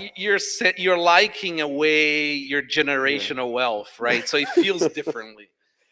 Yeah, well, I looked at the statistics. I mean, I'm still, no, I haven't. I think I got like sent more zaps than I received. So, what's your stats? Do you I follow? don't look at stats. Oh, you just like amass sats and that's I it. have absolutely no idea. Nice. Well, the great thing about Nostr, in my view, as well, is that it's technology that just like is starting, and with it, a bunch of events are starting. The next one being in Riga. Fortunately, Rodolfo, you're saying you're not join us. I still hope you FOMO in. Yeah, who knows? Yeah. It's not nothing is impossible. It's unlikely. Yeah, but how did you like Costa Rica? How did you like Japan? You were I talking mean, about like the Nostr sort of events that we did were awesome. Like I mean, like they were off the charts. Like it was really nice to have those communities sort of come in and sort of like express the local sort of way in which they use Nostr. And for the people that don't know, Twitter was huge in Japan. So like having Nostr sort of like have a lot of Nostr clients in Japan is very telling of like a similar possible arc. So it was nice to do that there. Yeah, and to me, those events you participate in person and really, take time to come to meet people like BitBlockBoom. Like it's all about that. But they're mostly Bitcoiners, so you feel at home. Yes, you feel at home. Especially, I assume a lot of people will be coming to Riga to Baltic Honey Badger. But to me, it's so important you make an effort to come to the events like this, especially BitBlockBoom. BitBlockBoom was the first conference, in-person conference that I attended. And 2019, that's where, I met NVK and we held that sign. Oh This yeah, there was lies, the my it was the trust in you tweet is sign, broken. right? Yeah, Nicholas. it was, I will make you obsolete for BitPay. That's right. Yeah. You saw how young you were in that photo. I mean, I look the same. Like, right? listen, I am on a Rick Rubin trajectory. Just white, big beard. I'm gonna get old. That's the plan. Yeah, I'm just have a mask, sunglasses, hat. Okay. Yeah, but to me, it is all about figuring out, what is your contribution to the ecosystem, and then using events like this to come energize yourself, talk about stuff you're doing, and that you do that long enough now. Yeah, for me, it's been what, like 5 years since I first came. It's been a remarkable thing to do and participate in, and I encourage everyone to really like do the same. I mean, Gary has always put up like a great conference, and Yeah, I I mean, mean, high signal. can we get a round of applause for Gary, please? Yeah, Where are you, Gary? Are you here? Yeah. No, he's probably working. yeah. Most people don't know, but Gary's my There he there he is. is. Yeah, Zap Gary. he is an Oster. He's my oldest nephew, actually. You see, people don't believe me. No, it's true. His grandma, like it was 50 years between mom and me, brother, and that's how I ended up being his uncle. Okay. Yeah, That's some funny math. no, that's exactly how it happened. Like somebody was asking, like, why is there so much Nostr stuff on Bitcoin conferences now, right?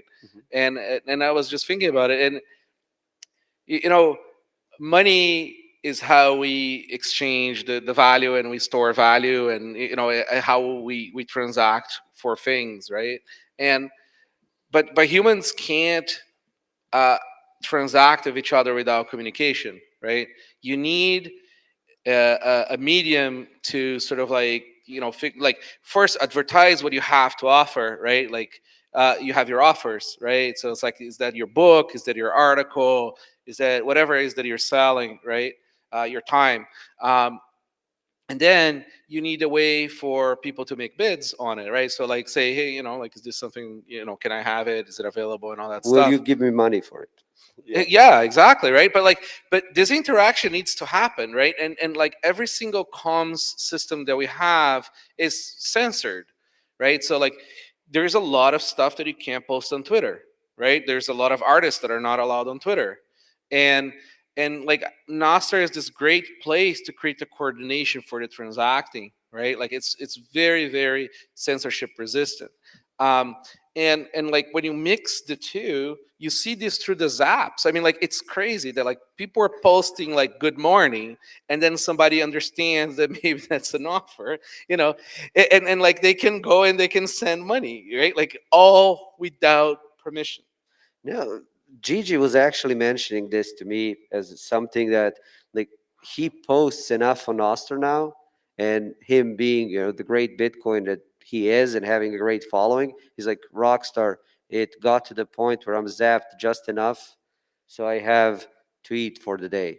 Like I made it. Like this is my life. So I found that super funny. But really, what you mentioned is to me money is such an important technology. It's the best technology for filtering information. And that's evidenced by the fact that every civilization that scaled needed to invent money to filter what is like actually valuable from something that's maybe romantic or not valuable. And with Bitcoin, finally, we have managed to start separating money from state, like clearing situation up there. But really, with Noster, now we're getting out of those walled gardens, and the combination of two, it's what you say, Rodolfo, is so powerful. And people are like, "Oh, Noster will go away. Noster will this." Like, no, Noster is an idea whose time has come. And yeah, can we get applause for that? Let's go. And No, and if you doubt that, like here is the thing: me and Rodolfo, we don't agree on a lot of stuff. So when you have two of us agree on something and invest in that, like yeah, it's happened. You know, and it's so early, right? I mean, like Bitcoin is stupid early still, right? I mean, like gold has 5,000 years, salt had how long? I don't know how many thousand years. You know, Bitcoin is like what 15 years now, right? And we're already like you know, like sucking up value from the traditional system, right? We have an ETF as an interface to get even more value in, and so it's winning, right? Like that's what winning looks like. Oh no, right? no, Bitcoin is dying. Right, Like exactly. right, it died Let's today. ignore the price today. Go buy your war dip today. And so like it's winning, right? And like Nasser is even younger, right? It's what 2.5, 3 years old now. So like the tooling and the interfaces are still being built, but it's already insanely better than Twitter, right? And when you start sort of like expanding out the functionality that you can build with the stuff that's not related to social media, things get really crazy, right? So you know you can have your chat bots like ChatGPT, where you know you pay through Nostr, you interact through Nostr, and it's all censorship resistant and it's all private, right? And then like you have it like do translations for you through that, and you can create markets with Nostr, right? Like actual markets, not just like, you know, a tweet that has a funny meme that gets some zaps. There's people building that. You know, you have the social payments where you can find a person. You're not necessarily zapping them, but you're finding Jose to pay him for the boards you're renting, right? Who did I pay? I paid somebody like a bit of money for like I think like it was the babysitter there. Yeah. You were telling me about she came and she couldn't accept It's like we and she really insisted that we try to do cash. no, cash she didn't have enough, because if you know there, the banks are tricky with getting enough cash. But she was Western Union, right? Like we tried. Oh, it doesn't work, and this and that. And we tried like paying directly to Visa, wouldn't work, right? And then I was like, okay, are you ready now for me to try to send you the money in Bitcoin, which was my original offer, right? It's like yes, and then boom, shows up like no fees, right? Like people need to go through through their path of getting there. And I really think when it comes to Nostr, there are two things that are still not there. Number one, absolutely, like UI UX will continue to improve. I think Primal at this It's point already is pretty there, good. man. It's Yeah, so good. Primal is fine, but it can be improved. But the second thing is definitely engagement. Like a lot of people can mistakenly start posting, not find their group, and just abandon it. But that's Nostr is true on such a Twitter too, eh? Like if you have a new account there I and you mean, post, like nobody's gonna respond to you. yes, but there is a critical network effect on Twitter, and then if you post on TikTok, you'll just get boosted by their bots. I mean, how many users do they have? Like nowadays, like Twitter. Who? Twitter. Yeah, like I mean, I don't know. Elon says it's growing, so it must be true, right. right? No, but organic traffic, right. like it's all-time high. Right. And by the way, whoever has a blue check that was hidden, it's gonna come to an end. You're gonna be outed as a blue check. It's coming. Yeah. Odell is coming for all of us. No, but it's really those two things. But I wouldn't let that be a stopper for anyone from trying Nostr and then joining community and experiencing it. Like again, I'm telling you, if after this fireside you have installed Primal, you have your wallet ready, Uncle, after this talk is coming, yeah, I'll zap you. Yeah. And they need to zap you, Rodolfo, right? No, don't zap me. Zap other people, new people. Okay. Yeah, we'll start Zapathon here live. There you go. And then Zap via Jeff. Yeah. And make sure you say good morning. Yeah, GM via GM on your zap to Fiatchef. Yeah. One thing I want to know more about, you were talking, okay, social media, probably, I mean, the most visible application of Nostr, but so many other applications of Nostr are coming because it is protocol. Unleashed chat. What are you doing with that, man? Like, it's I'm trying to follow, but I don't still get It's it. just like a ChatGPT alternative with open source models and privacy. Like, it just happens that, I found it super cool that Grok can go and like use all of Twitter's data as like a something it knows and can generate from, right? So you can say, what's happening in the world today, right? Like since like Twitter is now mainstream media, you can get like really high signal stuff from that. I mean, if you believe in the mainstream narrative. But what's interesting to me is that like it's not available. So like with the Unleash thing, we just sort of do it to Nostr. Yeah. Which is That's so, yeah, it's essentially Chat GPT on Nostr. Well, it's ChatGPT. Like, yeah. but You don't know that Nostr but is good and background. uncensored. I always say like you can ask it to tell you a dirty story with a recipe for a bomb with and also offend some category of human, and it'll probably come up with a funny thing. Yeah. Well, I guess you're getting a lot of users after that. One more topic I wanted to touch on is you're mentioning censorship resistance, and to me, it's so funny the destiny, or call it however, that Nostr was started by fellow Brazilian, Yeah. and now you have this situation in Brazil where people are seeing whether their speech basically depends on whether person A, Alejandro, or person E wins, Elon. And it's a terrible position to be in. It's kind of position from which both you and me escaped. Yeah, I mean, like Brazil is so complicated, but really it's very simple. It's a lot of corruption, but there is this very commie president right now, and as you know, commie of the left or commie of the right, the way you resolve most of your political problems when there is an election coming is by censoring media, right? Like it really is that cynical, and that's what they're doing, right? I mean, they've figured out that basically the ones controlling social media, they're the ones winning the election. Yeah, yeah, And they realize that. everything is playing off of that. And it's Brazil today. I mean, it's coming in elections for US. They're coming Canada this too. year. I mean, they keep on trying to push bills that are like trying to control information, control censorship things. You know, like politicians are having a real hard time dealing with people who can talk out loud things that are unapproved. And this is why exactly I say that Noster is an idea which time has come, because it will just keep happening. And the stakes, they're not, getting lower, they're getting higher. Again, I mean, November this year, man, I expect there will be quite some fireworks. Didn't Twitter like censor a bunch of stuff in India or some place like that? Yeah. That like, yeah, I mean, like they're gonna do it. Like they put up a fight when it's like incentive to them to put up a fight, marketing wise or whatever reason, right? But when it makes sense, they're gonna censor. They don't want to lose that. Brazil has 250 million people. They don't want to lose that market. Yeah, and imagine that now this situation in Brazil will play out, and it basically depends a lot on how Elon feels. Like, is he this way or that way?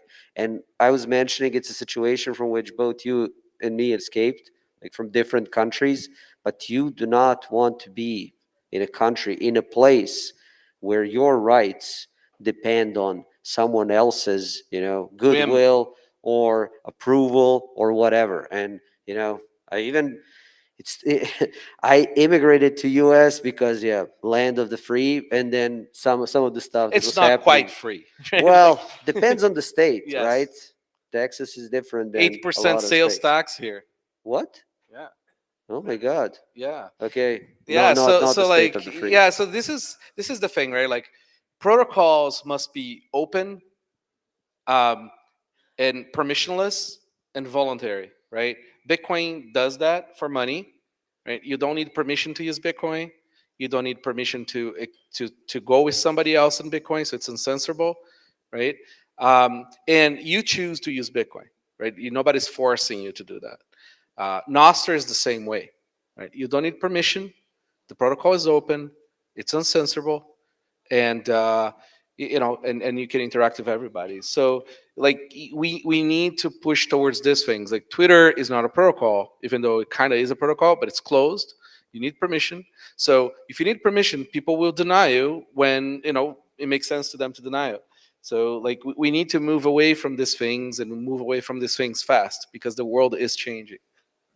And you do not want to be captured when the border was closed. I mean, you don't build a house on somebody else's land, right? Yeah. Like people spend, a decade building incredible Twitter profiles, right? Like growing their followership. That's how they sell their book. That's how they, how they engage.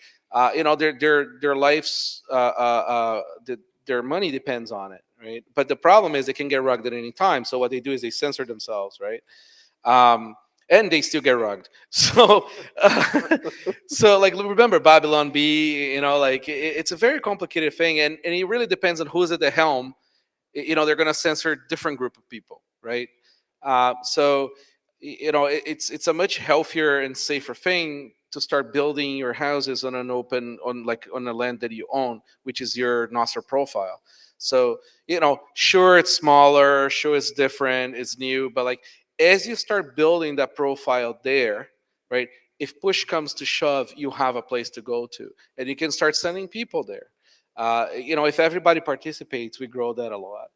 Yeah, and it's really, to me, as I said, two things. It is that UI, UX, and then engagement, but that's not important. It shouldn't deter you from building the house, as you say, Rodolfo. Yep. And since we're nearly at the end, any closing thoughts?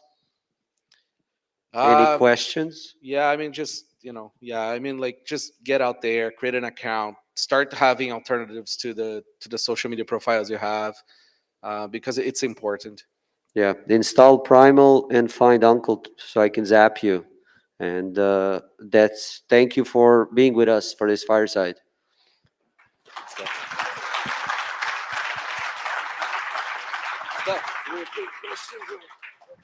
Yeah. All right. Yeah. Well, we have questions then. If anyone has any questions. It's very hard for us to see, so you have to make some noise if you have a question. Maybe, probably. It's not sort of like the current iteration of it. It's not sort of like so concerned about the privacy per se, but like those are problems we can fix with Yeah, time. here is the thing, sir. Do not open your Nostr profile with your first name, last name. That's it. And when you use Primal, yeah, you do need to. But that's just for the enter. wallet. Yeah, that's for the wallet. But you can install different Lightning app and receive your zaps, and then it's completely disconnected from your identity. Yeah, this was too good of advice. I shouldn't have said it on stage, but just theoretically. Any more questions? That was a great question. So theoretically, you can take your KYC stack and zap it to your anonymous account. No. It's KYC stack. So they're gonna ask you, "Oh, who is this person you zapped your entire stack?" Don't zap your entire stack. Yeah, don't sell off your KYC stack, then stack again. Question?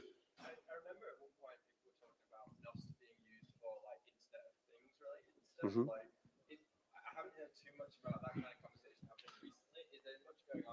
Yeah, Nostr. Nostr is Internet of Things. What do you think, Rodolfo? I just heard Joni here, my podcast producer. Applauses for him. He's the one who doesn't sleep for Bitcoin.review. So like Nostr is just a message protocol, right? And like most Internet of Things or Internet of Shit, depending on which provider you use, they mostly use sort of like a multicast topology, right? So you sense something, right? The door open, and then you just sort of send the message through the network, and whichever is the hub of your setup sort of reads that. Nostr kind of works like that.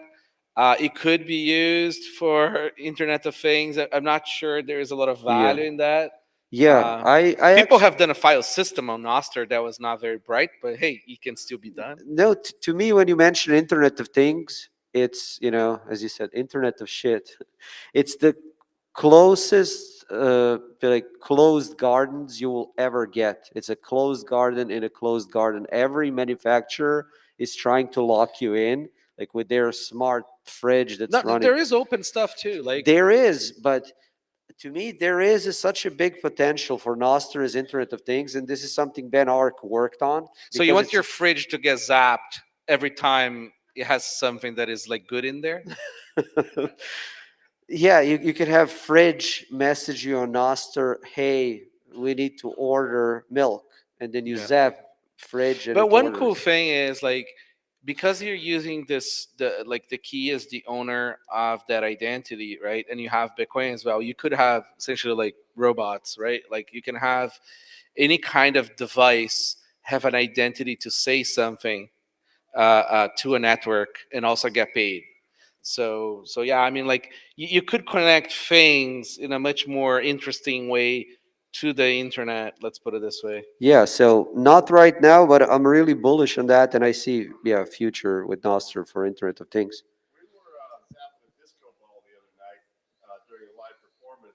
Oh. There you go. Oh, I mean, there some you people go. feed chickens on the internet, right? With Lightning. That's yes. Yeah. If I wanted to go somewhere in real life and meet a bunch of other people who are into Nostr, like, what do you think? Welcome, sir. Welcome. I'm trying to plant Nostrica. Yes. Oh, right. Yes. So Nostriga. So go to nostr.world. Okay, that's where you're gonna find all the Nostr large events that are happening. And Nostriga is gonna happen in Riga, Latvia, in August, and is gonna be sort of tied to the Bitcoin conference in Baltic Honey Badger. Yes. Yes. So 21st is start of Baltic Honey Badger Bitcoin Week.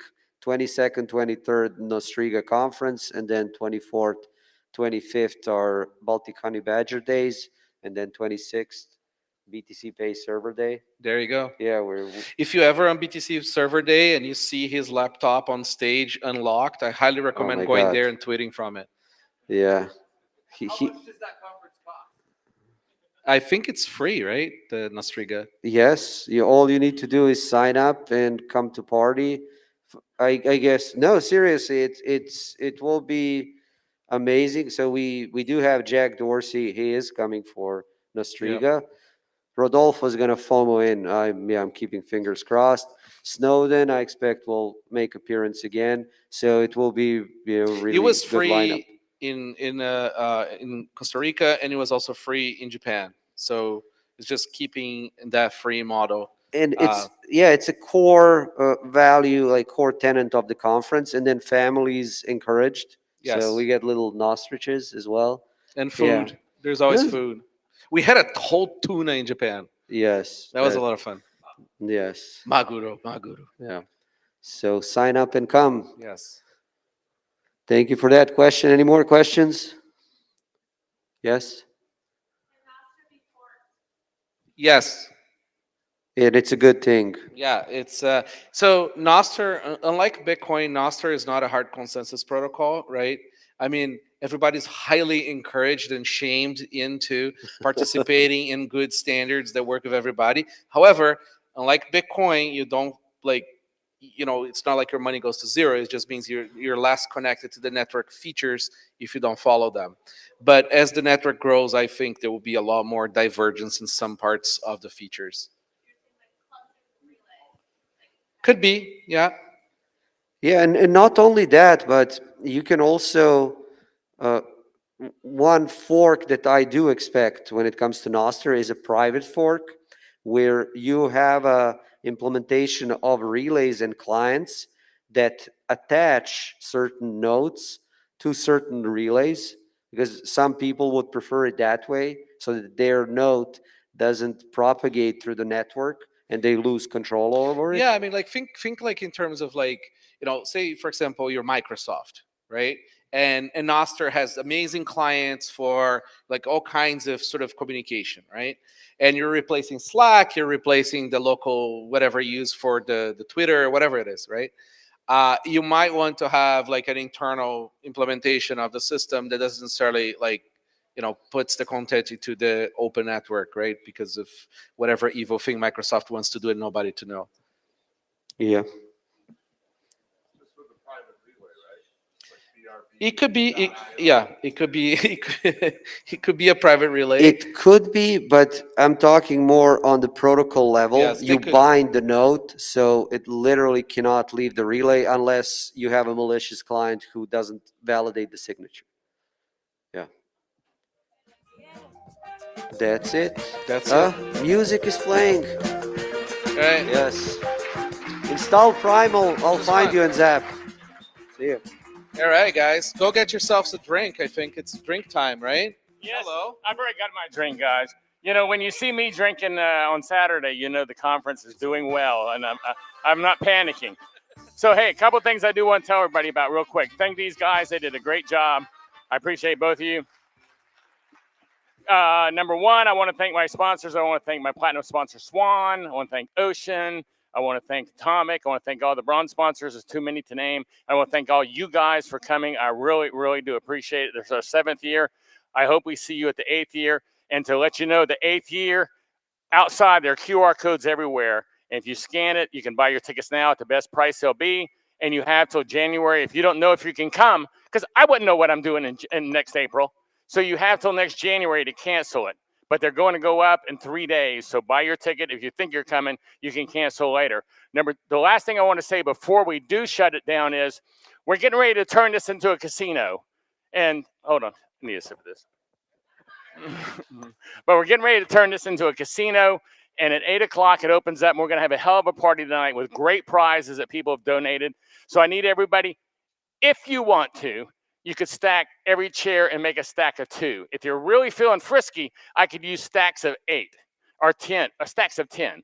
But you can do a stack of 2, stack of 1, stack of 5, whatever. Whatever you can do when you leave to help us make this a quick process so y'all can get in here and party tonight. But thank you sincerely, everyone, for coming. I've had a great time. I hope you've had a great time. And thank you. Thank you very much. You know, and guys, something happened that had nothing to do with Bitcoin, and it's a great buying opportunity, everybody. And I know nobody in this room is worried. You're all having a great time, even though the bottom's falling out of the market, because you know better. So thank you very much, everybody, and stack those sats now. Hey, everybody, thank you so much for joining us on the BitBlockBoom live stream hosted by Simply Bitcoin. I'm here with an epic panel. I'm with the Guy Swan. I'm with the Tone Bays. And I'm... Maybe. I think we might be. There's just 2,638 people watching. I don't think we're live. And of course, we got the Gabe from Thank God. Yeah, fake. Totally rigged. Anyways, it's an honor to share this moment, before World War III with you gentlemen. While the Bitcoin price, dumps a little bit, I hope everyone's taking advantage of the dip. Tone, I know you're a geopolitical junkie like I am. How you feeling, brother? Well, the price of Bitcoin crashed. And thank you for bringing me an excessive amount of barbecue. Oh, we're in Texas. Have to. I'm actually not sure what's going on. I've been here enjoying my time at the conference. Have not had time to follow up on what happened other than watching the price of Bitcoin crash. And I have a flight to the Middle East tomorrow night. So I should probably find out what's going on before I get on that plane to Dubai. What's your take, Guy? Dude, I had no idea. I learned this 30 seconds ago. We were sitting at the table with kind of the Bitcoin Audible crew that we have, and I was looking at the price, and I was like, oh my God, dude, Bitcoin fell, and we were stoked, and BTK bought some while we were sitting at the table, and then I learned it was because World War III started, and I was like, oh, that's wonderful news. Thanks. This is great. So I have literally zero details, but it's a great big. Jesus Christ. More war, of course. Why wouldn't it be? Does Bitcoin fix this? On a long enough time span, yes, but it'll be a really, really long time before it does, unfortunately. Well, thank God for Bitcoin. Gabe, that's a cue. Absolutely. Thank God for Bitcoin. Yeah, I guess Iran started attacking Israel, which is not good. Not very good at all. Right. I will say Iran retaliated for Israel attacking Iran, but yeah, we'll see how the news spins it. Yeah. It would also be good to take the moment to verify that it wasn't the U.S. that did something and then said it was Iran. I don't have any details. The US would stir war up? Really? Sure? Basically, that's the most reliable thing in the history. The recent decades history of U.S. war, if you ask me, that's probably the higher probability, legit. Oh man, well you can definitely tell it is a Bitcoin conference, but I definitely bought the dip. What was this, a 9% crash in 24 hours? Haven't felt this in quite a long time. What's interesting though is that any ETF buyers, bro, that Monday is going to be an interesting day to say the least. And I know Tone knows a whole lot about this more than I do. So, Tone, what's your take? Yeah, well, let's see what tomorrow brings. You never know. I mean, we all witnessed the COVID crash where the price of Bitcoin fell from 9,000 to 4,000, 50% in a day. And then the next day it was all the way back up. So things can reverse quickly. We can be back above 70,000 by Monday, by the time the market's open. And then the ETFs will not crash. And there's two things that happen here. I agree with Guy. When Bitcoin will be stable in incidents like this in the future, but in the shorter term, whenever there is some kind of panic, people just sell everything and go to cash. So right now, if the U.S. government was to collapse and the dollar was to collapse, just like in Parker's book right here, it would not be good for Bitcoin. Bitcoin still needs another minimum 5 more years of stability, trust, more infrastructure, Lightning Network, Liquid Network, maybe something else will come out as another layer. Bitcoin needs a lot more infrastructure before it can even attempt to challenge the dollar. We're not there yet. Guy, what's your take on that? I mean, I pretty much agree. Like, really the game of when it comes to fixing monetary imbalances and like economic misallocation is a liquidity game. So like Bitcoin simply doesn't have, it has the recipe to survive to the point where it has the liquidity to do this and to be that pure price signal in the economy, but it clearly isn't now. In doing that, I think there's some of this actually already occurring at kind of a very fractional degree that Bitcoin is kind of showing the hand of the ability, like if you can exit capital quickly from within the financial system, then it means that the Fed's ability to manipulate the interest rates outside of what the market wants starts to break down. And I think this is partially what creates such vicious antagonism from a lot of the political space, is that Bitcoin provides a kind of pure exit vehicle. And the more capital that can move, the faster from dollar-denominated finance, the faster the interest rate is going to go up no matter what they want it to do. And so I think on a long enough timeline as this grows, I'm very similar on the timescale with Tone there. I'm kind of looking with the 2030 to 2034 halvings and the becoming just the most profoundly sound and scarce money that we have ever had in the history of mankind, that reaching that point with another 10 years, things are going to change very quickly. Do you think Bitcoin can scale in a non-custodial fashion?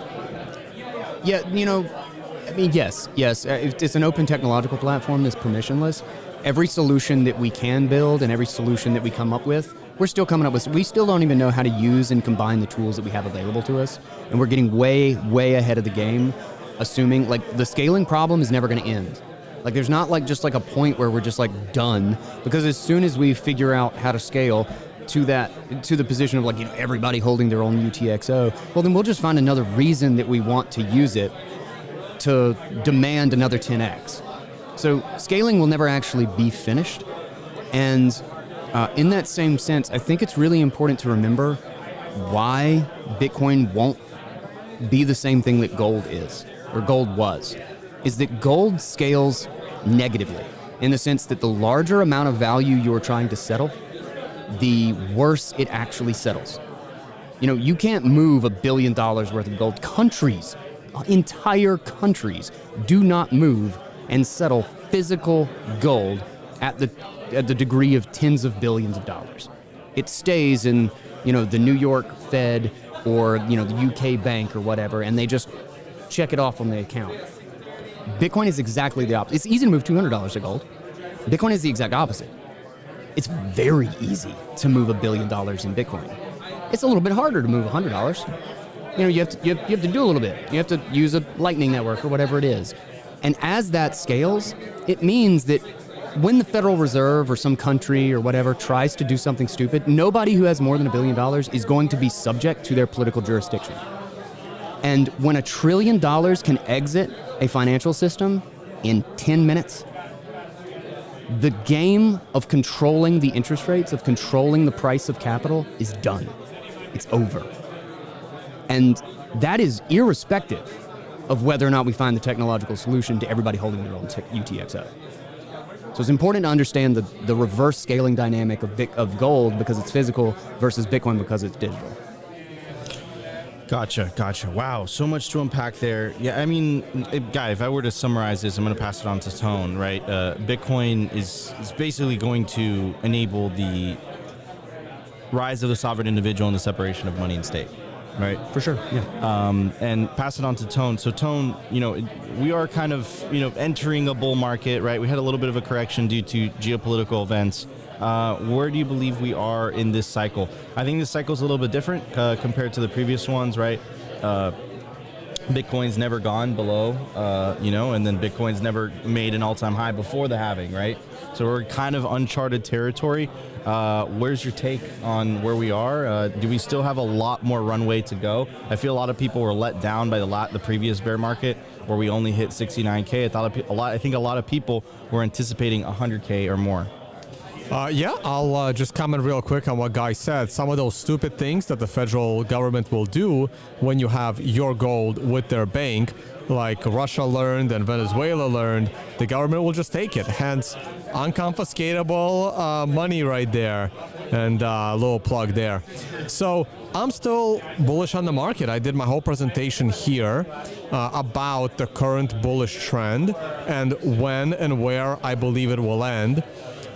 Pulling up a lot of charts, mostly fundamental charts, on-chain analytics, not TA, which is what I normally do on my channel. And I think we're about halfway up. But the other half could have that blow off top. I was one of those people that was disappointed that we did not reach proper high prices in the last bull market. So what does that mean? That means that either we're not going to be going up as fast as everyone thought, and this bull market will also be underperforming, maybe stopping at 120, 130, or this bull market can overshoot. For me, an overshoot is, say, above 250,000. That would be a nice overshoot. I think we'll be somewhere in between.